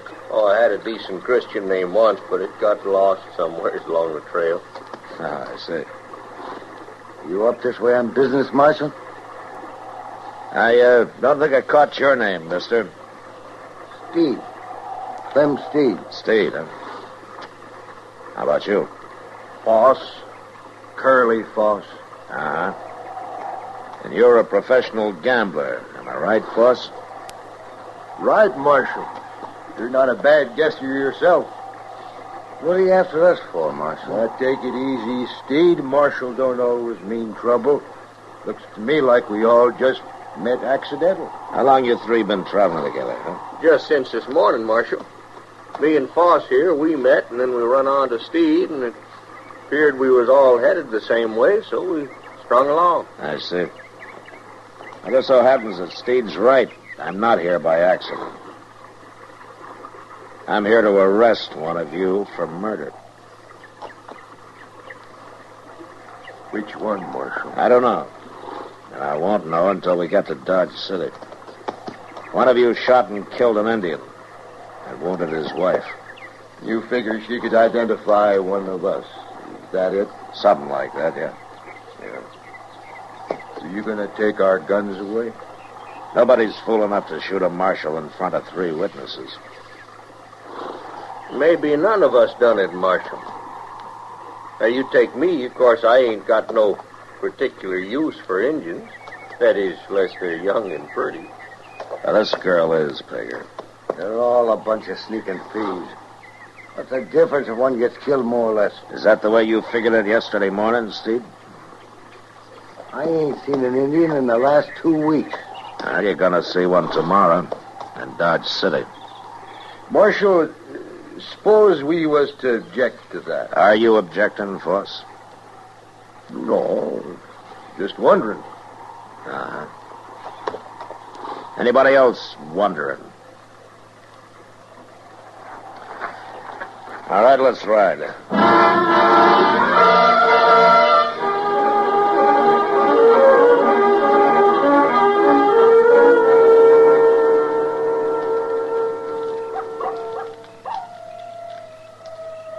How's the coffee coming, Chester? Oh, I reckon it's boiled about long enough, Mr. Dillon. Give it another half minute, though, just to make sure. Coffee's no good if it ain't strong. Well, then, by golly, it must be strong, Steve. Because it smells good. It smells mighty good to me. Oh, Pegger, I make the best coffee in Dodge City, bar none. Yeah. Anything tastes better on the trail. Them beans and bacon we just had, if I was to get them served up to me in a restaurant, maybe in Frisco or St. Louis, I'd just pitch them out on the floor. Come to eat them here by the fire. They tasted pretty good. Well, no, I like beans and bacon in a restaurant as far as that goes. Chester, you just like to eat. It doesn't make much difference what. Well, nowadays some things ain't fit to eat. And one of them's Indian grub. No dog would eat the stuff they do. He didn't eat their food, Steve. He just asked for it to get them off their guard. Who asked for it? Now, look here, Marshal. I ain't even seen no Indian. I didn't say you had. Well, anyway, good food and good drink now. Man can't ask for much more than that in life. Oh, I don't know. The river boats is where you find the best. I used to run a faro bank on the Delta Queen between New Orleans and Memphis. Mr. Dillon, you notice them coyotes is shut up? Yeah. There's an animal of some kind prowling off there in the brush. I've been listening to it. Only 1 or 2 animals would cause coyotes to shut up. Hey, what the devil's that? It's a cougar. That's what it is, a dang cougar. I'll fix that. Hey, you're wasting bullets, Steve. You can't see anything out there in the dark. Rifle's what you got to use on a cougar. You just let me get one good look. Pegger, drop that rifle. Well, sure, Marshal. Drop it. All I did was stumble. That's all. You don't think I went to shoot that close to you, did you? From now on, there'll be no more shooting unless I give the word. That includes you, Steve. I hate cougars. I'll kill them on sight. Feel the same way about Indians, do you? You saying I'm a murderer? I'm saying one of you is. It ain't me. Now, we'll see when we get to Dodge City.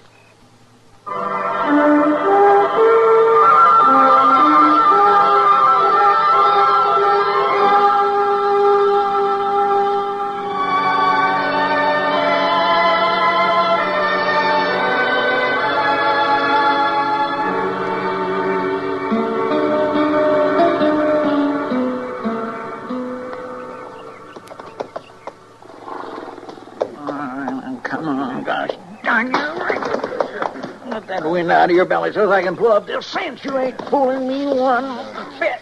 Why don't you get rid of that horse, Chester? It's a half-hour job to get a saddle on him. Yeah, but once it's on, he's a mighty fine mount, Mr. Dillon. Just as steady as a rocking chair. Come on, breathe, you wall-eyed bag of bones. What about the rest of you? You ready to move out? Anytime you are, Marshal. Let's get started. I want to get into town and get this over with. It's only about a 3-hour easy ride from here, Steve. What are you getting so spooky about, Steve? I ain't spooky. What reason I got to be spooky, Force? I wouldn't know nothing about this myself. Only thing I'm sure of is my own conscience. It's just as clean as a newborn baby. I never killed no Indian, not my whole natural-born life. Nor done a lick of work either, Pegger, I'll lay odds. Now, for a professional gambler to talk about a lick of work... All right, Chester. All right, let's ride.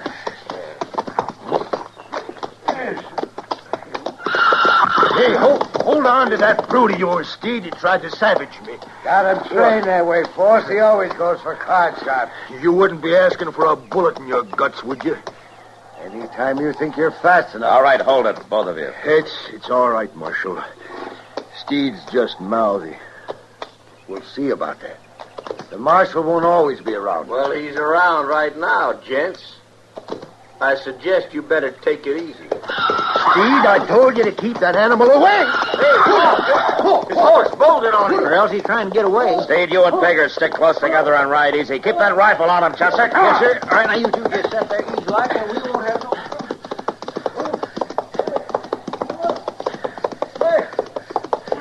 Boss! Pull him in! I can't. One bridle rein broke. He's got the bit.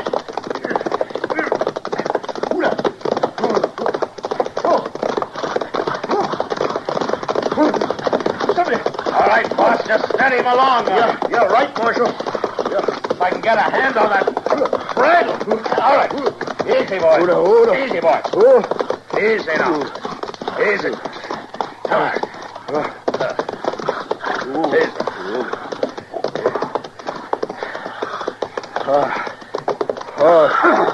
Thanks. Where were you heading, Foss? Oh, you ask the horse or Clem Steed. He done that on purpose. Maybe. I guess I'm more used to a stagecoach seat than a saddle. You stayed with him pretty good. Yeah. Well, there's no harm done, Foss. We're just that much farther along toward Dodge City.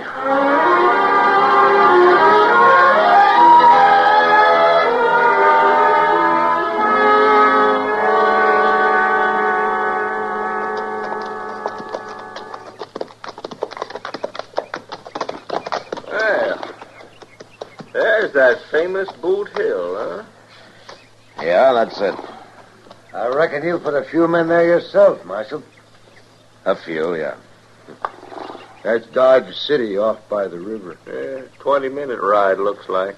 It's about that. Down there, one of them shacks, there's an Indian girl waiting for us. Waiting to help you plant one of us there in that hill.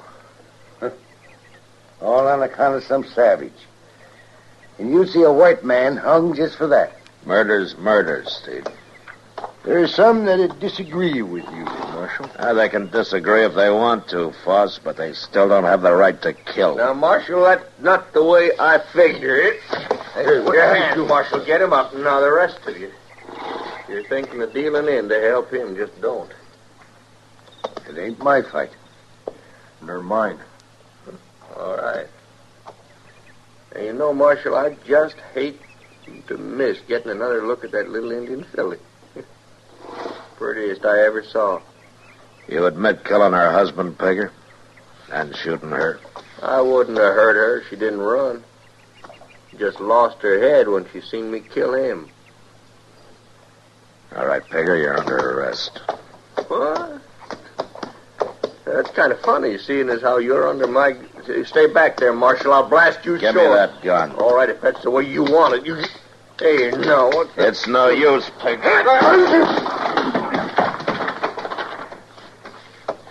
You can lay a man's head open pistol whipping him like that. That's right, boss. All right, Chester, get him back on his horse and tie his hands behind him. Yes, sir. It's lucky for you his gun misfired that way, Marshal. It wasn't luck, boss. I pulled the loads on his cartridges during the night. You knew it was him? No. Chester and I pulled the loads out of all three of your guns. And you deliberately turned your back on us here, hoping that one of us would jump you and give herself away. It was the only chance I had of tagging the killer. But what about the Indian girl? She could have told you. She died 20 minutes before Chester and I rode out of Dodge. So Pegger will hang for 2 murders, not 1.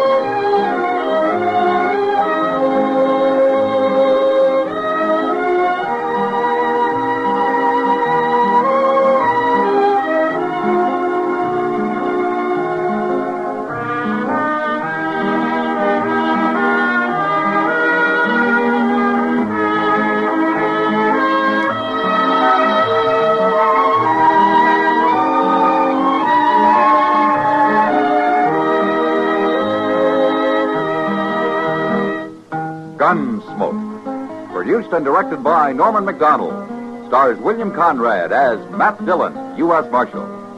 Featured in the cast were Parley Bear as Chester, Howard McNear as Doc, and Georgia Ellis as Kitty.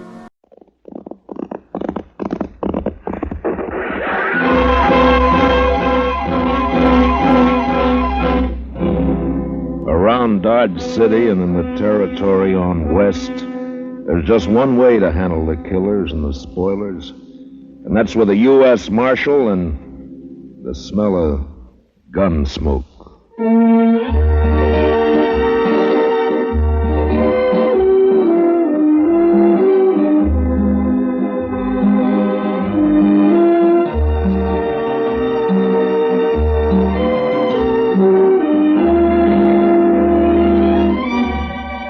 Gunsmoke, starring William Conrad.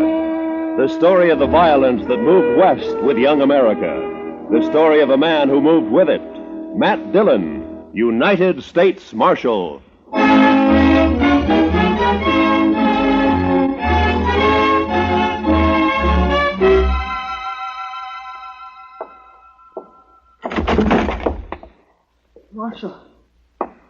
Marshal Dillon. Over here, son. What's the trouble? Marshal. Why, that's Will Thompson's young'un, Mr. Dillon. What is it, kid? What's wrong? Dad. Mom. They burned our house. Got the fences. 4 of them. My sister. They rode in and shot. He's been shot. Hold that lamp down here, Chester. Yes, sir, Mr. Dillon. Blood all over the back of his shirt. Will Thompson, he's a homesteader, isn't he? That's right. Came to Dodge City about 3 months ago. Took up a section over on Mulberry Creek. Mr. Dillon, you want me to go get the doctor? No. Boy doesn't need a doctor now.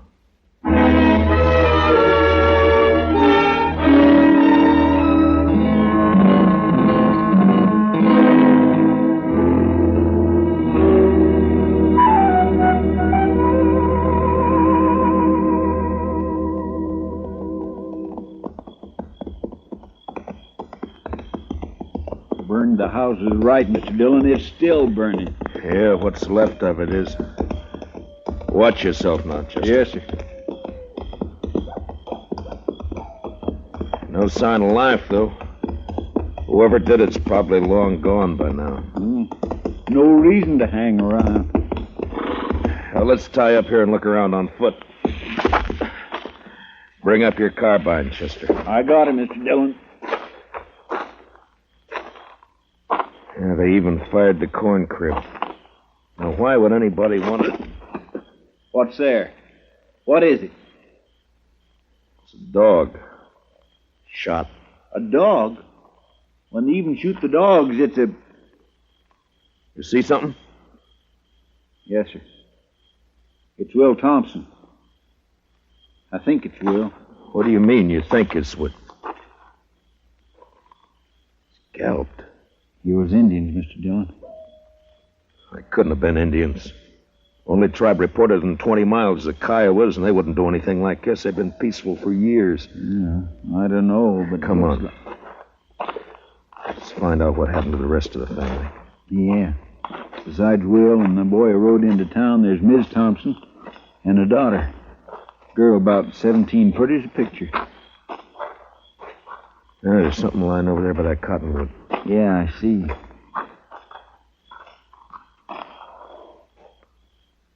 Well, I guess we found Will's wife. She's alive. Yeah, if you can call it that. Scout around and take a look for the daughter, Chester. Yes, Mr. Dillon.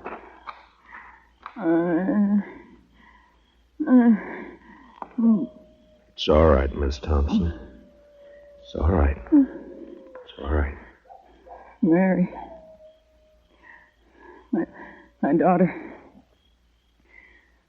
They took her and dragged her away. Dragged her. Easy, man. Easy now. I tried to stop them. I held on to one of them. He kicked me loose. And his spur came off. It's here somewhere. It's on the ground somewhere. On the ground. Yeah, I see it. My daughter. They took her away. My baby. There now. My baby. There now. It's all right.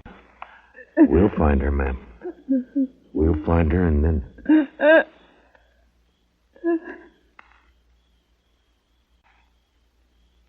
Miss Thompson?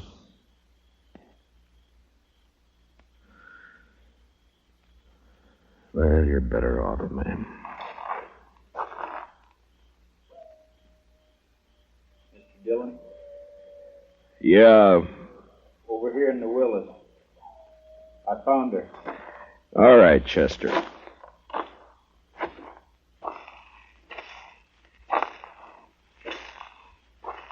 Pretty as a picture. Seen her in Dodge. Walking down Front Street. Pretty as a picture. Yeah. All right, let's ride.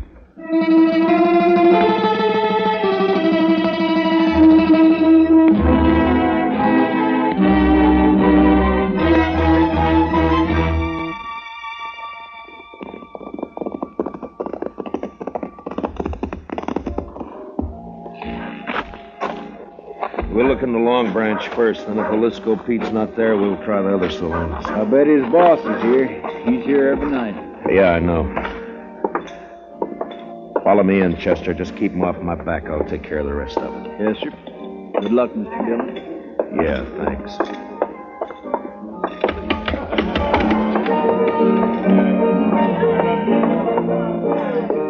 Well, look who's here. Matt Dillon. Hiya, Kitty. What brings you in, sweetie? Business or pleasure? It's not pleasure. Ah. Plenty of other men in Dodge, Kitty. Are there? They come in here, don't they? Sure. They come in. I talk to them, and I drink with them. That's my job. You follow me, Matt? I follow you. I'm off at 2 every night. Kitty, have you seen Jalisco tonight? No. He hasn't been in, Matt. Ben Rourke's sitting over there at a draw table, though. Good, I'll talk to him. I'll see you, Kitty. Sure, Matt. Sure you will. I think I got a pretty good hand here myself. All right, boys, here's where money talks. I'm raising another 100 and I'll stand pat. Ben? Huh? Well, it's the marshal himself. I'd like to talk to you, Ben. All right, Matt, talk. Not here. We'll go over there by the bar. I'm sorry, I'm busy. I got a pat hand and a cinch bet. Maybe. This is official, Ben. Meaning? Meaning I want to talk to you. Now, come on. Take over my hand, Donnelly. I'll be right back. All right, Matt, let's have it. What do you want to talk about? One of your cowboys, Ben, Jalisco Pete. What about him? Know where he is? Around somewhere, I guess. Why? I'd like to know if he lost his spur recently. Tonight, in fact. It's pretty, ain't it? Mexican silver, needlepoint rowel, gold inlaid. Pete's the only man I know in Dodge who's got a pair like this. All right, I'll see that Pete gets it. He'll appreciate your finding it. I doubt that. I found it lying beside a woman he'd just kicked to death. Will Thompson and his whole family were wiped out a few hours ago by 4 night riders. You know anything about it? How would I know about it? Your boys call you King, Rourke, don't they? Never heard of one of them pulling anything without being sure you'd back him up. Matt, are you claiming I was in on this? You're a cattle rancher, Ben, an open range man. You boys all hate the homesteaders coming in with their plows and fences. Been a lot of fences cut by night riders. Now it's murder. You haven't named me yet, Matt. A couple of months ago, here in the Long Branch, I heard you say you'd get the homesteaders out of Ford County if you had to burn them out. Well, did you?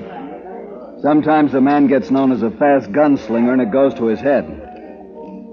I asked you a question, Ben. Then he gets himself a tin star and goes around bothering people.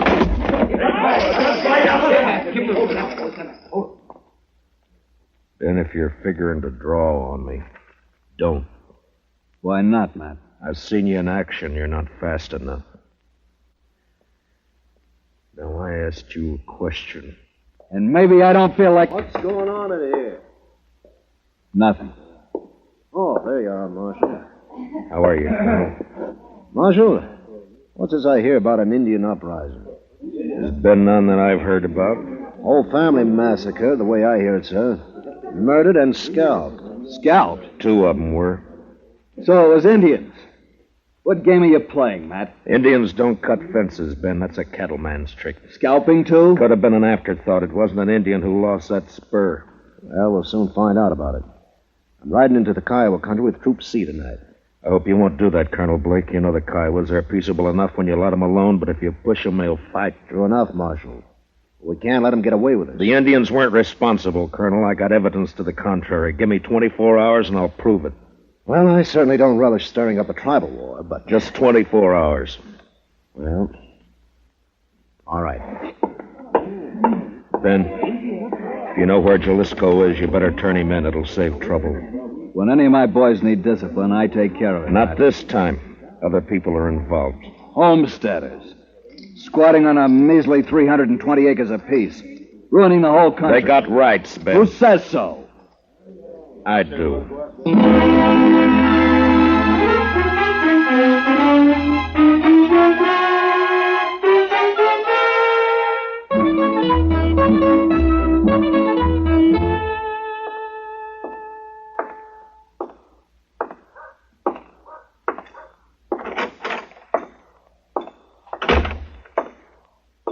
Morning, Marshal. Good morning. Any luck, Chester? No, sir. I just stopped by the jail here to see if you'd found it. I wish I had. I'll head out again in a few minutes. Oh, this fellow's been waiting for you all morning, Mr. Dillon. Is that so? My name's Ezra Hawkins, Marshal. We ain't met before. I got a homestead up the river. Don't leave me much time to get to town. I see. Well, what can I do for you, Mr. Hawkins? Well, it's about what happened to the Thompson family last night. The other homesteaders sort of appointed me to speak for the whole bunch. All right, speak. Well, we want to know what you aim to do about it, Mr. Dillon. I aim to get the killers. When? Mr. Hawkins, I've been up all night trying to get an answer to that question. If you got any information to offer, fine. If you haven't, then... What's up, Chester? A trail herd hit town, I guess. Here, pull up, boys. Look at that pretty sign, Dodge City Jail. Come on, let's decorate it. Let's go, Chester. Yes, sir. All right. Hold it there. Hold it. My, the jail is occupied, boys. You men just blow into town? We ain't talking to men, Sheriff. These are curly wolves from the Circle Bar B, the roughest, toughest outfit in the Panhandle. And you're not talking to the sheriff. I'm the U.S. Marshal. You the range boss? That's right. Ed Dudley. And what about it? Dudley, we got a new law here against shooting off firearms inside the city limits. Yeah? You mean like this? No, Dudley, I mean more like this. Hey! I'll be shotgun right Now come on down off that horse. Sure, I'll come down off it. Watch it, Mr. Dillon. He's got a knife. Yeah, so I see. Well, nice work, Mr. Dillon. Drag him in and lock him up, Chester. Throw some water on him. Yes, sir. All right, curly wolves. Your boss is jailed and fined $50. You can get him out tomorrow morning. We got the money, so we'll take him now. I said tomorrow! Now on the move. All of you, get!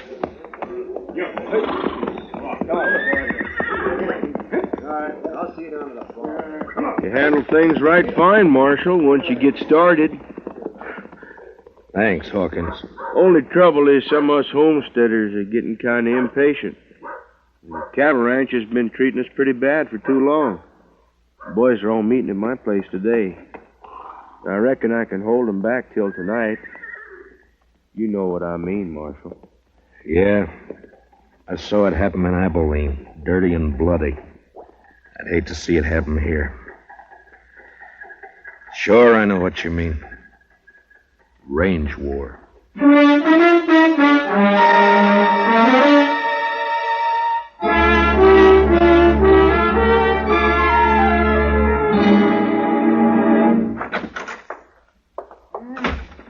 Well, Marshal, we can hold an inquest any time now.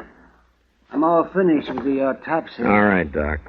It goes pretty fast when you can line 'em that way, 4 in a row. Makes the job a lot easier. Yeah, I imagine. Doc, have you ever seen a range war? No. I hear there's one brewing. There is, plus Indian trouble. If I don't bring in Jalisco Pete before tonight and find out who his 3 partners were, you're going to have bodies lined up 20 in a row. Well, it'd sure bring in a lot of fees. I could retire and buy myself a ranch. Sure, Doc. Oh, that sounds like Chester, Marshal. Yeah, he's been scouting those thickets along the river bottom. Mr. Dillon, I brought in Jalisco. Where is he, Chester? Outside, tied on a pack mule. Good. No, sir. I'm afraid it ain't so good. He's dead. Been shot in the back and scalped.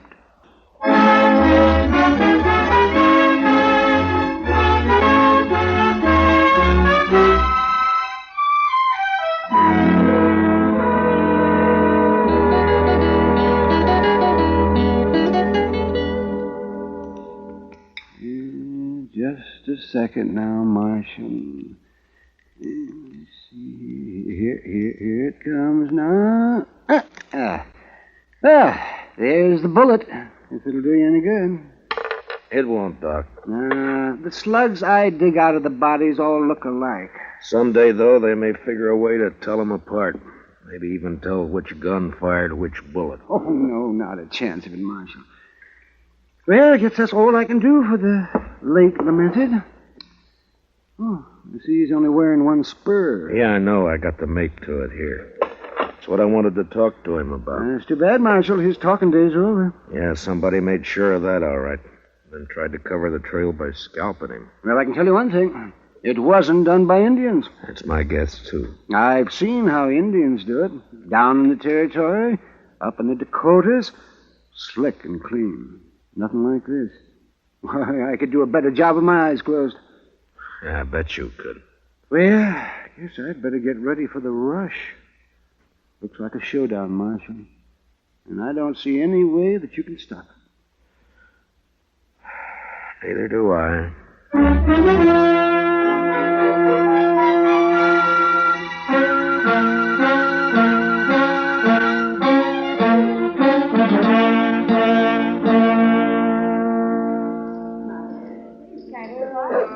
Matt, over here, Matt. Oh, hiya, Kitty. Business again, Matt? Well, I was looking for Ben Rourke. He isn't here. He left about an hour ago. Some of his boys came after him. Matt, I waited for you last night. I worked, Kitty. All night? Yeah. There's a bad feeling in the air, Matt. What is it? What's going to happen? I wish I knew. They called all the soldiers from C Troop back to Fort Dodge this afternoon. I hear they're planning to move out tonight. I hope not. Been a lot of homesteaders in here drinking today. That's unusual for them. What's going to happen, Matt? The bloodiest mess you've ever seen. And I don't know any way of stopping it. If I'd only found Jalisco Pete before they killed him, now I got nothing to go on. Jalisco came in here last night, late after you'd gone. What? Well, why didn't you let me know? There wasn't time, Matt. He heard he was wanted and he left right away. His friends with him. Friends? What friends? Well, I'd never seen him before. I think Pete had known him in the Pecos country. They're all pretty drunk. How many were with him, Kitty? 3, I guess. One of them was named Red Dudley. Red Dudley? And one called himself Tulsa Jim. They kept talking about the Circle Bar B brand. It might be. They could have ridden in last night ahead of the herd to look up Pete, and then they... Oh, Marshal. Say, you better come on outside here if you want to stop a lynching. Coming, Doc. Be careful, Matt. Be careful. What is it, Doc? Ben Rourke and some of the cattle ranchers. They caught themselves an Indian, and they're going to string him up. I doubt it. Let us stay clear of this, Matt. We know what we're doing. I hope so, Ben. Who have you got here? One of the murdering skunks who wiped out the Thompsons. Any objections? I might work up some, Ben. What's your name, fella? He won't talk to you. He hasn't opened his mouth. Look, fella, as an Indian, you're a ward of the government. I'm a U.S. Marshal. I represent the government. I'm here to protect you. Now, what's your name? Keith Doxwa. Work hard. Good man, no kill. What makes them think you did? Say kill people, no kill. He pleads not guilty, Ben. Sure he does. And maybe he can explain why we caught him 2 miles from my ranch house. Is that reservation? What was he doing there? Go on, ask him. Mr. Rourke? Maybe I can tell you what he was doing. What? Ezra Hawkins. One side, if you don't mind. Let me through here, please. Let him stand. Thank you. We got tired of waiting, Marshal. We come on into town. Maybe that was a mistake, Hawkins. Maybe. You have to play it the way you see it. Look, mister, let's have it. What's this all about? I'm a homesteader, Mr. Rourke. Well, I accept your apology. Weren't no apology. I just wanted you to know who those 100 men across the street were. They all got guns. 100, huh? Well, there's 30 of us, so the odds aren't bad. What's on your mind? This Indian's been working for us, Mr. Rourke. Tracking down fence cutters. Maybe that's why you caught him within 2 miles of your house. Got the nerve to come out and say what you mean, homesteader? You bet I have, fence cutter. All right, hold it. Now, you're covered, Ben, and you too, Hawkins. This play's gone far enough. Not giving a man a chance to draw, Matt? Not this time, Ben. All right, Katoxa, climb off that horse and get over here behind me. Move slow and stay out of the line of fire. You men, if either side makes a move, Ben and Hawkins will be the first to get it. You understand? Doc, take us into your office. Oh, sure, right away, man. Well, Matt, what's the next step? You can't keep us here with our hands in the air forever. I don't intend to. I got one of the murderers locked up in jail. I want you two to come along and listen to his statement, but leave the questions to me, all right? It's just fine with me, Marshal. It's your show, Matt. Good. Come on.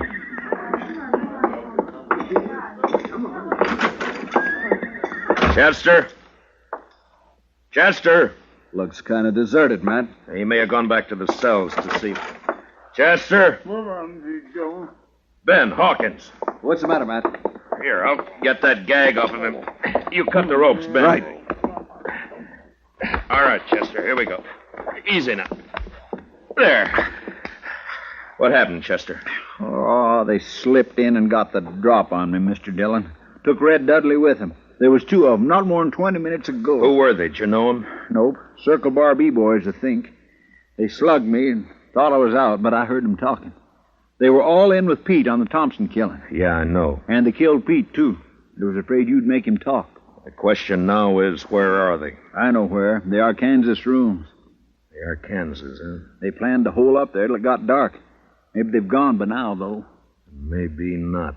Want some help, Matt? No, thanks, Ben. It's my job, mine and Chester's. Come on, Chester, let's go.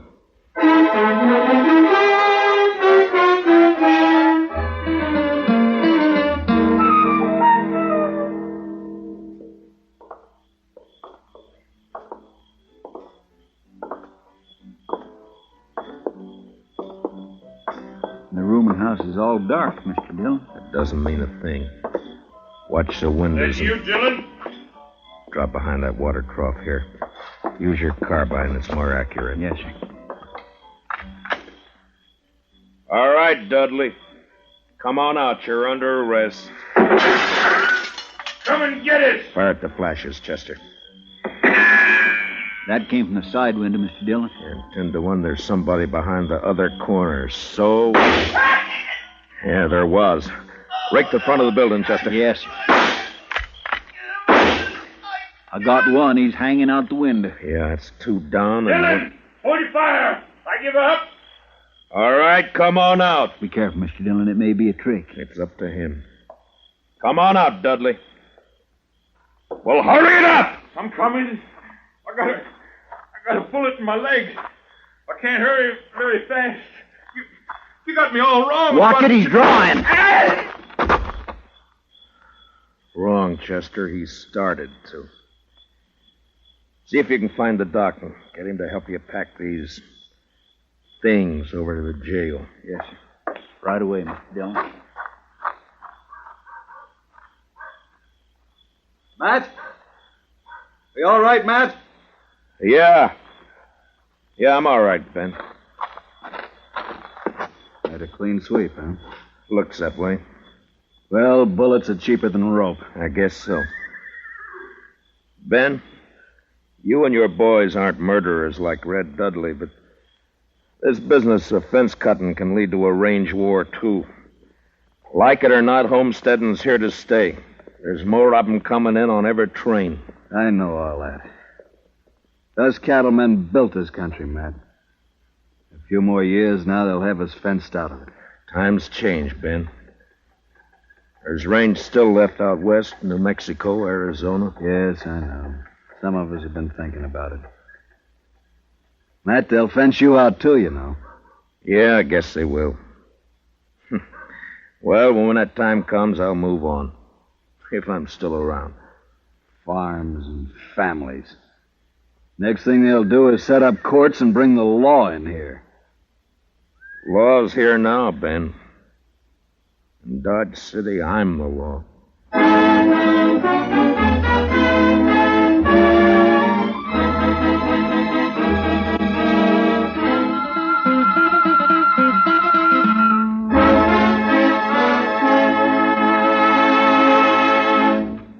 Gunsmoke, under the direction of Norman MacDonald, stars William Conrad as Matt Dillon, U.S. Marshal. Tonight's story was especially written for Gunsmoke by Les Crutchfield, with music composed and conducted by Rex Corey.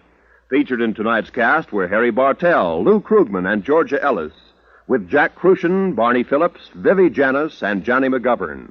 Parley Bear is Chester, and Howard McNear is Doc. Join us again next week as Matt Dillon, U.S. Marshal, fights to bring law and order out of the wild violence of the West in Gunsmoke.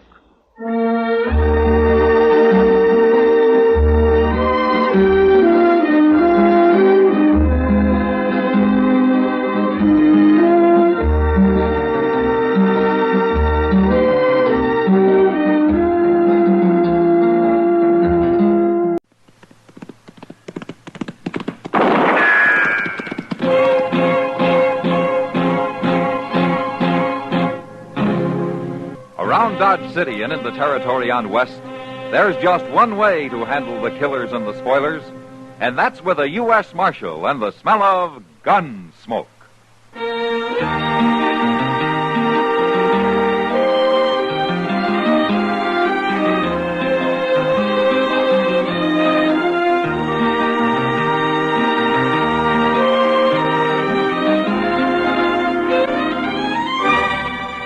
Gunsmoke, starring William Conrad. The transcribed story of the violence that moved west with young America. And the story of a man who moved with it. I'm that man, Matt Dillon, United States Marshal. The first man they look for and the last they want to meet. It's a chancy job, and it makes a man watchful and a little lonely.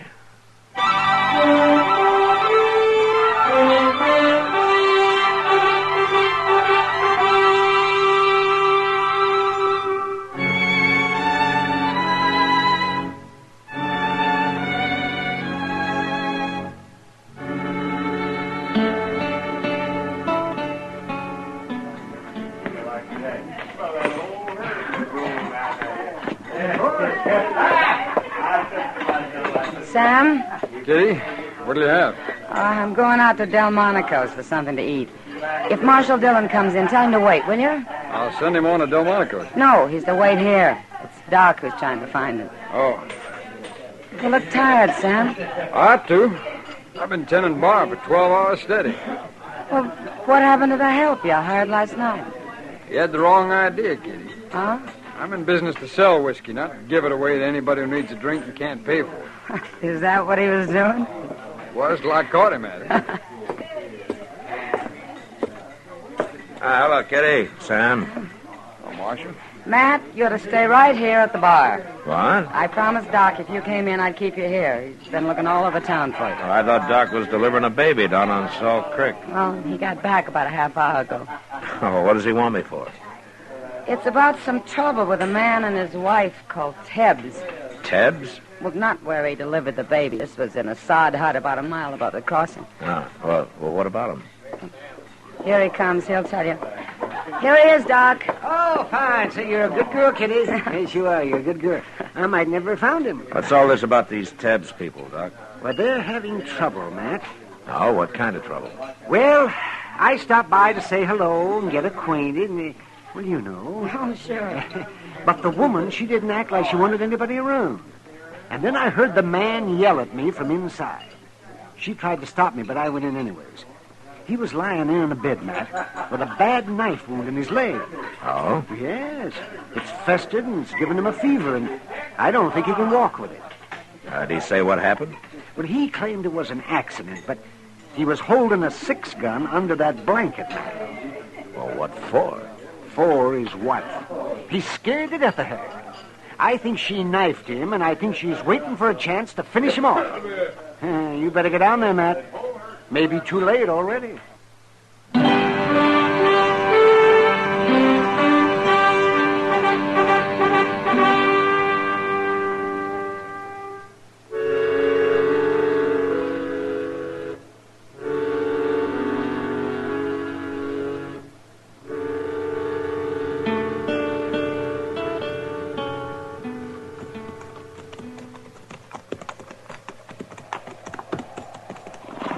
I reckon this is Tebbs' place, all right, Mr. Dillon. That's the way Doc described it, all right, Chester. Including the wife out there hoeing in the dirt. She's letting on she don't see us. Yeah.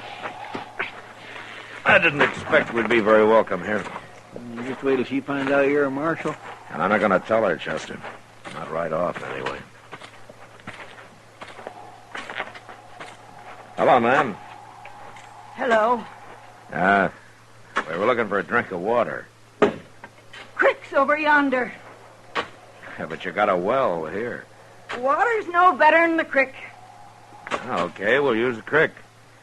But, first I'd like to talk to your husband. My husband? What about? Oh, just wanted to get acquainted. He ain't here. Ah. Well, we go get a drink, then we'll come back and wait for him. No. Who are you talking to, Laurie? Who's out there? Nobody. Now you stay quiet. He's feeling poorly, mister. I don't want nobody bothering him. Well, we won't bother him. You stay out of there. Well, then I'm coming too. You better wait outside, Chester. Yes, sir. That hut can't hold more than 3 people anyway. Hello. Oh, I knew I heard somebody.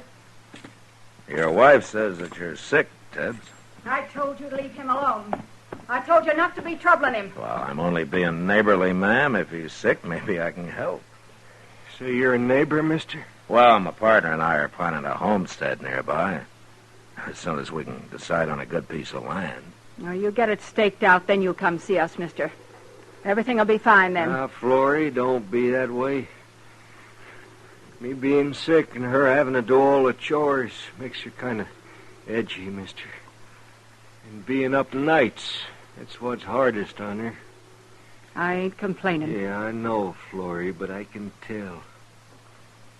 Mister, I got an idea.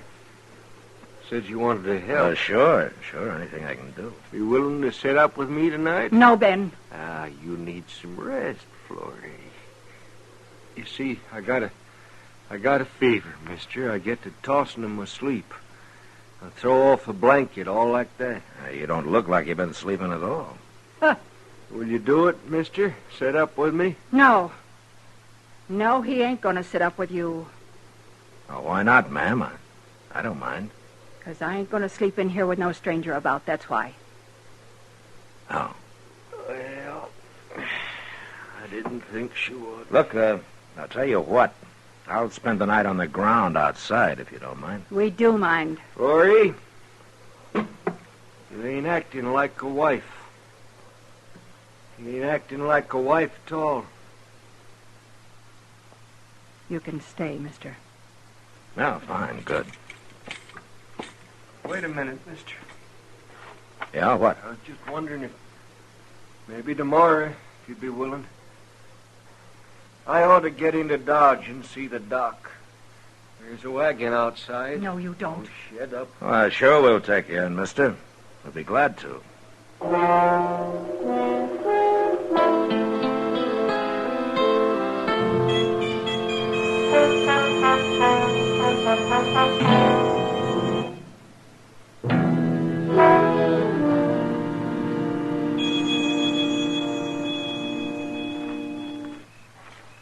We really going to drive him into Dodge tomorrow, Mr. Dillon? Yeah, we better. Well, why don't she want him to go? Well, I guess Doc was right, Chester. She put a knife in him, and now she's trying to finish him off. Well, if he's got a 6-gun under his blanket, why don't he just shoot her? And who'd take care of him, feed him? He's getting more fever every day, and he can hardly walk anyway. Well, he sure can't last much longer, with him staying awake, trying to keep an eye on her all the time. Yeah. Chester, I think I'm going to go in there and tell him who I am and load him into a wagon tonight. This has gone on long enough.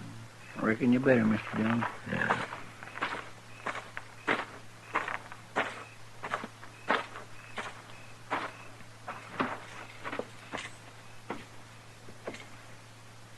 Where's your wife?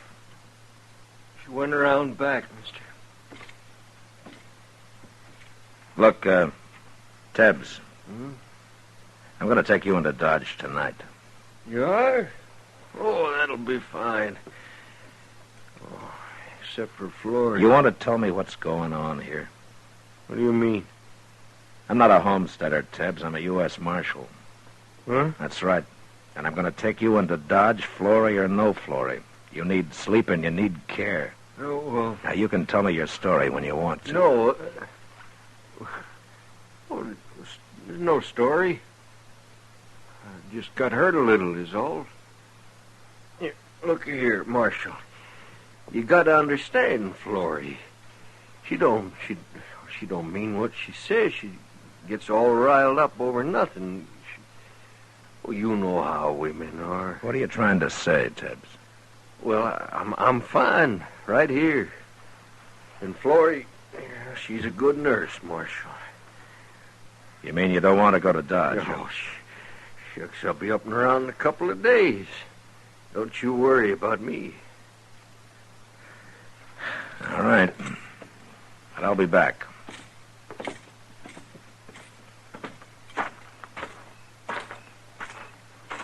Chester. Chester. Get your hands up and turn around, Marshal. She's got a shotgun, Mr. Dillon. And I'll use it, too. She was listening at the window. Now my hands are up, Florrie. I'm taking your gun. She got my gun, too, Mr. Dillon.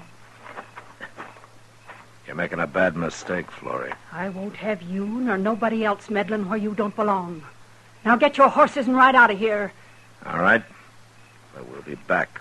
I'm going to be sitting right by that door, Marshal. First thing I see or hear gets a load of buckshot. It won't be us, Florrie. But we'll be close enough to hear if you do shoot somebody.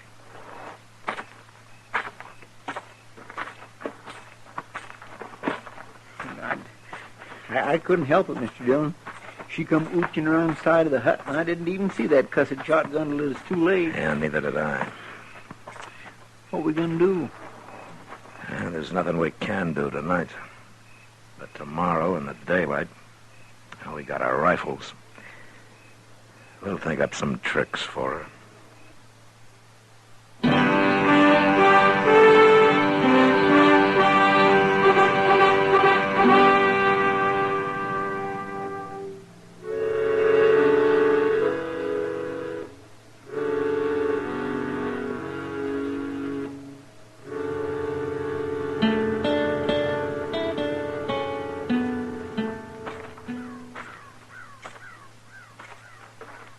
I don't see her around no horse, Mr. Dillon. She must be inside the hut, Chester.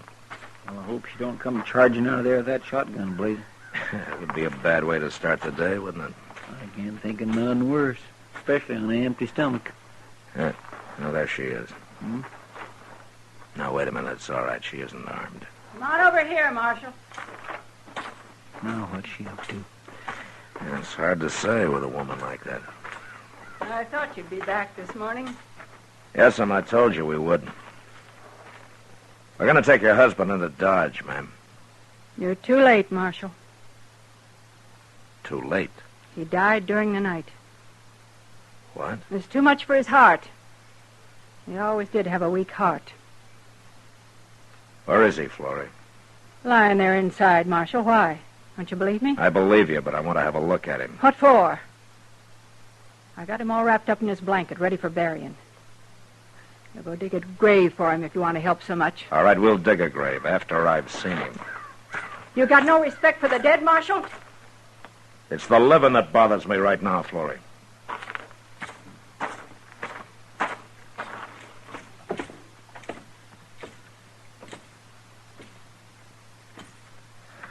I'm going to have a look at him now, Florrie.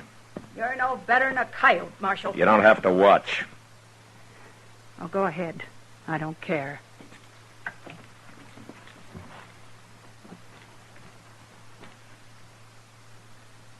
I'll unbutton his shirt here.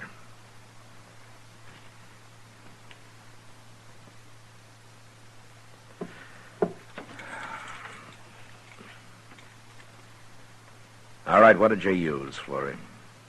Use? For what? I might have known he couldn't stay awake forever. He fell asleep and you stabbed him in the heart with a needle or something. That doesn't show much, does it? All right, I'll tell you. Don't matter none anyway. I killed him. Why would you want to kill your husband, Florrie? My husband? He wasn't my husband. He killed my husband, Marshal. We never seen him before. He rode by here and started trouble. Over me it was. My husband pulled a knife, but he shot him. And I swore I'd kill him for it, and I did. Why didn't you explain all this to Doc Adams when he was out here? Or to me last night? And let you take him and hang him? I had to kill him myself, Marshal. It's a promise I made my husband while he was dying. And I'm going to have to arrest you. You can't do nothing to me for this. You murdered a man, Florrie. You're wrong, Marshal. You just admitted it. Well, I ain't doing no more talking. You take care of him, and we'll go into Dodge. But I won't be in jail long, you'll see.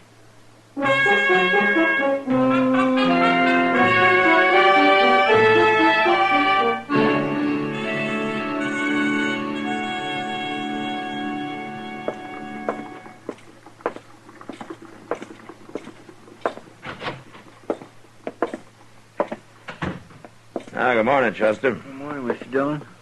What you got there? That's a mail. Oh, did you pick it up? Yeah, I picked it up. I was down there anyway. How's Florrie? She ain't said a word. Go get her, will you? Go get... What for?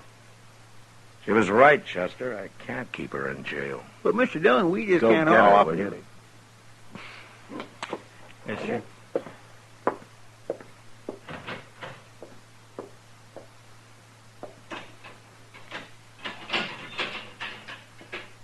All right, come on out for it. You turning me loose? Not me. Mr. Dillon is. About time. Morning, Florrie. Not much of a jail you got, Marshal. Well, it's not strong enough to hold you. Of course it ain't. Florrie, the man you killed, you told me you've never seen him before, huh? I never had. What was his name? George Bassett. What else did you know about him? He was wanted. Dead or alive. He was wanted? I got a circular on him in the mail, Chester. It's there on my desk. A circular? Well, forevermore. How did you know he was wanted, Florrie? He said so. Now, that's hard to believe. Now, he told me. When he was bothering me. Before he killed my husband. He said one more wouldn't matter. I guess he planned to kill me, too, later. Only he hadn't figured on getting cut up. And he needed me after that. Yeah. Now, why didn't you tell me this out there, Florrie? I didn't think you'd believe me, Marshal.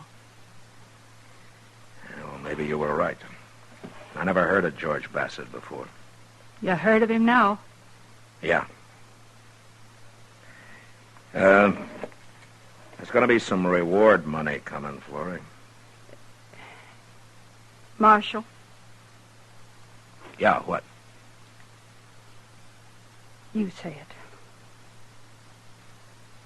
Say what, Florrie? Please. Now. That you don't want the money? That you wouldn't take it? Thank you, Marshal. Thank you for saying it right. I feel some cleaner for that. Goodbye. Goodbye, Florrie.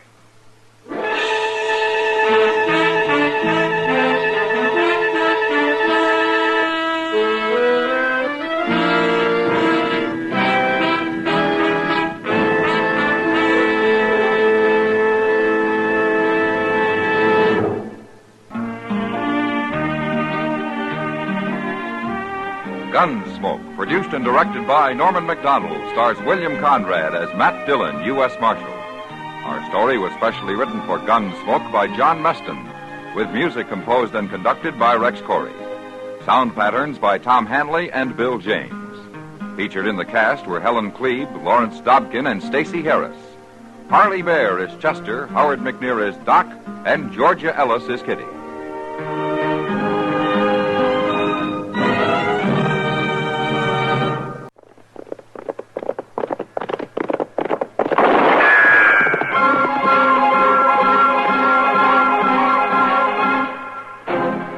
Around Dodge City and in the territory on West, there's just one way to handle the killers and the spoilers, and that's with a U.S. Marshal and the smell of gun smoke.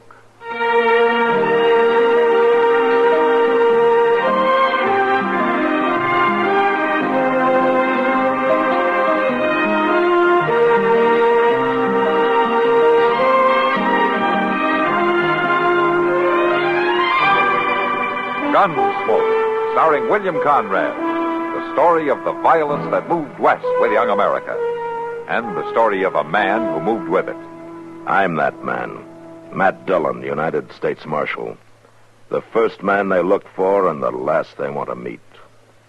It's a chancy job, And it makes a man watchful and a little lonely.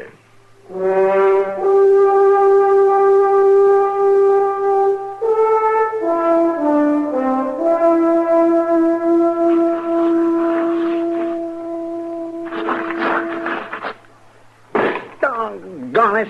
What's the matter, Chester? Well, I just can't figure out how he done it, Mr. Dillon. Out who did what? Well, that fellow with the medicine show over back of the Dodge house. Oh, that again. Well, Sam and me had it all figured out. Sam would watch from one side, and I'd watch from the other, and when he'd move them 3 walnut shells around, we just knew which one the pea was under. Sure you did. And by golly, somehow we still lost $6 apiece. I've been fooling with it here, trying to puzzle out how he done it. There ain't nothing to it except 3 walnut shells and a pea. And a pretty smart man operating them. Well, now, me and Sam ain't exactly dummies, you know. Well, Matt, you better come quick. Well, what is it, Doc? Del Bragan and some of his riders. They're up at the livery stable. They got hold of some stranger, and I think they're fixing to hang him. Huh? Come on, Chester.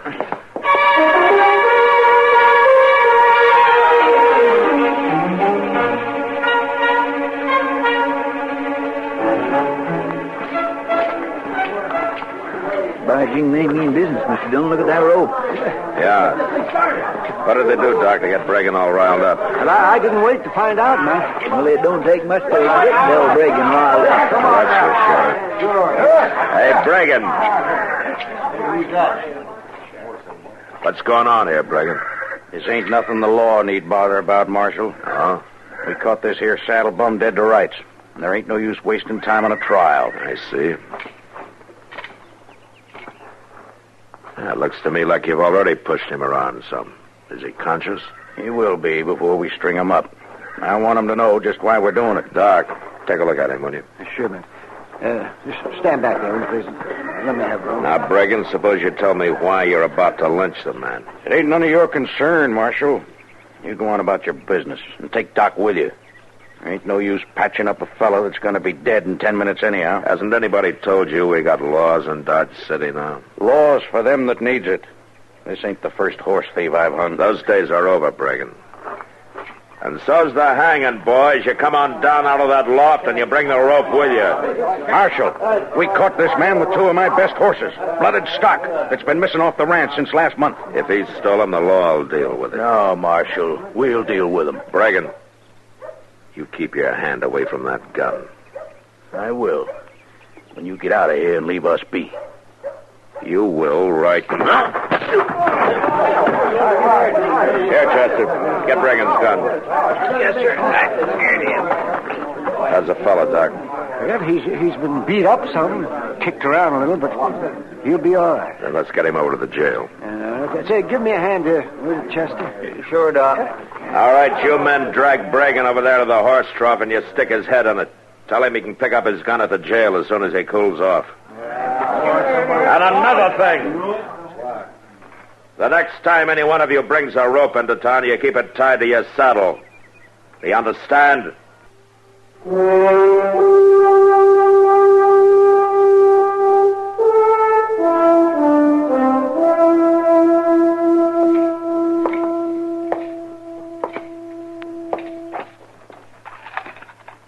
You the marshal? Yeah, that's right. I'm Jesse Hyatt. How'd I get here, Marshal? We carried you here, Jesse. How do you feel? Oh, Marshal, I couldn't feel no sorer if they drove a herd of longhorns over me. Well, it could have been worse, you know. They were fixing to hang you. You know something, Marshal? Dodge City ain't the friendliest town in the world when you come right down to it. Not for horse thieves, anyway. I didn't steal them horses. I tried to tell them that, but they wouldn't listen, especially that red-faced, mouthy fella. Now, that's Del Bragan. They're his horses. I hit town, left the horses there at the livery stable while I went up the street to eat. When I come back, they all jumped me. You did have his horses, though. Who says they're his? Well, I do, for one. I went over and took a look at them. They disappeared off his ranch about a month ago. Well, I don't know nothing about that. All I know is that I bought them, fair and honest. Where? From a horse dealer in Wichita about 2 weeks ago. Yeah? What was his name? I don't know. I think he was just traveling through. He offered me a bargain, so I bought him. I was coming on west, and I needed a pair of good horses. You remember what he looked like? Oh, well, no, not too good. Fast-talking fella, black whiskers. Dressed like most anybody else. I ain't even sure I'd know him if I was to meet him again. I see. Well, I didn't pay him no special mind. There were no reason to. Marshal, I bought them horses, no matter what anybody says. That's going to be kind of hard to prove, isn't it, Jesse? Not if you find that trader I bought them from. Where would you look for him? I don't know. You see, that's what I mean. Are they going to have a trial on me? Yeah, Bragan's filed charges. What do you think will happen? Well, kind of hard to say how a jury will figure. I ain't got a chance, have I, Marshal? Oh, there's always a chance. At least you're not swinging on a rope. But tell me, what are you doing in Dodge in the first place? Just passing through. I got an aunt who lives alone upriver. She wrote she needed help running the place. Uh-huh. I'm sorry to bother you, Mr. Dillon, but there's somebody out there to see you. Oh, all right, Jesse. Jesse, if you can think of anything else that might help, you let me know, huh? There ain't nothing, Marshal. I'm a goner. We both know it. I think you're kind of rushing things, Jesse. All right, come on, Jesse. Yes, sir. Mr. Dillon, it's that young and Adele Bragan. Oh, you mean Tommy? Yes, sir. Ah, hello, Tommy. How have you been? Oh, fine, Marshal. Could I see that fella, please? What fella? The one that Pa tried to hang this morning. That one he treated mean. Like he treats everybody mean. Well, your pa thinks he's doing right, It Tommy. ain't right to be like he is. I know it ain't right. And someday the devil's gonna get him. Ah, Tommy, that... Could I see that fella, Marshal, please? I want to tell him I'm sorry. Well, all right, Tommy. You go on back through that door there. He's in the last cell. Oh, thanks, Marshal.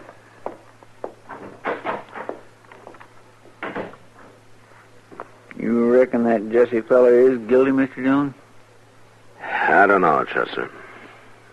But I do know one thing. The jury's gonna think so.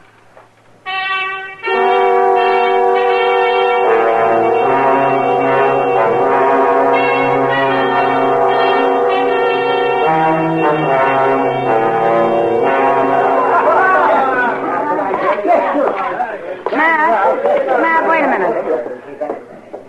Hello, Kitty. Matt, what's this story Del Bragan's telling? Well, I don't know, Kitty. What story is he telling? About how he's going to take some fella out of jail and hang him if the law doesn't get a move on. And how he'd have done it this morning, only you hit him when he wasn't looking. Well, he's got more imagination than I gave him credit for. Well, he's sure been mouthing off over there at the bar. To anybody who'll listen. I thought you'd want to know about it in case. Uh-oh. Here he comes, Mac. Yeah. You know, I've never seen that man when he wasn't mad about something. What have you done about that horse thief, Marshal? Not a thing, Bragan. That's up to Judge Bent. What are you aiming to do with the man? Keep on coddling him till old Bent gets up the gumption to hang him? Well, I'm going to feed him and keep him locked up, if that's what you call coddling. And for the rest of it, stealing horses is not a hanging offense under the law. It is under the law I go by. How long is it going to take you, Del? Take me to what? To get it through that thick head of yours that the old days are finished, over with. There's law on the frontier now. Things work better without it. Maybe for a bully like you. But like it or not, the law's here to stay, and you better understand it. For your boy's sake, if not for your own. What about my boy? He's going to have to live in a different world from yours, and the hard-headed way you act isn't much of an example for him. Tommy'll do all right. Don't you worry. He knows what he'll get if he don't. He's had the fear of the Lord beat into him. And with less beating and more understanding, he might not hate you so much. Hate me?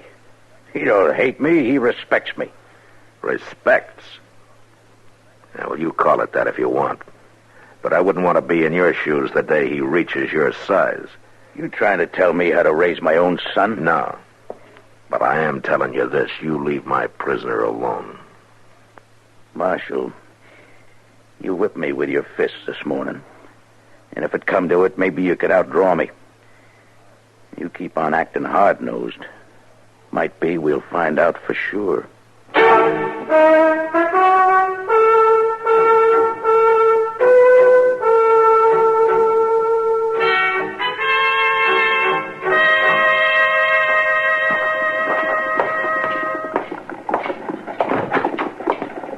Oh, Mr. Dillon. Things been quiet, Chester? Yeah, if nary a soul's come near, you'd think this jailhouse had been quarantined for the pox or something. You're lucky. It's given you more time to study that shell game, hasn't it?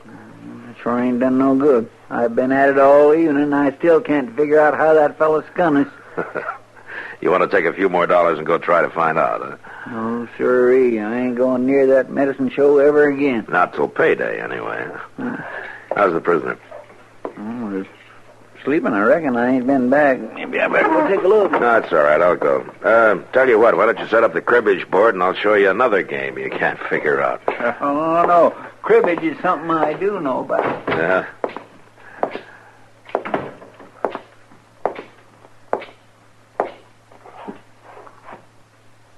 Wow. Just don't move, Marshal. Where'd you get the gun, Jesse? Don't make no difference where. You move easy now, Marshal. I'll blow a hole right through you.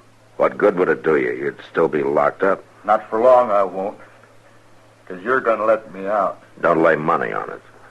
Open that cell door, Marshal, right now. Don't be a fool, Jesse. The worst you'll get now is a prison sentence. You pull that trigger and you'll hang. I ain't going to prison for something I didn't do. You open that door and hurry up about it. Now give me the gun, Jesse.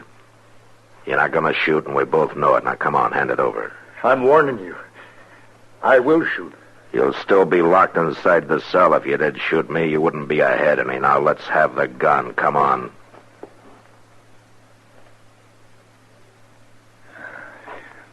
Here. Take it. It ain't got no loads in it. I took 'em out so there wouldn't be no accident. Where'd you get it, Jesse? That kid brung it in this afternoon. He had it under his shirt. Huh? You mean Tommy Bragan? I don't know his name. He said he was sorry for me. And he said he'd come back in the morning about sunup and try to sneak the key out of the office. Real nice kid. Tommy Bragan. I can't figure why he'd go to all that trouble. Not even knowing me. No, I can't either, Jesse. But I'll ask him when he comes back in the morning.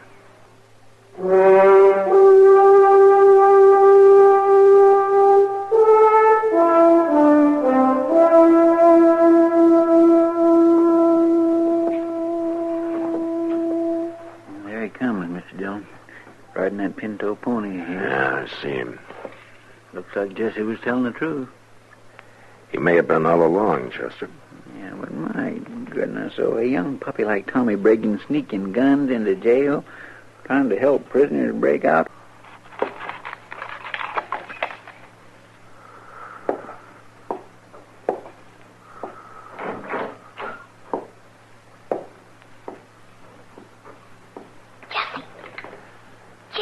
All right, let's surprise him, Chester.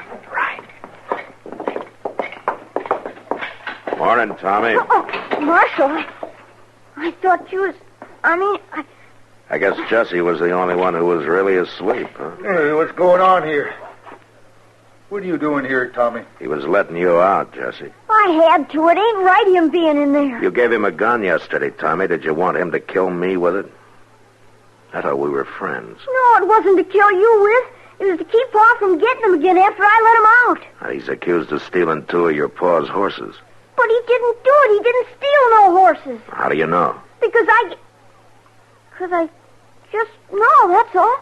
Boy, if you know, tell him who did it. My pa's always beating me, yelling at me. I wanted to get even with him. Get even with him? How? By giving them 2 horses away. You gave your pa's horses away?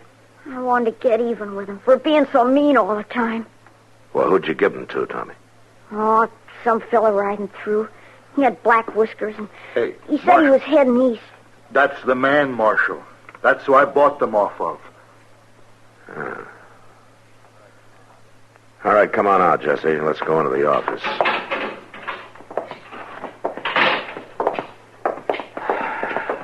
Well, I guess that clears up whether you're guilty or not.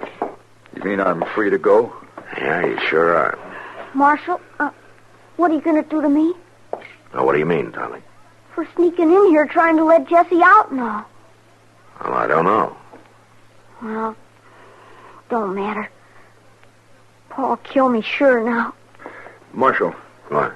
I got an idea. You remember I told you how I was headed for my aunt's place upriver? How she's alone, needs help to run things? Uh-huh. Well, she's a good woman, Marshal. Real good woman. Maybe Tommy could stay there until his paw cools off.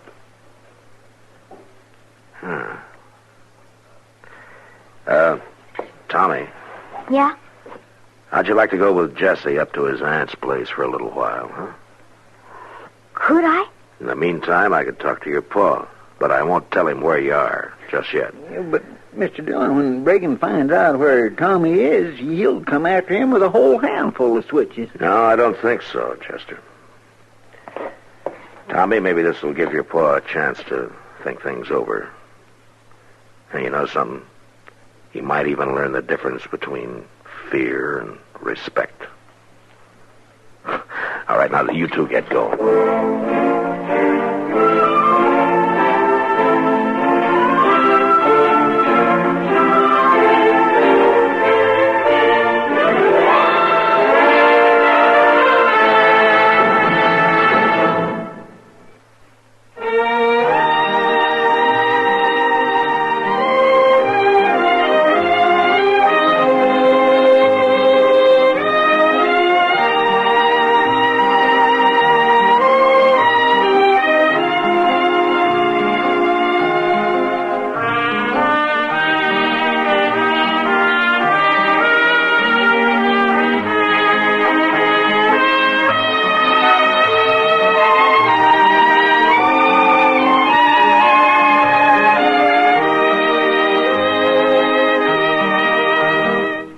Gunsmoke, produced and directed by Norman McDonald, stars William Conrad as Matt Dillon, U.S. Marshal. Featured in the cast were Parley Bear as Chester, Howard McNear as Doc, and Georgia Ellis as Kitty.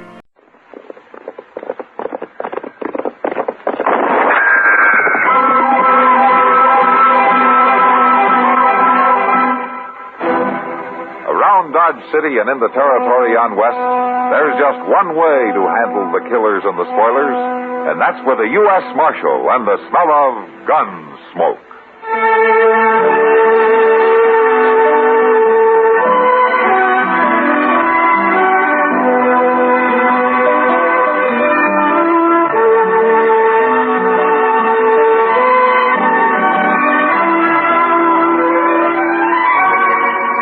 Gunsmoke, starring William Conrad. The story of the violence that moved west with young America. And the story of a man who moved with it. I'm that man, Matt Dillon, United States Marshal. The first man they look for and the last they want to meet.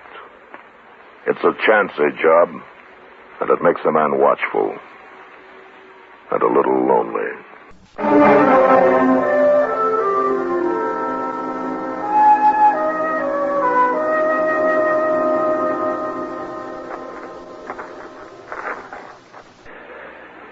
Might as well stand up, Digger. They're just about ready for you. Bring him over here, Glick. Yeah. We'll start walking.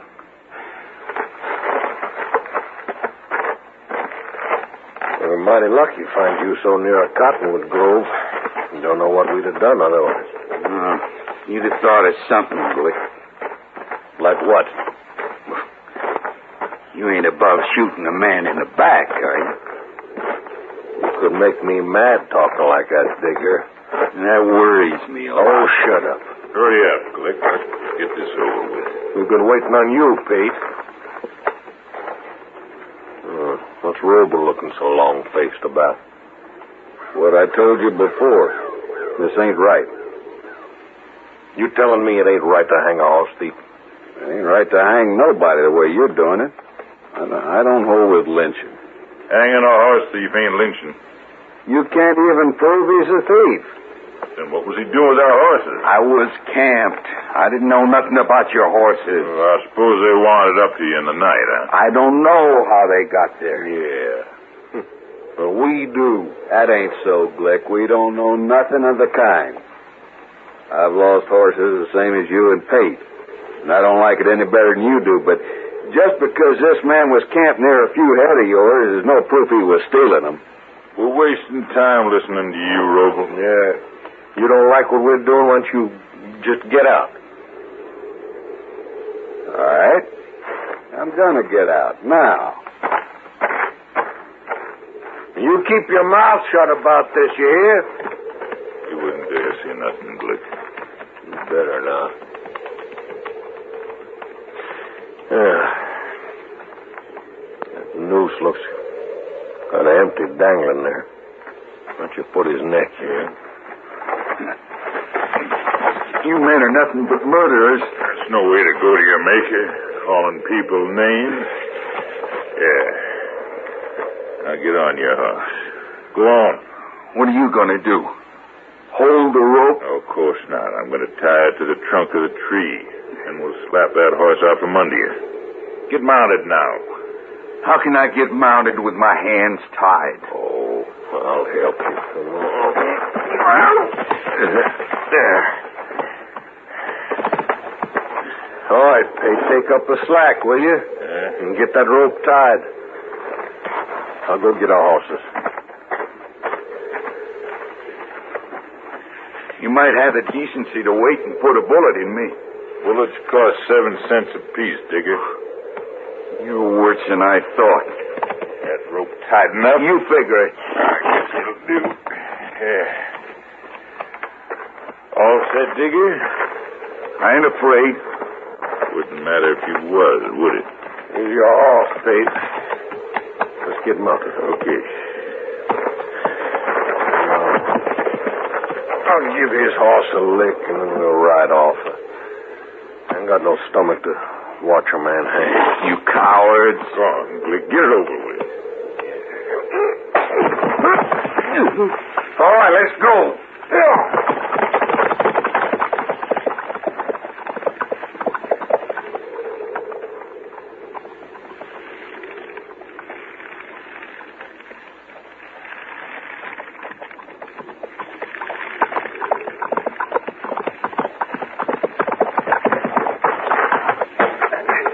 I'm cutting you down, Digger.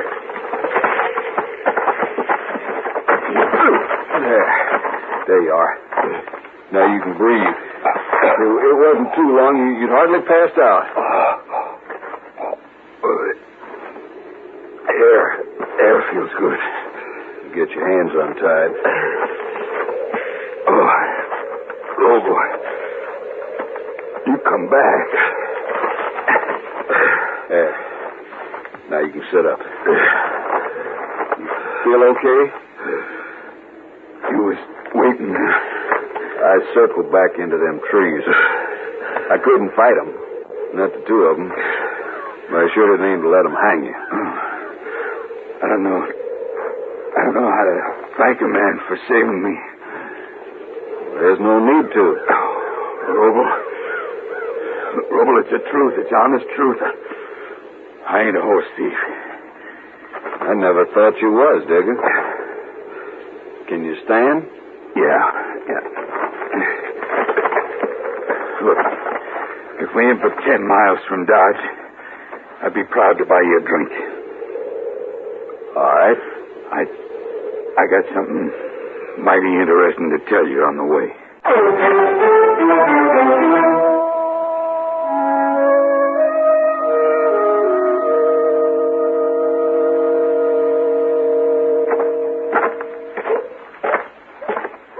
Chester? Oh, Roble. Ain't Marshal Dillon showed up yet? Well, he went into the office for a minute. He said for you to sit down. He'll be right back out.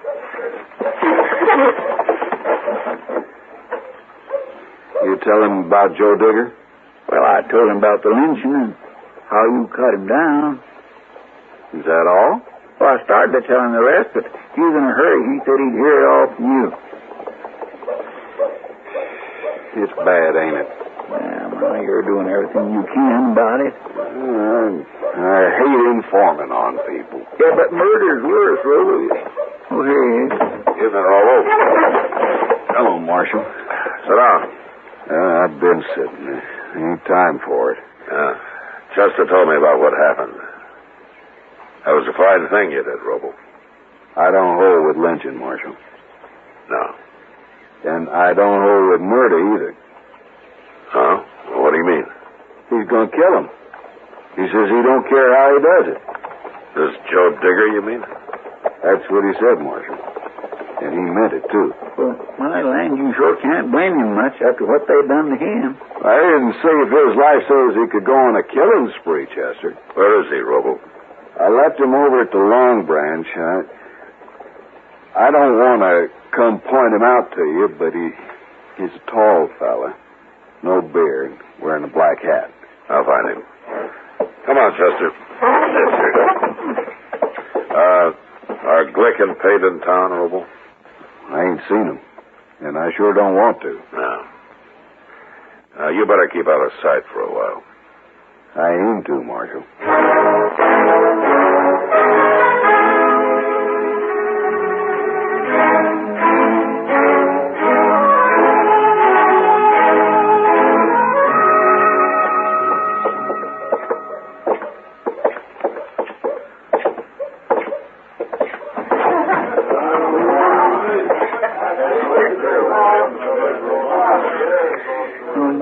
I don't see nobody in here looking like he described, Mr. Dillon. Now, there's Kitty. Let's ask her. Maybe he's already left town looking for Glick and Pate. And we'll have to ride out after him, Chester. Then I hope he ain't left. Hello, Matt. Chester. Hello, Kitty. Oh, Miss Kitty. Sit down and tell me who you're looking for. Now, how did you know we're looking for somebody? I saw how you came there. Oh. Kitty, did you ever hear of Joe Digger? Not until the night, man. Oh? Well, you've been talking to him? Mm-hmm. Bill Robo brought him in. He went next door for some tobacco. He'll be back shortly. Good. I take it you know what happened. Yeah. Then what are you doing here? Why aren't you out after Glick and Pate? One thing at a time, Kitty. Well, if you don't believe it about Joe Digger now, you will when you see him. He's got a mark around his neck like a black snake. It's a horrible thing, Matt. Lynching men. Yeah, that's about the worst thing I know. What about those two men? I mean, since they really didn't hang him. They came close enough for me, Kitty. There he is. He just came in. Headed to the bar, you see? Yeah. No, Chester, you stay here, huh? All right, sir.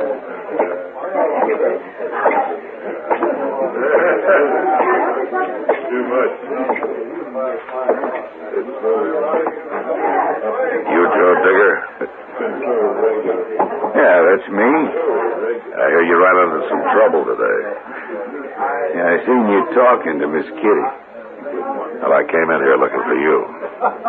What for? I'm a marshal. Oh? Somebody tries to lynch a man, I want to know about it. It's all over, Marshal. They didn't kill nobody.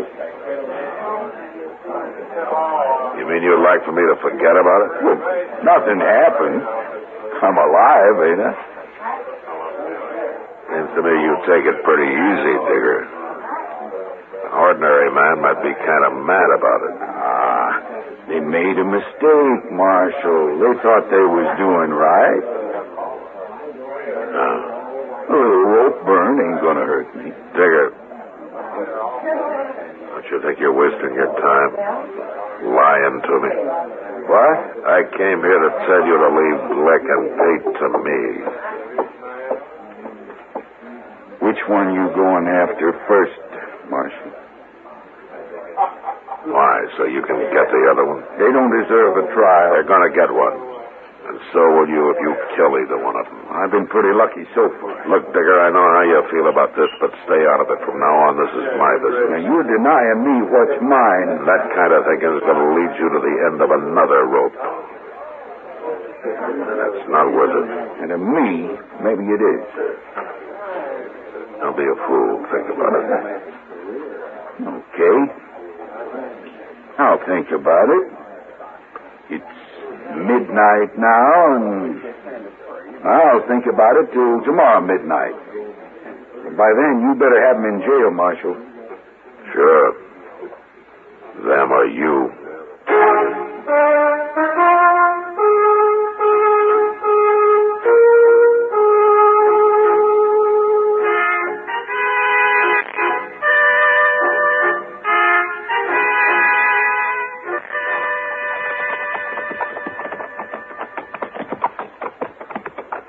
I bet them Glicks ain't even home, Mr. Jones. Yeah, there's smoke coming out of the chimney, Chester. Dinner? Not very likely Miss Glick's going to be feeding the law today. No, I reckon not. All right, let's leave him here. Hey, that horse here's got a loose shoe, ain't Mr. Jones? I'll have to fix it before we start back. Providing Glick will lend you his tools. He won't have much choice about it.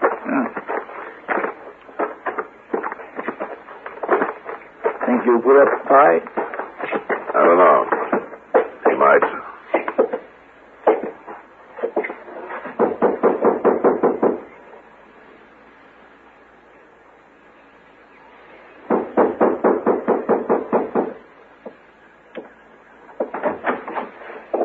Hello, Glick. Oh. Marshal Dillon, Chester. Glick. What are you doing here? Aren't you going to ask us inside? Well, sure. Come on in. The woman's done with dinner, but I'll tell her to find something for you. No, don't bother. I want to talk to you. Oh? What about? You and Hank Pate? Me and Pate. We'll go pick him up when we leave here. Well, what do you mean? I'm taking you both to jail. Now, wait a minute, Marshal. Do I have to explain it to you? That might help. You walk into a man's house and arrest him, he ought to know what it's about. Didn't you and Pate murder a man yesterday? What man? Joe Digger. Digger? I never heard of no Joe Digger. And you shouldn't go around lynching strangers. Oh, that's what this is all about. Oh, yeah, I seen that fella, Marshal, yeah. I was riding right by there yesterday. I seen him hanging. But I don't know who did it. Sure wasn't me and Pate. Digger says it was. What? He says you and Pate lynched him. Robo told you. Robo cut him down. Digger's alive.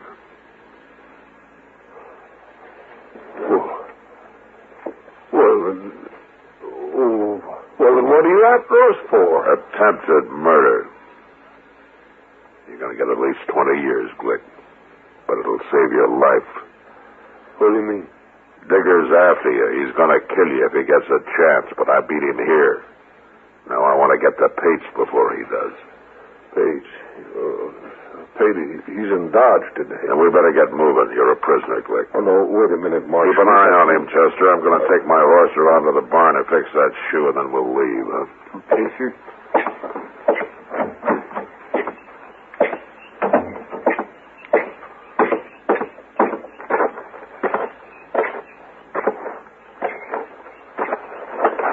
All right, fella, you come with me. I'll fix that shoe for you.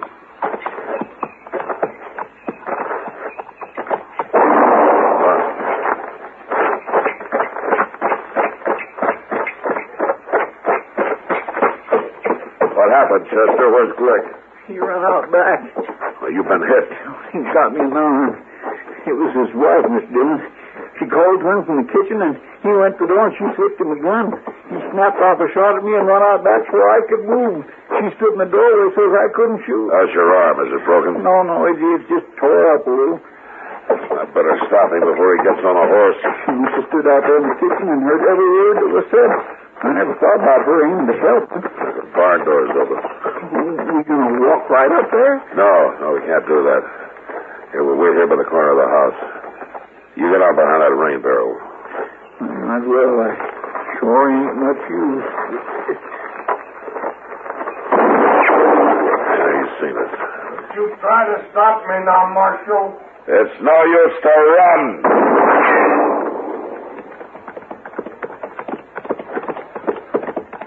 Hold it, Clint.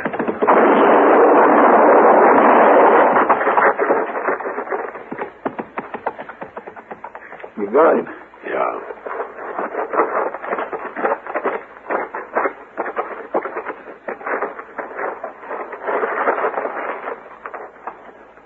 You hit him right in the head, Mr. Dillon.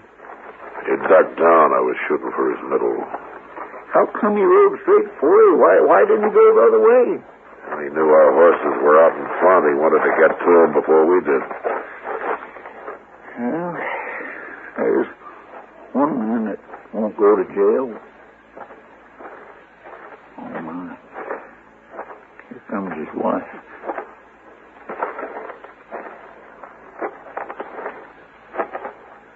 He's dead, ma'am. No. I'm sorry I had to do it. No. Miss Glick. Ma'am.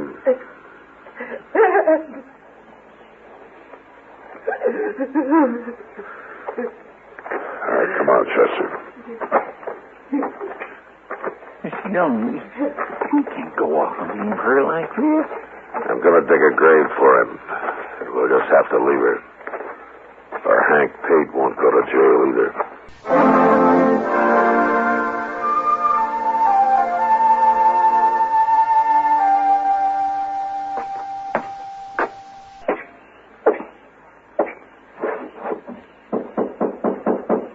Come in. Hello, Doc. Oh, man. I'm all finished. Doc said a couple of weeks, and I can start using my arm again, Mr. Dillon. Good. Yeah, it is providing you keep it in that sling, Chester. Oh, I will, Doc. I'll be real careful. Is it all right, Doc? Yes, it looks clean, Matt, but I'll change the dressing every day for a while so as I can watch it. Did you get the horses put out, Mr. Dillon? Yeah, I took care of them. Well, we better start looking for Hank Pate. Near midnight, Chester. You go to bed and I'll find him. No, sir, I'm going with you. Oh, I know I ain't much help, but I can look one way while you're looking the other. Well, that's up to you. Up to him? You know, I've heard of cases where this sort of thing was up to the doctor, not the patient. I ain't no patient, Doc. Oh, no? Well, maybe you'll begin to feel more like a patient when I give you my bill. Bill? You going to charge me for pouring that smelly old stuff on my arm and wrapping it up with a couple of little rags? Chester, your bill has just gone up $1. Well, not, Doc. I didn't really mean that. You better shut up and come with me, Chester. You'll be a lot safer. Yes, nice man, son. Sure am. See you later, Doc. Yes, well, Matt, is there going to be a shooting?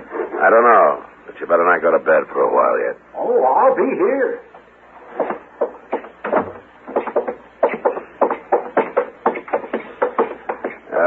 Chester? Yes, sir? Hasn't your arm even hurt? Well, sure it does. It hurts fierce. But that helps keep me awake. I don't think it hurts at all. You'd be yelling your head off. It does, too, hurt. You just don't realize how brave I am. I'm trying to get you to go to bed, Chester. I know you are. Where will we look first?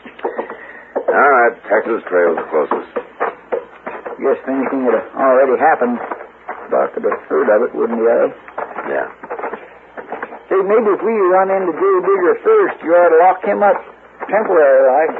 I aim to. Of course, Pate might have left town already and gone home. And they told me his horse is still at the stable, Chester. I guess he's not planning to go home tonight. He'll be disappointed if he is. That was in Texas Trail, Mr. Dillon. Yeah.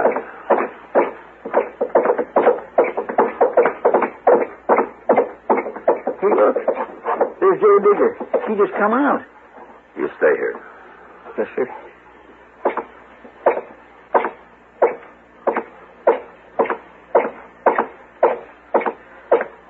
Digger. You're too late, Marshal. Did you do that shooting? Well, I waited. I told you I would. You waited for what? Well, to kill Hank Pate. What? It's after midnight. 5 minutes or so.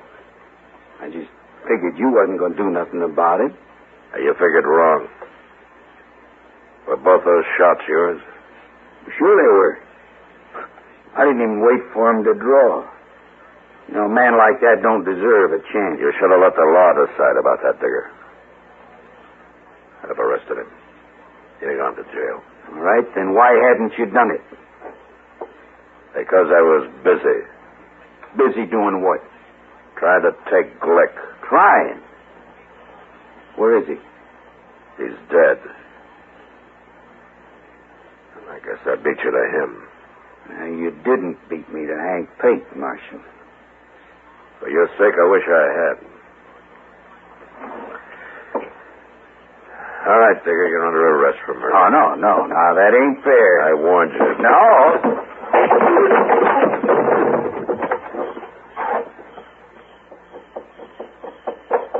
Miss Dillon, you all right? What's the matter? Did he try to draw on you? I couldn't see him. He tried, Chester. Maybe I should have let him. But then you'd have had to shoot him. I know.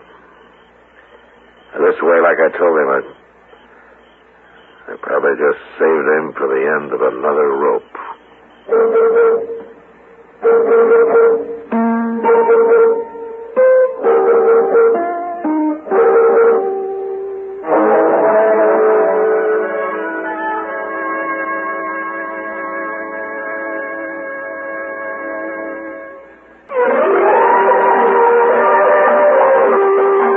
Gunsmoke.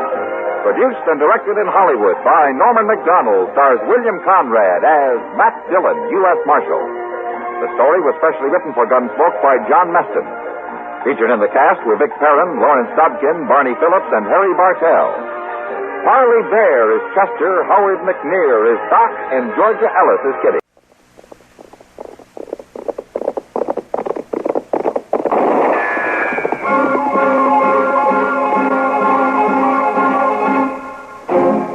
Around Dodge City and in the territory on West, there's just one way to handle the killers and the spoilers, and that's with a U.S. Marshal and the smell of gun smoke.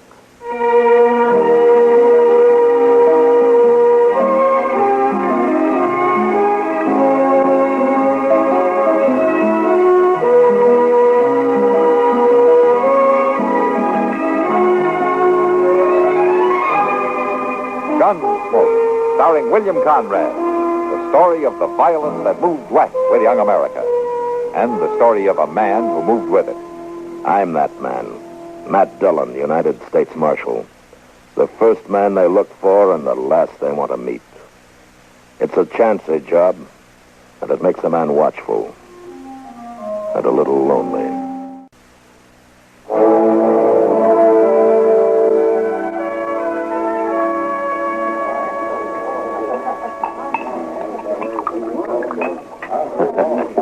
You know, if you're not careful, Doc, you're going to finish that beer. Huh? Well, why shouldn't I finish it? There's no need to get your back up. I just meant you usually don't have time to finish it. More than likely, you get called away before you get your beer half drunk, that's all. Well, yes, well, I guess you're right. I suppose I've mentioned to you before that some of us have to work at our job. Yes, Doc, you mentioned it. Hello, Matt. Well, Kitty. Good afternoon, Kitty. Don't get up. I'll sit down with you. All right. Well, what's the argument about this time? There's no argument, Kitty, but sometimes it's just about as tough to agree with Doc as it is to argue with it. Well, either way, it's hard to have a conversation with somebody who doesn't know the difference. Thanks, Doc. I'm not even going to try to understand you two.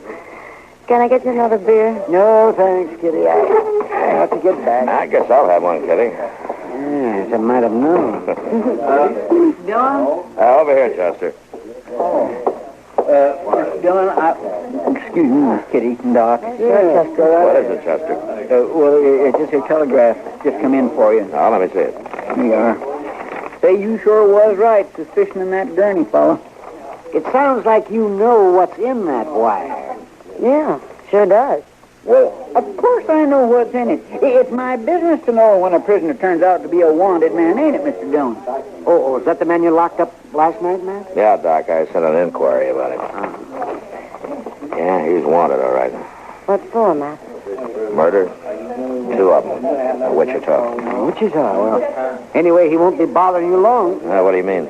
Well, they'll be sending for him from Wichita, won't they? Getting him off your hands? It's not that easy, Doc.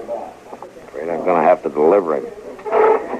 Well, come on, Chester. We'll take the afternoon stage.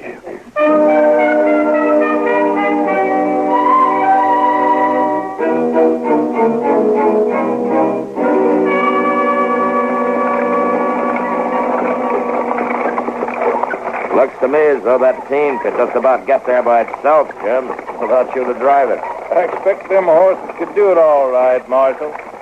They made the run often enough. Well, the ruts in the road ought to be enough to guide them, even if nothing else does. Yep. It don't get no smoother, does it? No, don't say that. Long time since you rode with me, Marshal. Well, I'd just as soon not be making the trip this time, either.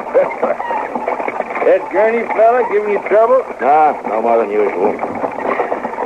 Chester gives me more trouble than he does. Yep. How's that? Well, he doesn't cotton to being shackled to a prisoner when there's a pretty schoolmarm riding across the coach from him. That kid says I blame him. Well, I told him he'd have to go slow anyway, with a preacher riding right along there, too. I guess you're right about that. Yeah. Get up, boy. Come on. Well, I'll tell you true, Marshal. I'm kind of glad to have you riding shotgun this trip. Huh? Are you worried about the gold? Well, there's a lot of money under this seat.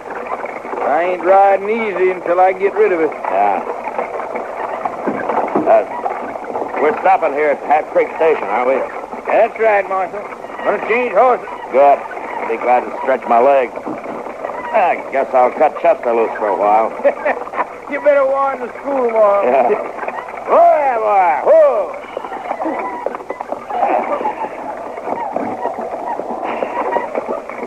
Well, I don't see old Miller.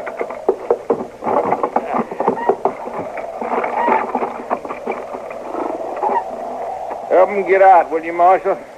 I'm going to have to unhitch the team myself. Sure, Jim. You going to be stopped here for a spell, Mr. Dillon? Yeah, Chester, come on out. Well, come on out. Well, I can't exactly make it alone. Well, why don't you bring Gurney with you, then? Well, sure, I'll be... Oh, excuse me. After you, ma'am. Thank you. Oh, here you are, ma'am. Let me get your hands down. There we go. Kindly, Marshal. All right, now, Gurney, come on. Let's get you over. Excuse me, Parson. You go out ahead, sir. Thank you. Come on, Gurney. Come on. I want to sit in this southern stage all day. You pull them shackles once more, I'll wrap them around your gullet. I'd be worrying about my own gullet if I was you. All right, that's enough. You'll find coffee inside, folks. Thanks. I'd like some coffee myself, Mr. Dillon. You'll get it, Chester. You'll get it. Here, hold out your arm. I'll take the manacles off. Declare I won't be sorry to be free of the likes of him, and that's the truth. If I ever get this near you and I am free, you won't live to complain no more. Mr. Dillon, you ain't going to let Gurney wander around loose in this stage station, are you? No, Chester. We'll shackle him to the wheel while we're stopped. All right, Gurney, come on.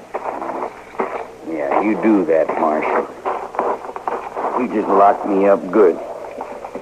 Why, the two of you together ain't man enough to hold me. No? Don't you worry about it.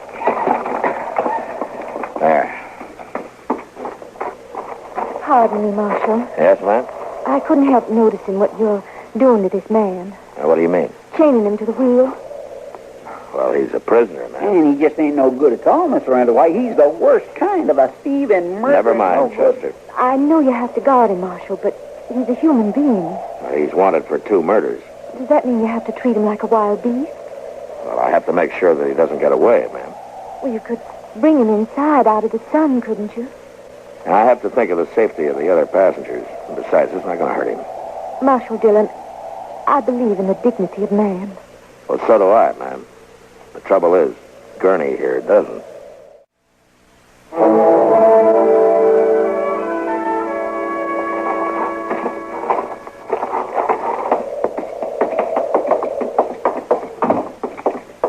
It isn't exactly as you presented the case, Marshal. How's that, Reverend? There's nobody here. There's no coffee. No coffee? Boy, I never heard of such a thing. I'll see if I can. Well, there's usually somebody around. Now, he may be out with the horses. You ought to take some water to that man out there. Don't worry, ma'am. We won't let him go dry. There don't seem to be nobody around at all. I don't know where that old man's gone off to. Well, he was here the last time he came through, wasn't he, Jim? Sure he was. He was always out front waiting.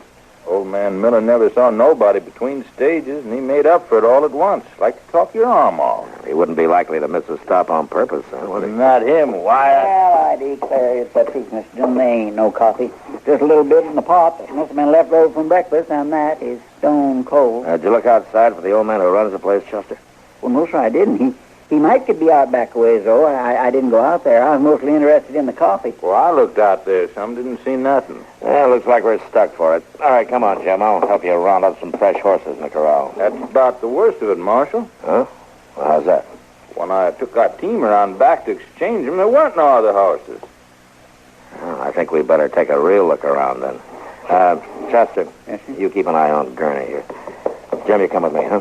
All right, Marshal. Hey, Mr. Dillon, look, the stage horses. Somebody's running them out of the corral. The gold. Oh, wait a minute, Jim. Where do we get... Jim, come back! Chester, cover me. I'm going after him. Yes, sir. Stay low, Jim!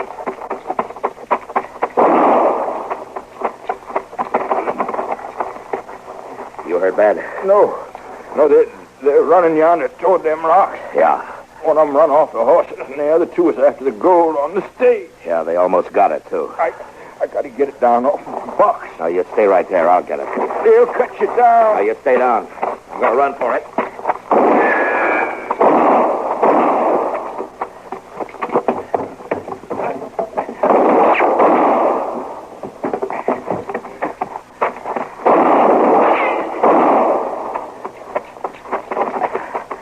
That's all right, Jim. I got it. Chester! Yes, sir, Mr. Dillon.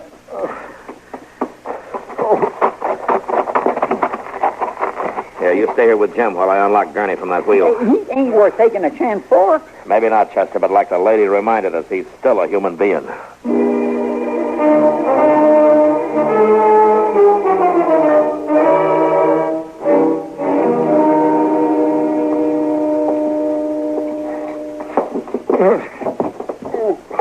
There you go, Jim. You'll be all right here. Thanks, Marshal. Chester. Yes, sir? As soon as you get Gurney tied, heat some water, will you? Yes, sir, I'll do that. I saw a good many wounded in the war, Marshal. May I offer my help? I'm glad to have it, Reverend. He caught one on the side. Well, let's get his shirt off. Yes, I see. And the bullet will have to be extracted. Yeah. You any good at this, Reverend? I've never actually operated, Marshal. Still, if you need me to do it. No, I'll do it. I guess I'm a little more familiar with bullets than you are. Just tell me how I can assist. And it might just help to have somebody in your line of work standing by. Very well. Chester, you getting some hot water? Yes, sir, I am. I'm trying to, but there sure ain't much water there in the bucket. Well, you bring me what you got, then. Yes, sir. I'll sure get thirsty if we have to stay here for long. Well, those gunmen out there, we'll have time to worry about that later.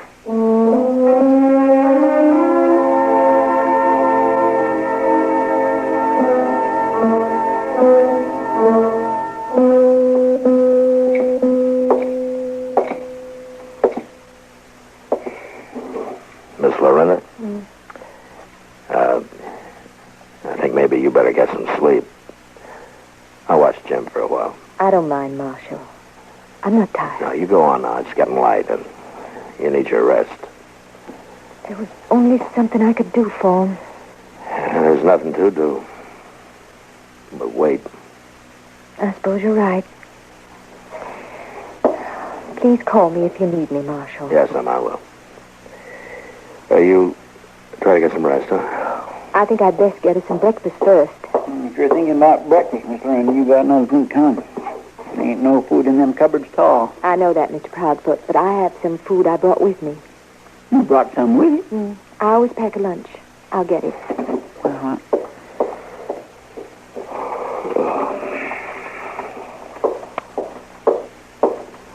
Now, let me see.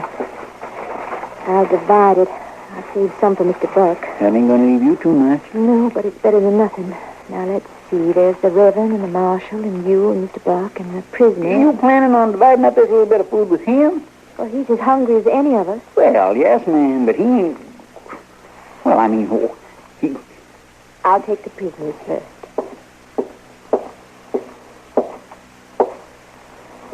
I brought you some food. Well, now, ma'am, it's mighty nice of you. It's mighty nice.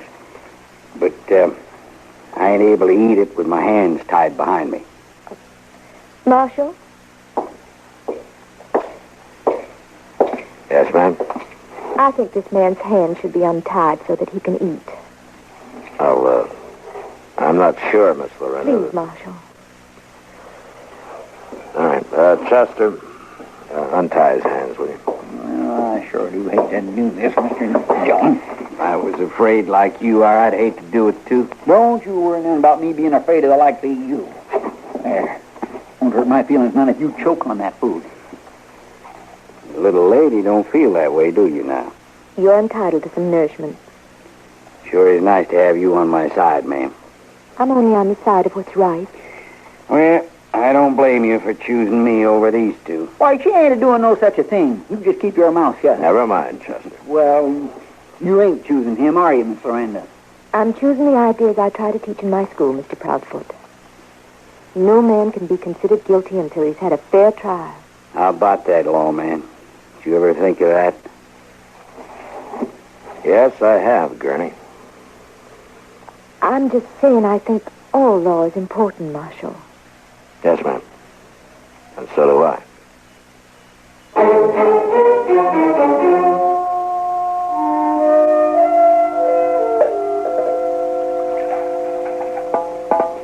That's the last drop of the water, Marshal. Yeah. I parceled it out slowly to the driver during the day, but he's burning up with fever. I don't know how long he'll last now that it's gone. Well, I'll go out and get some more. Well, Mr. Dillon, them fellas will pick you off going to the well sure as anything. We gotta have water, Chester. Hand me the bucket.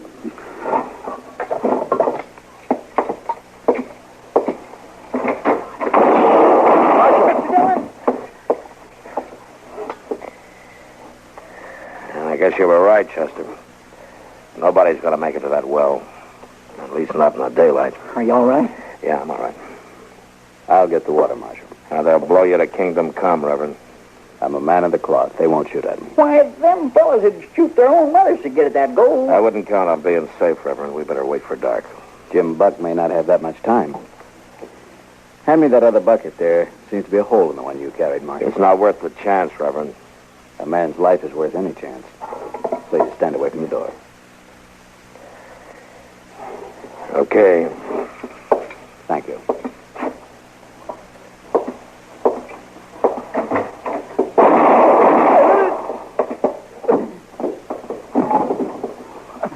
John, they shot him before he got out the door. Yeah, come on, let's get him inside.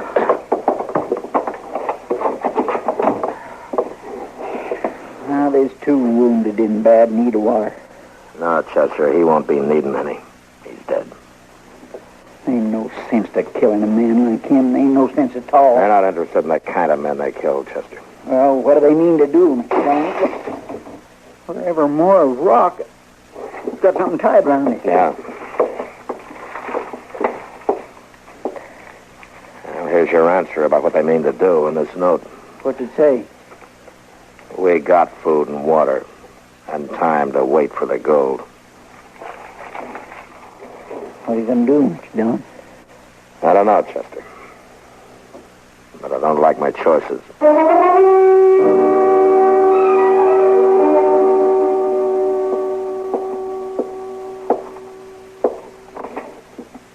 Here's your share, the last bit of the food, Marshal.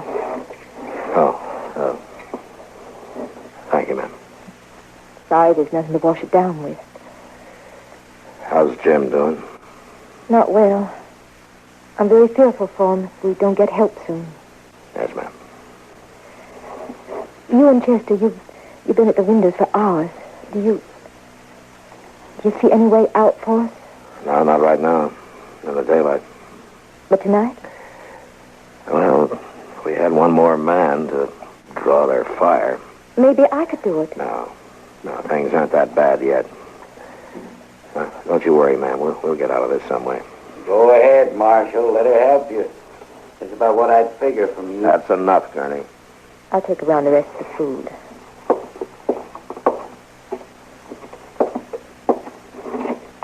Chester?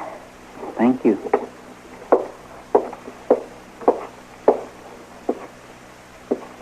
Here's your share. Thanks. I'll untie your hands. You ain't afraid of me. Well, no. I'm not afraid of you. Well, most folks are. Does it please you that they're afraid? No, ma'am, I guess it doesn't. Take the food. Thanks. You really meant it when you said you'd walk out there to help the marshal. You really meant that. Certainly I meant it. What makes you figure it'd be worth it? Why, because there's a need, Mr. Gurney. There's a badly wounded man. We have to get him out some way. That ain't much of a reason to risk your life. I think it is, Mr. Gurney. Why? I think it's important to be needed. Don't you? I don't know I ever gave it much thought.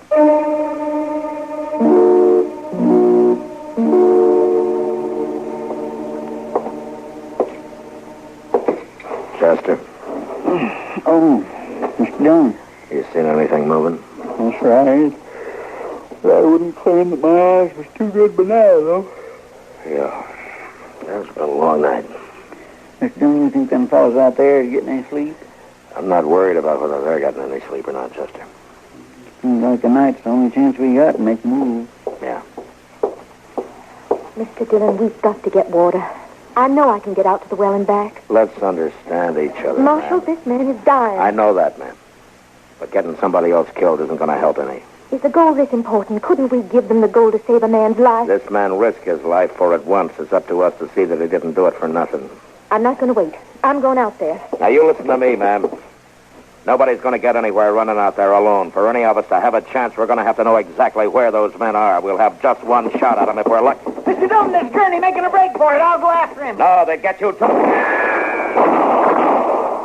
Up in the trees, Chester. Get him.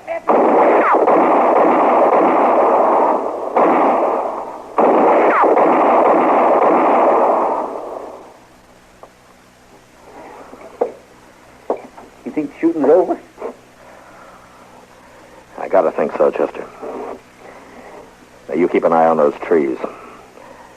I'm going out to where Gurney fell. Yes.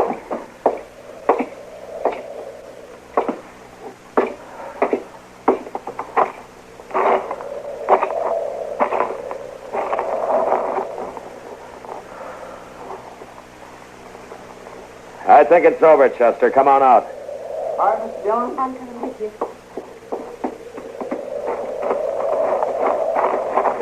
You didn't need to come, ma'am. It's not a pretty sight. Is he dead? Yes, ma'am. I guess the others are dead, too. What an awful way to end a life. Well, he didn't have much chance of ending it any better. He sure was a fool making a break for it like that. Why, it was certain death. Yeah. I'm not too sure that's what he was doing. What? Maybe he wasn't making a break for it. Of course he was. My goodness, why else would he run out that way? To save our lives. Maybe he knew he could by drawing their fire. He was going back to be tried for murder, you know. I know. But you said yourself that a man can't be judged guilty until a court of law finds him so. It's possible that he would have gone free, Marshal. Yes, ma'am, that's possible. So I'd like to think that this was an unselfish act. That he wanted to do one thing with dignity. even if it meant his death. It wouldn't hurt to think that, would it, Marshal? No, ma'am. It wouldn't hurt a bit. Because dignity is something that should never be taken from any man.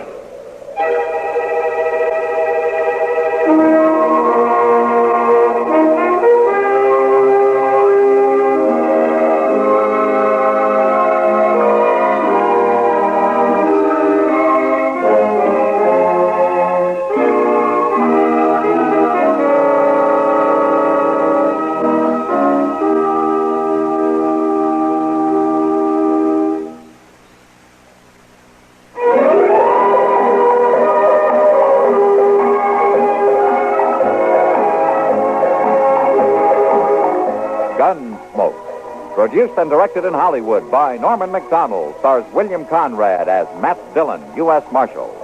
The story was specially written for Gunsmoke by Marion Clark, with editorial supervision by John Meston. Featured in the cast were Gene Bates, Vic Perrin, Harry Bartell, and Barney Phillips. Parley Bear is Chester, Howard McNear is Doc, and Georgia Ellis is Kitty.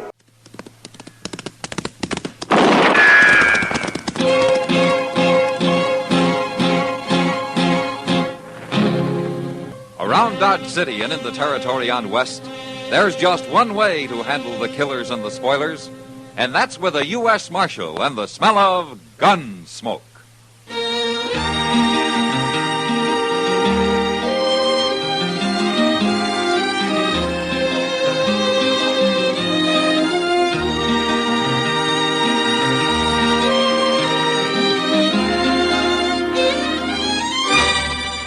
Gunsmoke, starring William Conrad. The transcribed story of the violence that moved west with young America. And the story of a man who moved with it. I'm that man, Matt Dillon, United States Marshal. The first man they look for and the last they want to meet. It's a chancy job, and it makes a man watchful and a little lonely.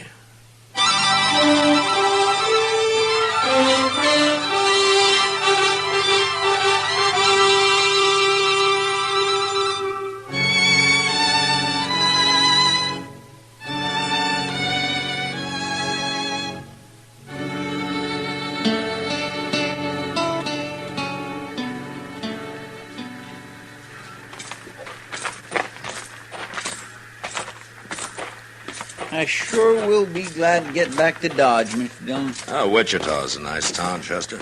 All right, you like it so much, next time you can come along. I got no business here anyway. It's almost over. Train leaves in about 10 minutes. I've been worried all morning we might miss it. Yeah, it's going to be a long ride. Why don't we wait outside here till they yell all aboard, huh? My, you sure do hate setting down, don't you? I like fresh air, Chester. Bet you can go on if you want. No, I'll wait. Well, you could be finding us a couple of seats. Mr. Dillon, the Santa Fe guarantees a seat to everybody who buys a ticket. I was only trying to give you an excuse to get off your feet. Well, I ain't tired of all that. Hey, look what's coming. Where?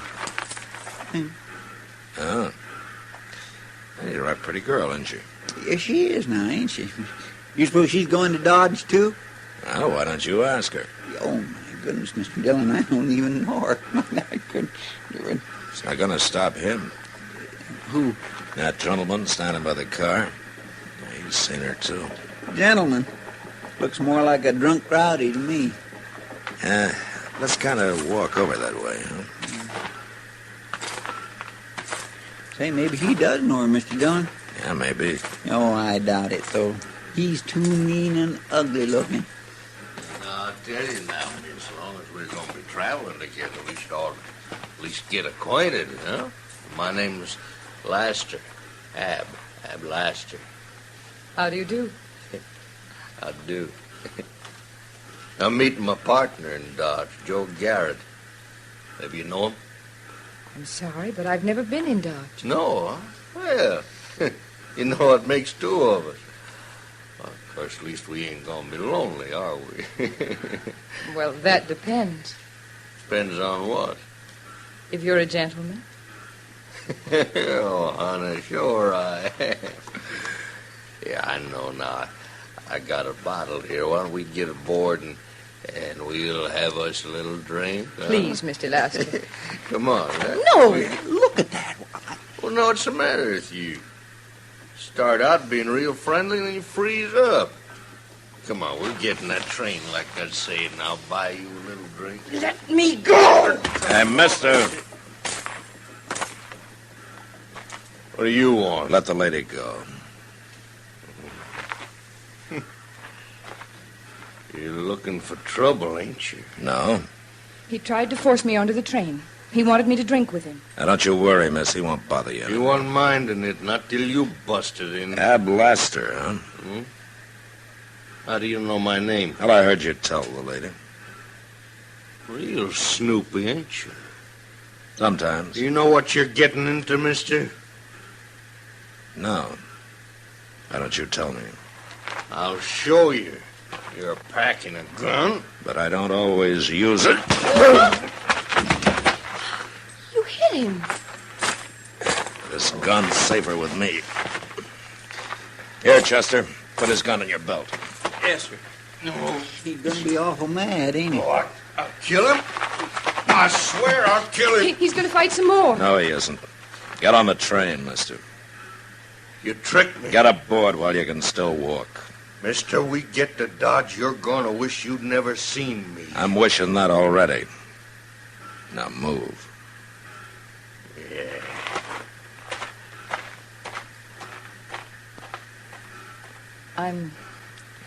I'm sorry for all the trouble. That's no trouble, miss. I didn't mean to get you into a fight. It wasn't your fault. But I always feel that it is. What? Why, just my being a woman, I guess. You know. Well, there won't be any more trouble, miss. Not till we get to Dodge, anyway. Come on. Let's get aboard, huh?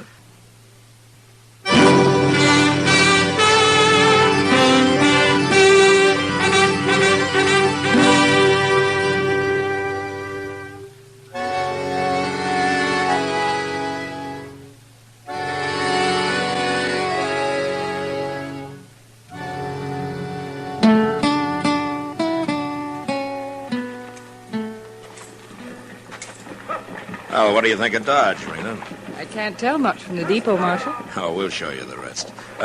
Chester, go get our baggage, will you? Well, Yes, sir. Dodge kind of frightens me, Marshal. Oh, why? Well, I'm only a woman, and I've heard so much about the terrible things that go on here. Now, don't you worry, Rena. Nothing will happen to you. I do feel safer when you're around. Marshal! Excuse me a minute, Rena. It's that same man. Yeah, what do you want, Lester? Now they tell me that you're Marshal Dillon. Well? Well, now there's two of us, Marshal. Here's my partner, Joe Garrett. Lester says you made things bad for him in Wichita, Marshal. Oh, is that so? He says you stole his gun, too. He can pick it up at my office sometime. I just don't like what you did, Dillon. Well, I didn't do it for you, Lester. All right. Now, we're taking some horses up north for a few days. And then we'll be back. I'll be here. I'll be here every day.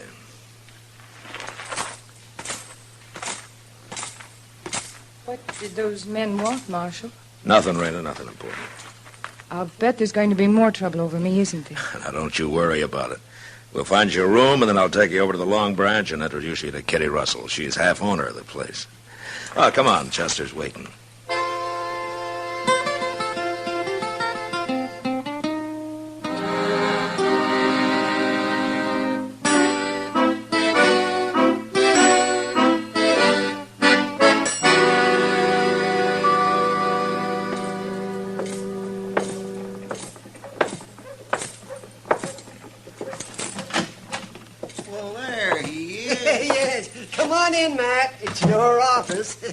Oh, how have you been, Doc? Oh, fine. Chester's been telling me about this little new girl, Rena Decker. No? Sounds like a mighty sweet little apple. Is that what Chester said?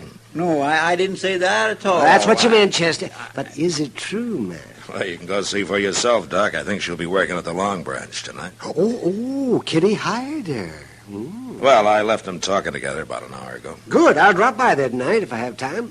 Oh, you'll find time, Doc. Well, I will if some idiot doesn't fall off his horse, jump out of a window or something, or go get himself shot.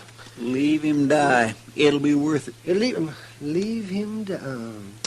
It's a good thing nobody has to depend on a sybarite like you, Chester. I don't know what that means, but it sure don't sound nice. Then don't ever let me catch you saying it. Oh, it's Kitty.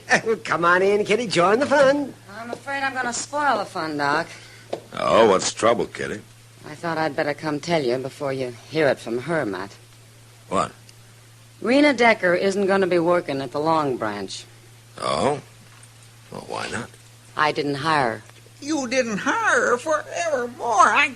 Well, I'm not saying she isn't pretty and all that, Chester, but I've seen her kind too often. They mean nothing but trouble. Well, I don't understand, Kitty. She seems like a nice little girl. Now, you men are all alike. Pretty face throws you every time. Now, Kitty, I have no interest in her beyond trying to help her the way I'd help anybody. Who started that fight in Wichita, Matt? I had Blaster. He was annoying her. She didn't lead him on, huh? Oh, now, Kitty, you're being unfair. That girl's here all alone. She doesn't know anybody, and she needs a job. Sure, and when I had to leave her at the bar a few minutes after you brought her in, she almost got another fight started. Now, why would she do that? Some women like men fighting over them. I see. Kitty, what really is it that you don't like about her? Doc hasn't seen her yet, huh? No, but I'm sure interested now, Kitty. Yeah, you'll be just as stupid as they are. Now, Kitty. All right. Just to show you, I'll hire her. But don't blame me when somebody gets killed, because it's bound to happen.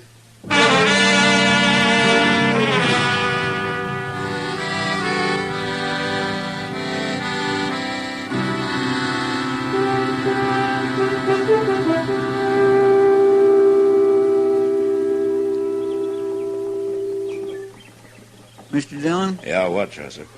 Looks like Miss Kitty was wrong, don't it? It's been 2 days, but she didn't put any time limit on it. What do you think it is she's got against Rena, anyway? Sometimes a woman takes a dislike to another woman, and nobody ever knows exactly why, Chester. They're sure hard to track, ain't they? They got their ways, I guess. But then so have we. Yeah, that's right. We ain't always so plain and simple, are we? Where are you going? Those men in front of the Long Branch. They're going to fight, Mr. Dillon. Look at them. They're about to draw. Hold it, you men! They're both down. Go get Doc, Chester. They look dead to me. Get him anyway. I'll see if I can find out what this is all about. Yes, sir.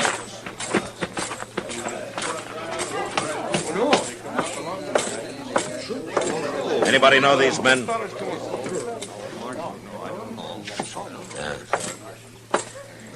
Well, I didn't see you here, Kitty. Hello, Matt. Maybe you knew these men, huh? Just a couple of riders.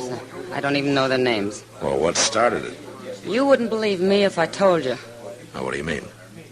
Talk to her about it. Who? Oh. I'll go with you. All right. Oh, Marshal, wasn't it terrible? I was so scared. Rena, have you any idea what started this? Oh, I don't know, Marshal. I was talking to them at the bar, and they suddenly got mad at each other, and they came out here. That's all I know. What were you talking about, Rena? Nothing. Just talking. Then why'd they get mad? You know how men are. Yeah, I know. I know how some of them are. I'll see you later, Matt. Hey, yeah, sure, Kitty. Marshal. What, Rena? Sometimes it's an awful burden being a woman. You understand, don't you? I don't know, Rena. I'm not sure what I think.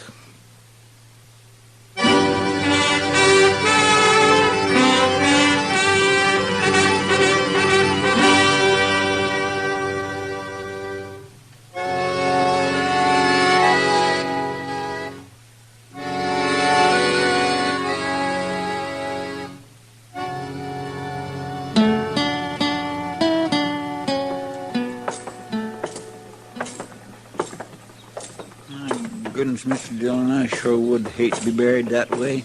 Like them two fellas. Nobody not knowing who you are. Not even a marker on your grave. It's a sad, poor way to end up. Yeah. It's been troubling you, too, ain't it? Some, yeah. And you've been awful quiet since yesterday. I've been thinking, Chester. Oh, I'm going to the Long Branch here. You want to come? Well, sure I do.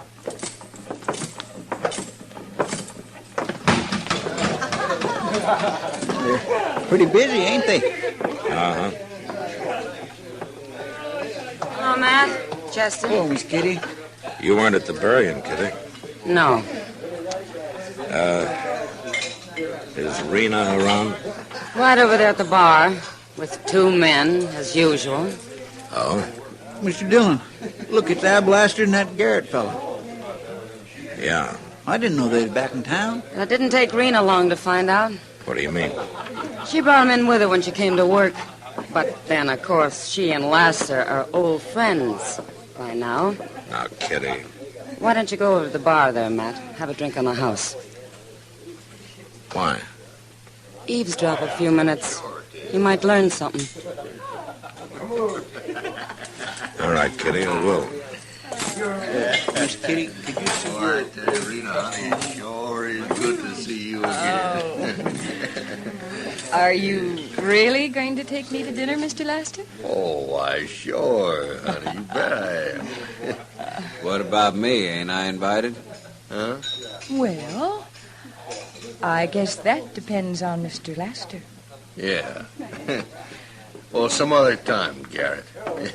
This here's going to be my night tonight. Well, you make it sound like Mr. Garrett's not wanted. Well, he ain't. You don't have to treat him like he's a dog.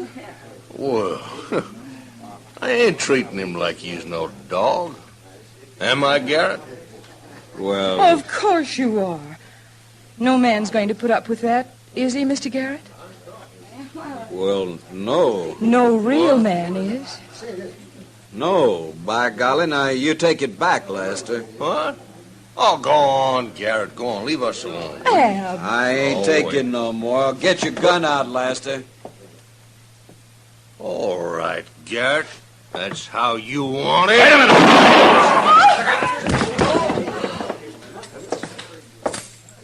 You killed him.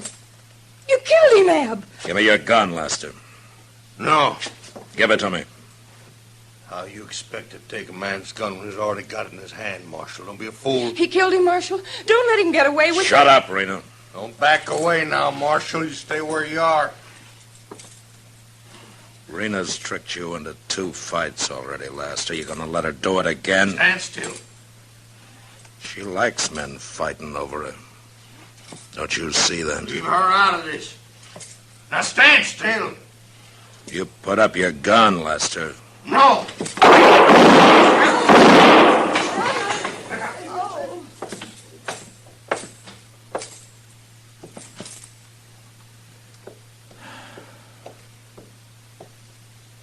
Oh, Marshal, I was so worried. I thought sure he'd killed you. Oh, I was so scared. Rena, 4 men have died because I wouldn't believe Kitty about you. What? Now you get out of Dodge. Now. And don't ever come back.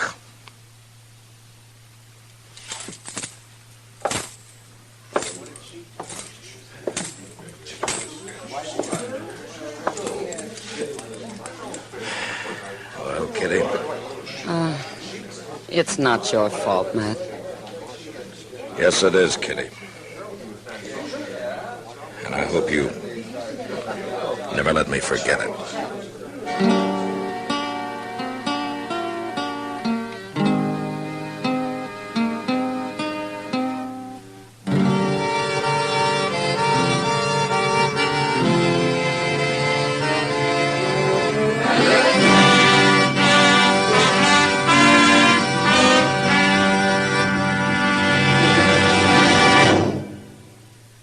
Gunsmoke, Produced and directed by Norman McDonald, stars William Conrad as Matt Dillon, U.S. Marshal.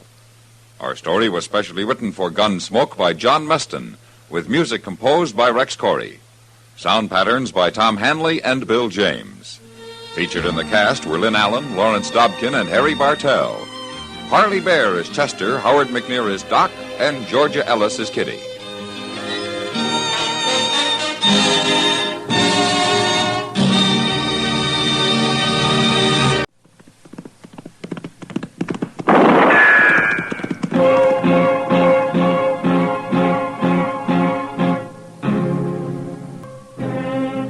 Around Dodge City and in the territory on West, there's just one way to handle the killers and the spoilers, and that's with a U.S. Marshal and the smell of Gunsmoke.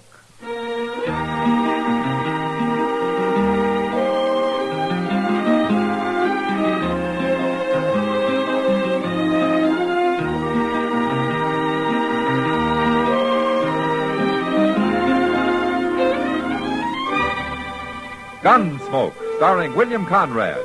The transcribed story of the violence that moved west with young America. And the story of a man who moved with it. I'm that man. Matt Dillon, United States Marshal. The first man they look for and the last they want to meet. It's a chancy job, and it makes a man watchful. And a little lonely.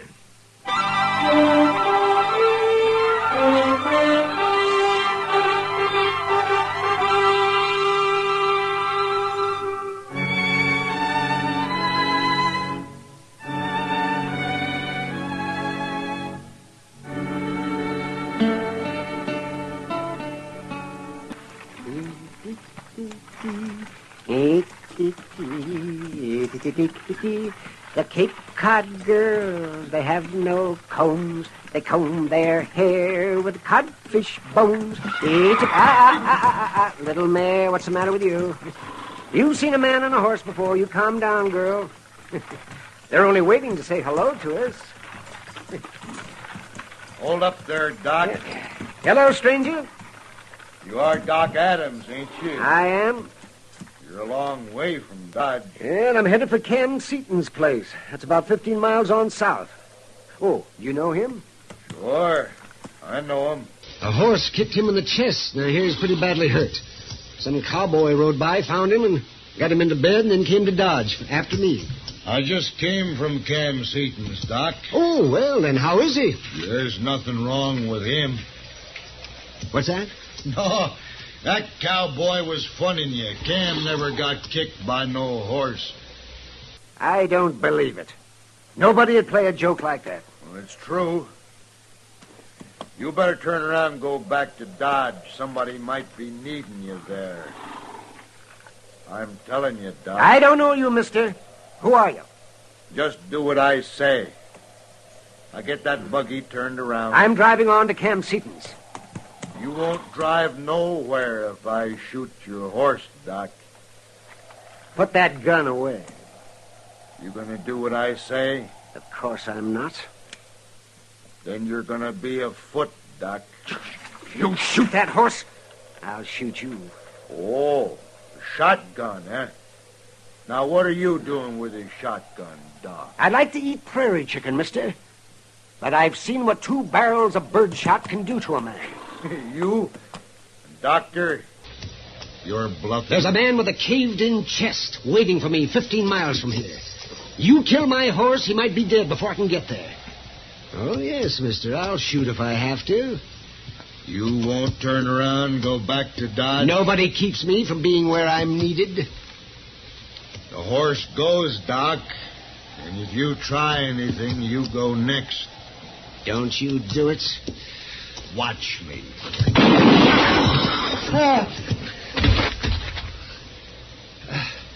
I told you not to.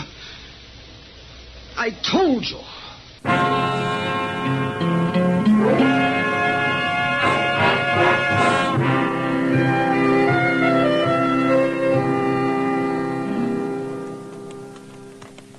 You still think Doc came here, Mr. Dillon? Well, there are his footprints, Chester, headed straight for the house. Well, I just can't believe no part of it. His horse back there dead and all bloody. Doc on the porch there. He just came out of the house. Yeah, it's Doc, all right. Hello, Matt. Chester? Hello, Doc. The Allen boy reported finding your horse and buggy back there, Doc. I'm glad to see you're all right. I'm all right, Matt. How's Cam Seaton? He was dead when I got here. Oh?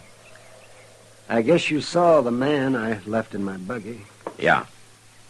He was a stranger to me, Matt. You kill him, Doc? He killed my horse, and I shot him before he even turned his gun on me. His horse ran off. I see. So I guess it isn't exactly self-defense, is it? Well, that's not for me to decide, Doc. Am I under arrest? The day I have to arrest you is the day I quit. There'll be talk, Matt. People will say I ought to be waiting trial in jail, and they'll be blaming you for it. You sure you know what you're doing? Too bad that man's horse ran off, Doc. You might have got here in time if you hadn't had to walk.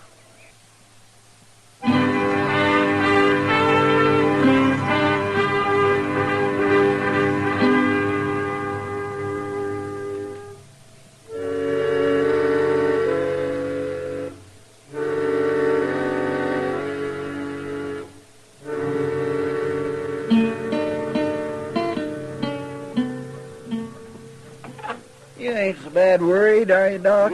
Worried? About what, Chester?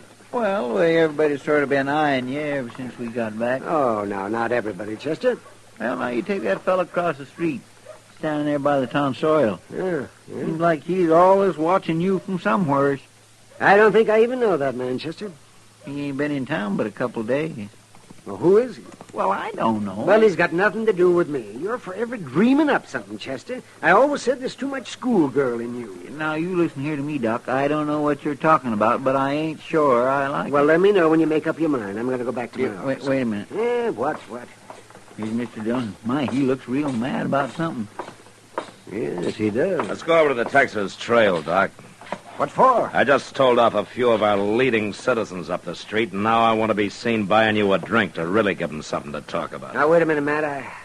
I know what they've been saying about me not being in jail. But you can't fight them all. It isn't all of them. It's only a rotten few so far. Come on. I want everybody to know where I stand. No, Matt. Can I come too? I'd be proud to buy the second round myself.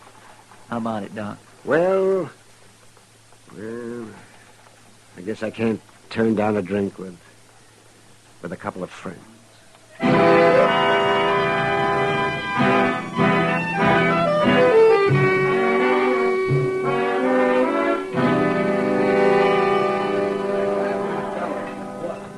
Thank you, Matt. Thank you, too, Chester. Now I really had better get back to my office. Okay, Doc. Hold on a minute. There's that fella again, Doc. He followed us in here. What? At the end of the bar there, Mr. Dillon. He keeps watching Doc all the while. You know him, Doc? Well, there is something familiar about him. What do you mean he's been watching Doc, Chester? I don't know, but every doggone time I'm with Doc, I see him. Matt? Yeah. I know who he looks like now. Who? The man I killed. What? Yes, there's a resemblance. A very definite resemblance. Well, who do you think it might be? Well, I'm not sure, but I feel kind of funny inside. Same as I did out there on the prairie. You two wait here.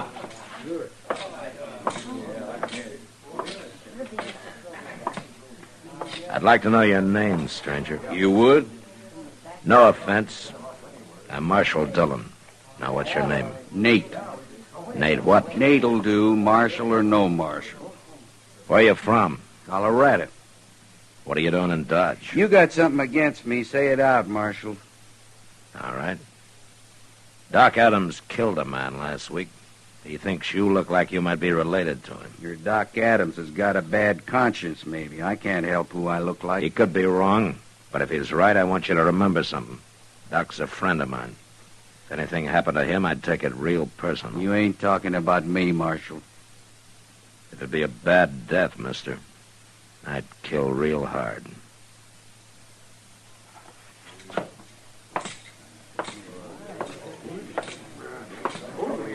Chester. Yes, sir? Go get yourself a shotgun. What? You're going to stay with Doc. day and night, from now on.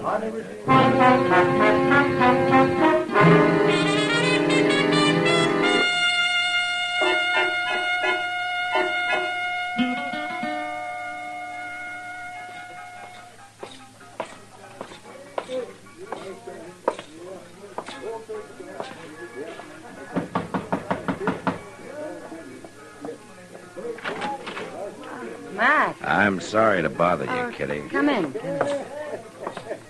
I was just getting ready to go to work. I wasn't expecting company. It's about this trouble Doc's in, Kitty. I think you might be able to help. Well, I'd do anything for Doc, Matt.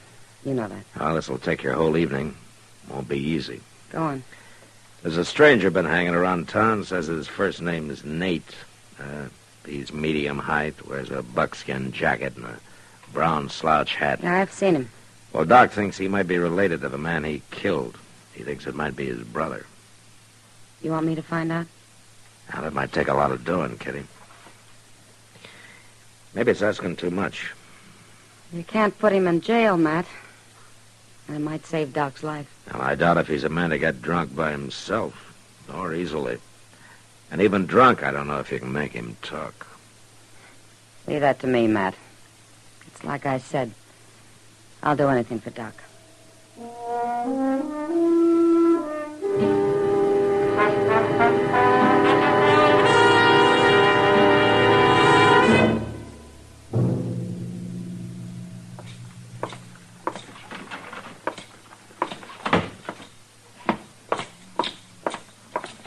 Chester, come on, wake up. Oh, my. Oh, I must have fell asleep. I thought I told you to stay with Doc. Well, I was with him all last night and all today, so far. Well, where is he now? Well, I don't know. We was playing some cards here, and then I laid down for a minute. And, oh, dear, I just don't know how I could have fell Go up asleep to his like office, see if he's there, and stay with him if he is. Yeah, yes, sir, I will. Oh, I just don't know how it could have happened. Well, Miss Kitty. Oh, Chester? Well, it's nice to see you, but I got to go. I went to sleep. Oh, I'm okay, Well, Matt. Sit down, Kitty. Yeah. You look tired. That was about the longest night I ever spent. Where's Nate, whatever his name is? Well, last I saw of him, it was dawn, and he was almost asleep on one of the tables at the Long Branch. You were right, Matt. That man sure can drink. Well, Kitty, did it do any good? Some. His name's Nate Brandel. Brandel? Mm-hmm. His brother's name was Miles Brandel. Yeah. And it was his brother Doc killed. Well, that's why Nate's after Doc. I guess he just hasn't had a good chance to get him yet. But he's going to, Matt. No, he isn't. I'll run him out of town now that I really know who he is. Well, you want to hear the rest of it first? Yeah, go ahead, Kitty. Well, Nate's brother, this Miles Brandel, he heard Cam Seaton was living here, and he rode all the way from Colorado to kill him. And he found him lying there hurt and learned that he'd sent for Doc. Huh? I guess he figured if he could keep Doc away, Cam wouldn't need kill him. And he was right. Why was he after Cam? Well, Nate didn't say much about that. But the important thing is that Miles was an outlaw with a price of $1,000 on his head. I never had a circler on him. It's true, anyway, according to Nate. That's why he's after Doc so bad. He thinks Doc shot his brother for the reward money. But hasn't he heard this story? I couldn't believe it, Matt. Dillon? Yeah, Chester. Doc left a note on his door that he's down at the stable looking over a new buggy horse. I'm going to hurry on down there. Wait a minute, I'm going with you, Chester. Kitty, I think Doc will be wanting to thank you himself for what you've done.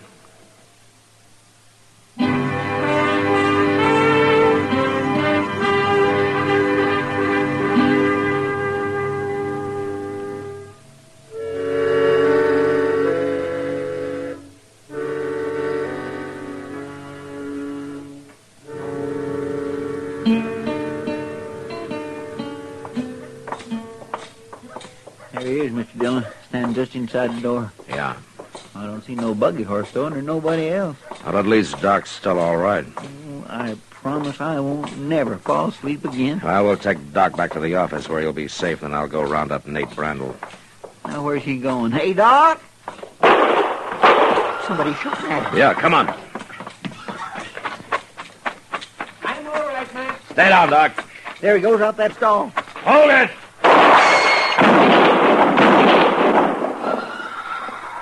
You got him. Doc. Did you kill him, Matt? I tried not to, Doc. You hit me twice. Here, let me have a look. No. You finished me like you finished my brother. Oh, don't be a fool. Hold still now. Better get up to my office, Matt. One of those bullets has to come out before I can stop the bleeding. I just tried to kill you, Doc. I know. Then what are you doing trying to save me? I'm a doctor. Nothing can keep me from a man who needs me. I tried to explain that to your brother. I don't believe you. You're lying. Let's get him moved, Matt. We're wasting time.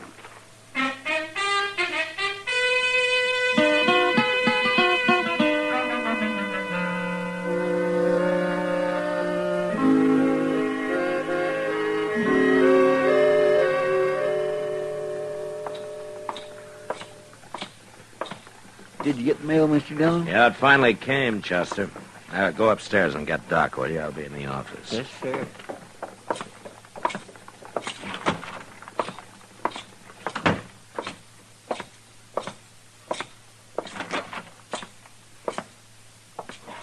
Nate, you awake? I'm awake.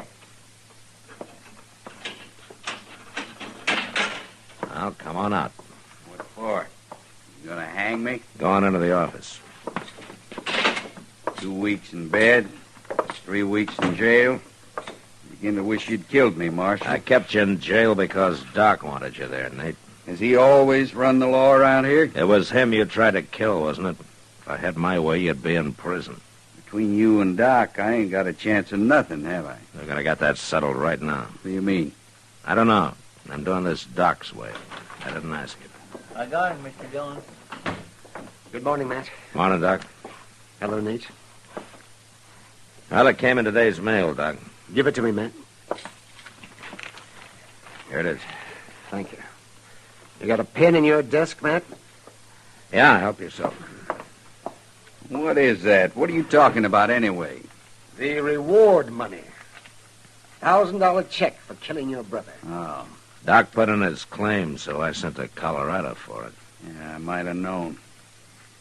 I hope you have a good time with it, Doc. What are you going to spend it on? Tell us. I'll tell you, Nate. I'm going to spend it on you. I've endorsed it. Here, it's all yours. Mine? Take it. But what for? You'll have to figure out what for. And it's about time you did.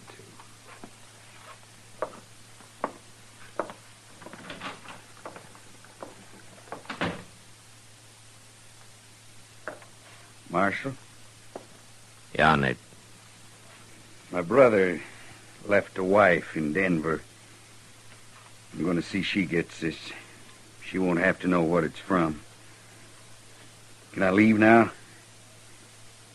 Yeah, you can leave.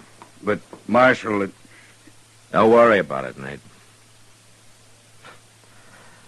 I'll tell Doc you finally got it figured out.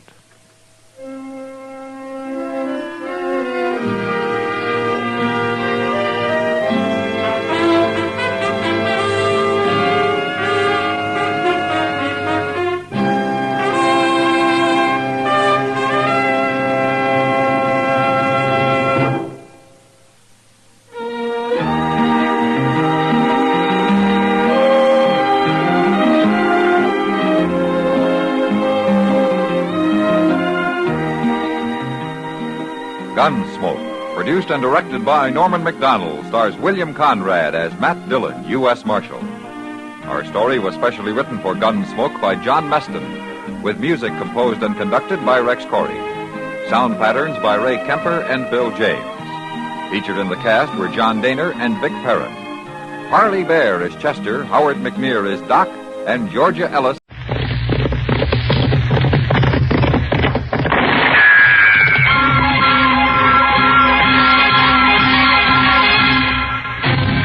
Around Dodge City and in the territory on West, there's just one way to handle the killers and the spoilers, and that's with a U.S. Marshal and the smell of gun smoke.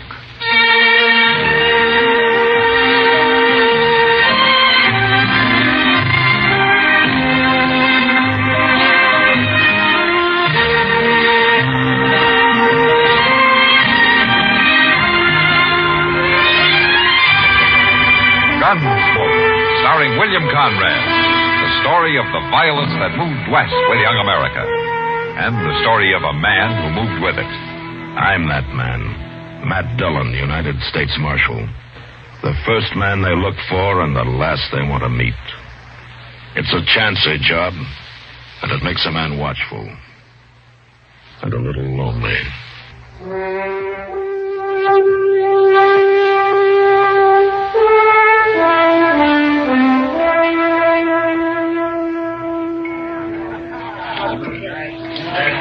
You sure are slow with that beer, Doc. Here, I'm ready for another. Oh, yes. Well, you had enough last night, Chester. Matt told me you were still asleep at 9 o'clock this morning.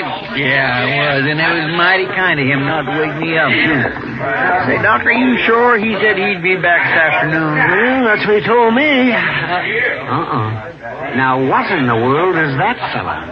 Who? Yeah, just came in the door, you see? With Tyler and Short there. Oh, him. Well, that's Weed Pennell. He rode in on a mule a couple days ago. Weed Pennell? Well, which has the bigger ears? Him or his mule? He is funny looking all right, and he acts pretty peculiar, too. That is scrawny mule, Pendle. I seen you on him this morning. Well, Pendle here, he's kind of scrawny himself, Short. Maybe some beer fattened him up a little. I'd like some beer, all right, but I got no money. Well, why don't you just sell that guitar of yours? Sell my guitar? No, I'd never do that. Pendle, you must have a nickel at least. Last money I had got stole. Now, who dare steal money off a tiger like you, Pendle? I was asleep. I started to wake up, but they kicked me in the head. Oh, now, Pendle, you call that thing a head? Looked to me more like your neck just growed out and haired over. I ain't very handsome. You sure ain't. Hey, bartender, 3 beers. Yes, you sir. Buying, Tyler? Oh, I'm proud to buy. Fine old soldier like Weed Pendle. How'd you know I was a soldier? Well, now, I didn't. Where was you a soldier, Pendle? 3rd Illinois Cavalry? Illinois. You're with the Yankees. Here's your business. I never done much. We had hard luck and never got to see no real Confederates at all. Just a bunch of ragged-tailed bushwhackers in South Missouri. They was led by an old chicken thief named McCline. Yeah, so they was. Tell me something else, Pendle. Did you ever get to kill any of Klein's men? A few. Before I got shot myself. They caught some of them after and hung them, but I never did see a hanging. You never did see one? Nowheres. I never did. That's so. Well, Pendle, you know you're in luck. Now, since we was all kind of in the war together, so to speak, I'm going to show you a hanging. You about ready, ain't you, Short? Yeah, my rope's on my saddle. I'll get it, meet you out back. You gonna be a hanging? A real hanging? Why, sure there is. And you're lucky, Pendle. You run into us just in time. Here, now, what you talking about, Tyler? And who you gonna hang? It's kindly a surprise, Chester. You can watch, though. Now, you know it's against the law to hang people around here. I seen Marshal Dillon right out of town this morning. Time he gets back, it'll be all over. Don't you try to buck me in Short, Chester. You die if you do. Come on, Pendle, come on. We don't want to miss it. Sure. Now, what do you suppose they're up to, Doc? I don't know, Chester, but I'd sure like to find out. Yeah, I reckon we better. I sure do wish Mr. Dillon was here. There they are. Why, they're putting a rope around Pendle's neck. You ain't going to get to see all of the hanging, Pendle. Only just the start of it. What are you hanging me for? I ain't done nothing. You was in the 3rd Illinois Cavalry. Well, sure I was. We was fighting under that old chicken thief, Klein, in South Missouri. It's a real pleasure to hang a Yankee like you. But I only done what they told me to. I didn't kill nobody on purpose. Now, you just wait a minute, you two. You've gone far enough. Shoot him, Tyler. You go shooting anybody, and you'll be the ones to end up on a rope. Doc ain't armed. It never is. Go on, Tyler. All right, you try it, but you're sure going to have to kill me before you hang I'll anybody. kill you. You'll have to kill me, too, Tyler. Mr. Dillon. Where'd he come from? Take your rope off that man's neck, Short, and you do it quick. Sure, Marshal. Sure. I told you you shouldn't hang me. We were just funning him, Marshal. We wasn't going to hang him. What's this all about, Short? He's a Yankee, Marshal. Killed a lot of us in Missouri during the war. We was going to scare him and then run him off. You forget about that. You forget about the war, too. It's over. Next time I catch you up to anything like this, you'll go to jail. Go to jail? Over a dumb Yankee who don't own nothing but a skinny mule and a guitar? Get out of here, Short. You too, Tyler. Well, this Yankee better get out of here, too. Clean out a dog. Shut up. Get moving. See you later, Penny.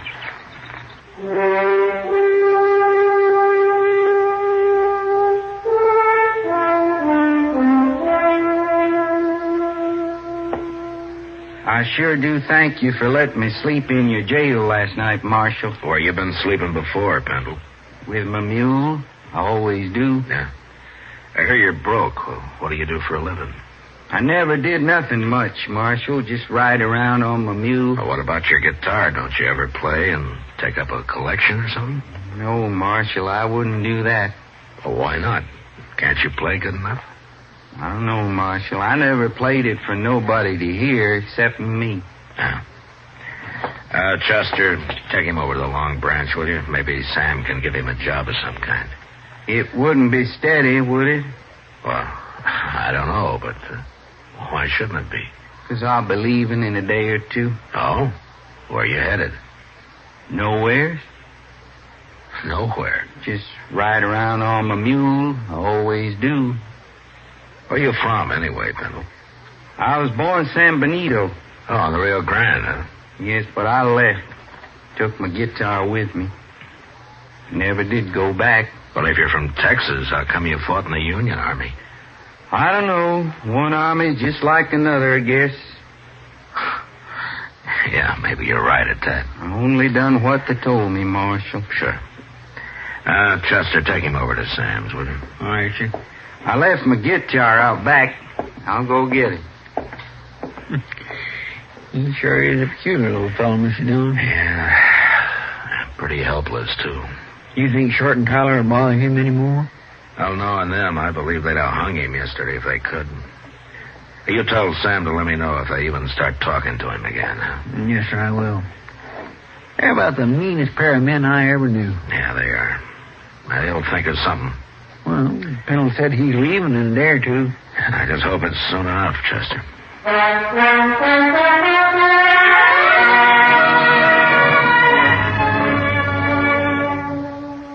Sam gave Weed Pendle a job sweeping up the saloon and let him live in a tiny shack out back. He tried to get him to play his guitar, but Pendle wouldn't do it. We all began to think that he probably didn't even know how. It's kind of hard to believe that anybody as simple as he was could learn to do anything. I looked up Short and Tyler, and I warned them again to leave him alone. And they did. Until one morning, a couple of days later, Chester and I just come out of Delmonico's. We were walking up Front Street. Look yonder, Mr. Dillon, across the plaza there. Yeah, I see him. Now, let's go over. Pendle and his mule. Yeah, and Tyler and Short, too. I told them to keep away from him. Hey, what they laughing at? They're laughing, and he isn't. What do you suppose they've done to him? Look at his mule, Chester.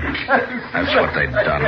Oh, my goodness. Well, he's lost the ear. Oh, my. I was here today. Well, I guess there's just no pleasing some men, Tom. You shouldn't have done that to my mule. Did you men do this? Now, Marshal, we ain't done nothing to Pendle. Did they do this, Pendle? I tried to stop him, but Tyler held me.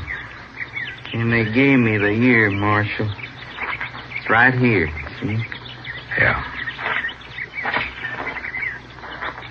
All right, turn around, both of you. What? Turn around, I said. I take their guns, Chester. Yes, sir. Can't do nothing to us, Marshal. We didn't hurt Pendle none. I don't like what you did to his mule. Here. I got him. All right, you can turn around now.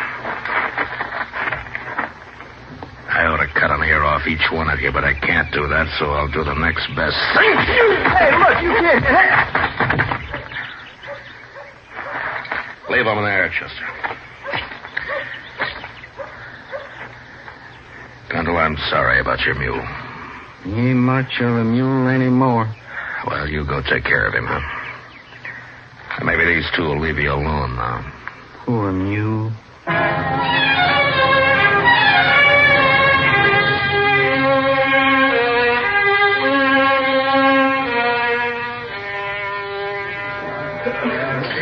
You know what Weed Pendle told me yesterday, Matt? And it could have been most anything, knowing him, Kitty. No, this kind of made sense. I asked him if he was ever lonely. He said, no. He never stayed anywhere long enough to get to know anybody that well. Maybe he's not so strange after all. Oh, now what are they up to? Who? Tyler and Short. They just came in with Pendle. Look, Matt, he's got his guitar with him. Yeah. Hey, listen, everybody. Now, wait a minute. The little Yankee's going to play his guitar for us. At least he's going to try. Ain't you, Yank? Don't shoot my mule. You're not shoot your mule. Not if you play good enough. Go on, get started. If you know how. All right. I'll play. Oh, they're threatening to kill his mule, Matt. You got to stop him. Now, wait a minute, Kitty. Just sit quiet. They haven't Hey, seen here you goes yet. Yankees. Get out of here.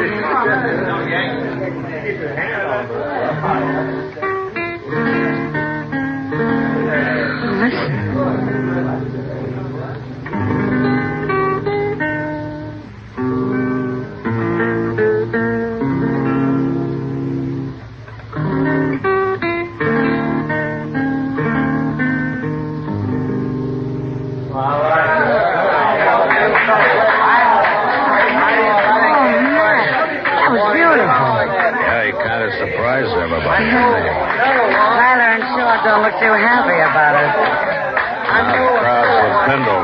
Good. I know the bullies are leaving. They'd better.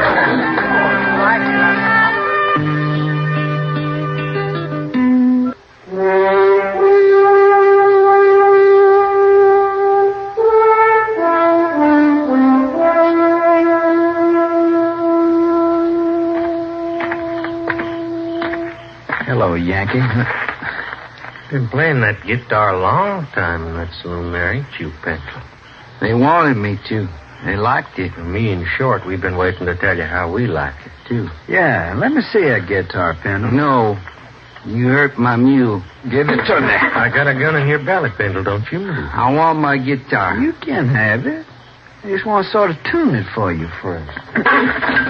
Yeah. And, you know, there's another thing that's wrong with this guitar. It's a little bit too big for a man like you. But I can fix that, too. There you are, Yankee soldier.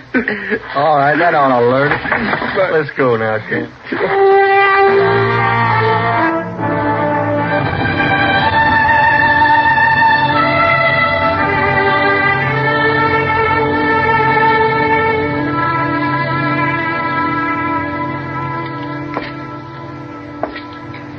Are they both dead, Doc? Oh, yes, real dead. For several hours, at least. Well, they must have been asleep when it happened, Doc. Well, looks like Short there struggled a little way. Guess Tyler got his first and it woke Short up for a minute. Well, he wasn't awake very long, Matt. Just long enough to see who was cutting his throat, probably. Well, they can't talk now. Well, I'm all through here. What do you want to do? We'll let the hotel worry about him. I guess it's Weed Pendle I want now. Oh, man, and him such a mild little fellow, too. Any man can take just so much, Chester. I sure hate to see poor Pendle hang for killing these two buzzards, Matt. Chester, wait for me at the jail. I'll bring him over there as soon as I find him.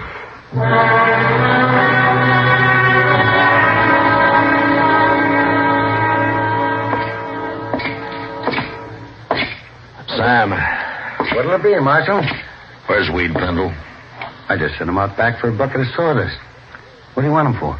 Short and Tyler got their throats cut early this morning. That's good. I guess their smashing his guitar was too much for Pendle. That's so. There he is now. Pendle, come over here. Yes, sir. Morning, Marshal. Morning, Pendle.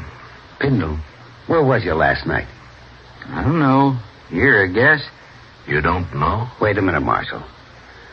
Where was you after they wrecked your guitar, Pendle? Well, I sat in the alley a while, then I come back in here. That's right.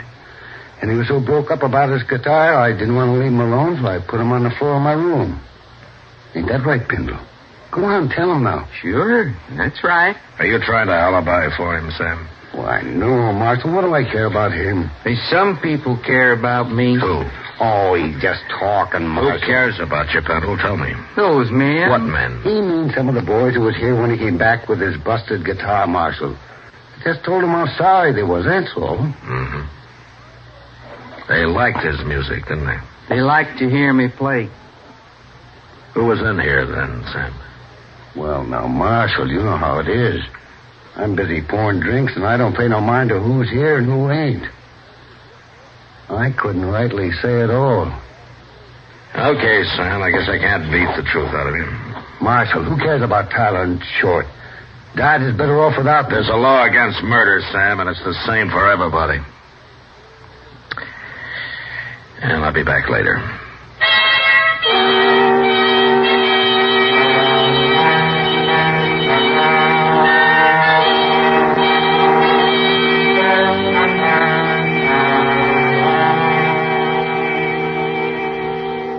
What you gonna do now, Mr. Dillon? Well, I've done all I can, Chester. The whole town's just plain quit talking. Nobody knows anything. I reckon they're all protecting Pendle. They are. But he didn't do it. Who did? And if I could prove who did it, Chester, I'd have him in jail. You know that. Chester, come over here a minute.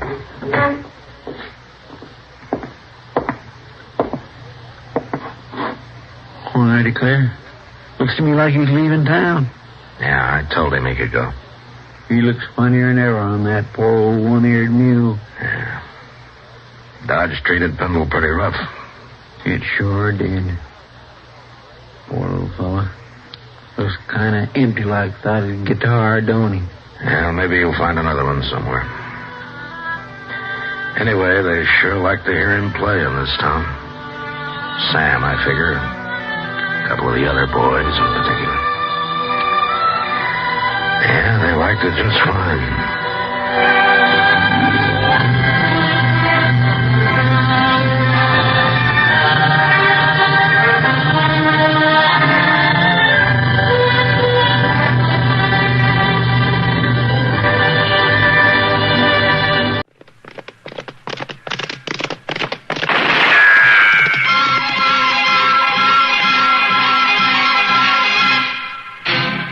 Around Dodge City and in the territory on west, there's just one way to handle the killers and the spoilers, and that's with a U.S. Marshal and the smell of Gunsmoke.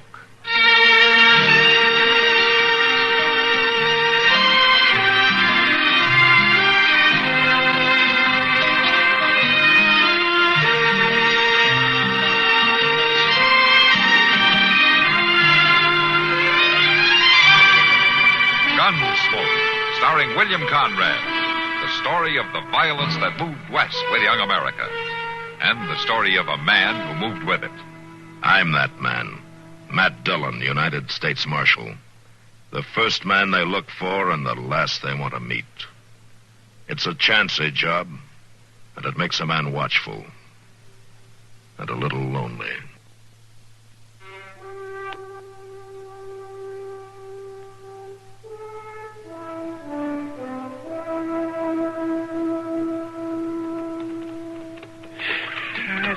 Goodness, Mr. Dillon, this trip down from Hayes City seems to get longer every time. Well, it's sure longer when it's hot, Chester. That's just what I was thinking. Hey, Mr. Dillon, Yeah. do you suppose the ground sort of stretches out like when the sun's burning down real strong? That's an interesting idea, Chester, but no, I don't suppose.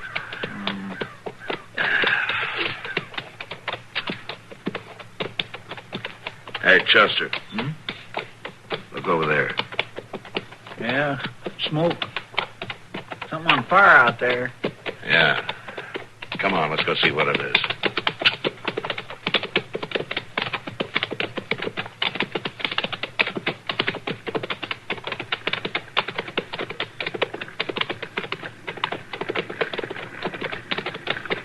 the wagon, Mr. Dillon, but there sure ain't much left of it. That's pretty far gone, all right. Get out, Chester.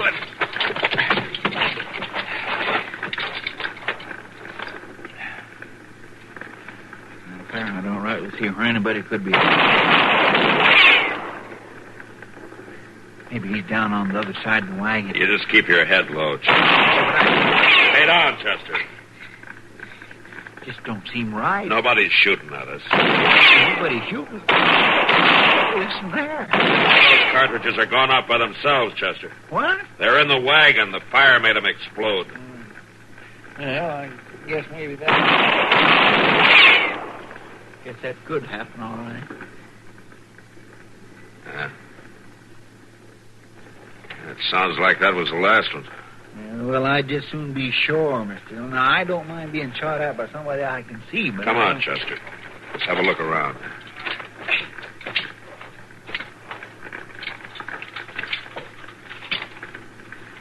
Well, looky here, Mr. Dillon. What? One of them new carbines. Don't seem like it's ever been fired. Here, let me see it. Yeah. Yeah. That's a new Army model, Chester. Don't look like no Army wagon over there, though. No, it doesn't.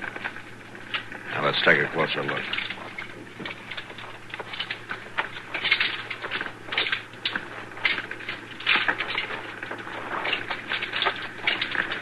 It sure is a mess, ain't it? Stuff thrown all around it. Gracious, don't it smell, though? You know what that is, Chester? That's whiskey. It must have exploded. Soaked everything. Whew, that sure is a terrible smell. Must have been terrible whiskey. It seems to me there ought to be somebody around here, wouldn't it? Mr. Dillon? Yeah, I see it. Come on.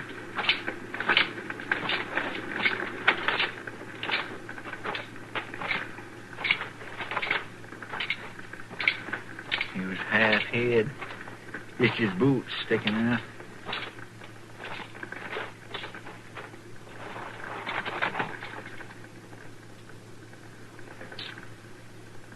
He's dead, Mr. Dillon. Yeah. Shot in the back. Maybe one of them exploding shells got him. No, Chester. From the looks of things, somebody shot him before that. It looks like he was trying to get away, don't it? Well, I hope the woman made it. Woman? What woman? The woman who belongs to the things that are strewn around here. Oh, yes, sir. What? You reckon they shot her, too? Maybe if she was lucky, they did. Now, let's get the horses and have a look around.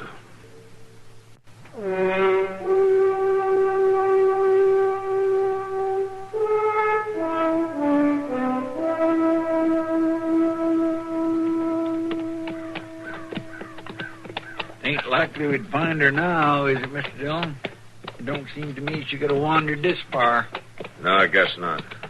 But we'll have a look along the creek before we turn back. The ladies I've knowed ain't been much good at walking very far, I'll tell you that. Of course, I ain't knowed them all. Wait a minute. Listen, Chester. What? Be quiet. Yeah. Come on.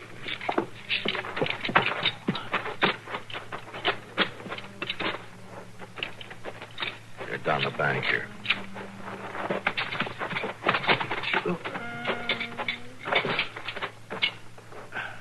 She's there, Mr. Dillon.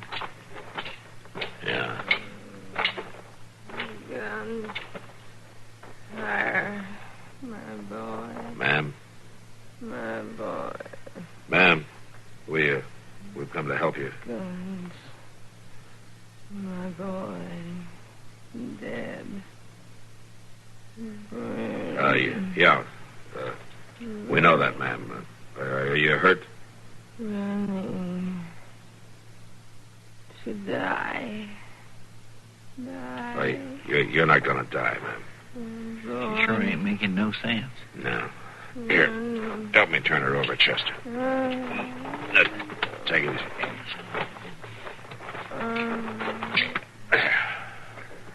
Guns. There's a gunshot across the back of her head. Is she hurt bad? I can't tell, Chester. We better get her to Doc. Look, I'll tell you what. You go on in the Dodge and find a wagon, and I'll stay here till you get back, huh? Well, but what about the other? The man back there at the fire? Well, nothing's going to help him now. Go on. Hurry, will you?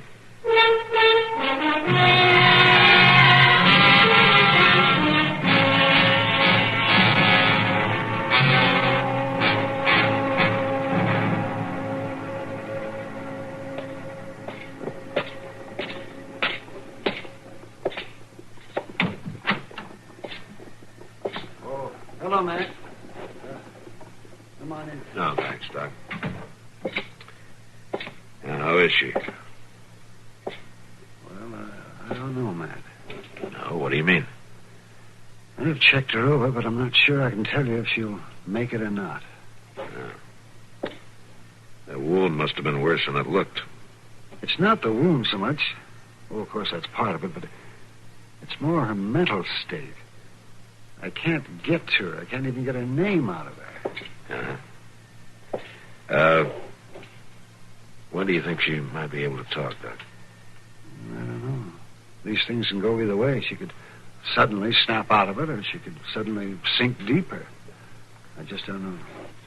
Well, you let me know if there's any change, will you, Doc? Sure I will, Matt. Because without her help, I'm never going to know what happened out there.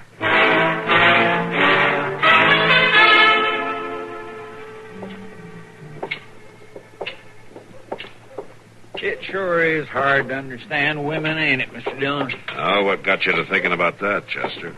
Well, that woman we picked up near that fire. What about her? Well, she just kept going on about her boy all the time, and I tell you that fellow we buried wasn't no boy. He was 50th years a day, I'll bet you. Now, Chester, some women just go on thinking like that. Hey, wait a minute. Oh, now, Mr. Dillon, ain't we going in here for a beer? I'm as dry as can be. You see that horse tied there? Sure I do. Look at the gun in the boot.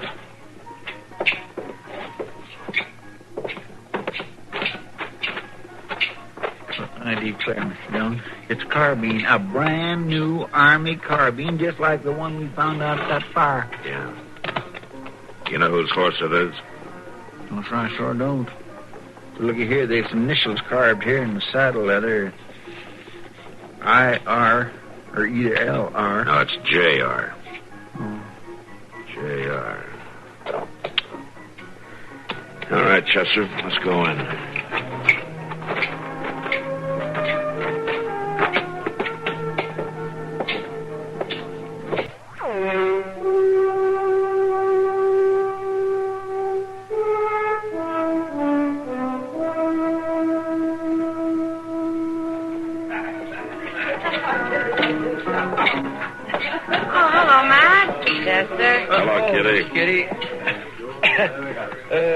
Mr. Dillon, I believe I'll just go on over to the bar. All right, Chuck. Of course, if you need me. I'll holler.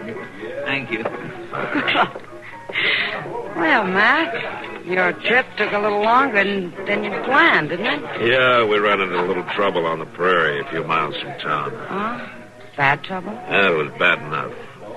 Kitty, anybody around here today with the initials J.R.? J.R.? Yeah. You're not looking for Johnny Ringo, are you? No, I hope not. Now, try again. J.R. Oh, well, sure. Joe Ramsey came in. I don't know what he needed with a saloon. Oh? What do you mean? He already smelled like the inside of a whiskey barrel. He did. Is he still here? Yeah, way back there. What? Table near the end of the bar. You see? You know which one he is? I can tell. See you later, Kitty. All right, man.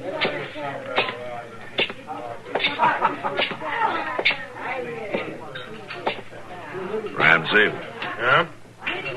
Hello, Marshal. I want to talk to you. Oh, sure. Sure, Marshal. Sit right down. No, I think you better stand up. Oh, I see now, Marshal. You got no call to talk rough to me. Come on. Stand up.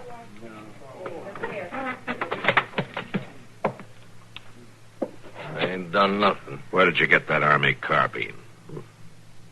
What carbine are you talking about? You know what carbine I'm talking about, Ramsey. The one outside on your saddle. Now, where did you get it? Well, Marshal, there ain't nothing wrong about Where did you get it? I found it. Where did you find it? Well, it was just laying there. I picked it up, and that's all. Picked it up where? Well, just out of town away. I don't recollect exactly. Out Elder Creek way, maybe. Oh, yeah, Marshal, I guess it could have been out near there, someplace. You know it was, Ramsey. Now, do you want to tell me about it? Nothing to tell. I just found the... How about the burning wagon? Marshal, I didn't have nothing to do with that. You just let it burn. Well, there wasn't no way I could stop it. How did you get the gun? Marshal, it was just laying there. I come across it some ways from the wagon. I picked it up, but there's nothing wrong with that. How about the man lying there in the bushes? I didn't have nothing to do with him. You didn't try to help him? He was dead, Marshal. There's nothing I could do I think you shot him, Ramsey, and then I think you rummaged through the rest of the stuff in the wagon, drank all the whiskey you could hold, and you poured the rest out and set fire to the whole mess. No, Marshal, I swear to you. Find out. You're coming with me. Oh, no, I ain't. Chester. Yes, sir, Mr. John. I'm taking Ramsey to jail. You take care of his horse and bring along that carbine, will you? Yes, sir. All right, come on, Ramsey.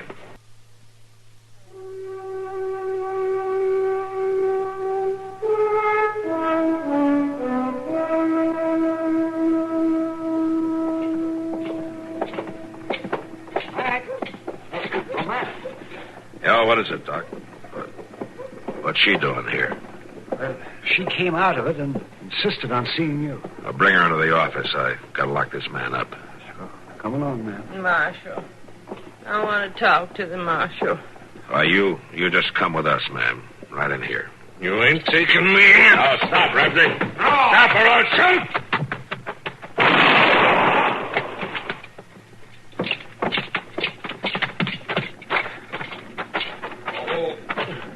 Oh, shoot a man down. You shouldn't have run. Doc, Yes? is he hurt bad? No, I don't think so. Oh. You just winged him in the arm. All right, come on, Ramsey. Get up. Doc can take care of you after you're in jail.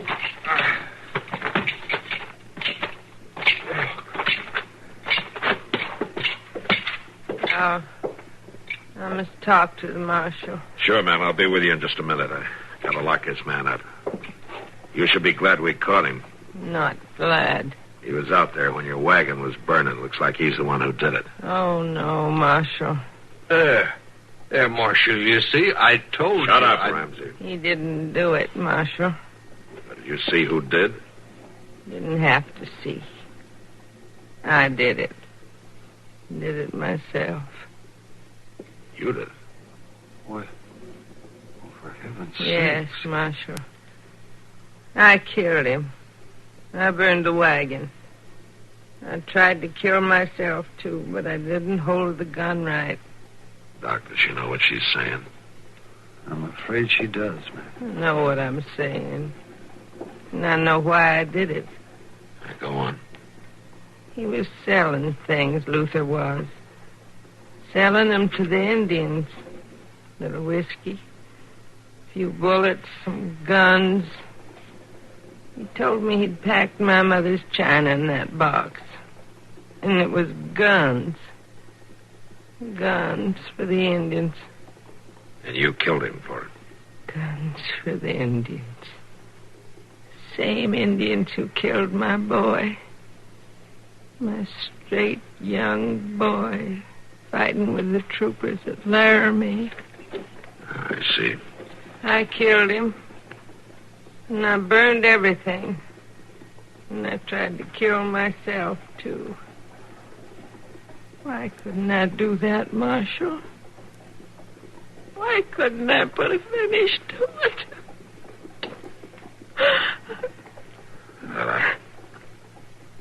I'm not the one to answer that, ma'am. Doc, take her inside, will you? I'll be right there. Sure, Matt. No finish. No end to it. You come along. All right, Ramsey. You can go on up to Doc's and wait there, I guess. Next time, maybe you won't be so quick to shoot an innocent man. Next time you won't run, maybe, like a guilty one. I took care of the horse, Mr. Jones. Here's the carbine you want me to lock this fellow up. No, Chester, he didn't do it. The woman did. The woman did? Killed her husband? Set all that fire? Yeah, she did it all. Well, what are we going to do with her? I mean, what'll the judge do? I don't know, Chester. But I do know one thing. What's that? Whatever happens to her now, it won't matter to her at all.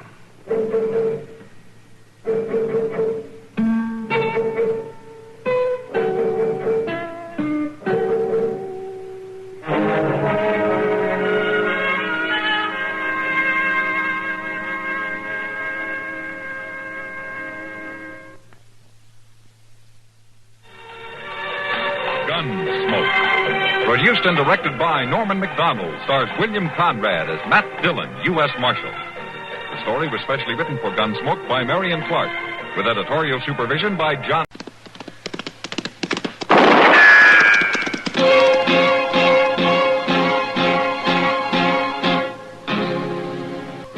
Around Dodge City and in the territory on West, there's just one way to handle the killers and the spoilers, and that's with a U.S. Marshal and the smell of Gunsmoke.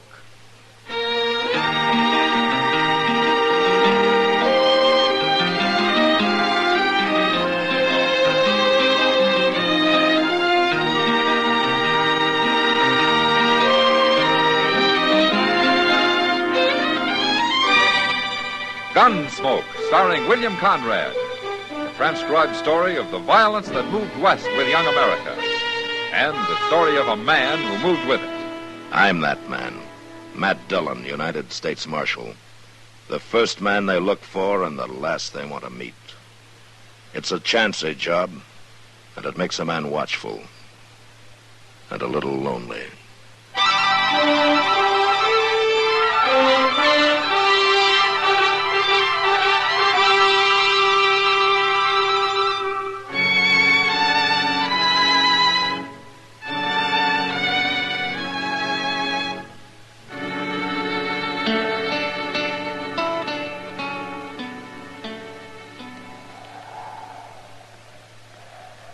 Bring him over here, Glick.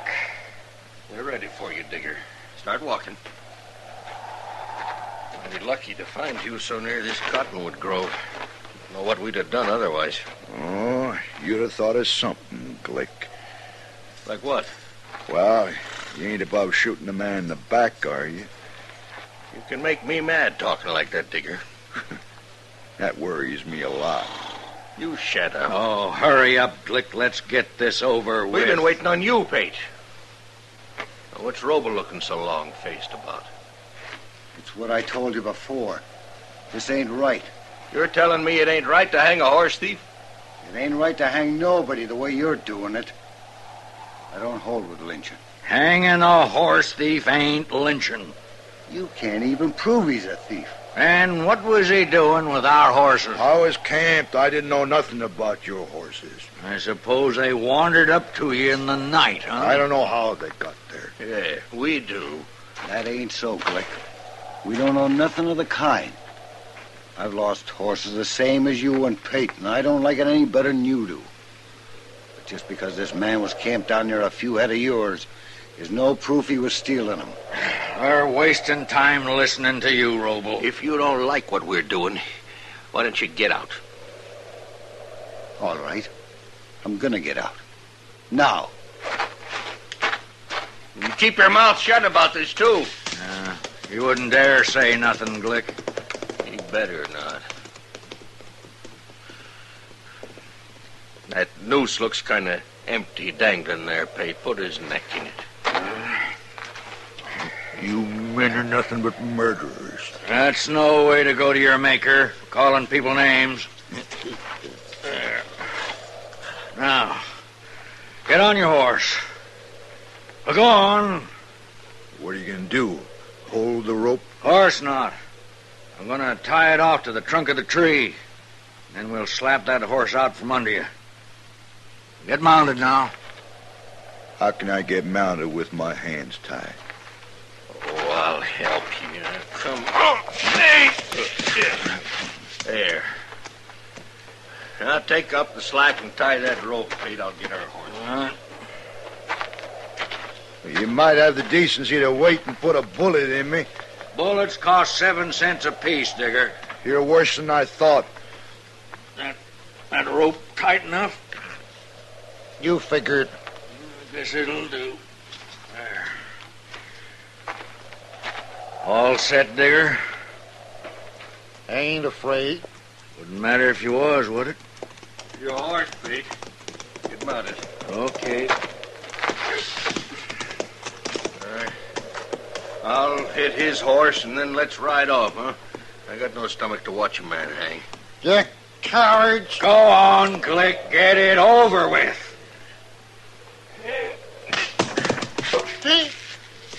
Let's go, huh? Here.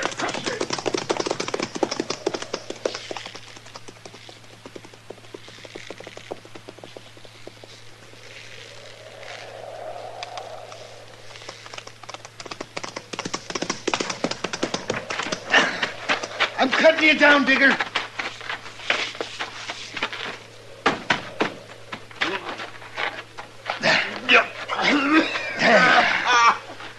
Now you can breathe. It wasn't long. You'd hardly passed out. Air. Feels good. Let me get your hands under. Robo, you come back. Now you can sit up. Sit up. Feel okay? You was waiting. I circled back into them trees.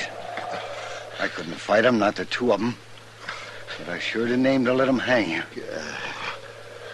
I don't know how to thank a man for saving me. There's no need to. It's the truth, Robo. It's the honest truth. I ain't a horse thief. I never thought you was, Digger. Look, we ain't but 10 miles from Dodge. I'd be proud to buy you a drink. All right, I'll go with you. I got something mighty interesting to tell you on the way.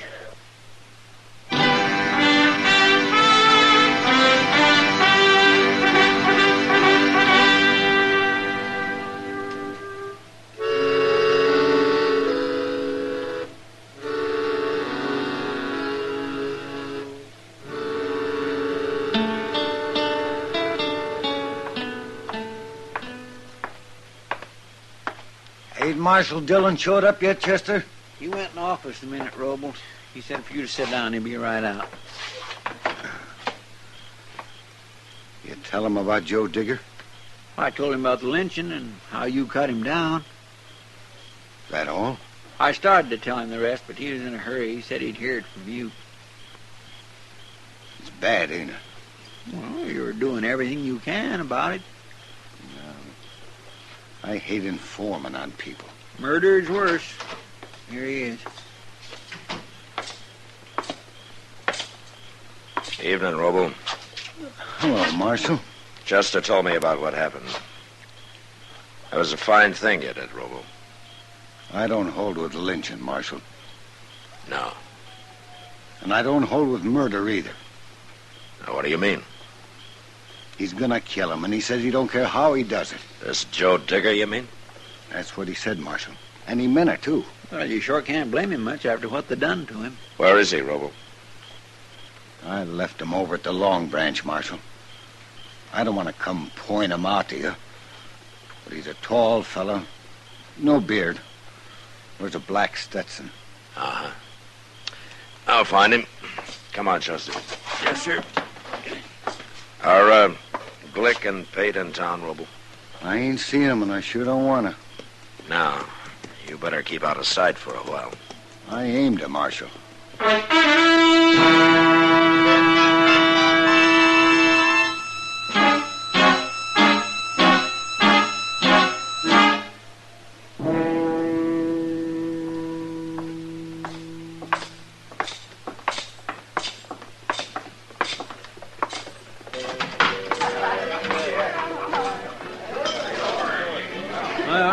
I don't see nobody in here like you described, Mr. Dillon. There's Kitty. Let's go ask her. Maybe he's already left town looking for Glick and Hank Pate. And then we'll have to ride out after him. And I hope he ain't left. Hello, Matt. Chester. Oh, Hello, Kitty. Kitty. Sit down. Tell me who you're looking for. How'd you know we was looking for somebody? I saw how you came in. Kitty. Did you ever hear of Joe Digger? Not till the night, Matt. But you've been talking to him? Bill Roble brought him in. He went next door for some tobacco. He'll be back directly. Oh, good. I take it you know what happened. Yeah. And what are you doing here? Why aren't you out after Glick and Hank Pate? Oh, one thing at a time, Kitty. Well, if you don't believe it about Joe Digger now, you will when you see him. He's got a mark around his neck like a black snake. That's a horrible thing, Matt, to lynch a man. That's about the worst thing I know. What about those two men? I mean, since they really didn't hang him. Well, they came close enough for me. Oh, there he is. Just came in. He's headed for the bar. You see him? Oh, yeah. You stay here, Chester. Yes, sir.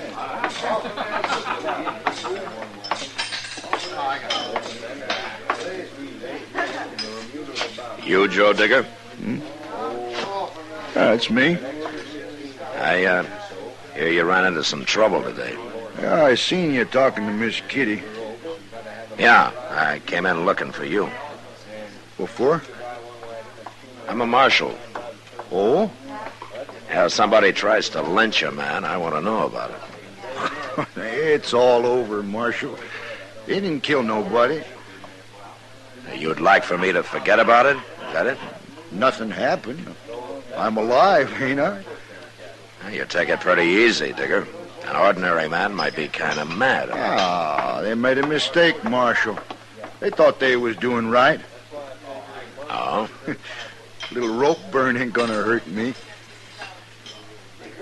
You're wasting your time lying to me, Digger. What? I came here to tell you to leave Glick and Pate to me. Which one you going after first, Marshal? So you can get the other one? They don't deserve a trial. They're gonna get one. And so will you if you kill either one of them. I've been lucky so far. Look, Digger, I know how you feel about this, but stay out of it. From now on, this is my business.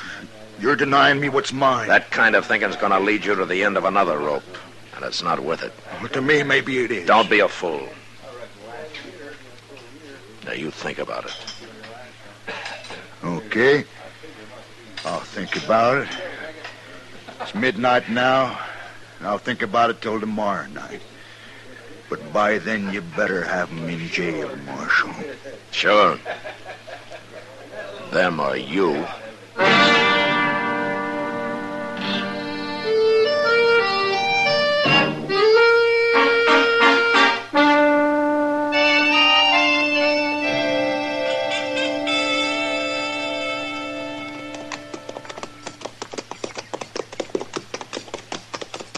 I'll bet them Glicks ain't even home, Mr. Dillon. There's smoke coming out of the chimney, Chester. Yeah, dinner. It's not very likely Miss Glick's gonna feed the law today. Yeah, I suppose not. Well, let's leave him here. Hey, that horse of yours has got a loose shoe, ain't he, Mr. Dillon? Yeah, I'm gonna have to fix it before we start back to Dodge. Providing Glick will lend you the tools. Well, he won't have much choice about it. Think he'll put up a fight? He might.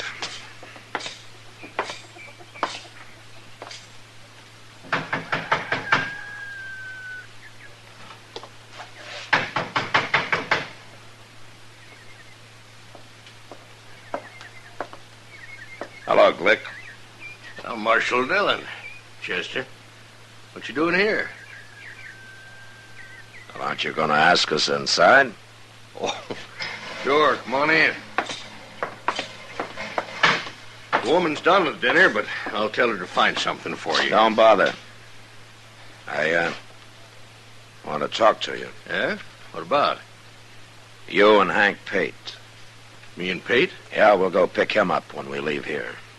What do you mean? I'm taking you both to jail.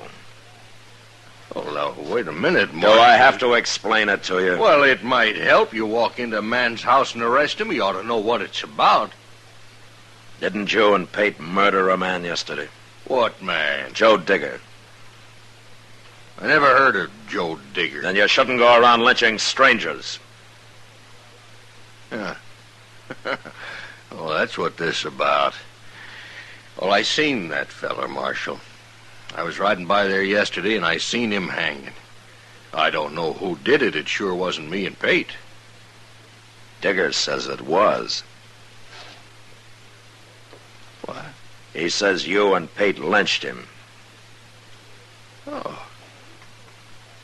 Roble told you. No, Roble cut him down. Digger's alive. Oh. What are you after us for? Attempted murder. You'll get at least 20 years, Glick, but it'll save your life. What do you mean? Digger's after you, and he's going to kill you if he gets a chance. I beat him here, and now I want to get to Pate's before he does. Oh, Pate's in Dodge today. Yeah, we better get moving. You're a prisoner, Glick. Good thing we got here before he put on his gun, Mr. Dillon. Yeah, keep an eye on him, Chester. I'm going to take my horse around to the barn and fix that shoe, then we'll leave. All right, sir. Now, you just sit easy there.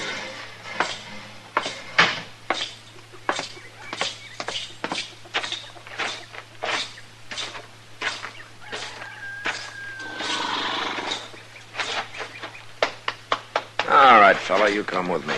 We'll fix that shoe for you.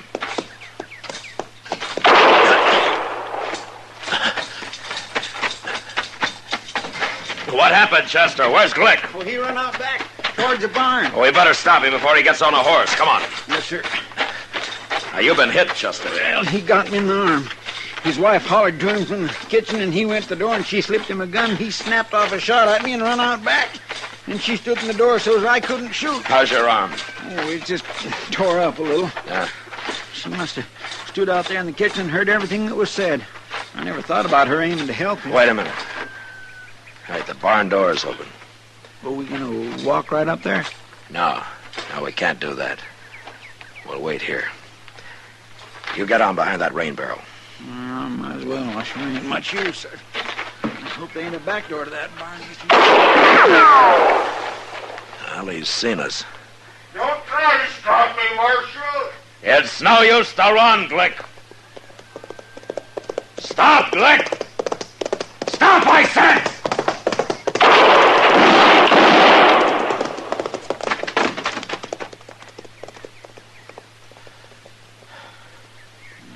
You got him. Yeah.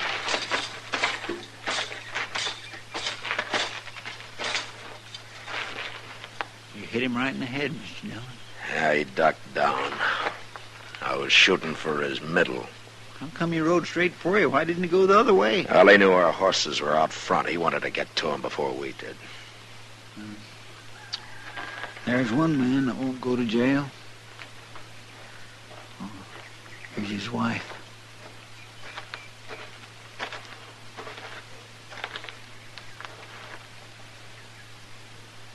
He's dead, ma'am.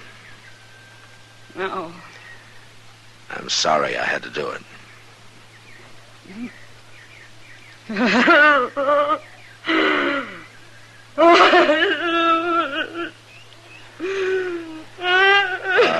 Ms. Glick.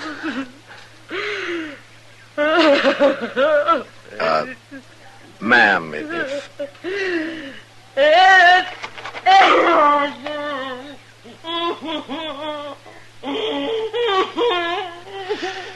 Come on, Chester. Mr. Dillon, we can't go off and leave her like this. Well, I'm going to dig a grave for him. And we'll just have to leave her. Our Hank Pate won't go to jail either.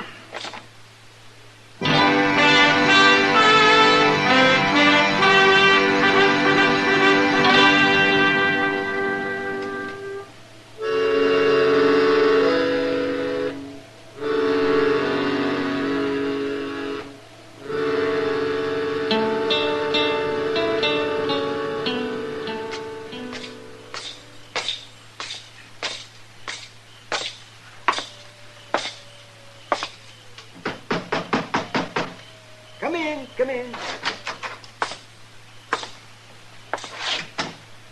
Hello, Doc. Well, all finished, Matt. Yeah, Doc says a couple of weeks and I can start using it again, Mr. Dillon. Good, Chester. Providing you keep it in that sling, Chester. Well, I will, Doc. I'll be real careful. Is it all right, Doc? Oh, it looks clean, Matt, but I'll change the dressing every day for a while so as I can watch it. You get the horses put up, Mr. Dillon? Yeah, I took care of them. Then we'd better start looking for Hank Pate. It's near midnight, Chester. You better go to bed. I'll find him. No, sir, I'm going with you. I know I ain't much help, but I can look one place while you're looking another. Well, it's up to you. Up to him? Well, I've heard of cases where this sort of thing was up to the doctor, not the patient. Why, I ain't no patient, Doc. Oh, you are? Well, maybe you'll begin to feel more like one when I give you my bill.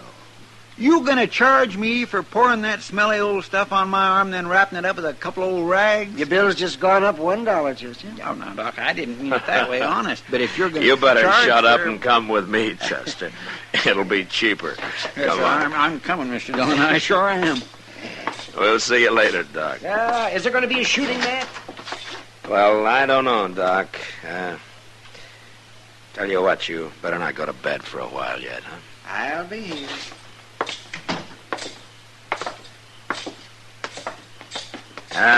Chester, doesn't your arm even hurt?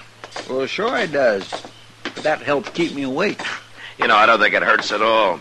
You'd be yelling your head off. Well, it does hurt, too. Terrible. You just don't realize how brave I am. And I'm trying to get you to go to bed, Chester. I know you are. Where we'll look first. Yeah, the Alafraganza's closest. I guess if anything had already happened, Doc would have heard of it, wouldn't he? Yeah. Maybe if we run into Joe Digger first, you ought to lock him up, temporary like. Yeah, I aim to. Of course, Pate might have left town already and gone home. They told me his horse is still in the stable, Chester. I guess he's not planning to go home tonight. You'll be disappointed if he is. Hey, that was in the Alafragans, Mr. Dillon. Yeah. Look there. There's Joe Digger, Mr. Dillon. He just come out. Yeah, you stay here, Chester. Yes, sir. Digger. You're too late, Marshal. Did you do that shooting? I waited. I told you I would.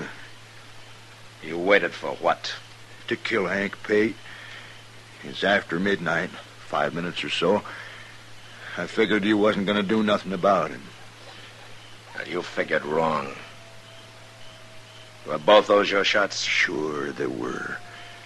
I didn't even wait for him to draw. A man like that don't deserve a chance. You should have let the law decide about that, Digger. I'd have arrested him. He'd have gone to jail. And why hadn't you done it? I was busy. Busy doing what? Trying to take Glick. Trying? Where is he? He's dead. I guess I beat you to him. Well, you didn't beat me to Hank Pate, Marshal. For your sake, I wish I had. Digger, you're under arrest for murder. No.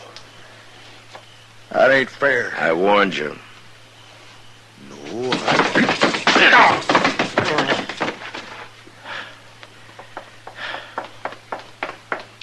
Did he try to draw on you, Mr. Dillon? I couldn't see him. Yeah, he tried, Chester. Maybe I should have let him. Yeah, but then you'd have had to shoot him. Yeah, I know.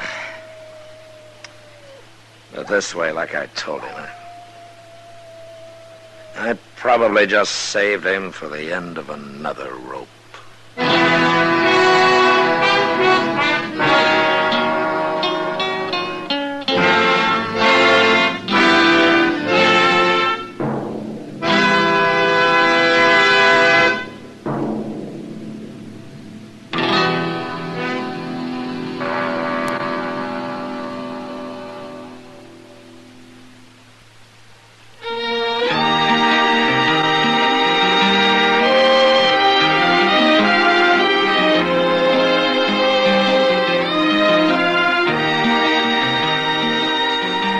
Gunsmoke, produced and directed by Norman Macdonald, stars William Conrad as Matt Dillon, U.S. Marshal. Our story was specially written for Gunsmoke by John Meston. with music composed and conducted by Rex Corey. Sound patterns by Tom Hanley and Ray Kemper. Featured in the cast were Joseph Kearns, John Daner, Lawrence Dobkin, and James Nusser. Harley Bear is Chester, Howard McNear is Doc, and Georgia Ellis is Kitty.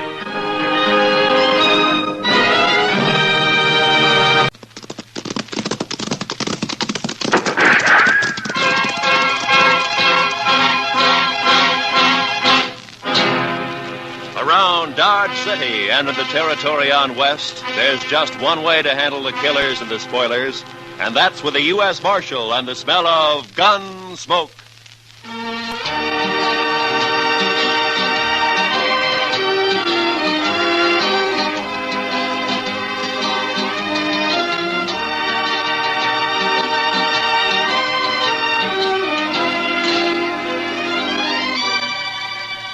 Gunsmoke, starring William Conrad. The story of the violence that moved west with young America. The story of a man who moved with it. Matt Dillon, United States Marshal.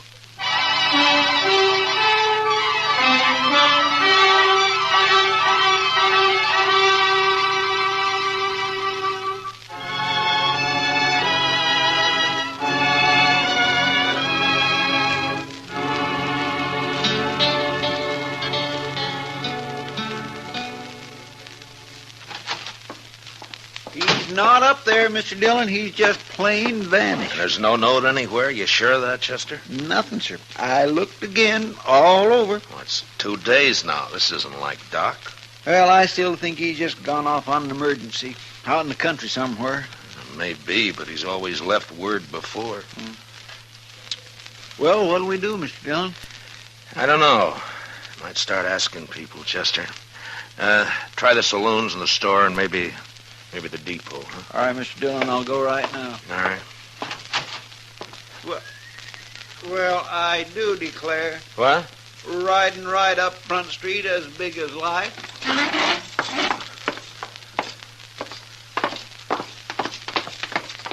Why, that old rascal getting us all worried about him. For the land's sake, you sure are a sight for sore eyes, Doc. Where in the world have you been at, anyway? Here. Hello, Chester. Matt. Hey, you had us worried, Doc. That's so? You've been gone 2 days. I know. Next time, leave word, Doc. I will. I surely will. If I can. Well, it'd sure save us a lot of fretting. Now, wait a minute. What do you mean, Doc, if you can? Just that. If they let me, I'll leave word. Come on inside, Doc.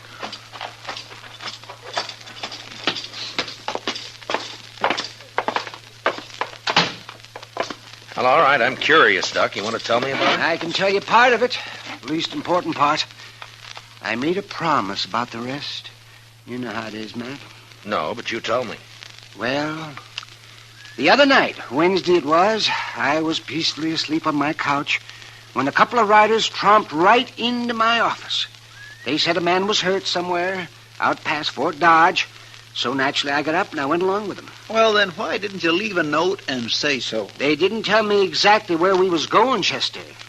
But they sure told me not to leave any note. They told you what? Let him talk, Chester. Now, of course, I figured then it must have been a shooting, but my job's to take care of everybody, sinner and saved alike. And so, when finally we got to this place the next day... What place? That's part of what I promised not to tell, Chester. But like I was saying, there was a young man there who'd got himself shot in the back. The bullet lodged right in his spine. And I dug it out, and I did all I could for him. And then I just sat there for quite a spell. And then I put my things away. And I walked out into the other room. So, Doc, how is he? I did what I could. What do you mean? He's dead. The shock of extracting that bullet was too much for him. It's a bad place, the spine there. You killed him, huh, Doc? No, I didn't kill him. He's dead, ain't he? Look, mister, doctors don't kill people. Murderers Watch do. your mouth, Doc. That boy wouldn't have lived more than a couple of days with that bullet where it was. And whoever put it there murdered him. You want me to shut him up? Not yet. Doc, tell me something. You know that boy in there? I do. Sure. And the three of us here, you know any of us? Him. I've seen him around somewheres. Dodge, I guess. Well, that settles it. He ain't walking out of here. Shut up. Know his name, Doc? No. No, I don't. Of course, it might come to me. Let me think now. You don't understand, Doc. He wants to kill you already. Now you're trying to remember his name. That's just going to make it worse. You can't kill a doctor for following his oath? Oh, no? I shot that boy when he tried to get away, and I shoot you just as Don't be a fool. I'm a doctor. Since there's nothing more I can do here, I got to be available to other patients. I've been away too long. No, what are we arguing about? The sooner we shoot him, the better. What kind of a man are you, anyways? Don't you know I'm the only doctor within 100 miles of Dodge? Right now, it's one too many. Now, wait a minute. I'm kind of thinking the doc's right. He ain't like an ordinary man. But doctor, well, it's almost like he ain't quite human somehow. He's human enough to tell what he knows that hard-headed marshal they got in Dodge. Then we'll have him on our tail. We'll never get our 20,000. Well, I figure it's us or the doc. I'm not interested in what you figure, mister. Right this minute, there may be some woman having a baby and needing me real bad. There may be several folk needing me for help. He's right. We can't kill him. I can't. You'll do what I say and nothing else, here? Oh. Doc, listen to me. If I let you go, will you promise not to tell about anybody you recognized here? And if I don't? Then doctor or no doctor, I'll kill you myself. Yeah, I suppose you would. All right. I'm here as a doctor and nothing else. I promise. Word of honor, Doc? That's my word of honor. Okay, get out. One other thing, Doc. What? You break your word. You tell anybody where this place is or who you saw here, and we'll get to you. We'll kill you no matter where you try to hide. I gave him my word, didn't I? Sure, but don't forget what I said anyway. Don't forget for 1 minute. We'll kill you or die trying.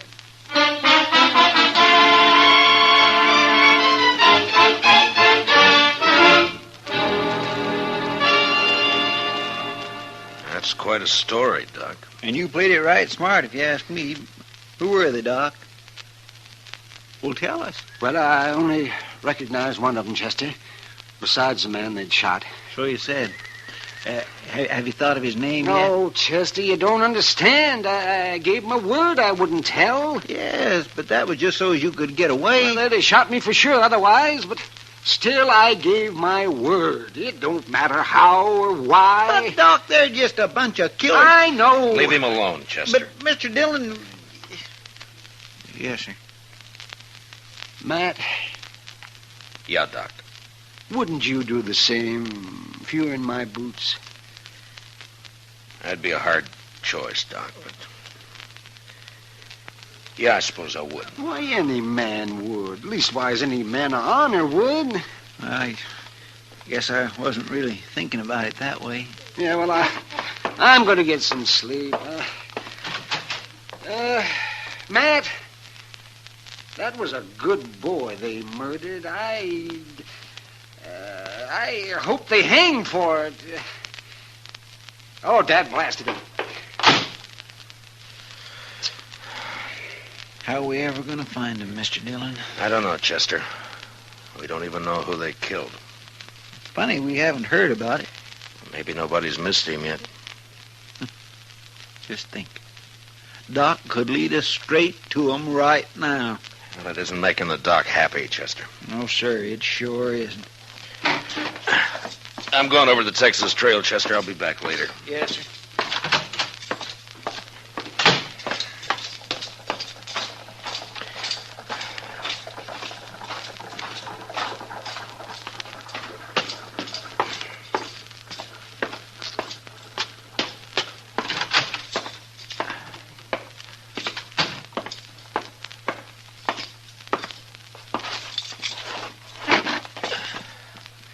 Hey, Sam, bring me over a bottle and a glass, will you? Hello, Matt. Oh, hi, Kitty. You want some help with that bottle? Yeah, sure. I'm only going to have one. You can finish it. Sit down. Oh, my reputation's bad enough without my trying to get around caring about a bit of whiskey in me. There you be. Oh, thank you, son.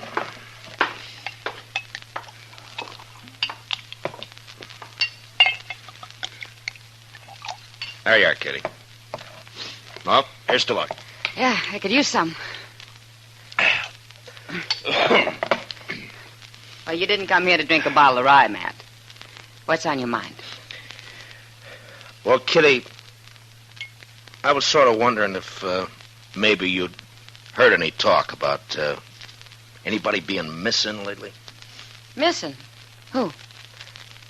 Well, that's just the point. I don't know who. Well, you're sure not on much of a trail, are you, Matt? Well, a man was shot and he's dead. And I don't know who he was or who did it or where.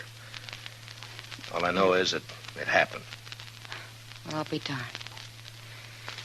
Well, Matt, I don't know a thing I've heard that'd help. I'm sorry. Oh, it was just a chance. You know, it's not often a man gets shot around here without everybody knowing about it. Well, I'm glad for that much anyway. Well, thanks, Kitty. Well, good luck, Matt. Yeah, take it easy with that bottle. Yeah, I'll save it for you. So long. See you, Matt.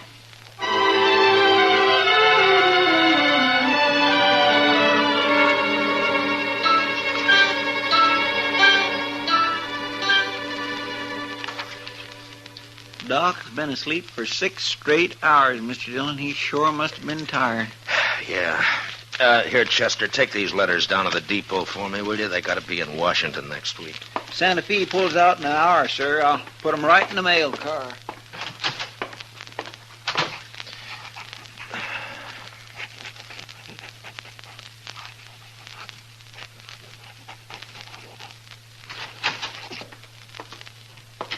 Marshal? Why, Jake Worth, why, you haven't come into Dodge in the last 6 months that I know of. I'm here now, Marshal. Oh? Trouble, Jake? I'd call it that. Well? You know that cottonwood, the big one down at Brandy Bend? Yeah? There's a hole cut down by the roots at the north side of it. I put a sack in that hole this morning. It's got $20,000 in it. It's a lot of money, Jake, even for you. It isn't if Hank gets back all right. Hank? That's your youngest boy, isn't it, Jake? Yeah, 18 last month. Yeah. And that's ransom money. Your boy's been kidnapped, huh? He didn't show up the other night, Marshal. Next morning, I found a note tacked on the corrals. Said to leave the money or they'd kill him. Oh, come on, Jake. We'll try to get there before they pick up the money. No, Marshal, I won't take any chances. They'd shoot him sure if we did that. You should have told me before you left the money. You should have come here first, you know. You didn't hear what I said, Marshal. I won't take the chance. All I want now is for you to watch for anybody who turns up rich around here. Jake, I want you to listen to me. Now, you listen to me, Marshal. Nobody is going to do a thing till Hank's back safe on the ranch. Not one dang thing. Jake, if they killed Hank, you'd want him hung, wouldn't you? I'll hang him myself if it comes to that. I'll hunt him down like wolves. All right, then let's go. Let's get on to Brandy Bend and wait for him. No. I already told you no. Hank's dead, Jake.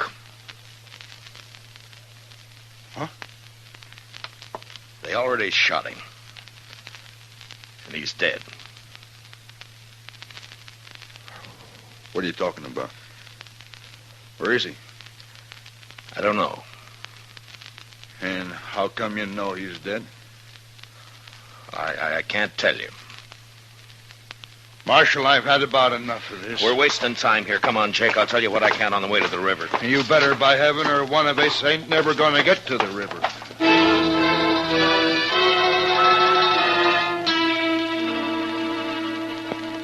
Jake Worth was known as a hard, hot-tempered man, but he was straight as they come. He'd made one fortune in Texas cattle and another in buffalo hides, and now all he wanted was his ranch and his 3 sons to work it with him. The Worths were good men. They didn't cause any trouble, and they worked hard. It was hard to tell Jake, but without mentioning Doc, I said what I could. And when we reached the Arkansas, we hid our horses in a clump of bush and worked our way on foot up to the big cottonwood. And I stood up and walked out into the open. What are you doing, Marshal? You gone crazy? Come on, Jake. No use to hide now. Oh. That's him there, isn't it? That's Hank. I'm afraid so, Jake.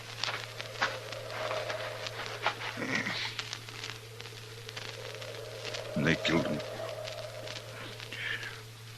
They killed him all right. He was a good boy. Had his whole life to live yet. Why'd they do it? I gave him the money. Why'd they do it? I'm sorry, Jake. Marshal, I've been kind of confused by all this. I swallowed your story on the way down here. But I want the truth now. Every bit of it. That's all I know, Jake. Hank tried to break and went up and shot him. But we'll get him. I'll take care of myself soon as you tell me who they are. I don't know who they are. Don't lie to me, Marshal. You know a lot you're not telling me. What's going on with you anyway? I've told you all I can, That's Jake. my boy lying there, Marshal. He's been murdered. And if I didn't know you so well, I'd begin to think maybe you had something to do with Now, it just yourself. a minute, Jake. I know you're upset. Then why don't you tell me? Because the man who told me about it had to promise not to name anybody, that's why. What man? Who is he? I'll get it out of him if I have to cut it out. Yeah, I know. That's why I can't tell you who he is. What kind of a lawman are you, anyway? I've told you all I can, Jake. No, you haven't. Marshal, I don't believe your story about nobody promising nothing. You know who done it, and you're going to tell me or Don't try it, Jake. You can't kill me, and you know it. No, I can't. Me and my boys can. And I'm giving you 24 hours to name those men, and then we're coming to Dodge. There'll be blood spilt, Marshal. Jake, I give you my word, I don't know who did it. I don't believe you. I'll help you take your boy home now. You go on back to Dodge. I'll manage here. You're making a bad mistake, Jake. 24 hours, Marshal. I'll be there. We'll find you wherever you'll be. Jake, I want... So long, Jake.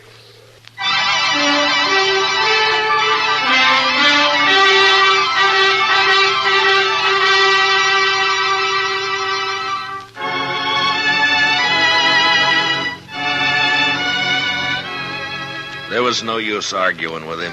The man's grief had destroyed his reason. And the worst of it was, I knew his sons would do whatever Jake told them to do.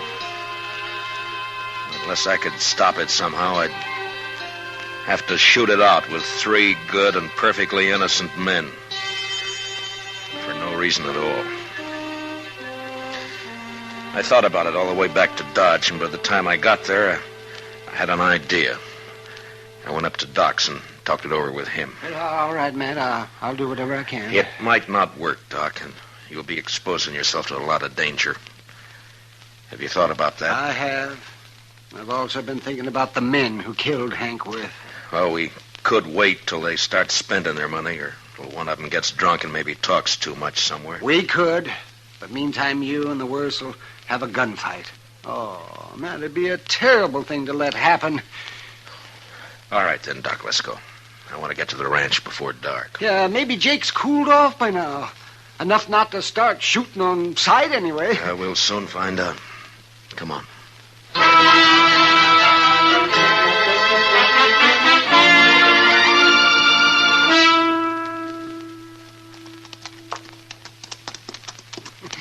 You know, Matt, I haven't been out here since Mrs. Worth died. Oh, that must be 4 or 5 years ago. Well, the place sure has changed, hasn't it? Yeah. I don't see anybody around, do you? Maybe they saw us first. Maybe they're hid out. I hope not.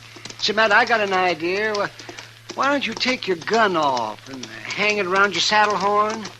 Then they'll know you come peaceable. I can't take a chance like that, Doc. Not with Jake in his state. But I won't shoot unless I have to. He who lives by the sword. Look, Doc, I'm doing everything I can to avoid this thing. But I'll kill all three of them if I have to. All right, Matt. I understand.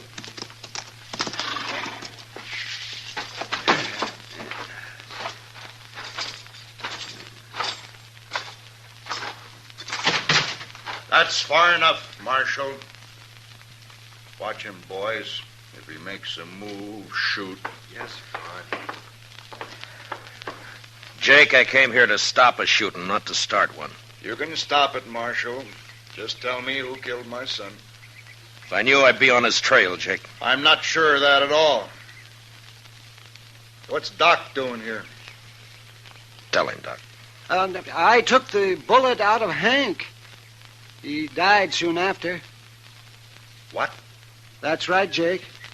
Now come down here where we can talk like friends, and I'll explain it to you. Stay where you are, boys. Yes.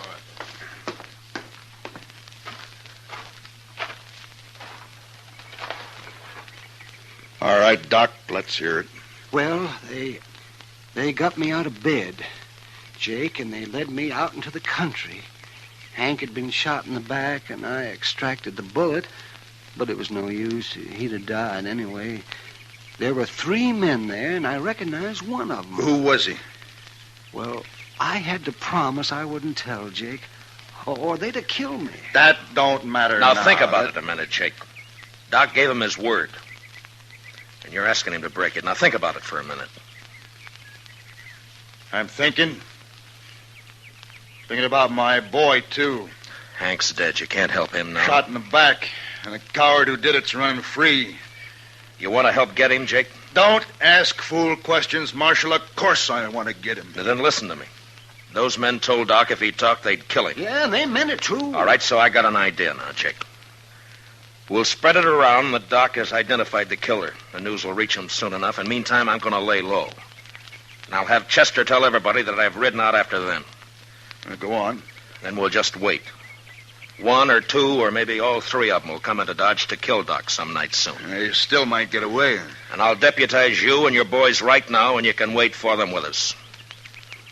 You'll have to stay hidden like me, of course. We won't mind that. Now that we get a chance at them, we won't. All right, good. Yeah. Funny thing, though. What? A man like Doc here, rather than break his word, he'll make himself a target for those killers. Yeah. Look, Jake, Doc and I are going to go back to Dodge now. I'll see that the story gets started, and in a day or 2, you and your boys can ride in, but separately, though. Otherwise, it might cause talk. I understand. And come straight to Doc's. We'll get there.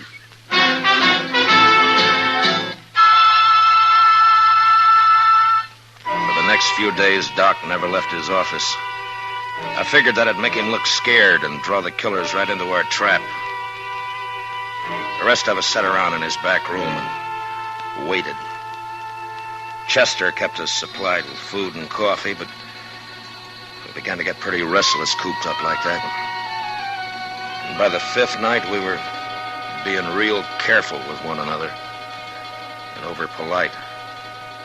But on the 6th night, about midnight, we got our game. Mr. Dillon, I think it's them.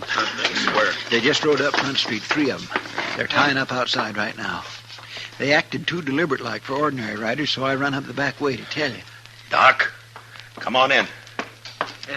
What do you want me to do, Matt? Take cover in here and stay out of sight. Yeah, whatever you say, Matt. Let's go downstairs and meet them, Marshal. No, we might just scatter them that way. Now listen. One of them will probably stand guard on the street while the other 2 come up here to get Doc. Chester, you and the 2 boys go down the back way. Jake and I'll wait in the Doc's office. But don't jump that man till we go into action up here. Do you understand? I got it, sir. All right, then move fast. Come on, Jake. Now what? Well, we'll just wait here in the dark. Good. I'll fix Doc's blanket on the couch here so they'll think he's in it. They're on the stairs now. All right, get back in the corner, Jake, or we'll be shooting each other. All right. Quiet now. And don't start shooting till I do.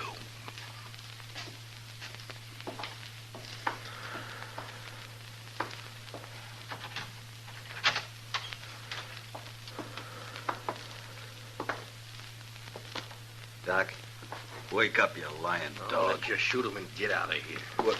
Wait. He ain't here. What? Get your hands up. You're under arrest, both of you. It's a trap!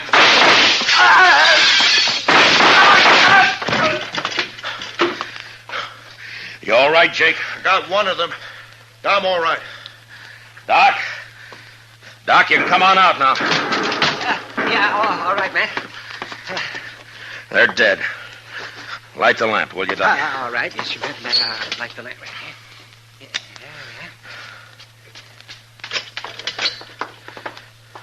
Okay, Mr. Dillon? Yeah, come in, Chester. Well, we got him, Mr. Dillon. He tried to get away when he heard you up here, but he ran smack into one of the Worth boys. He's dead. Yeah. Well, I don't know either one of these men. Doc, you can tell us now. Is one of these the man you recognize? Let me see here. This one here. I remembered later I treated him for a broken nose some time back. I never did know his name, though. He come up on the, up the trail with a herd, I think. It don't matter now, long as they're all dead. Oh, well. Bring the other bodies up, Chester. I'll do the autopsies quick, and I'll get them out of here. It's about time I got something out of all this. Okay, Doc. I'll fetch him. Well, Jake, I'm satisfied, Marshal. Me and the boys will be getting back to the ranch now. Sure. Marshal, Yeah? I doubted you. I'm sorry for that. Forget it, Jake. No. No, it's best I remember. Man shouldn't make mistakes like that. Well, there was no harm done. The way it worked out. I'll buy you a drink before we leave, Marshal.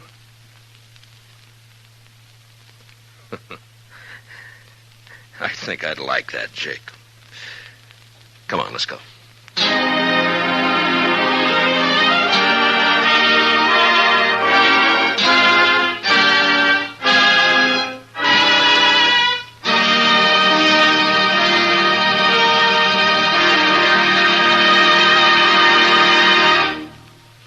Gunsmoke, under the direction of Norman MacDonald, stars William Conrad as Matt Dillon, U.S. Marshal.